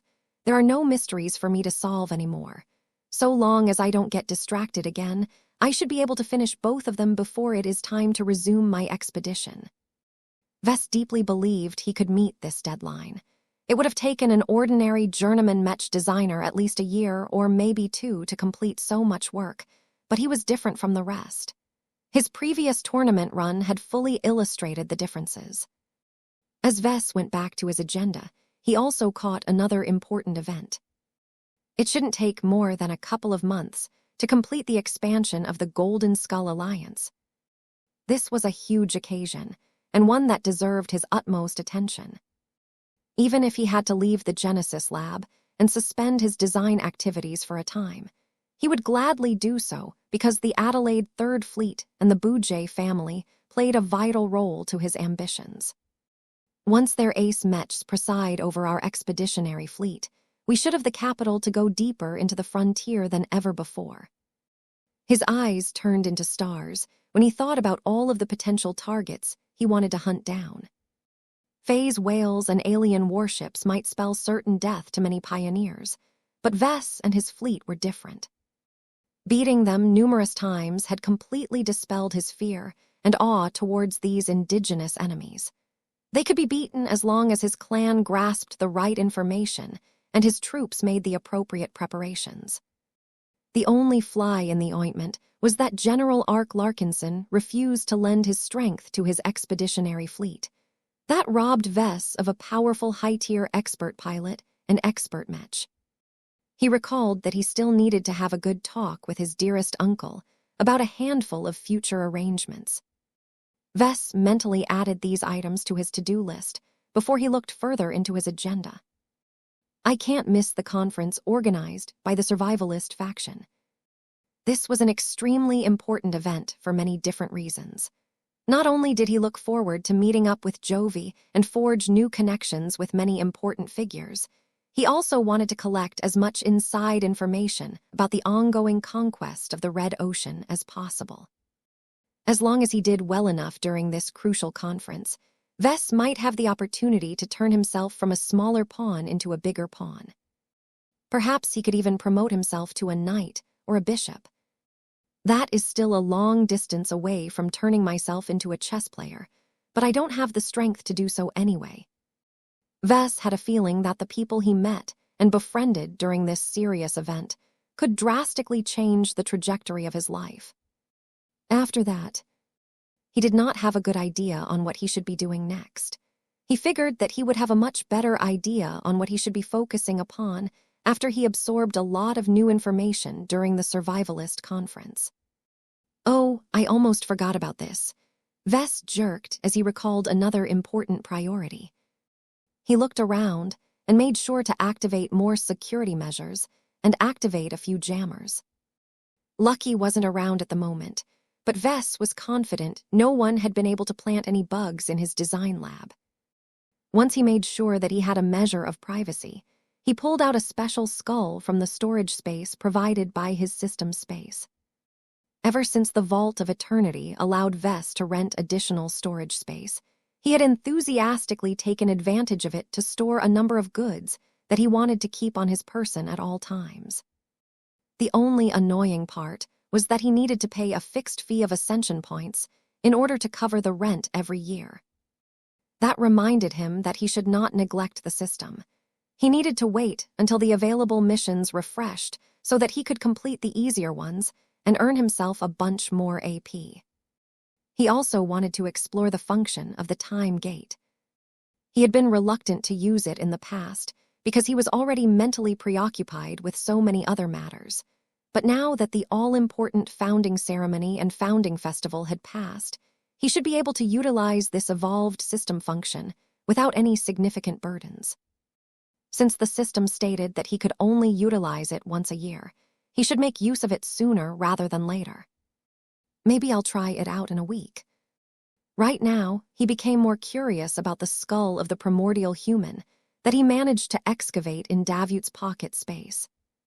The investigator dispatched by the MTA never mentioned anything about human remains during the interrogation session. Vess wasn't sure why the Mechers hadn't brought up this topic at all, because he had not hid the skeleton in his hand when the human troopers started to fight against the Peskin remnants. Did nobody ever wonder why the leading figure among them was holding a weird glowing skull in his hands? There was no way the Mechers missed such a detail when they interrogated everyone else that had also been trapped in the ancient alien prison. Were the Mechers trying to do him a favor by deliberately ignoring the presence of the special skull, or were they waiting to send a more important figure to him in the future? I hope someone like the polymath doesn't drop by again, he sighed. He needed to get rid of the skull and the rest of the ancient skeleton. While he would love to examine it for years and figure out the mystery behind primordial humans, this was a hot potato that might cause him to land in trouble with the wrong sort of people. His mother needed it a lot more. While Vess already had a plan in mind on how he should smuggle it through the greater Bayonder Gate and ship it all the way back to the Komodo Star sector, it would probably take a long time for it to come into fruition. I should see if I can make any quick gains by studying it for a little while, he decided. There is no need to send it out right away. He at least wanted to figure out what kind of materials it was made of and whether he could formulate anything similar enough. The skull was an extraordinarily powerful tool for him to channel his spiritual manipulation abilities. Vess did not need to obtain a channeling medium that was just as good as this ancient human skull. He would already be content if he obtained an imitation product that was only a tenth as good. Let's see what you're made of, shall we? He smirked. It's a good thing that I upgraded my lab instruments to first-class standards. I don't believe they are unable to pry out your secrets. Life forms are temporal, but science is eternal. Chapter 48, 90 Mixing Ideas. Just as he predicted, it was far harder for his scanning equipment to figure out the details of the primordial human remains than normal. The first-class lab machines and instruments shouldn't have been defeated so easily. They were so good that they could easily decipher the alloy formulas for all of the warship debris that the Larkinson clan had collected from the battlefield. Yet when they started to examine the bones that remained pristine despite existing for so long, they yielded remarkably little results. Sure, the scanners were able to use their basic sensors to gather obvious data such as the mass, density, and dimensions of the bones. Yet when Vess wanted to learn what materials they consisted of and how their internal structure looked like, he obtained no information at all. None of the MTA-issued equipment could peer beyond the surface of all of the bones. The results actually didn't surprise him that much. Primordial humans wouldn't have been so highly regarded if they could be figured out so easily. Vess still had to go through the motions and exhaust every available test that he could perform. Since these bones are so damn hard, I should try out the more dangerous and destructive tests as well. He subjected them to all kinds of examinations that should ordinarily break many other kinds of materials. For example, he conducted impact tests where he slammed the bones with a giant metal spike. He threw them into an extremely hot furnace to see whether they would melt or crack. He submerged the bones in highly corrosive acids to see if any chemical reactions occurred. He even exposed them to high levels of radioactivity. Nothing he did seemed to harm them in any fashion. Their mass and dimensions remained exactly the same after he cleaned them up and measured them again. This is ridiculous. Not even the hardest first-class materials that he had got in his hands on could match this level of resilience. The endurance tests he conducted were not average in the slightest. He had to pay hundreds of MTA credits in order to obtain the required materials to conduct a few of them, yet none of them produced any meaningful differences. Vess finally accepted the tentative conclusion that the primordial human skeleton was indestructible by his current means. While he suspected that an all-out attack from the Amaranto or the Mars might be able to cause the bones to show weakness, he did not dare to call over those powerful high-ranking Mechs. He needed to keep the ancient human remains as secret as possible, and he did not actually want to pulverize all of the bones just to satisfy his curiosity. There is something weird going on here. He frowned. Are the bones so awfully dense and resistant towards damage due to their material composition alone, or are their defenses being boosted by other factors? When Blinky appeared from his head and dove deep into each and every bone, the companion's spirit only encountered a lot of emptiness. This was not the emptiness of non-existence. The best way that Vess could characterize Blinky's explorations was that the star cat had entered enormous swimming pools that had been drained thousands of years ago. They were completely empty of water, but the space they used to occupy still conveyed a sense of empty space. When Blinky poured spiritual energy into these bones, their swimming pools became filled again, though only by a tiny measure. Adding other varieties of spiritual energy into the same bone caused it to automatically partition itself into multiple smaller swimming pools. This was an incredibly fascinating process to him. It happened completely automatically, so much so that Vess couldn't find any consciousness or programmed routine that caused this to happen. Try as he might, Vess could not detect any surviving spiritual remnants or spiritual constructs in each of the bones. He had already found this out when he initially discovered them inside the ancient alien prison, but now that he was able to conduct his examinations without a crisis hanging over his head, he was able to confirm his original observations. They have truly turned into empty slates, Vess said with a hint of wonder in his voice. The power of time is strong. Whatever spiritual qualities they had before have fully faded due to the erosion of so many years. Vess was unable to determine an accurate assessment of how old they were, but the primordial human bones had to be over 100,000 years old, given the age of the ancient prison facility. He had a lot of questions concerning these remains, but his inability to gather more data heavily restricted the amount of answers that he could gain. He either needed much better lab equipment, or he needed the help of a genuine expert like his mother. Since I can't figure out anything important, let me try and see if I can derive any other benefits from these bones. He had the strongest urge to grab a knife, cut out his leg bones, and replace them with the ancient relic bones. Although this sounded absolutely crazy, he had the belief that his evolved body would be able to integrate the primordial human remains without any serious compatibility issues. It took a few minutes for him to calm his restless and eager heart. I can't completely guarantee that this is safe or reversible. If these ownerless bones imprint on me and turn into permanent fixtures of my body, I won't be able to remove them without consequences.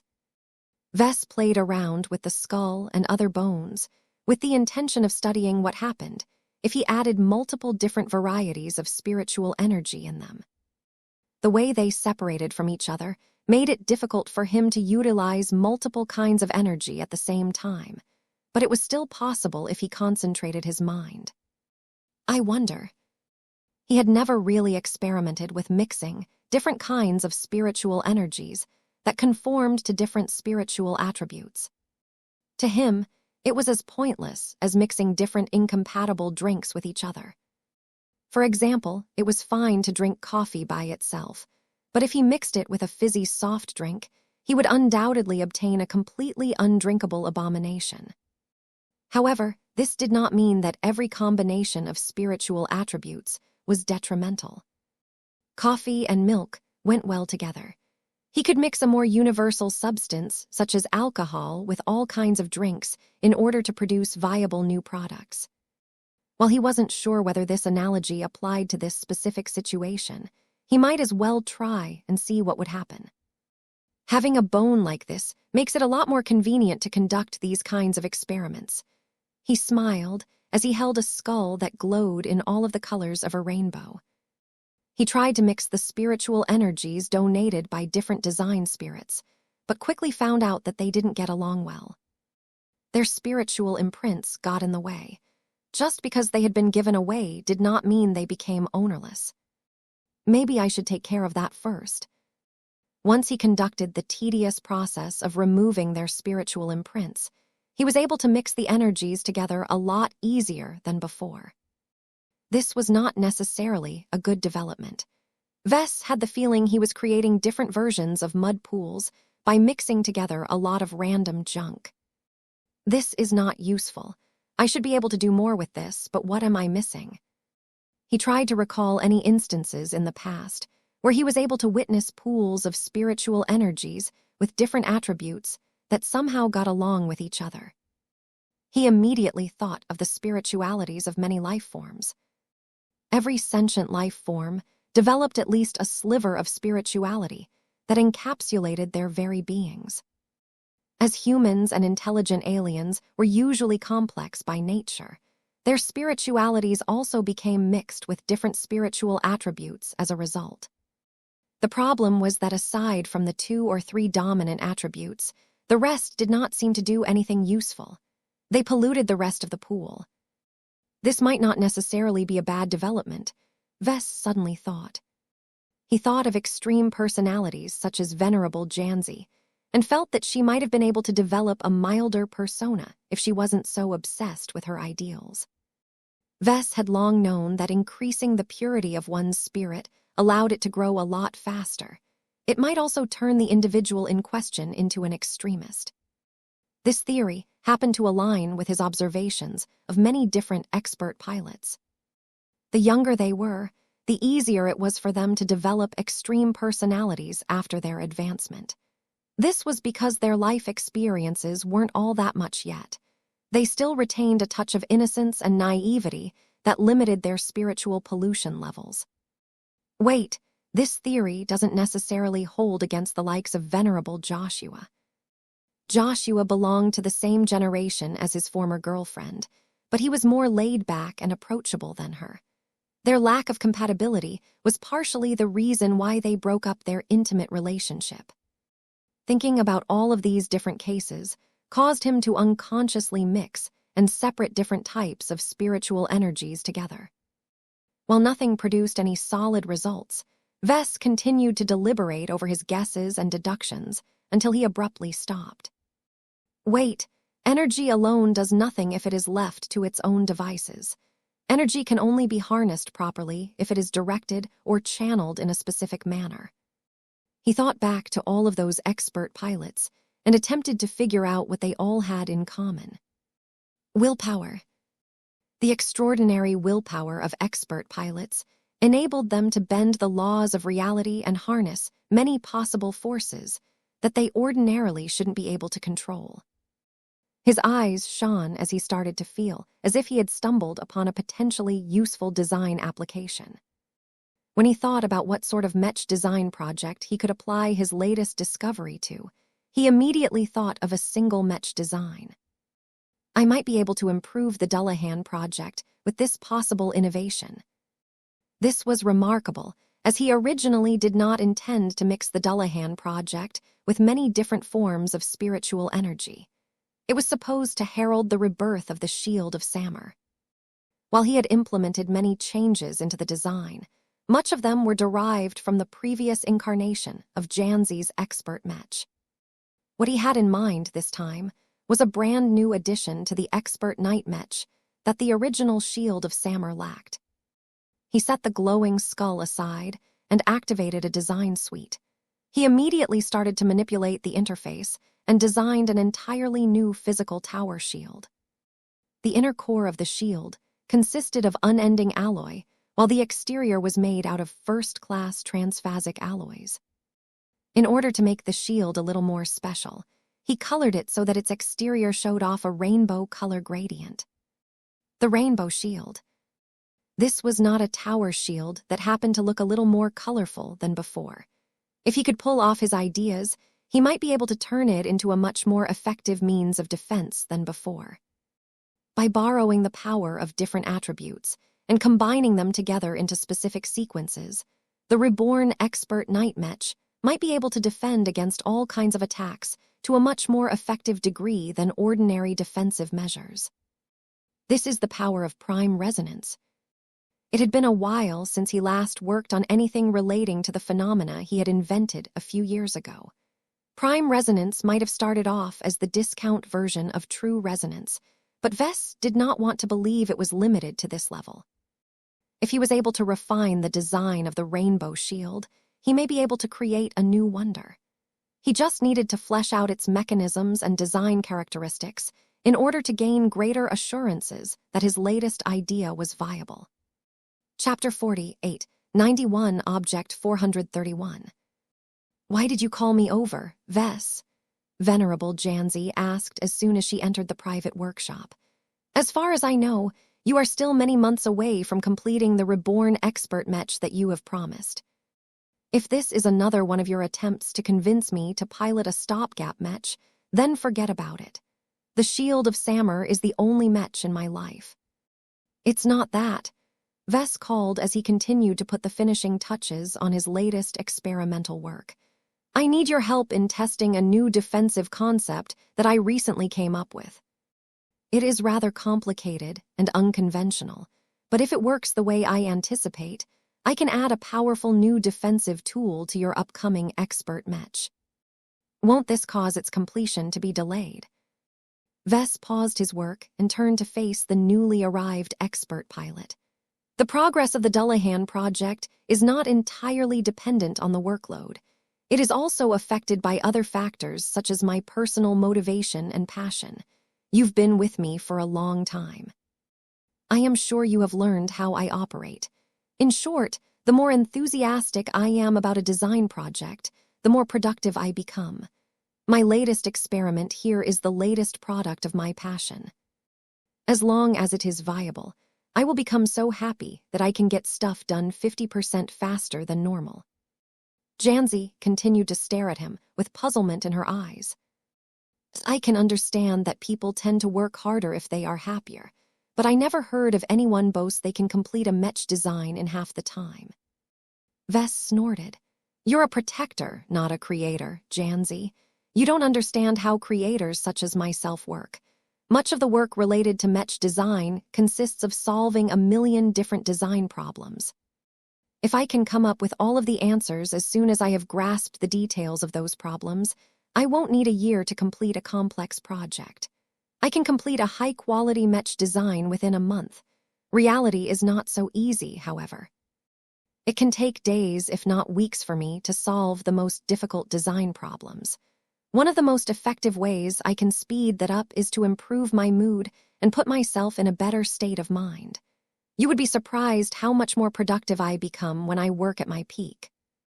This was how his hammer of brilliance worked whenever he whacked it on a person's head.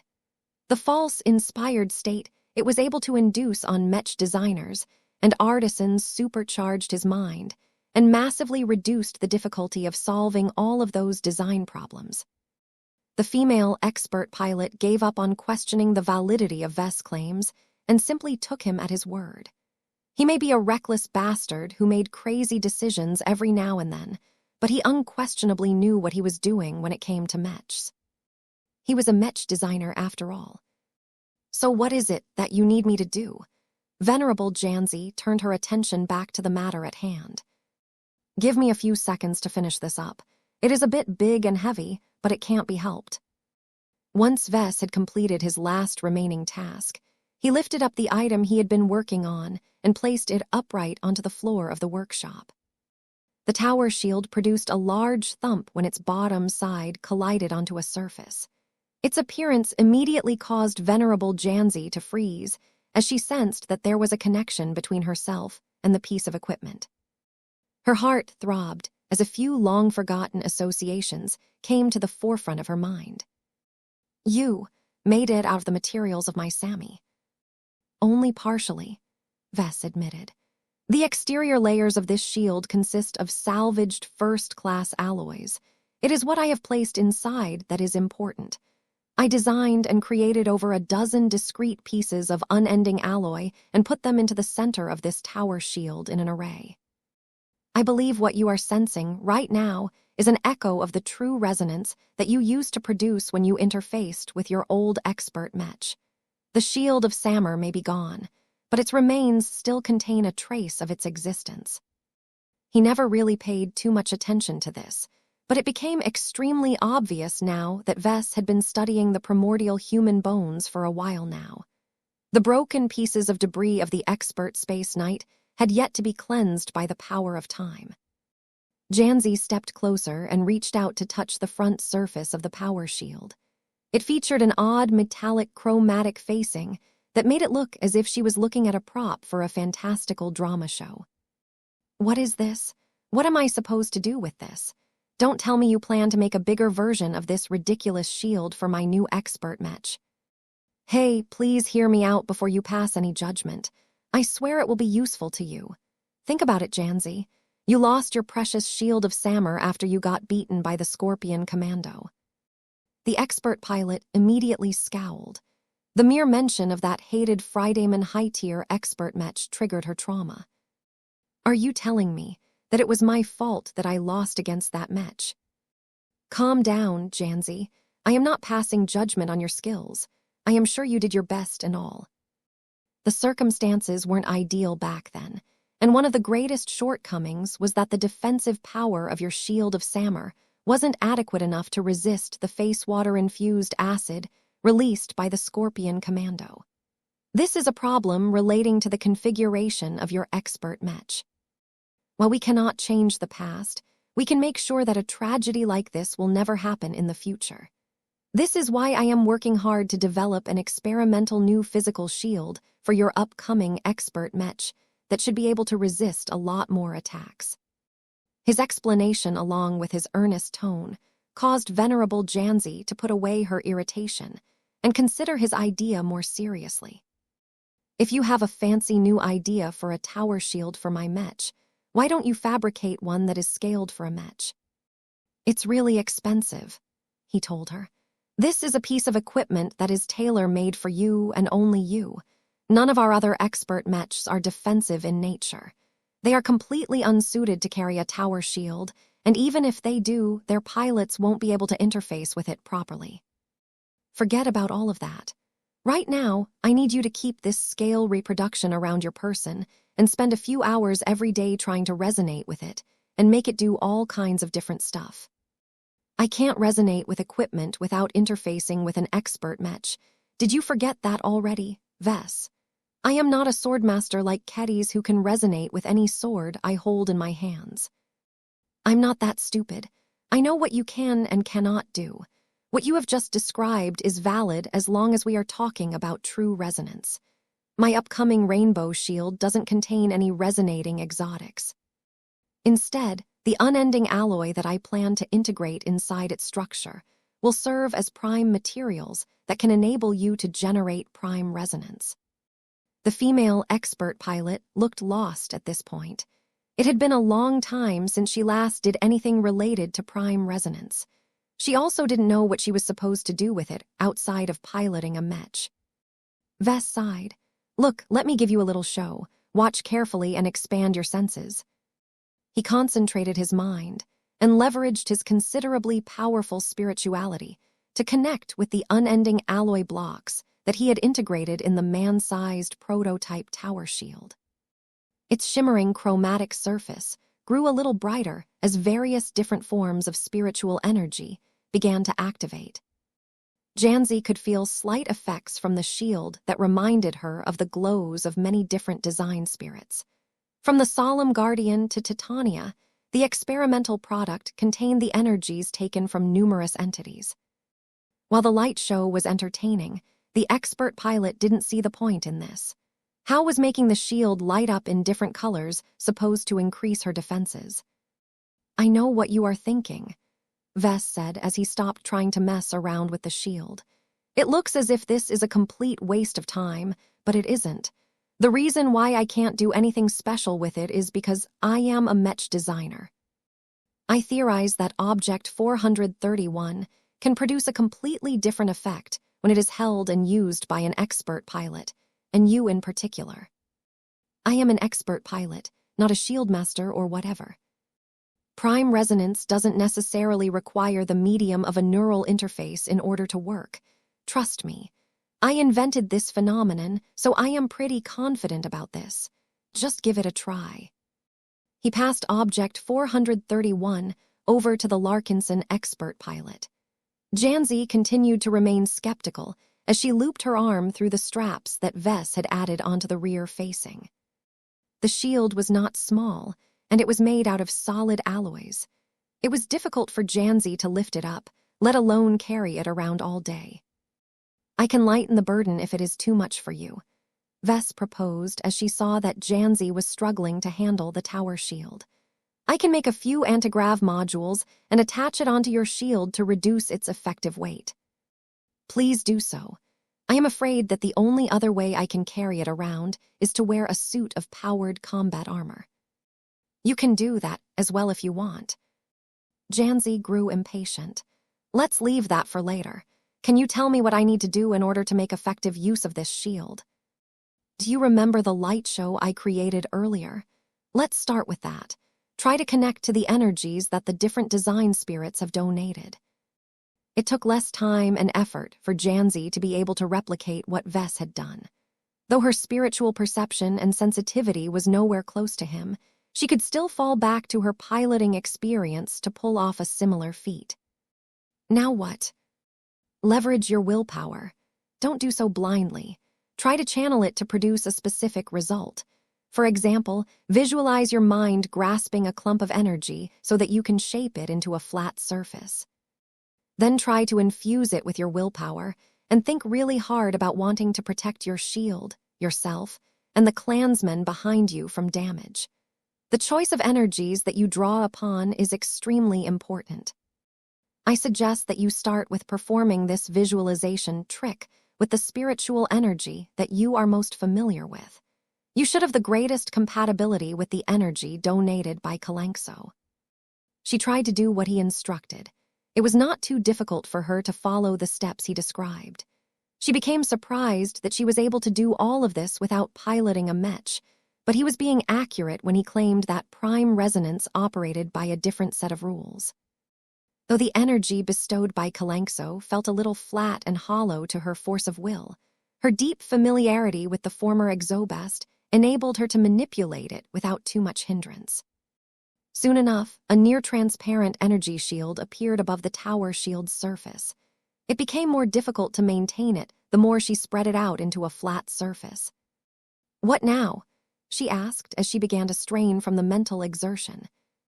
Stay still, Vess instructed before he promptly picked up a kinetic pistol from his work table and fired a single round onto the newly projected energy shield.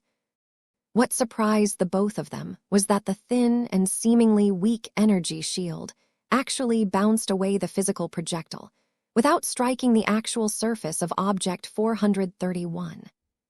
What are you doing? Ha ha ha ha, I did it works. You didn't know it would work. I was confident in my theories, ha ha ha.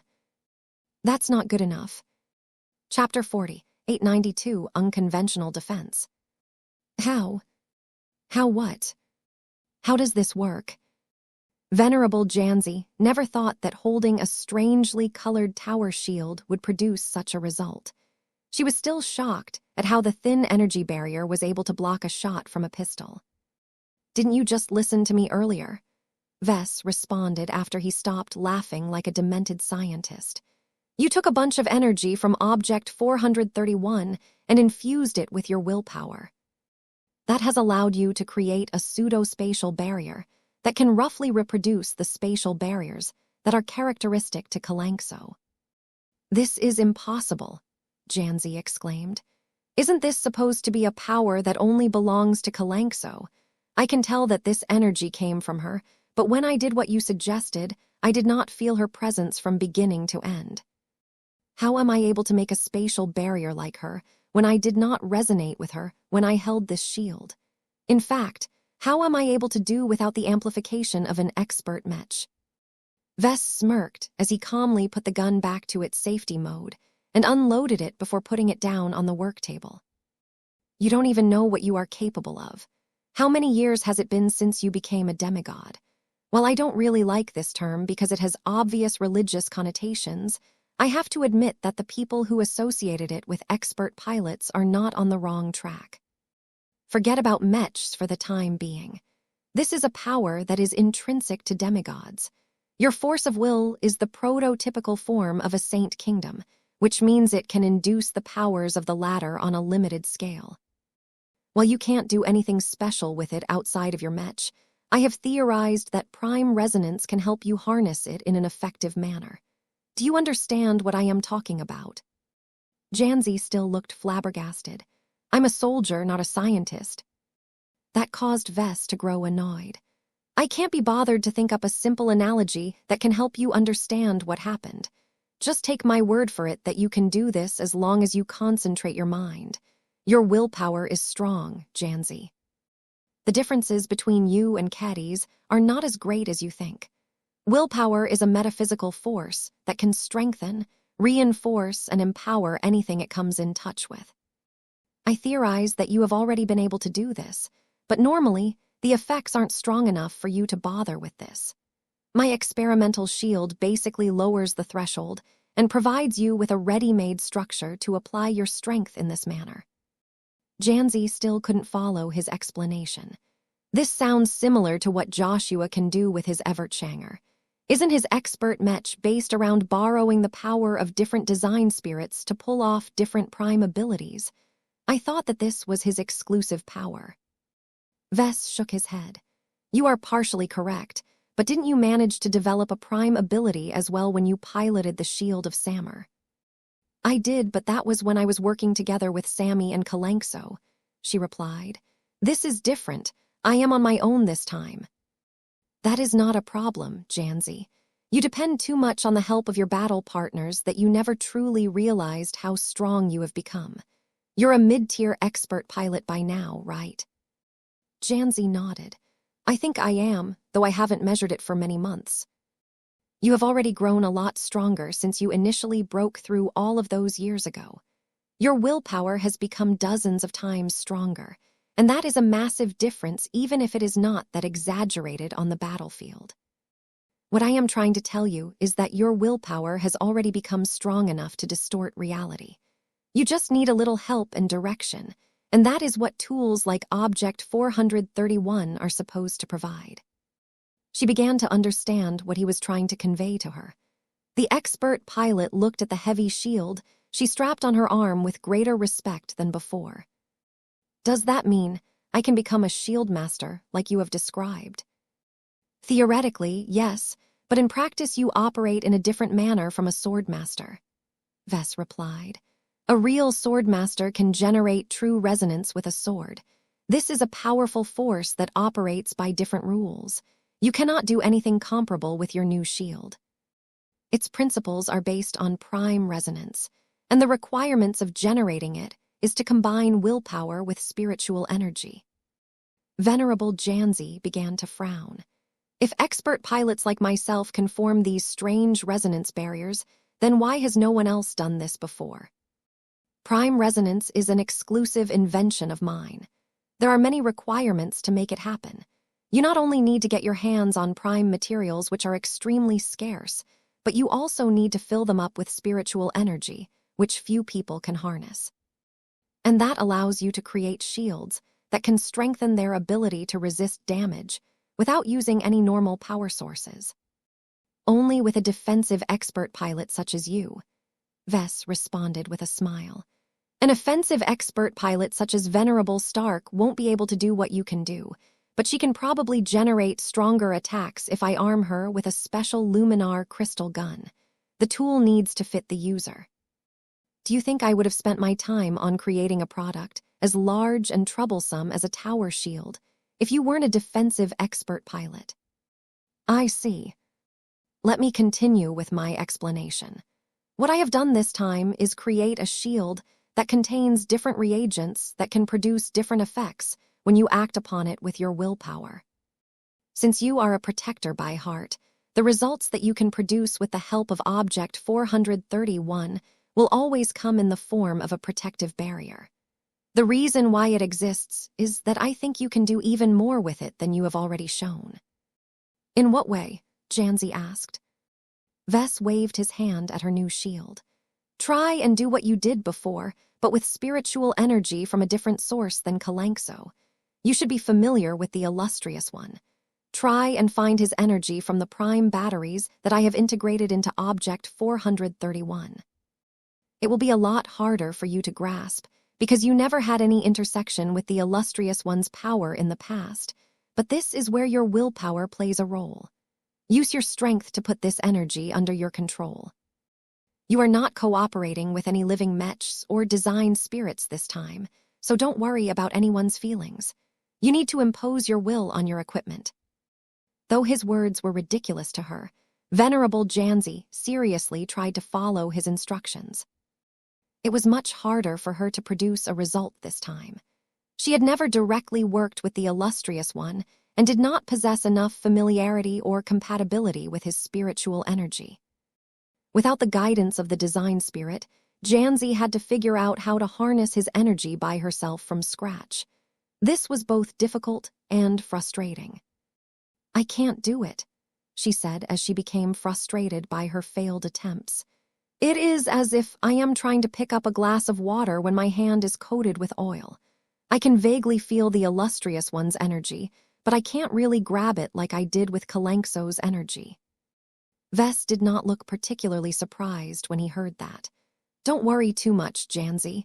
There is a learning curve to harnessing every form of energy. This is why I created Object 431 instead of waiting until I completed the Dullahan project. The rainbow shield that I have envisioned for your next expert mech will carry a full-sized version of this scaled-down prototype. Once you begin to pilot your new expert pilot, you will still be unable to handle its new tower shield correctly because you don't know how to harness energy of different attributes. In order to test out the concept of the rainbow shield and give you time to practice and develop new techniques with it, I need you to figure out ways to make use of Object 431. The woman listened to Vess, but tried to concentrate her efforts into harnessing the illustrious one's energy. She refused to let this hindrance get in her way. Her stubbornness eventually enabled her to grasp a part of the energy donated by the illustrious one. While her grip wasn't as solid as she wished, she was reluctantly able to form a dim and shaky energy barrier over Object 431's surface. Is this what you wanted to see? Vess grinned. I knew you could do it, Janzi. You are a demigod, and you have just taken your first proper step in leveraging your own strength by yourself. Let's see how effective your new barrier is, shall we? Since the illustrious one is based on light, it is only fitting to make use of an energy weapon. He turned back to his workbench and picked up a luminar crystal pistol that he had prepared in advance. Before he could repeat his previous test, Janzi lost her focus and caused the prime resonance barrier to disappear. Stop, don't shoot me, Vess. This isn't safe, you know. That barrier I just made felt so weak that a flashlight could have broken it. I don't want to end up in the infirmary because you were too impatient to conduct a proper test. Vess looked disappointed, but put down his energy firearm. Fine. I suppose we can postpone this test for a few weeks in order to give you time to familiarize yourself with your new experimental shield. I don't want you to test the defenses of these dubious barriers. Don't underestimate your power, Janzi. That barrier just now did not look that strong, but it should be much more effective against energy attacks than you think. Venerable Janzi narrowed her eyes in thought. Is that one of the reasons why you came up with this rainbow shield of yours? Partially, Vess smirked. You haven't even tried to form a prime resonance barrier by drawing upon the energies from multiple sources. That is an even more advanced application of this concept. You're probably not ready for it. So for now, you should try to do what you have done until you have thoroughly familiarized yourself with the energies of multiple design spirits. That sounded like an enormous headache to Janzi. Why should I spend so much time and effort on this, Vess? Can't you just develop a normal physical shield for expert Mech? I could, but then you would be missing out. Look, one of the rationales for the rainbow shield is that it should theoretically allow you to withstand the attacks of many different varieties of expert Mechs and other enemy types. There are so many different dangers out there that one form of defense might not work as effectively as another form of defense. By giving you the capacity to leverage different energies to form custom prime resonance barriers, according to the situation, should allow you to defend all manner of unconventional threats. This has to do with the nature and the effects of different attributes. You're afraid, she accused him.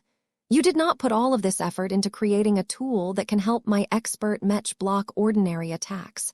You're afraid of fighting against these unknown threats and their powers. You need me to shield you from the attacks from these exotic enemies. Am I correct? He did not bother to deny her accusation. Not all of our enemies are normal. Chapter 4893, Highly Productive. Remember to practice with Object 431 every day, Vess said as Janzi's visit to the workshop came to an end. Don't just blindly repeat the same moves. Try to be more creative about it. The shield contains over a dozen different prime batteries, each of which are filled with different varieties of spiritual energy. It is like a musical instrument that you can play in order to produce a nice-sounding melody. Don't waste too much time on repetitively hitting the same notes, but try to vary and combine them into chords. It took a long time for Janzi to accept her new homework. The shield that Vess had made for her might look silly and useless, but Vess claimed that using it would help her become more effective once she finally obtained her new expert Mech. You're asking for much, Vess, she said with a tired breath. It will take years, if not a decade, for me to master the use of this strange new shield. Vess grinned at that. Good. That will mean that the rainbow shield has nearly endless potential. You can slowly spend your time on drawing it out through relentless practice. What you will be doing goes beyond producing different defensive barriers. You are also exercising your willpower like a muscle. The more you do this, the stronger it will grow. I have a theory that proactively utilizing your extraordinary capabilities like this will help you expand your resonance strength and bring you a step closer to advancing to ace pilot. Venerable Janzi briefly felt excited at the thought, but she quickly calmed herself down. Vess had no proof to back up his assertions. She had never heard anything about this before. From what she learned, the most reliable methods for expert pilots to progress was to fight a lot of battles and work on their mentality. Still, she was willing to give his approach a try since she already agreed to exercise with Object 431. It should at least allow her to make use of the actual rainbow shield in a useful capacity once she finally received her reborn expert Mech. How long will it take for you to complete the Dullahan project? You will get it before our flagship returns from the MTA's shipyard, Vess promised to her. It is one of the most advanced and complicated expert Mech design projects I have worked on, but that is not detrimental to me. The more complicated it becomes, the deeper its pool of strength. Your new expert Mech will not be as weak and limited as the old one. With all of the expensive materials, advanced technologies, and unique features stuffed into your machine, I believe it shouldn't be a problem for you to comfortably defeat a high-tier expert Mech that is comparable to the Scorpion Commando. It may even be possible to defeat two of them under the right circumstances. Venerable Janzi's eyes grew sharp at the mention of that hated machine. Are you being serious? We are living in the early years of the Facewater generation, you know. Vess smirked. Progress is always quick in the first decade of the introduction of a radical new technological paradigm. Transphasic armor systems, transphasic weapon systems, and minidrives are constantly improving by leaps and bounds with each passing year. We can do much more with face water than when we created the last iteration of your shield of Samur. Aside from that, don't underestimate the expensive materials that I am willing to invest in your machine. First-class alloys are no joke. Venerable Janzi couldn't help but imagine what it would be like to pilot an expert Mech that Vess just described. Somehow, the absurd claim that the product of the Dullahan project might be able to defeat 2 expert Mechs at the level of the Scorpion Commando or the Shock Shell did not sound as impossible as before. Janzi might not be well versed in the technical side of Mechs, but even she knew that this was an irrational notion. Yet the true-blood Larkinson couldn't help but believe in Vess' claims. This was his charm, she supposed. The damn bastard could always find a way to attract people with his dreams. I have waited long enough for you to finish your work.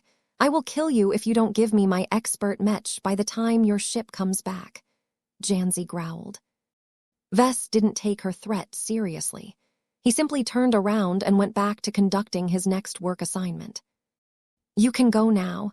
Don't forget to do your homework every day. I think I will pay you a visit in a few weeks and test your abilities with a few weapons.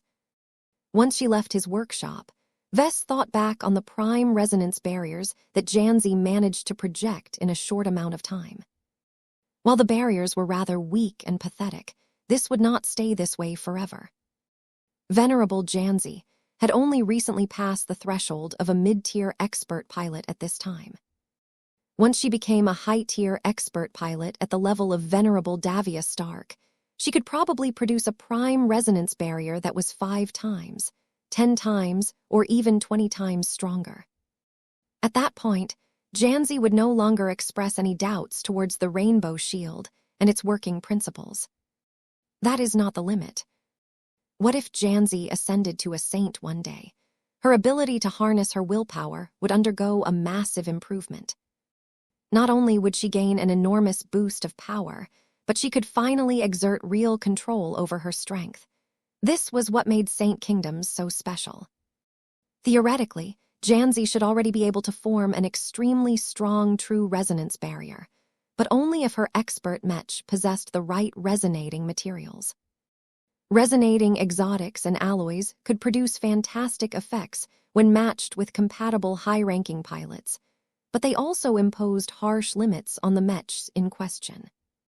Different resonating exotics often interfered with each other when they were placed in close proximity. Some combinations produced an amplifying effect, but in most cases the opposite occurred. This was where prime resonance could play a useful role. Prime materials weren't subjected to the same interference effect, so Vess could develop a shield that contained many different prime batteries. Besides, who says that prime resonance can't be combined with true resonance? Vess already knew from previous instances that both forms of resonance could be combined to produce a stacking or amplification effect. This could make a huge difference in battle. If Venerable Janzi ever fought against an equal or a stronger opponent on the battlefield, she would not fall behind as long as she properly leveraged her expert Mech's prime resonance capabilities. Vess was nearly completely certain that there was no possibility that his forces would ever fight against opponents that harnessed the power of prime resonance. This was his exclusive invention and trade secret. No one should have the ability to reproduce all of the conditions that made it possible. That won't last forever, though, he frowned. Perhaps the MTA might not think much about this obscure design application, but once it became strong enough, that would definitely change. The Mechers would definitely want to make it more reproducible before turning it into a general technique that could be passed on to other Mech designers. Fortunately, it would take a long time before the MTA took this step. Well, let's get back to work. Vess went back to his old routine. The preliminary success of his Rainbow Shield concept had elevated his mood and stoked his passion. Just as he predicted, he made a lot more progress on the Dullahan project than before. Even Gloriana, who occasionally dropped by in order to contribute in her own way, took note of his remarkably high productivity. Blinky floated in the air, while cuddling next to another companion spirit. Mao. Alexandria lazily yawned as the red spiritual cat pressed closer against her purple companion. "I didn't think that an odd tower shield would make you so effective," she commented. "What is happening to you, Vess? I don't believe that a single invention can spur you on to this extent." He chuckled. "Heh, I've seen and learned too much as of late. My accumulation has grown too much. I have become so filled with ideas that I want to realize them as soon as possible. Working faster will get me closer to exploring those fantastic new research directions. The fact that I am able to implement a few of them in our current project makes me work even faster." His wife looked at him with envy. She understood the circumstances that he described. Every Mech designer wanted to experience the same state of mind. Unfortunately, her research was much more plodding and methodical. Her work approach was also a lot tighter and more disciplined than that of her husband. That meant that she was much less likely to enter into a productive frenzy. She looked back at the projection of the expert Mech design in progress. The Dullahan project had undergone numerous revisions to its configuration after they returned to work after the conclusion of the founding festival. One of the benefits of the Larkinson clan's greater cooperation with the Colonial Federation of Davut was that the latter granted access to more high-end technologies. President Yenames Clive and his administration still wanted to get on the good side of Vess and his clan. This meant that it was not unacceptable to treat the Larkinsons as insiders and give them access to some of the good stuff that the Clive Consortium and other important parties normally kept to themselves. Vess took advantage of this generosity to upgrade the technical specifications of all of the ongoing expert Mech design projects. Gloriana was pleased with the boost in expected performance. The only downside was that they needed to spend more time to undo their previous work and start over, but Vess had become so productive that all of these changes hadn't produced any meaningful delays. "Vess." "Yes, honey. If you want us to complete our expert Mech design projects faster, you should make a decision about the proposal that I last made. I can work just as quickly as you if you cover the 60 million MTA merits that I need to replace my old cranial implant with a first-class version." Vess groaned. "Not this again." "I am not wrong, Vess. Let's wait until we have completed our current batch of expert Mech design projects," Vess patiently replied. "We are already doing well enough under the current circumstances. I seriously doubt that you will be able to recover quickly from the complicated replacement operation. What if the recovery period stretches on for months? There is no way the rest of us can complete our latest expert Mechs without your input. We need your God body application and your optimization ability to turn them into the best works of our clan. You don't want to miss out on 3 excellent attempts to add more masterwork certificates to your name, right?" That caused Gloriana to frown. She wanted her cranial implant as soon as possible, but she didn't want to disrupt her current plans either. "Fine, I will wait. You better be ready to subsidize the acquisition of my next cranial implant. I am tired of falling behind." She was glad that Vess no longer quibbled over the need to replace her old implant with a superior model. That was a definite improvement in her opinion. She had already managed to get the Glory Seekers to agree to spend 60 million MTA merits to cover the rest of the cost of her future first-class implant, but maybe she could ask for more. If she was able to persuade the Glory Seekers to invest 120 million MTA merits, then she could shop around for an even better cranial implant. A product that was worth 180 million MTA merits would definitely boost her progress even more. She might even be able to surpass Vess with such an excellent augmentation.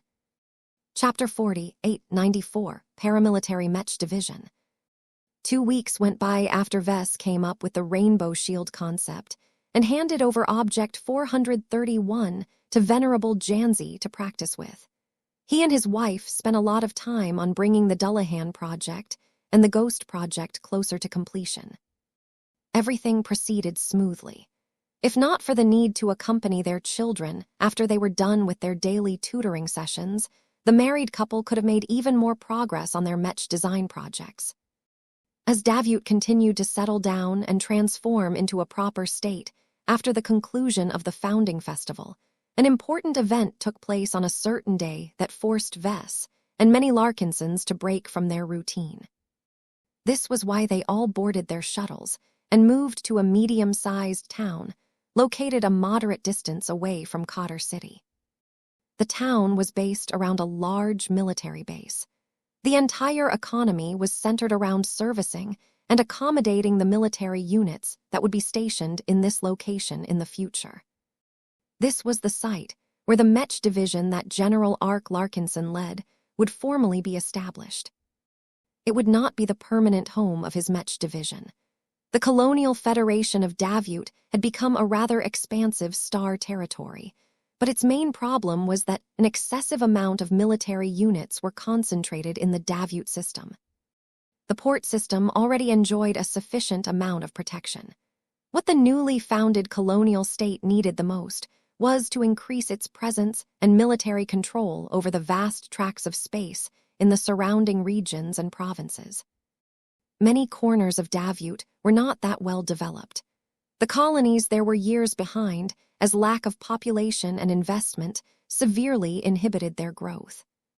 The colonial government hoped that stationing more Mech units over there and setting up regular patrols would vastly increase the security level of the region. Trade, immigration, industry, and investment would subsequently flow into these underserved regions. In addition to that, Davyut also needed to establish more strongholds throughout the provinces. This was vital to create a robust military infrastructure in preparation for the upcoming war. One way or another, General Ark Larkinson and his new Mech division would become embroiled in the bloody and relentless competition between Davyut and Karlach. Vess had no desire at all to get caught up in a petty war between two greedy colonial states.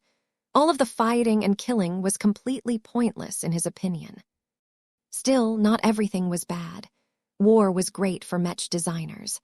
As long as their products were good enough, they would get sold in large numbers as many different groups desperately sought to strengthen their troops in order to tilt the numbers in their favor.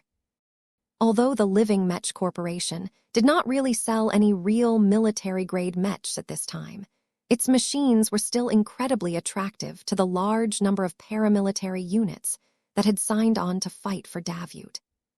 Technically speaking, General Ark's new Mech division was classified as a paramilitary unit. Much of its ownership and control were in the hands of outsiders. Its rules and regulations only partially followed the federal military's code.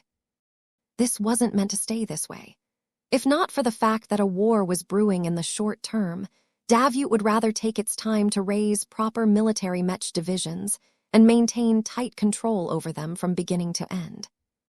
Vess wasn't sure whether Ark's Mech division slowly transitioned from the external group to the internal group of the federal military of Davyut.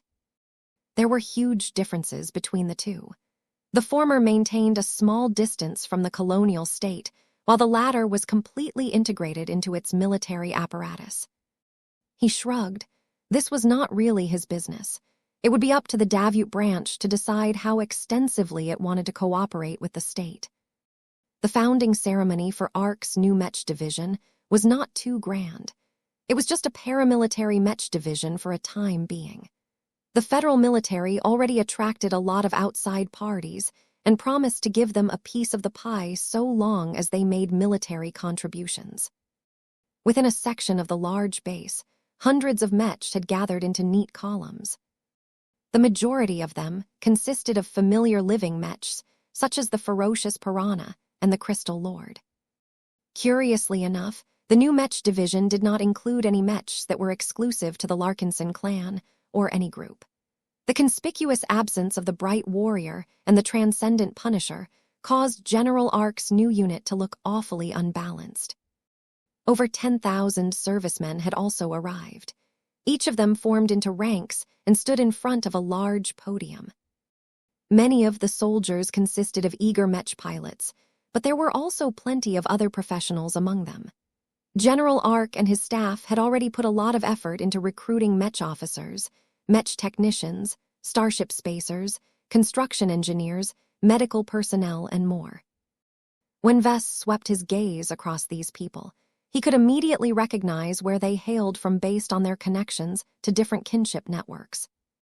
Roughly a third of the personnel consisted of Larkinsons. Another third originated from the Cross clan.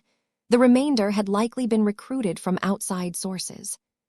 The proportions looked so even that Vess was convinced that this was a deliberate arrangement. "Wow, there is so much already," Andrast spoke as their group continued to move forward. "Does all of this belong to Uncle Ark?" "Not exactly," Vess explained. "Much of this belongs to the state. General Ark and his people have the right to shape the Mech division according to their ideas, but they can only do so with the authority bestowed by the higher-ups of the government. It's complicated. Since the colonial government funded and provided much of the infrastructure for the Mech division, it did not want General Ark to turn everything into his own private army." It was remarkable how much personnel General Ark had gathered under his banner. From the start, his Mech division had become more attractive than the alternatives due to a combination of factors. The popularity of the Larkinson clan, the hero worship of Patriarch Reginald Cross, the confidence in General Ark's leadership ability, the extensive use of living Mechs, and other reasons all made it so that this had become one of the hottest Mech divisions that Davyut had founded as of late. Once Vess and his immediate family arrived at the front, they were seated in positions of honor along with other important people. The founding ceremony soon commenced. With the local star hanging over everyone's heads, a large number of soldiers wearing their newly issued uniforms witnessed the arrival of the champions of their Mech division. The Travon Exine, the Riot, the Seaman, the Blade Chaser Mark Roman II. 4 different Larkinson expert Mechs descended from the skies like angels descending from heaven. The soldiers all cheered at the arrival of these strong and impressive expert Mechs. "Aren't they supposed to be ours?" Marvane asked. "Nominally, that is the case," Vess replied. "These Mech still belong to our clan, son. We are just loaning them to the federal military of Davyut. Once our expert pilots have completed their service, they will take their expert Mechs back to our clan." Of course, this was all theoretical. Whether these expert pilots and expert Mechs would resign from the federal military once the war against Karlach had ended was unclear. Even if the expert pilots left the military, they could choose to go back to the main fleet or settle down in the Davyut branch. Vess did not really care too much about this. The Larkinson clan already had a lot of expert pilots. New ones would emerge on a regular basis, so the Larkinson army never had to worry about running out of powerful champions. All of the Larkinson expert pilots that chose to serve in the federal military of Davyut or stay in the Davyut branch might not be at his disposal, but they were still clansmen in the ways that mattered. They could protect and promote the interests of the Larkinson clan in their own ways. As the 4 Larkinson expert Mechs all touched down behind a large podium, another Mech descended from the skies. A strong presence approached the large gathering. Everyone began to raise their fists and shout a single name. "Mars! Mars! Mars!" The powerful masterwork Ace Mech dropped towards the ground at high speed, only to arrest its momentum and land with utmost precision in between the expert Mechs. Patriarch Reginald Cross had arrived. The appearance of Reginald and his Ace Mech briefly caused Vess to look upset. "Damn glory hound, I could really use the firepower of the Mars in my expeditions," he muttered. "We can still manage without the Ace hybrid Mech," General Verl reassured the clan patriarch.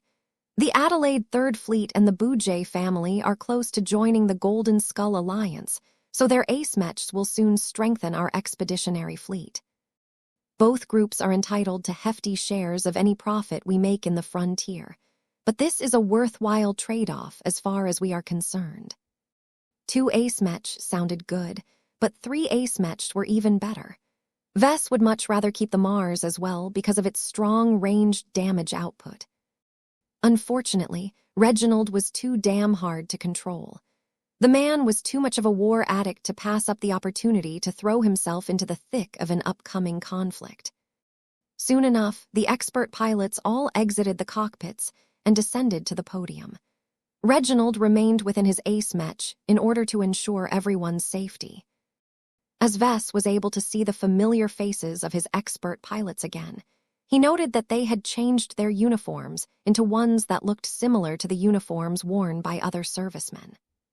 The colors of the Mech divisions consisted of red and light blue. Their selection was not random, as they were strongly associated with the Larkinson clan and the Cross clan respectively. The emblem of the Mech division looked rather interesting.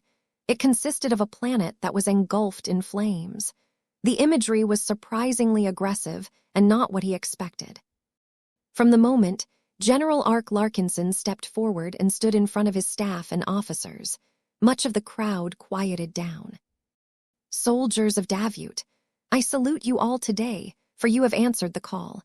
No matter where you come from or how much you have struggled in order to reach this planet, know that our colonial state has become your new home now. Davyut has opened its doors and welcomed you all inside. It is only right to defend it from the aggressors that seek to tear it down." General Ark continued to address his soldiers through his words. He made sure not to overreach and try to usurp the control of the colonial government, which caused his words to become more subdued. Nonetheless, the soldiers all had a lot of faith in General Ark's leadership ability. The troops all clung his words as if they had a magnetic quality. "Each of us have a trait in common." Ark continued his speech. "From the beginning, I have established a rule that limits our recruitments to battle-tested soldiers and veterans. There are no rookies among us because we do not need them. Our Mech division shall pursue the elite route and take on the most challenging missions as a consequence. Our service is not for the faint of heart, but I believe that each of you will become the greatest possible soldiers in our state. It is for that reason that I have chosen a name for us all that befits our brotherhood." The Mars leveraged its Saint Kingdom and subjected everyone to Patriarch Reginald's strong yearning for combat. At the same time, fireworks blasted into the air while a large projection came to life that displayed the symbol and the name of the new Mech regiment. "From this day onward, we shall operate as the 77th Warborn Mech Division." Chapter 4895, newly established. Warborn. Warborn. Warborn. From the moment that General Ark Larkinson announced the name of their new Mech division, the troops under his command embraced it with great enthusiasm. The large proportion of Larkinsons and Crossers within the ranks practically ensured that the culture of the newly established Mech division would have a strong enthusiasm for combat. Their extensive experiences in the battles of the Golden Skull Alliance had forged them into brave fighters who did not back down in the face of a tough challenge. Once the short ceremony came to an end, the party had begun. While the rank-and-file began to partake in drinks and bond with each other, the guests and the most important members of the Warborn Mech division began to mingle with each other. "Warborn, huh?" Vess said as he met up with his uncle. "What an interesting name. Did Patriarch Reginald Cross insist upon it or something? It doesn't seem like a name that you would choose." General Ark Larkinson smiled back as he faced his brother's son. "Then, what name do you think I should bestow upon my troops, Vess?" "Maybe one that is associated with honor or defense. You used to be known as an honorable protector of the bright Republic back when we were still living in our home state." "That was the case in the past, but our circumstances are different nowadays," Ark responded. "The Bright Republic at the time was a state that was regularly besieged by the Vija Kingdom. The latter had always been the one to violate our borders and invade our territories. Our Mech Corps had no choice but to employ defensive strategies to resist the generational onslaught. We also had to rely heavily on values such as honor and duty to maintain our fighting spirit. Without strengthening our willingness to fight, the Bentheim system would have fallen long ago." Now that I have told you this, do you think that Davyut is in the same position? Vess briefly paused as he swirled the glass of champagne in his hand. Shem, I see what you mean. Davyut and Karlach are much different. While there are rumors that the latter has raised a stronger military, there should definitely be opportunities for the former to launch offensives and counter-offensives. Defending a star system is always easier than attacking one, General Ark told the younger Larkinson. What the federal military needs the most are assault and breakthrough units that can overcome the initial defenses of a fortified location and create enough space for follow-up units to establish beachheads in enemy territory. I have chosen for my warborn to assume this important role. That is quite daring of you. Won't your men suffer a lot of casualties by assuming this dangerous job? The attrition rates will be horrendous. I very much doubt that most clansmen in the Davyut branch are willing to turn themselves into cannon fodder. Ark shook his head. As I have mentioned before, the Warborn Mech division is not for the faint of heart. We only accept qualified volunteers. If there are Larkinsons who want to serve in the military but do not meet our standards, there are many other Mech regiments and Mech divisions that welcome their talents. This sounded different from what Vess expected. He did not know that General Ark would be willing to take such extremes and shape his Mech division into a bloody fighting unit. Why go this far? Vess seriously asked. I doubt that you are doing this because your higher-ups are forcing your new troops to assume this dangerous role. You are correct. My staff and I have discussed long and hard on how we wish to contribute to the war effort. We eventually chose to specialize in assault for multiple reasons. Many of our veterans from the Larkinson clan and the Cross clan are already accustomed to launching attacks. We have fought very little protracted defensive battles. We are not suited to fight battles of attrition, so it is better that we avoid them as much as possible. Vess firmly nodded. Battles of attrition could drag on for months and leave a huge amount of devastation behind. It took a different mindset for soldiers to take part in grueling campaigns where the ownership of a contested star system could swing back and forth several times. What else, Ark? Another important reason is because we are the few soldiers who can do this well. General Ark smiled in a grim fashion. The Warborn Mech division is not a militia or a second-line unit. Our Mech pilots are better. Our Mech are stronger. Our funding is higher. The federal military is willing to provide us with greater funding and infrastructural support. As an ancient myth has once taught, with great power comes great responsibility. Since our warborn are elites, we are obliged to undertake the missions that only elites can fulfill. We have a clear understanding about this matter with the higher-ups of our colonial state. The upcoming war against Karlach was bound to be a survival test for Davyut. The latter could not afford to fool around and squander its resources. It was undeniable that the federal military lavished the warborn with funding, carrier vessels, and other forms of support.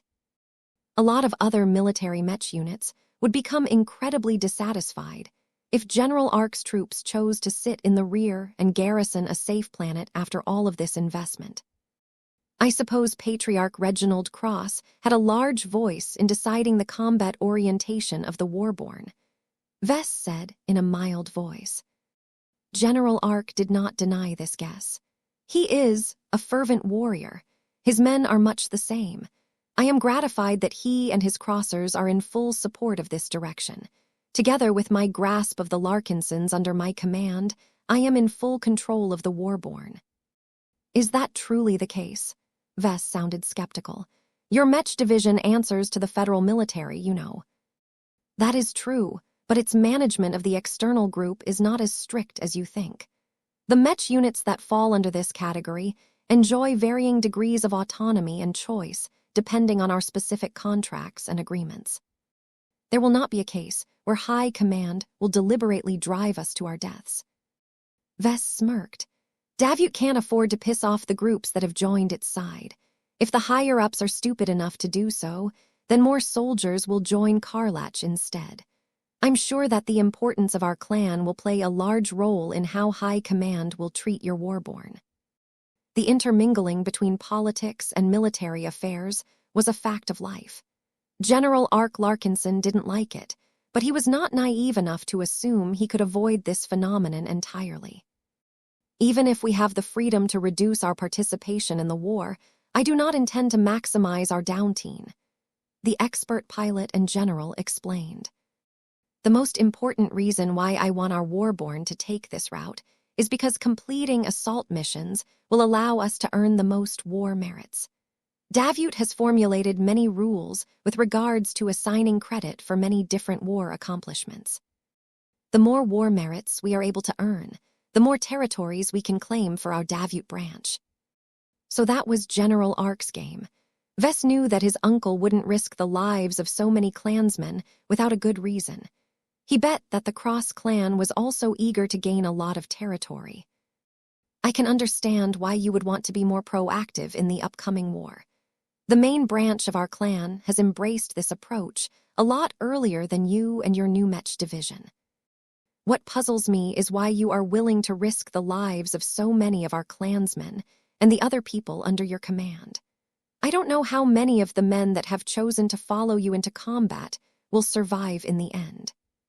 Is it truly worth it to sacrifice so many lives just to gain the right to control a few planets and star systems? General Ark responded with a stern smile. We cannot repeat the mistakes made by our ancestors who founded and established our original Larkinson family. They had the ambition, but not the courage to do what was necessary. Our family members had the chance to become a part of the power structure of the Bright Republic, but instead turned into its unwitting tools. Now that we have learned our lesson, I intend to work harder and ensure that we can gain our own territories that we can convert into our permanent strongholds. The Davyut branch may not be important to you, but it means everything to myself and many of our old family members. Vess couldn't pretend to approve this stance. The Colonial Federation of Davyut is not any better than the Bright Republic. You know that. The only reason why Davyut is treating us better is because we are more useful to the state. This will change as soon as we suffer an enormous setback. His uncle remained unmoved, however. You can say that about any state, Vess. I am not blind or ignorant. I have traveled to enough states to understand that the paradise we seek is a fantasy. The best we can hope for is to earn the right to govern our own planets so that we can do the best we can to build our own homeland. To many people, this is a better alternative than turning ourselves into permanent space nomads. At least our fleet is not subject to the whims of others, Vess retorted. This was an old and familiar argument. Vess and Ark had spoken about this topic plenty of times, so neither of them were willing to rehash it, as there was no possibility that they would change their minds. The fact of the matter was that Vess could never understand and agree with his uncle's unreasonable obsession with serving in the military of an ordinary state. Why wasn't Ark able to recognize that the Larkinson clan was already transitioning into a state of sorts as well? It was as if Ark and many of the old-timers among the Larkinsons were completely ignorant of the spaceborne way of life. Oh well. The two leaders among the Larkinsons continued to chat with each other. General Ark soon voiced an important request for his newly established Mech division. Have you taken a look at our Mechs? He asked. We have deliberately chosen to embrace your living Mechs as much as possible. While we cannot avoid the use of Mechs designed and sold by the Cross clan and other third parties, we are fully committed to using your works as our mainstay Mech models. I am glad that you are willing to entrust the lives of your troops to my Mechs. Vess responded with a smile. There is just one issue, Vess. Ark leaned closer. Our Warborn Mech division can obtain your commercial Mechs easily enough from the Davyut branch, but that is not comprehensive enough for our needs. I would like to ask you to give us the authorization to procure the Mechs that can help us even further. I am talking about the models that have never flowed outside of our clan, such as the Transcendent Punisher and the Second Sword. I am aware that I am asking for much, but we need your best works to minimize the casualties among the brave Larkinson soldiers that are fighting for a better future for our fellow clansmen. That caused Vess to frown. That is not appropriate, Ark. There are good reasons why those Larkinson-exclusive Mech models are restricted to our clan. The more they are spread, the more our enemies can study their properties. That will make it much easier for our forces to suffer defeat in the long run. We already got ambushed by the likes of the Friday Men in the past. I can't rule out that a similar attack will happen in the future. Our exclusive Mech models must not become transparent to all of our adversaries. Ark was not willing to settle for this answer. We need your Mechs, Vess. We will suffer many more casualties if we have to resort to lesser Mech models. Please do this for our family's sake. Your father would want you to support our family in every way you can. You will be able to save the lives of many Larkinsons as long as you say yes. Chapter 48, 96 Servant of the State. No. Please reconsider your decision, nephew. The Warborn. The Warborn is a paramilitary Mech division that is fighting on behalf of the Colonial Federation of Davyut. Vess retorted after he gulped down his glass of champagne. If I order you to bring your Warborn to the Magyar Middle Zone and raid a planet that is claimed by the Friday colonies, are you permitted to do as I have asked? General Ark shook his head after a brief moment. You know that I cannot do that. The Warborn may be an irregular military Mech division, but that does not mean I can abuse my authority to serve private interests. This was not a surprising answer to Vess. He huffed in response. Then I don't see why I have to share all of my good stuff with you, Vess replied. I am not opposed to allowing our Davyut branch to make use of our clan-exclusive Mechs. This is because I know my works will be used for the betterment of our fellow Larkinsons rather than the Davitans. That is not the case with your Warborn. There was a strong tone of rejection in his voice. Vess needed little time to settle his mind on this issue. Ark may be his uncle, but that did not mean he could use this family connection as an excuse to break the rules. His uncle looked pained and hurt at this response. Vess, please be more compassionate. I am not asking you to go out of your way and design custom-tailored Mechs for our Warborn. You only need to make a single decision to give us access to your best-performing Mechs. For example, our light Mech regiment will make extensive use of your ferocious Piranha model, but we both know that this product has excellent synergy with your Stingripper model. I do not know why you are willing to sell the former to the public, but keep the latter to yourself. There are historic reasons for this particular difference. Vess responded without emotion. It is not your place to dictate the product strategy of the living Mech Corporation. That is completely up to me and me alone. I have already stated the reasons why I am unwilling to release our clan-exclusive Mechs in your Mech division's hands. Can't you reconsider? Ark asked. Many of your works are already numerous years old. They have been used in numerous battles, some of which are completely public. I believe our enemies have already figured out the details of the Larkinson Mech models that have been exposed in these engagements. That is not an excuse. It is one thing if the Warborn is a Mech force that is wholly owned by our Davyut branch. Since your unit effectively answers to the state, you should look in its direction for what you need. As far as I know, the Masters in the service of the Colonial Federation has designed plenty of strong military Mechs for the federal military. There is nothing wrong with using them. They may even offer superior performance compared to my own works. Both the regular and irregular Mech divisions of the federal military of Davyut should have access to internal channels. At worst, they could requisition standardized military Mechs that offer good performance right from the start. At best, the Mech regiments and Mech divisions may be able to place Mech design commissions so that they could acquire signature Mech models that complemented or defined their Mech doctrine. That wasn't enough for Ark. I don't need to borrow too many of your clan-exclusive Mech models, he said as he took a step back in this negotiation. We can significantly increase our chances of winning our future battle as long as we can make use of your transcendent Punisher. We would also like to utilize the Valkyrie Redeemer and the Second Sword. Vess widened his eyes. No, absolutely not. Those are the three most sensitive and strategic standard Mechs of our clan. The former gives us absolute superiority in ranged firefights. The latter two serve as the basis for our battle formations. There is no way that I am giving your Warborn access to the trump cards of our main fleet. Besides, those Mech models can't be piloted by just any random soldier. They are highly specific to their respective Mech legions. Our Warborn has recruited a respectable number of Ilvanans, penitent sisters, and sword maidens. General Ark regained his footing. They have signed up to us because they want to temper themselves in frequent Mech combat. They aren't abandoning you, Vess.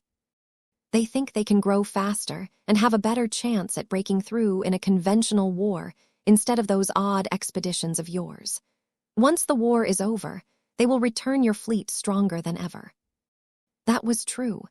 Vess had investigated the motivations for the Mech pilots who had flocked to General Ark's banner, and there were plenty of clansmen who only treated this as a high-risk training camp. The expeditionary fleet suffered from a persistent shortage in Mech capacity. Everyone knew that the Larkinson clan employed an excess amount of Mech pilots. It was not necessarily bad for the clan to send off much of its reservists to the Warborn in order to gain a lot of actual combat experience. I don't see how this matters, Vess stoically responded. These pilots you are referring to may be loyal to our clan, but as long as they have chosen to join the Warborn, they have pledged to serve Davut. I don't know about you, but I am absolutely opposed to allowing your colonial state to take advantage of our transcendent punishers and our battle formations. It is already generous enough for me to permit our expert pilots to fight alongside your troops. Don't go too far, Ark. The conversation between the two quickly died down. Ark severely underestimated how possessive Vess was towards his most effective Mech models. The safety and the security of the expeditionary fleet was at stake. There was not much reason for Ark to stick around for much longer. He couldn't make any progress with Vess, and he still needed to mingle with important guests. Shortly after Ark's departure, General Verl took the high-tier expert pilot's place. He asked you permission to use our Mech models, right? Right, Vess responded. Did you foresee this in advance? I did, and I am not the only one. It is clear that General Ark wants to do his best to imitate our Larkinson army as closely as possible. We have developed a winning formula, after all. He cannot do so unless his Warborn has access to all of our Mech models. He thinks highly of us, Vess remarked. Can you blame him, sir? Our strength surpasses most, if not all, of the elite military Mech divisions of Davut. The Warborn can earn many more war merits if it has gained the ability to utilize battle formations on command. Vess snorted. Karlach will prioritize their total destruction if that happens.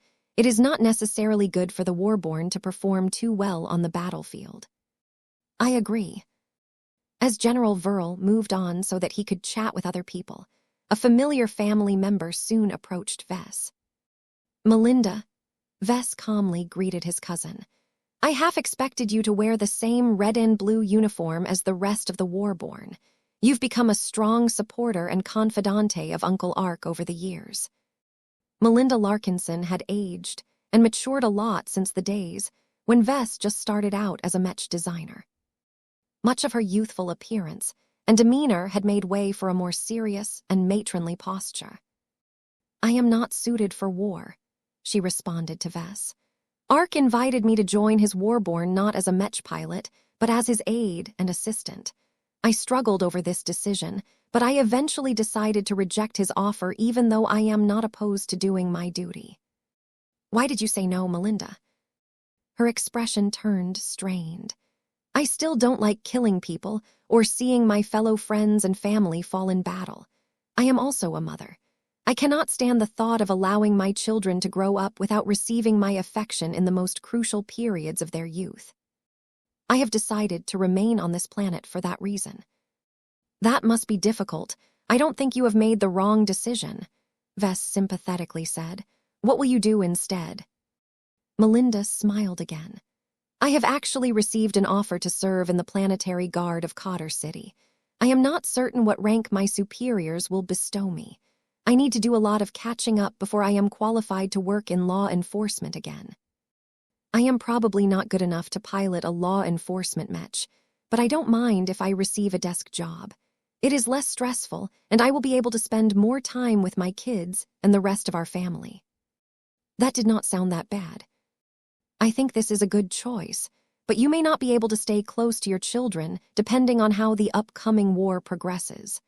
Planetary Guard units may not be suited to fight in the front lines, but they are excellent at pacifying recently conquered planets. You may find yourself on the other side of the border before you know it, Vess warned. I have been told that is a possibility, but everyone may need to contribute if it comes down to it. She sighed. The implication was that if Vess provided more support to the Warborn and Davut as a whole, the war would not implicate the Larkinsons as badly as she feared. Vess completely disregarded this implication. He had already decided how much he wanted to support the Davitans. Nothing had given him a reason to change his mind. The two cousins spoke a little more. Their personal relationship used to be close before they became a lot more strained due to physical separation, as well as differences in philosophy. However, now that the Larkinson clan effectively absorbed the Larkinson family, they had become part of the same family organization once more. Is there truly nothing you can do for Ark and his Warborn, Vess? Your Mechs can make an enormous difference. Everyone knows that. You can pass us your old Mechs that you plan to phase out of your lineup. I am sure that the Warborn will gladly extend their usage. Vess shook his head yet again. That will not happen. I have other arrangements for the Mechs that our clan plans to phase out. In no way will they ever fall into the hands of third parties, and yes, I consider the Warborn to be among them. If Ark really wants my work, then he should wait for me to complete the Mech design commissions for Davut. The federal military will receive my latest works that are especially designed to fight in this war, and likely make them available to all of its Mech units. That was not really the extent of what Vess could do, but this was his limit. Will you at least abide by your promise to design a new expert Mech for Ark? That hasn't changed, Vess assured her. You don't need to worry that I will change my mind on this matter. Ark is still my uncle, you know. There are both personal and professional reasons why I will fulfill this request. It will just take a few months before I am ready to embark on a new expert Mech design project. Melinda looked relieved. At least try your best with it, okay? Ark feels that he is being limited by his current expert Mech for too long. I understand. If he can break through to Ace Pilot with the help of my work, then that will benefit our clan immensely. I have every reason to help with making this happen. I don't even mind if Ark continues to remain a stubborn fool and keeps serving the whims of Davut. Just the status of having an active Ace Pilot in our clan will help us a lot in future business transactions. Chapter 48, 97, Securing Reliable Help. The establishment of the Warborn Mech Division represented a closer entanglement between the Golden Skull Alliance and the Colonial Federation of Davut. The Larkinsons and the Crossers no longer limited their support for the state in the form of industry, commerce, or technological exchanges. If that was all they did, then they could still avoid associations with the Davitans if this proved to be inconvenient. That was no longer the case anymore. Vess and his allies had formally crossed a line by offering their troops and Mechs to the federal military in a time where war loomed closer with each passing day. The fact that the Larkinsons and the Crossers not only provided tens of thousands of soldiers, but also numerous expert pilots as well as its only ace pilot was a massive commitment. What President Yenames Clive and the colonial government cared about the most was Patriarch Reginald Cross and the Mars. The addition of such a powerful and symbolic strategic asset substantially boosted the morale and the actual combat strength of the recently founded Colonial Federation. It served as an authentic vote of confidence and dispelled a lot of fear and uncertainty that had spread ever since the Karlachs launched a surprise attack in the government district. Even though the tragedy that occurred that day led to many deaths and horrible memories, it only took a single month for all of the pessimistic attitudes to fade. The federal president, His administration and the backers behind him all worked extremely hard to placate key stakeholders. Davyut became even more attractive of a trade destination than before now that the state granted increased autonomy, greater access, and more explicit support to the strong or wealthy pioneering organizations that continued to arrive in the new frontier. Many different colonies and colonial states sought to bring these powerful talents and groups into their camps. Though Davyut and Karlach both developed their own strategies to build up a stronger network of supporters, they were hardly the only game in the region. Many more nascent states had emerged that offered their own favorable terms. The larger, stronger, and better-funded ones offered more attractive terms. Davyut and Karlach actually did not rank among the top of these growing colonial states. They could only settle in the middle of the ranking of second-rate states. Neither of them were able to attract too many pioneering organizations at the caliber of the Golden Skull Alliance. "How is Davyut doing these days?" Vess asked Minister Sheddarin Purness as he paid a visit to the older man's office in the Cat Nest. The Ministry of Foreign Affairs had grown a lot busier after the founding of the Colonial Federation of Davyut. The Larkinson clan might not be the strongest party in the local scene, but it was definitely a player that punched above its weight. "It is difficult to form an accurate assessment of Davyut, Vess," the diplomat said. "The situation is changing quickly. Public data is scarce, and we do not have access to the colonial government's metrics. We can only base our analysis on many indicators that are obvious on the surface. Right now, I would say that Davyut is doing as well as it can hope, but that is not enough to overpower Karlach." Vess expected as much. The two colonial states were too even in many regards. It was hard for either of them to overpower the other. "All right, forget about Davyut for the time being. How close are we to welcoming the Adelaides and the Bujays into the Golden Skull Alliance? We need their help in order to hunt down the opponents. We need to harvest the MTA merits and first-class materials. We need to comprehensively upgrade our combat assets. The sooner we reach quasi-first-class standards, the more we can guarantee our safety. We won't become invincible, but the combination of a roving fleet and a Mech force that is practically undefeatable in the middle zones of the Red Ocean will buy us a lot of development time. I am aware of your layout, sir. My office and I are working as hard as we can to conclude the treaty negotiations as soon as possible, but we cannot work any faster. The Golden Skull Alliance is not as small and casual as before.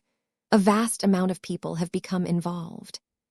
The two ace pilots of the Adelaides and the Bujays also represent massive bargaining chips.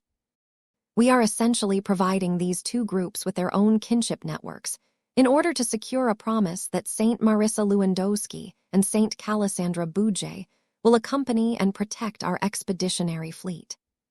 This may sound like a simple exchange, but the details are extremely crucial as we want the ace pilots to affirm these promises in their own words." Vess nodded. He understood the gravity of the situation. High-ranking Mech pilots always abided by their words. The moment they broke a single promise was the moment they threw away all of their chances of advancing any further. He only needed to remind himself of his grandfather Benjamin to know how much their vows and convictions dictated their lives for good or ill.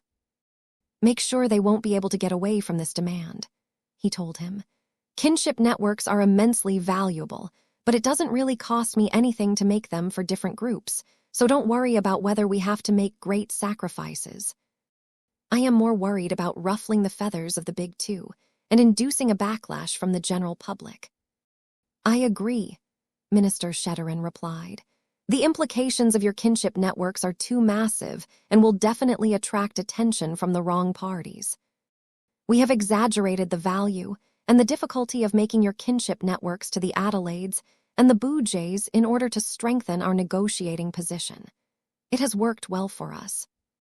All we need to do now is to finalize the details and close the deal before our two future partners realize how badly we desire their ace matches." After getting fooled and betrayed by numerous stubborn and boneheaded high-ranking Mech pilots, such as Uncle Ark and Patriarch Reginald, Vess had resolutely changed his handling concerning these powerful champions. He learned the hard way that he couldn't rely on soft methods to bring these brain-damaged idiots to heel. Expert pilots and ace pilots obsessed too much over their principles and convictions. Treating them like friends might allow Vess to influence their decisions, but these powerhouses wouldn't hesitate to turn their backs on their buddies if they chose to pursue a greater calling. Patriarch Reginald was the most obvious case of this phenomenon. Vess thought he had an understanding with Reginald. They talked often enough about the need to keep their respective clans safe and independent, and that roaming the new frontier was a great way to avoid entangling themselves in troublesome conflicts. Yet after all of that talk, what did Reginald do? Once the prospect of war between two substantial colonial states arose, the cross-patriarch completely disregarded the needs and priorities of his own clan and selfishly offered his services to Davyut. What was so egregious about this was that his sole purpose for doing so was to indulge in his own lust for battle. The rest of his clan, such as Master Benedict Cortez and many of his relatives, had little choice but to accept his unilateral decision and make the necessary adjustments. This must not happen again. After talking a bit more with Minister Shedderin, Vess became reassured that the Adelaides and the Boujays wouldn't pull off a similar U-turn in the future. The only way the Adelaide Third Fleet and the Boujay family can withdraw their ace pilots from the expeditionary fleet is by mutual consent, Shedderin explained. For example, if we ever split up our fleet or stay in a fixed location for numerous years, we can always agree to station these strategic assets elsewhere. It is also not possible for us to retain the services of the ace pilots if their respective pioneering organizations have decided to part with the Golden Skull Alliance. These were all understandable terms. One of the reasons why the negotiations took so long was because both sides needed to agree on what would happen if one of the alliance partners wanted to leave the Golden Skull Alliance. The ace pilots and ace mechs could easily be taken away, but what would happen to their kinship networks at that point? Ripping them out would cause massive trauma and loss. As such, if the Adelaides or the Boujays ever had any reason to leave on short notice, they were practically obliged to provide compensation. The exact magnitude of this compensation and the details regarding many other variables had to be spelled out in clear and concrete terms. It was better to settle these differences in advance rather than get caught unprepared when a low-probability event occurred several years later. Shedderin issued a warning to Vess. While the Adelaides and the Boujays have not pushed back against our demand with regards to their ace pilots, you need to take into account that neither of them are enthusiastic about staying permanently in our alliance. As far as both groups are concerned, the Golden Skull Alliance is a transit vehicle that they can enter for as long as they want until they have reached their respective destinations. I already know that. I don't mind too much if they leave as long as they do so in an orderly process. The Golden Skull Alliance is nice and all, but the main reason why I set it up in the first place is to benefit the Larkinson clan and make it stronger. If the Adelaides and the Boujays have helped us a lot in the following years and allowed our clan to develop a lot faster than before, then they have already contributed enough as far as I am concerned. We can always seek new partners in order to fill the void left behind by these two groups. We just have to sustain our massive success. That caused Minister Shedderin to look troubled. The older man leaned forward. I was meaning to talk to you about this subject, Vess. So far, we are lucky that we have managed to secure victories in the battles we have fought in the past. While we can rely on excellent preparation, superior intelligence gathering, and powerful mechs to tilt our battles in our favor, it is inevitable for us to bite off more than we can chew in the coming years. We are not properly prepared for this eventuality. We will lose far more than you realize. Right now, we are able to derive enormous benefits from our myth of invincibility and success. Vess sighed. I know that, Sheddarin. I am well versed in statistical analysis and probability theory. I know that we are investing too much in our luck. This is exactly one of the reasons why we need the strength of the Adelaides and the Bujays. Greater numbers and more ace-matched will reduce our vulnerability to enemies. I am also counting on another measure to accelerate our success and minimize the accidents that we might suffer over the course of our expeditions. Oh, that is new. You have yet to explain this measure of yours. It's not a new idea. Vess smirked. Do you recall how thousands of different pioneering fleets descended upon the border region between Krakatoa and Zelmer, only for ours to succeed in tracking down Lord Pirian Yorl-Tavik and earn the favor of a first-class clan? Minister Sheddarin Purnus immediately understood what the clan patriarch had in mind. Are you suggesting? Vess smirked even wider as he mockingly pressed his palms together. We need to kick our growth and expansion into gear. Aimlessly wandering the deep frontier doesn't sound particularly productive to me. Since we have access to the services of a prophet, why not make use of this asset?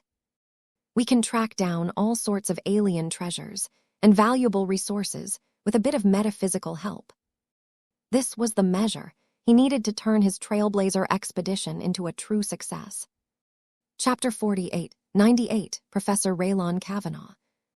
The brisk progress and favorable negotiations with the Adelaide Third Fleet and the Bujay family boosted Vess' optimism. This directly translated into better results during his regular design sessions. Whether he worked alone or in collaboration with his wife, his consistently good mood and enthusiasm at the coming changes constantly urged him to put in his best effort in his work. Though Vess and the others encountered many thorny problems over the course of the Dullahan Project and the Ghost Project, none of them hindered their progress for long.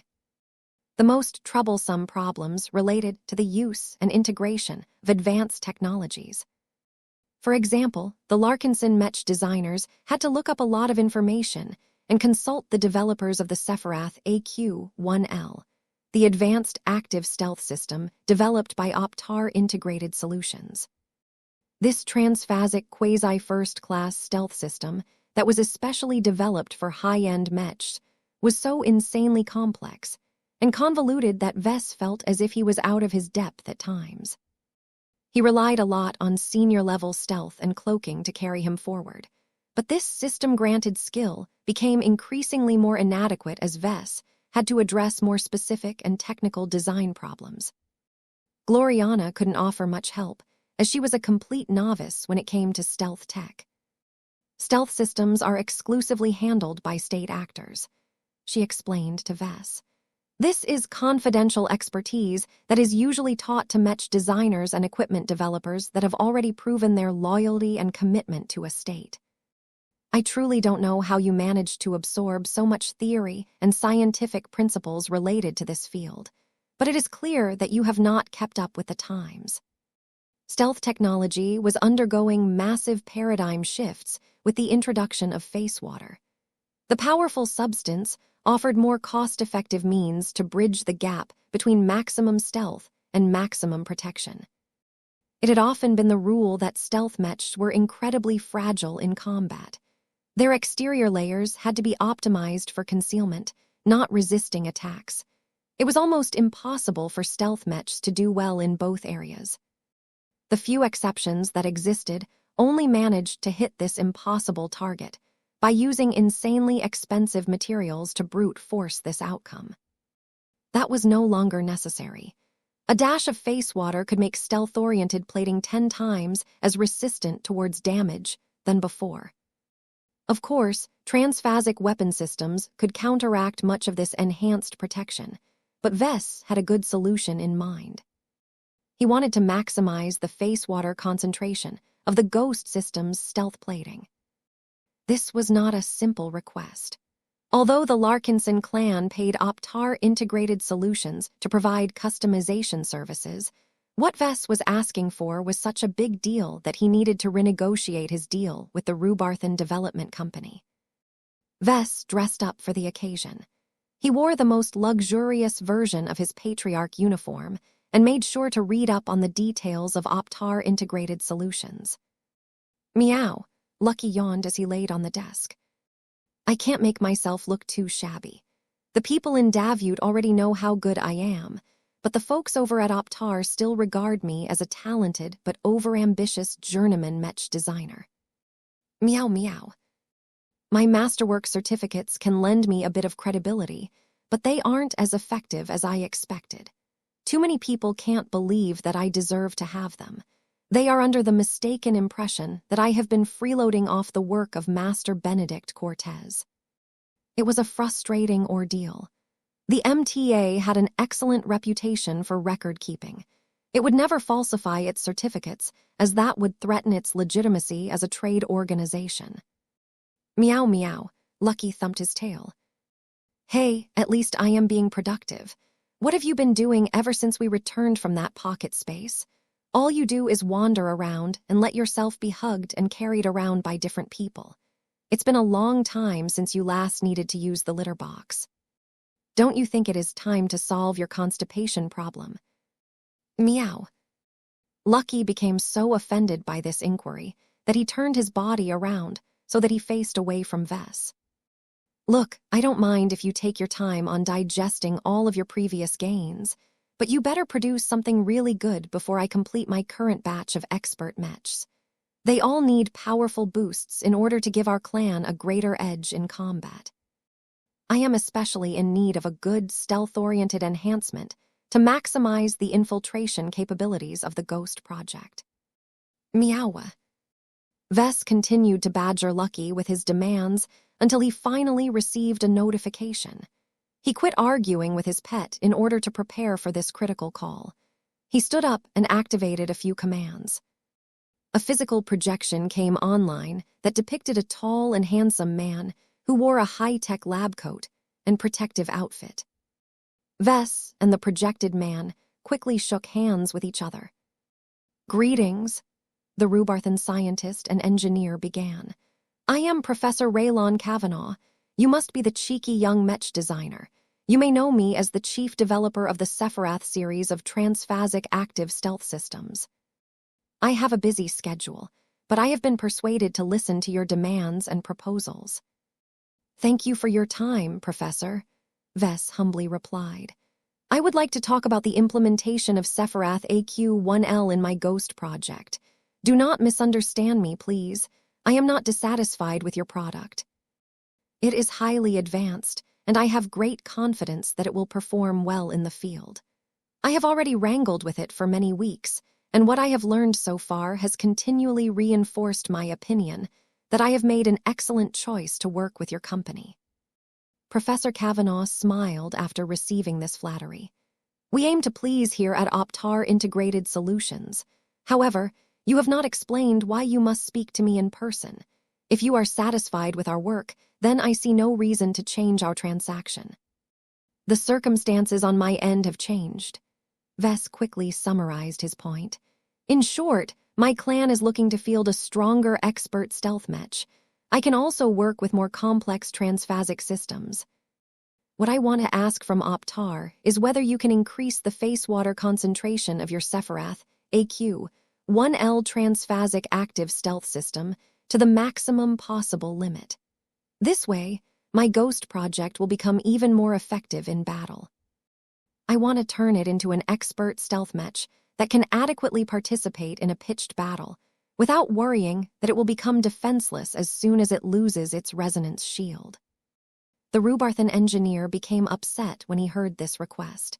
Do you know how disruptive it is to change your requirements in the middle of an active project? Of course you do. You are a mech designer. The Sephiroth AQ-1L already strikes an excellent balance between stealth, defense, energy consumption, and cost. Our clan is willing to make additional sacrifices in order to increase the defensive properties of your active stealth system, Vess straightforwardly said. Can you give me an estimate on how much face water we can stuff in your Sephiroth product before it reaches its limit? That depends on many factors, Mech designers. The Rubarthan immediately responded. The Sephiroth cannot accommodate too much face water due to two main reasons. If your expert stealth mech incorporates other transphasic parts, then you need to pay close attention to the quantity and concentration of face water in the design. Too much face water in one place will exceed the safety limitations of your expert mech. We can calculate the exact tolerances for you, as long as you share your mech design with our company. Vess quickly shook his head. That is not acceptable to us. The full details of our ghost project must remain confidential. I am sure you understand. It was outrageous for an external contractor to issue a request to examine the design of an important stealth mech. Vess would have reacted a lot stronger if he wasn't talking to a Rubarthan and needed the cooperation of Optar Integrated Solutions. Fortunately for Vess, Professor Kavanaugh had a convenient solution at hand. Our Sephiroth line is split up into multiple different products that are targeted towards different client categories. The AQ-1L is already one of our most extravagant products for wealthy and resourceful second-class clients, such as your clan. However, we have recently developed the AQ-3M, a limit-pushing variant that is more appropriate for high-tier expert mechs and ace mechs. It requires you to infuse as much as 8 kilograms of face water into its stealth plating to make them resilient enough to resist many attacks. Vess' eyes lit up. The famous Abbasi's armor of the Mars integrated as much as 11 kilograms of face water. It provided excellent defensive power in exchange that was worth all of the expense. Can you tell me more about the AQ-3M and its differences from your older AQ-1L? I would be glad to do so, Patriarch, Professor Kavanaugh said with a bit more interest. Any client that was willing to pay much more face water in order to obtain a better product was worth his attention. Optar Integrated Solutions may be a powerful Rubarthan development company to a second-class Rube like Vess, but it was an insignificant player in the Rubarthan market. Otherwise, Optar wouldn't have bothered to sell its wares to poorer and stingier second-class clients in the first place. While it is true that we have developed the AQ-3M as a direct improvement of our AQ-1L, that does not mean you can plug it in the place in your mech design. You will need to allocate your time to make substantial changes in the design of your expert stealth mech. The alterations are not too difficult or time-consuming, as you will primarily have to reinforce the internal structure of your work. This was not a big deal to Vess. Does the AQ-3M have other requirements? Yes, its energy consumption is even greater as it is more cumbersome to activate so much more face water. However, this is a good change in our eyes. Energy is the currency of reality. The more your expert mech spends its energy, the greater its benefits. Vess had never heard anyone describe energy in those terms. It was quite clever, actually.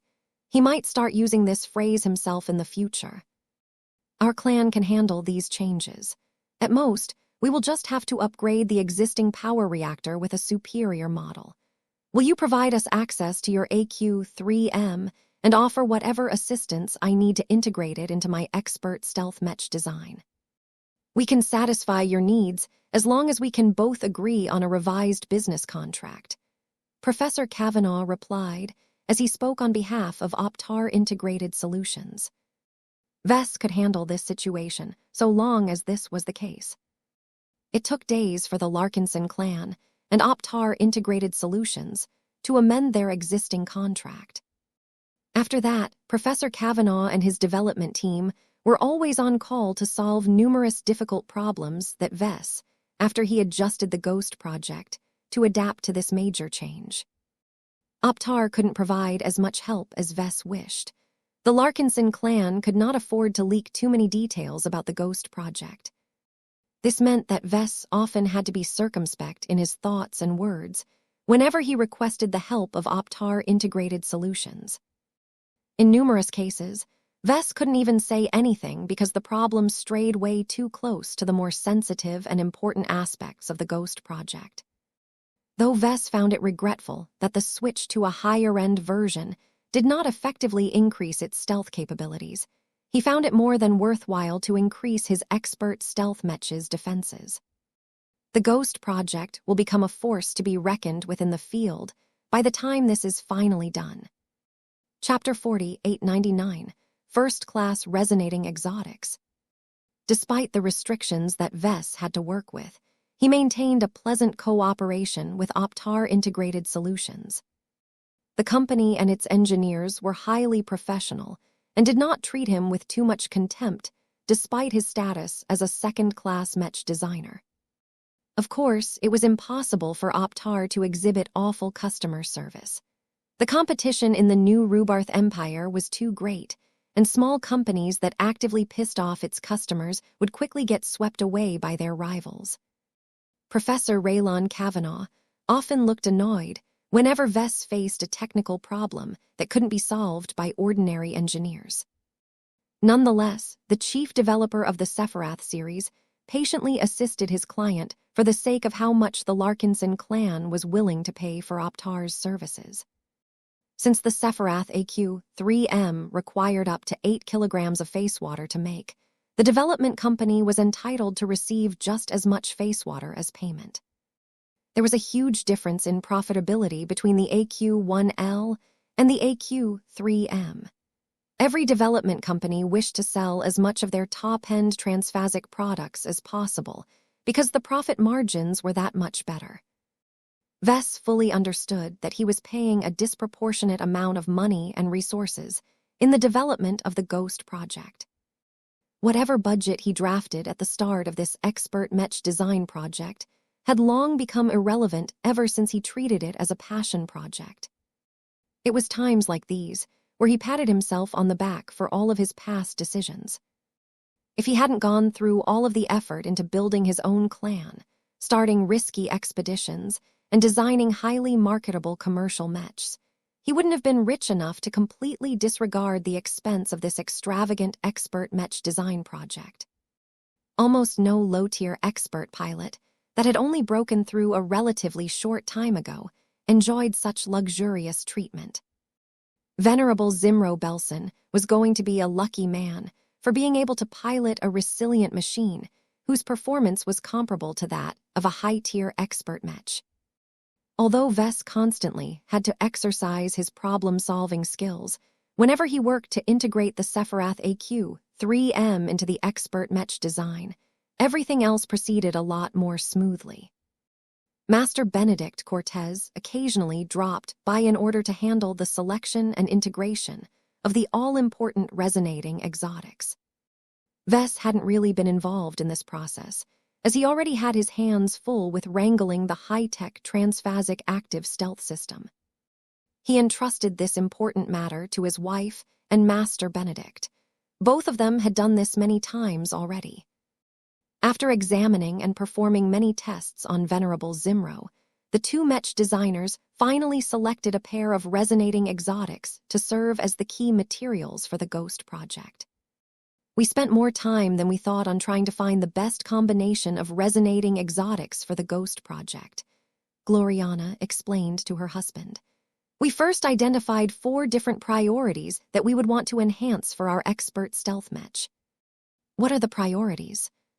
Stealth, defense, assassination, and mobility. Each of these properties are worthwhile amplification candidates in our opinion. We have found suitable resonating exotics that relate to each of these areas. Once we have formed a comprehensive list, we explored the combinations of different resonating exotics to determine which ones provide us with the greatest performance boosts and the lowest possible interference. It was not easy for us to figure out the best ratios and combinations. I hope you appreciate our hard work. Vess leaned over and embraced her in a sideways hug. Thank you for helping with this matter. You have truly resolved a significant burden with our work. Can you share your results? I can.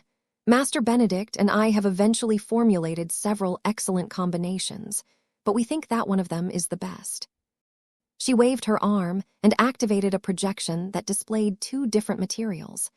She gestured at the strangely colored metal bar on the right. This is Emdar alloy, a recent product made by a metallurgy company based in the Red Ocean. It is a first-class resonating exotic that can only be made out of several different first-class exotics that can only be sourced in the upper zones. Producing it is also troublesome, as it requires the developer of his alloy to start a difficult production process that results in a large proportion of unqualified output. The lesser alloys are sold as second-class products, which are much more reasonably priced. We would have chosen to use one of them if you hadn't completely exploded our design budget. You can thank me for that, Vess grinned. Gloriana lightly swatted his arm. Since you have reassured me that our clan can fully bear the expenses, I have decided to settle for Emdar alloy for several important reasons. The main one is that its function is crucial to the effective performance and the survivability of our ghost project. Emdar alloy can significantly reduce the emissions of an expert Mech. That caused Vess to widen his eyes. While her words did not sound exciting to a layman, Vess fully understood how important Emdar alloy could be. It was exactly the resonating alloy that the Ghost Project needed in order to supercharge its stealth operations. The emissions of a Mech basically exposed its existence and coordinates to an enemy. The stronger the emissions, the brighter the machine showed up on sensors. It was extremely difficult to dampen the emissions of a Mech. One of the main reasons why stealth Mechs were so fragile was because it took an enormous amount of capacity to contain and reduce their emissions. This problem became even stronger once the stealth Mech became more powerful. The more energy they burned up, the more heat theft accumulated. Active stealth systems such as the Sephiroth AQ, 3M, did not just camouflage a Mech so that it blended into the surroundings. They also included heat absorption systems that could contain a massive amount of waste heat. So long as they did not reach their limits, they could keep a stealth Mech silent and undetected for hours or even days. However, it became a lot harder to keep a stealth Mech if it became even more powerful. There was no need for Vess to rethink how immensely powerful the Ghost Project would become. Expert Mechs were powerhouses without exception, and Vess had made this particular project even more excessive due to his desire to elevate its performance as best he could. All of that power turned the Ghost Project into a more effective expert Mech on the battlefield. Vess envisioned it working together with other friendly Mechs to ambush and assassinate critical enemy assets. However, obsessing too much over battlefield performance clearly reduced the runtime of its stealth systems. The Ghost Project would undoubtedly generate a massive amount of thermal energy by engaging in all kinds of heavy exertions. This made the Ghost Project a lot less capable of completing lengthy infiltration missions. Vess did not like this because he was thinking about employing this hidden blade against other parties outside of the battlefield. Emdar alloy neatly solved this problem, if only to a limited extent. In truth, there are many resonating exotics that can produce similar results, but Emdar alloy has several advantages aside from its high compatibility with venerable Zimro Belson. Gloriana continued her explanation. What I appreciate the most is that its resonance interference is remarkably low. It is much easier for us to find optimal combinations because the effective performance of other resonating exotics does not deteriorate as much. That is also nice. Vess sounded impressed. Lower resonance interference meant that the Ghost Project could not only mount another key material, but also integrate a greater quantity of general resonating exotics before reaching a limit. Finally, Emdar alloy is remarkably easy to resonate with, especially if the expert pilot in question is highly compatible with this material. Venerable Zimro will not have to exert much strain to reduce the emissions of his expert stealth Mech to an adequate level. Of course, he can also exert much more effort into minimizing the detection rate of the Ghost Project to the utmost. He will probably resort to this option in battle against hostile expert Mechs. Vess raised his eyebrow at that. Do you think that Emdar alloy can help with enabling our Ghost Project to approach a hostile expert Mech undetected? You should know how good the intuition of demigods can be. They can detect threats to their lives even when they are asleep.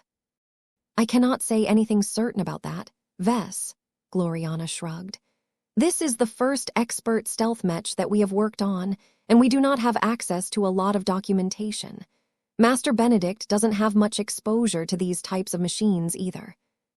He had to leverage his own network of contacts to provide us with the necessary information. Oh. To satisfy your curiosity, Emdar alloy does indeed help with improving the Ghost Project's chances to assassinate a target expert mech. It does more than dampen an expert mech's emissions. It also dampens the more noticeable effects of true resonance. This vastly increases the fault tolerance of our work. All in all, Vess had to admit that Gloriana and Master Benedict had truly made a fantastic choice.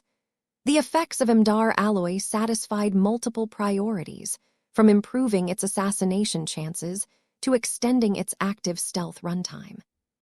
The only downside was that it was too damn expensive. Vess did not dare to look at the price tag for fear that he would reject the purchase of this specialty material. Fortunately, the Larkinson clan could exchange Emdar alloy for a couple of tons of salvaged first-class alloys or a few random pieces of valuable intact alien tech. Vess was even willing to trade away several kilograms of face water, if that was what it took. "What did you choose as the second key material?" he asked his wife. His wife pointed at the second projection, which depicted a piece of raw ore.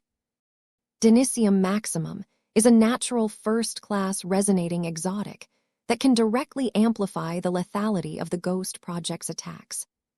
His wife clearly disliked the name of this resonating exotic. She looked as if she was about to vomit when she uttered it on her lips. "So what's so special about Denicium maximum?" Vess asked with an amused expression. "I don't want to talk about it too much.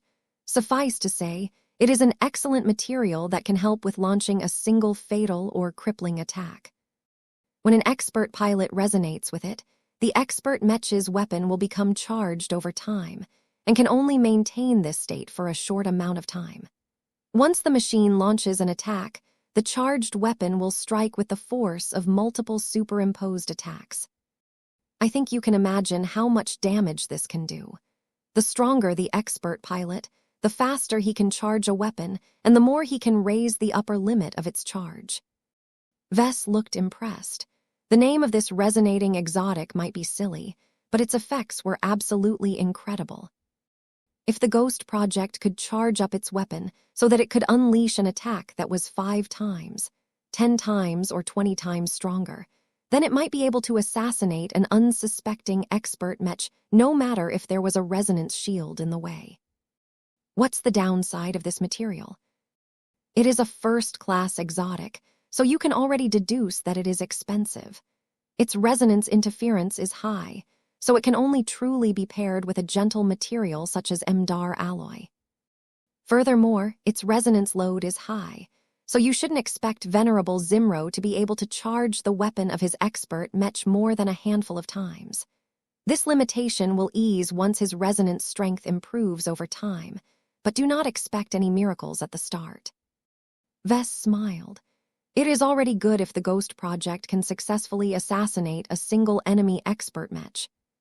Chapter 40, 900 Scared of Ghosts. The Ghost Project came a lot closer to completion once Master Benedict Cortez integrated it with resonating exotics. The incomplete design truly took on the character of an expert mech at this point. Although the Larkinson clan had to pay an exceedingly high price to purchase and ship a batch of extremely valuable first-class exotics from the Zelmer Upper Zone, their effects were far too strong and useful to pass over.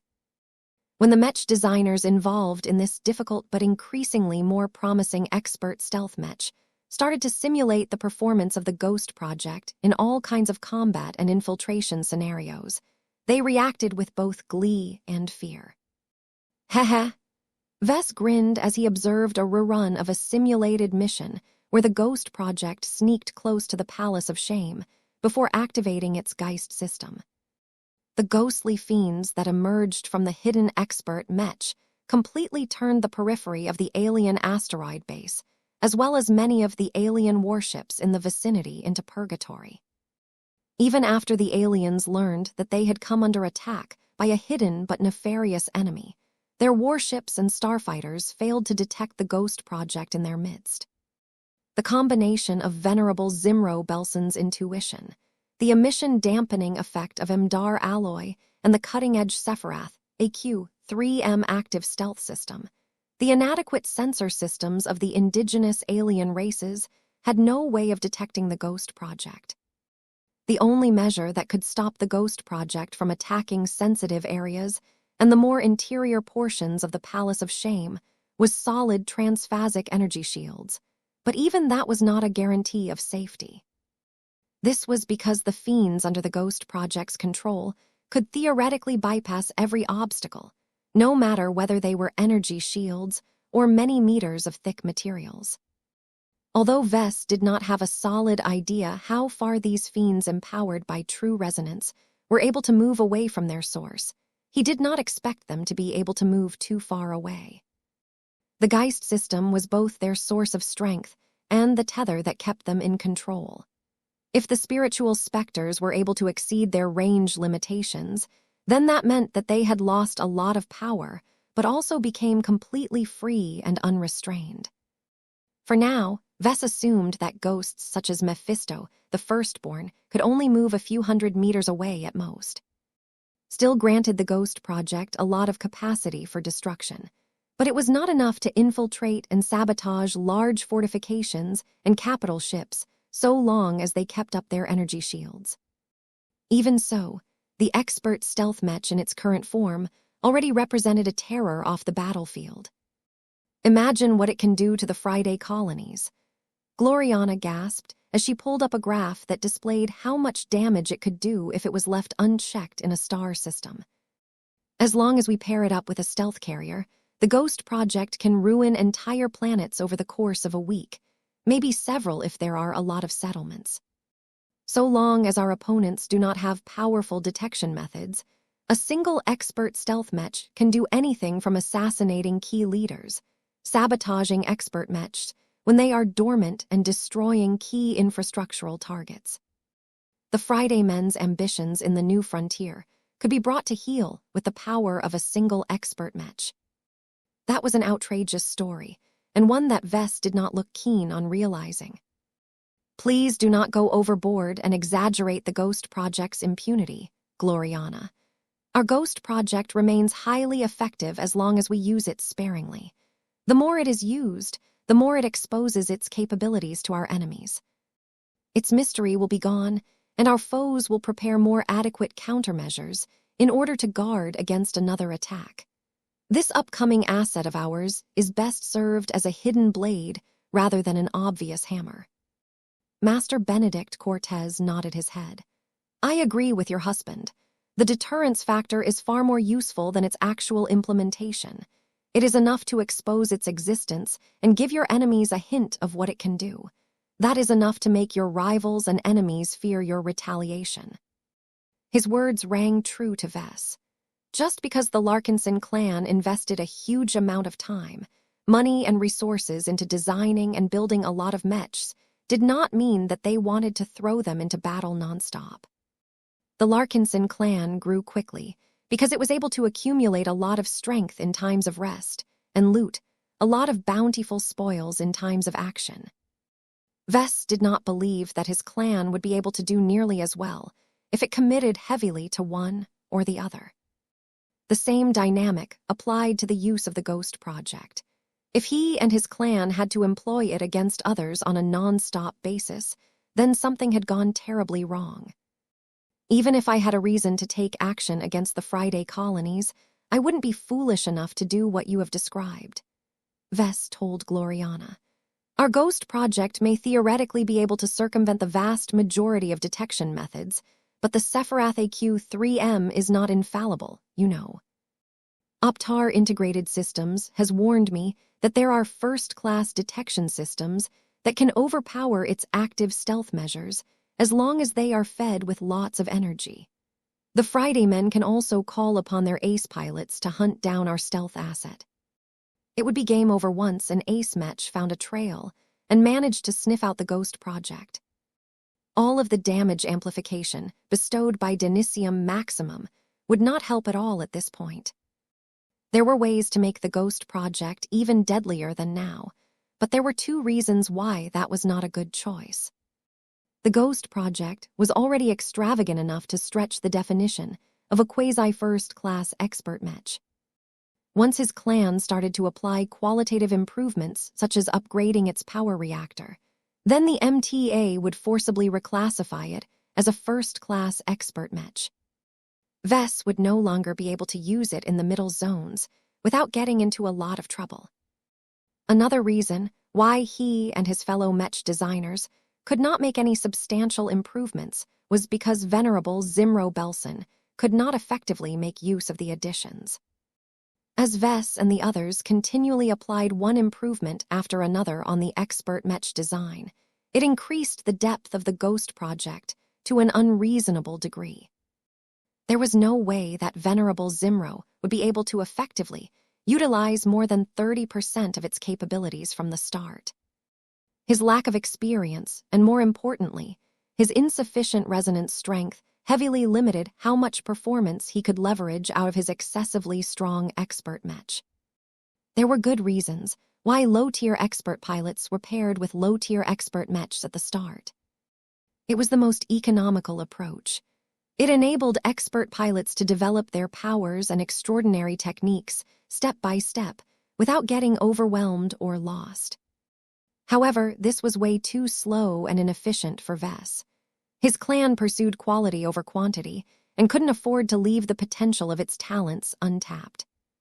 Perhaps it may be unfair for the Larkinson clan to pile up so many expectations and responsibilities on a recently promoted expert pilot, but the Red Ocean was too dangerous to do anything less. "Are you sure you are not overhyping the threat of the Geist system?" Cormont Hempkamp said as he studied the data relating to its estimated performance parameters. "I mean, they are unstoppable and all, but it is not as if they can deploy an entire army of ghosts. According to your estimates, each fiend won't actually be able to deal much damage when they are activated." "That is correct," Vess nodded. "The Geist system tries to add physical substance to immaterial life forms, but I don't think that the willpower of two different demigods is enough to turn them into powerhouses, at least not at the beginning. Object 335 is a static power source for all intents and purposes, so the only ways to strengthen the Geist system is by cultivating its spiritual fiends or stimulate the growth of Venerable Zimro's resonance strength. What about increasing the quantity of these so-called fiends?" Master Benedict asked an important question. "I think that the power of the Geist system will become dispersed to a degree." Vess frowned and answered, "It is still better to deploy multiple weaker fiends than to concentrate power in a single one of them, but this is all based on theory and assumptions. We will have to fabricate the Ghost project and test it out in reality to be sure." The simulation results were highly dubious and could not be relied upon. Vess had run the simulations anyway because he wanted to gain a more visual and concrete impression of what his expert stealth mech could do when let loose. No matter whether the simulations were close to the truth or wildly inaccurate, Vess saw little reason to become disappointed with his work. No matter what, even the more pessimistic estimates of the Ghost project's performance already exceeded his minimum expectations. "Do you know how much damage a proper first-class version of the Ghost project can do?" Miles Tavar finally spoke up and shared his concerns. "The first raiders would probably kill to obtain the Geist system. This innovation of yours is too powerful and subversive. So long as the mech industry has yet to develop a proper counter against it, the most powerful first-class stealth mechs that are armed with the Geist system can throw our entire society into disarray." His fears caused the other mech designers to frown. Each of them were smart enough to envision this scenario. The only reason why they hadn't raised the topic was because they were too reluctant to turn the brakes on the Ghost project. Nonetheless, they all needed to address this topic sooner or later. Vess looked at everyone in the eyes. "The confidentiality of our Ghost project should remain high, I think. I have not allowed any of our design teams to touch upon the truly important elements of the Ghost project." I haven't even mentioned a single word of the Geist system or shown off the design of our expert stealth mech to our external consultants either. This may have slowed down our progress, but the confidentiality of our project should remain secure. I don't believe our ghost project is as hidden as you think it is, Master Benedict warned. There was no way to completely stop the snooping of the Mech Trade Association. A Mech design as sensitive and innovative as the Ghost Project aroused the interest of the Mechers like nothing else. We can't do anything about it, Vess simply shrugged. There is no way for us to keep up the confidentiality of the Ghost Project forever. The best we can hope for is that its secrets will not spread out too much during the time where we need to rely on its capabilities the most. Besides, I highly doubt that anyone can reproduce the Geist system due to its specific requirements. Don't forget that its core consists of Object 335.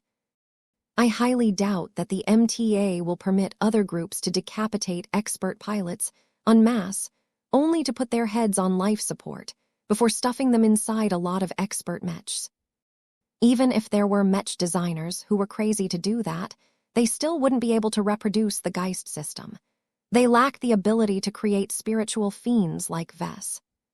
Without the presence of these unfriendly ghosts, the incomplete Geist system was nothing but a glorified life support box.